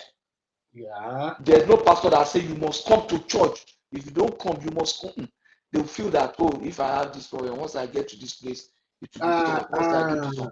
So the pastors in their messages, they are that kind of aura. If you are saying the truth, there are so many churches, they visit their church member at home.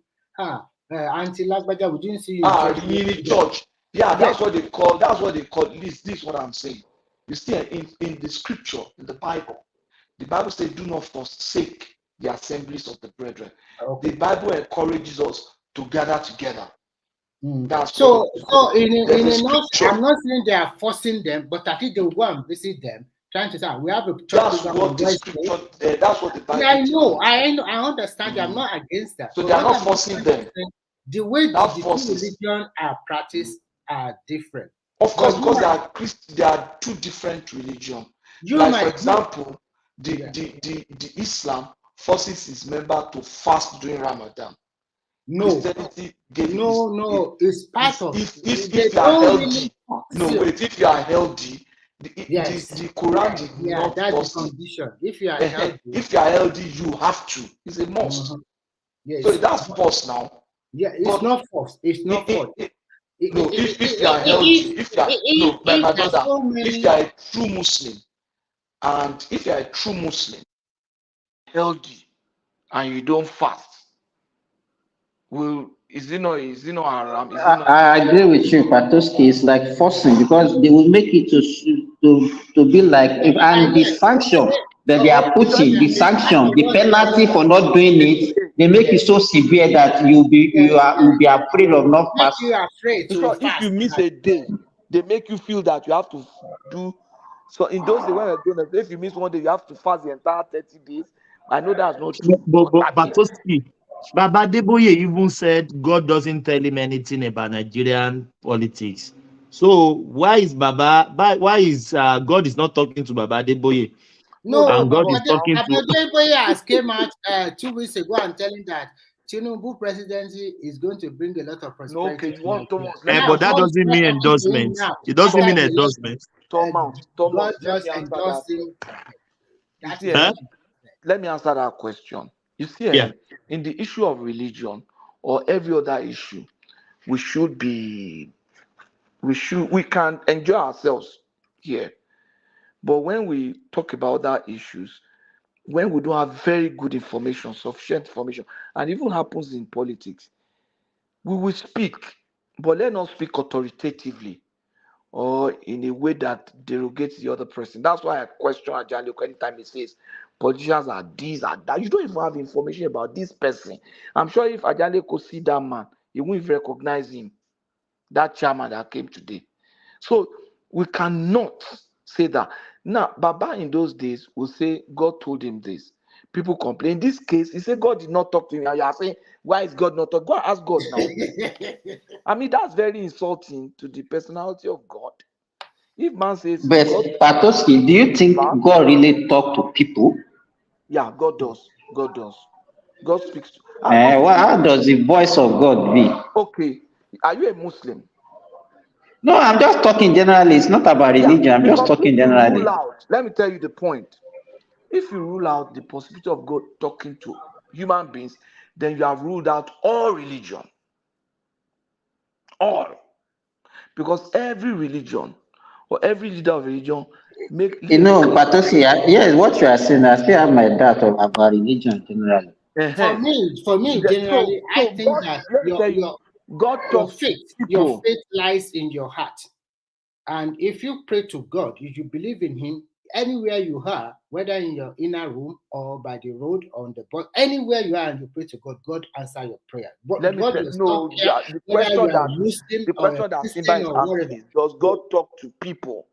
Yeah, it's possible. The way it's possible, God might talk to you in a way because that is subjective, because it depends on you as personally, that God talked to me this way.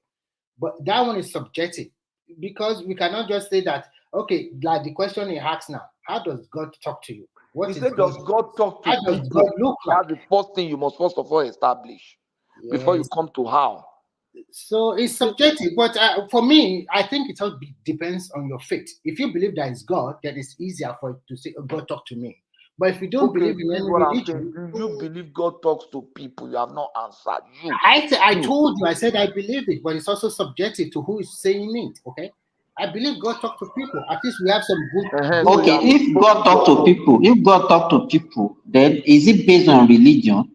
No, not talking, at all. having that talent, is it based on religion? Not at all. Not at all. God does not. God sees everybody as equal. So he doesn't care whether you are Christian, Muslim, or something like that. Or, if all of us as human beings we exercise our discretions, yes, then God does much more. If we as human beings exercise our choice, God has much more choice options, and God can choose to talk to people. Yeah, he can choose whoever he likes, and he chooses to talk to whoever he likes in any way he likes. Yes. And nobody can put God in a box and create an impression that God speaks to only this category of people. Yes. Because the Bible made us discover that God spoke to a donkey through an angel. So okay, Patoski, do you not think that we will be judged based on our religion? At all. At all. You don't believe it? Even if you read most of this book, everybody will be judged by whatever. If we want to follow that trend, we'll be judged by whatever. Baby, where we are doing it, especially in the black world, we are doing it like all or none. It's either you are a Muslim will be claiming that if you are not a Muslim, you cannot go to paradise. The Christian will say, if you are not a follower of Christ, you cannot go to paradise. Everybody will say whatever they want. I believe and that is why I look at it as it's just like an instrument of control and superiority. Simba, yeah, some people use it. The point is this: the way religion is structured is such that it talks about paradise, right? It removes our present life from religion, but religion is much more about our present life now, because paradise is future. Your life is now, what you have now. And when I don't know of Islam, but a little I've learned of Islam, Jesus Christ also, when he was here, paid more attention to our lives. He said, I've come so that you can have life. What do you do with life? You live life now, isn't it? You live life. So the way you are living now is what is important to Christ. Will he give you eternal life? He will also take care of that one too. That's not a problem. But he's paying more emphasis. All these teachings are focused on the way we live now. Love your neighbor. Sorry, Patoski, is Thomas around? Thomas? I don't think so. Babati is waiting to join. So if he's hearing us, I think we should just leave religion and just move. Yes, I'm here. Yeah. These are things. Okay. Yeah, we should just move religion. I told you guys that we should impeach Thomas. I keep telling you. You see, impeach Thomas. We need to impeach Thomas. He's not doing his job. I'm still thinking about Shore's wife. I'm maybe went behind and talked to Shore's wife. You know why? Thomas, you want to take for Shore's wife? Papa Dayoko will kill you.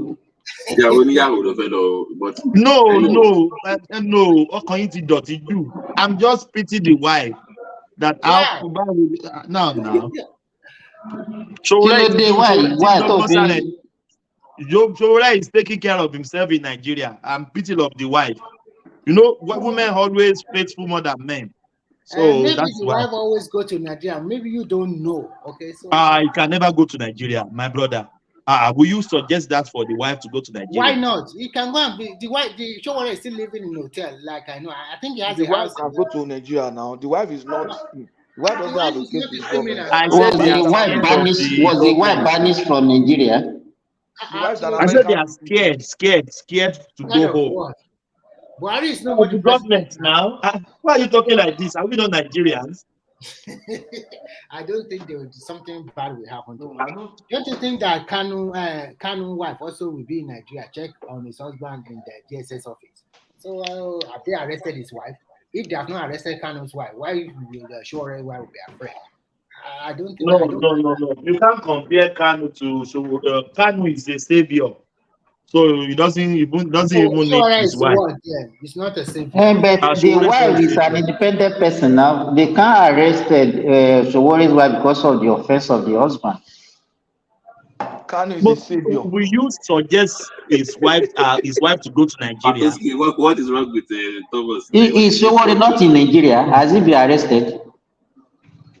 But it's not that scrutiny in Nigeria now. I think Thomas is just trying to get information. Maybe you want to marry a second wife. You don't know. I want to kill me go. My wife will go kill me.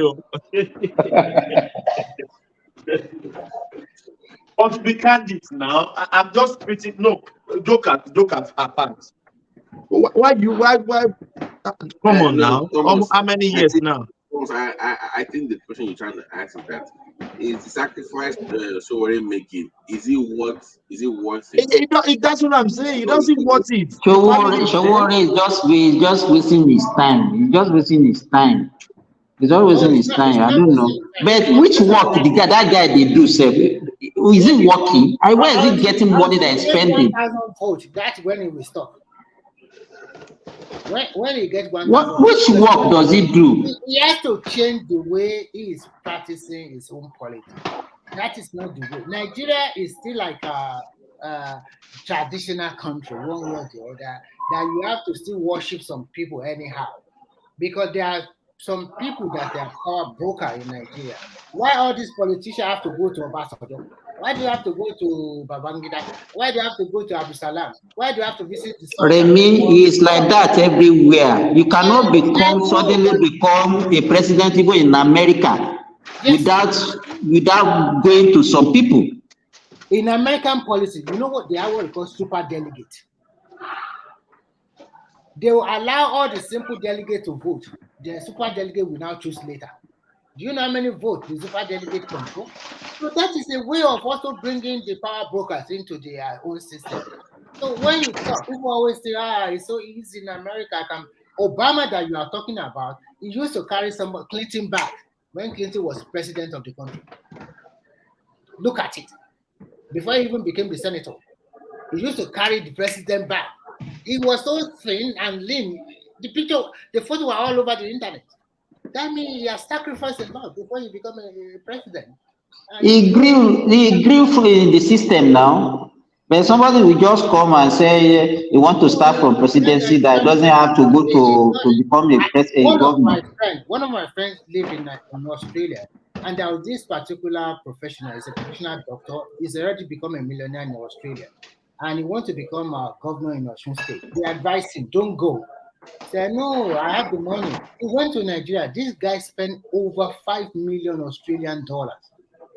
Even the party primary, he was unable to win that party primary. With all that such amount of money, because you had not played the policies from the basic. You think I can just drop in and bribe them with money and then everything. Remy, it's not only money that run Nigerian policy. If they don't know you, they will not vote for you with your money. Saying. You have to start from even with your money. If they don't know you, they will not vote for you, even with money.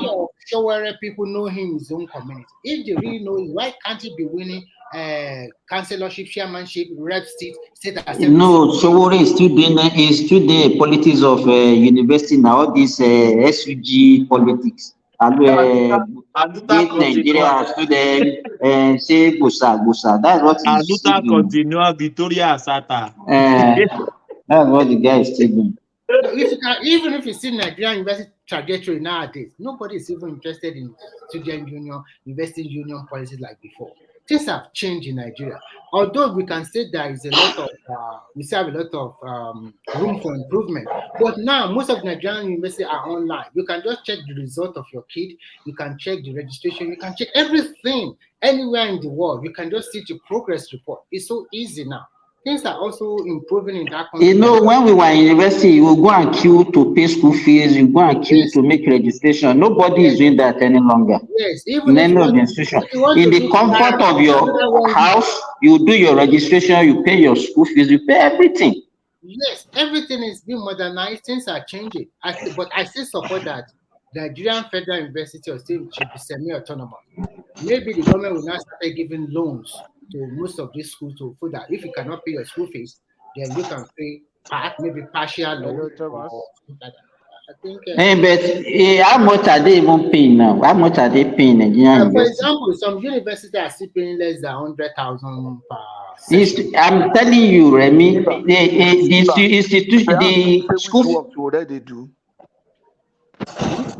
You were asking that which work was should they do, right? Yes. The guy is a professional activist now.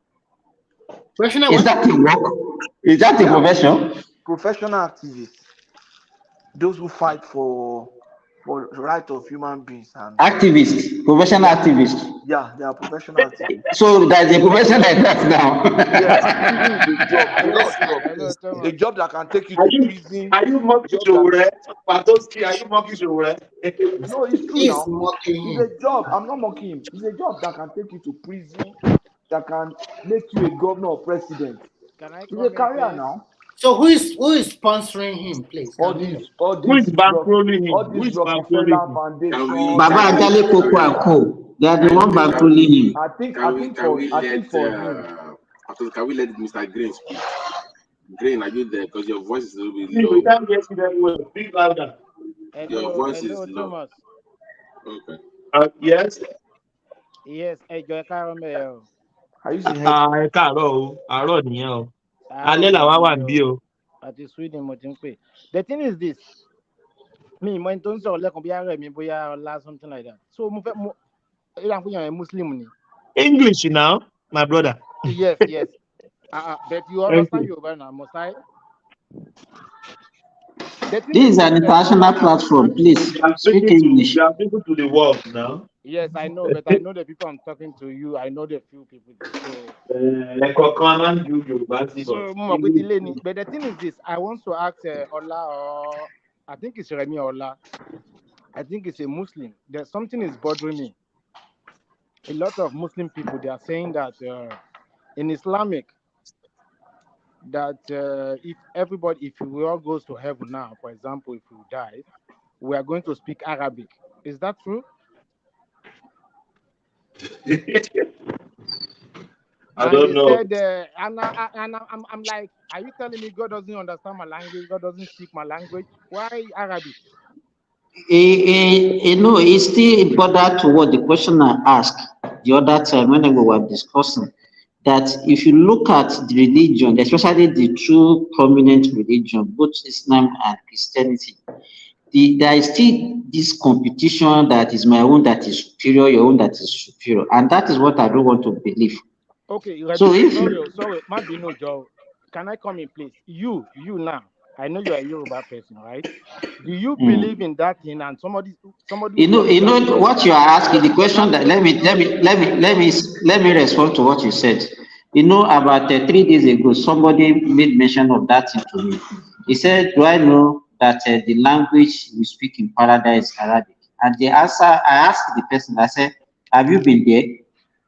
Is it in the Quran? It is. I don't think so. Don't let me say what I don't know. Don't let me say what I don't know. They are saying it. Where did they get that from? From the Quran.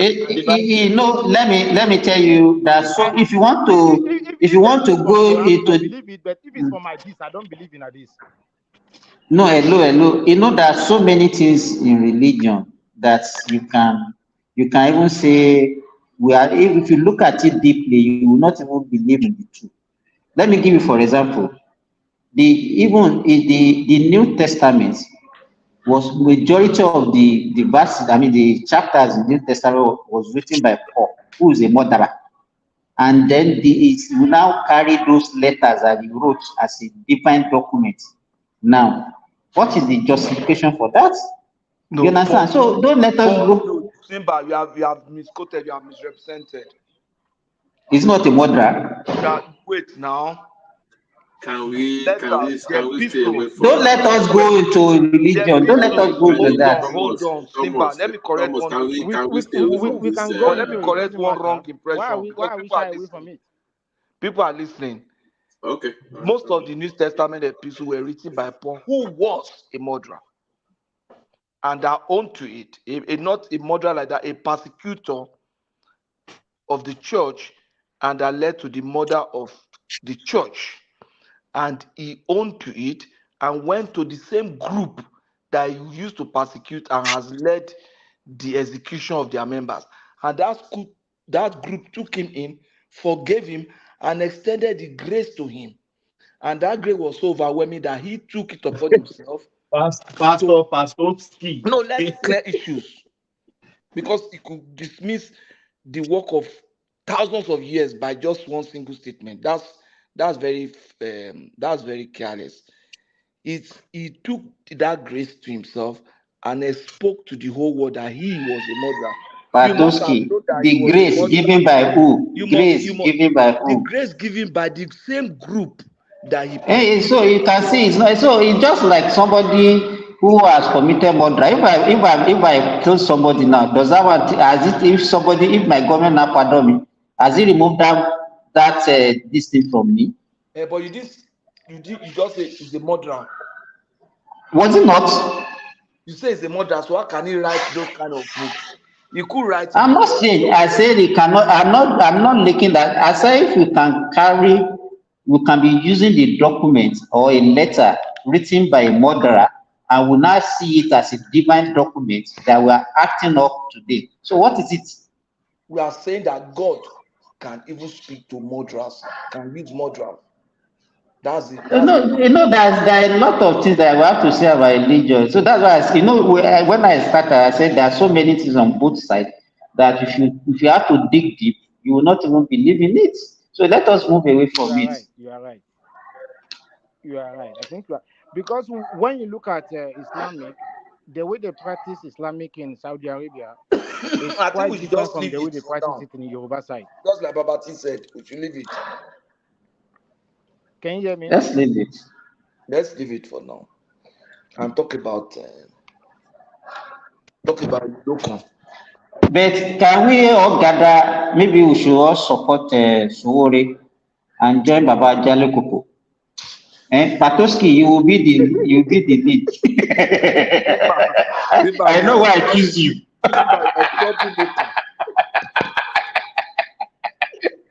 You are a troublemaker. You don't say that me and Simba they tackle Ajale Koko pass.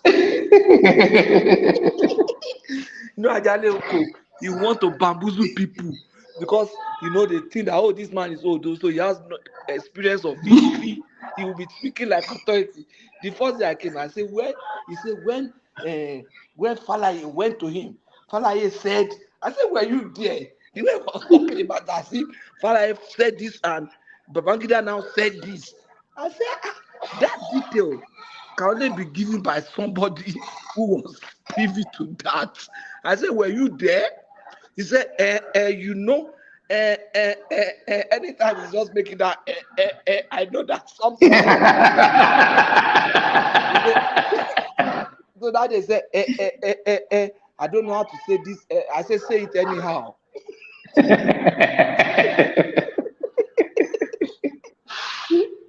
The Simba tackle him, man. Simba said, in short, you will not be a good leader. In short, I will not vote for you. I feel as if I don't demystify this man for you. If you have been shadowed, let me tell you, Patoski, if you have been shadowed with responsibility of aiding people, human being, you know that it's very difficult, especially in Nigerian space.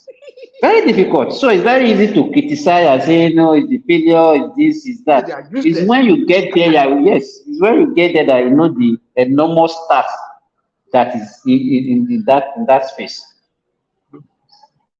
Adaneko, it's easy to say it's useless, these people, they are usually this government. I say, they see better. I'm happy that at least we have two people tackling him now. Even but one man they protect Baba small. I know one man has some people that he protects Baba. He protects Baba, Rational Mind, and Hassan. In fact, when Hassan come, Rational Mind can give him 1 hour to talk. And one man will give him like 1 hour to Hassan. Yeah, talk. And he will not even stop Hassan from talking. Rational Mind, he will be talking what is not there. He will be talking all kind of things. You will still be giving him. No. What one man normally did is, Rational Man had this different opinion. If we are talking right, Rational Man will be talking left. So just for balance, I think that is why. Even though sometimes Rational Man just talk yam. He talk yam sometimes. Exactly. That's what. If you want to go on the other side, then you must be making sense. It's not as if we just be going the other side for going the other side sake. That's to make sense. National Mike cannot align with you. No, it will never. It's always, if you are in left side, National Mike will go to the right side. No, if you are in a big camp, will align with you. As long as you are against Tinubu. Ileya, 9 hours. Let's go home. Thank you, everybody. Okay, good night. Good morning, good afternoon. Good morning. Yeah, it has been a good conversation. Yeah, Simba, Patoski, Otumba Lola, Omoba, Ola, everybody. Thank you so much. You guys are very amazing. You guys really keep me busy. I'm doing something here, so you guys really keep me busy. Thank you so much, you guys. We'll see you tomorrow. Tomorrow we'll join you together. Carry the conversation in the comment section. I say peace. Thank you, guys. Thank you.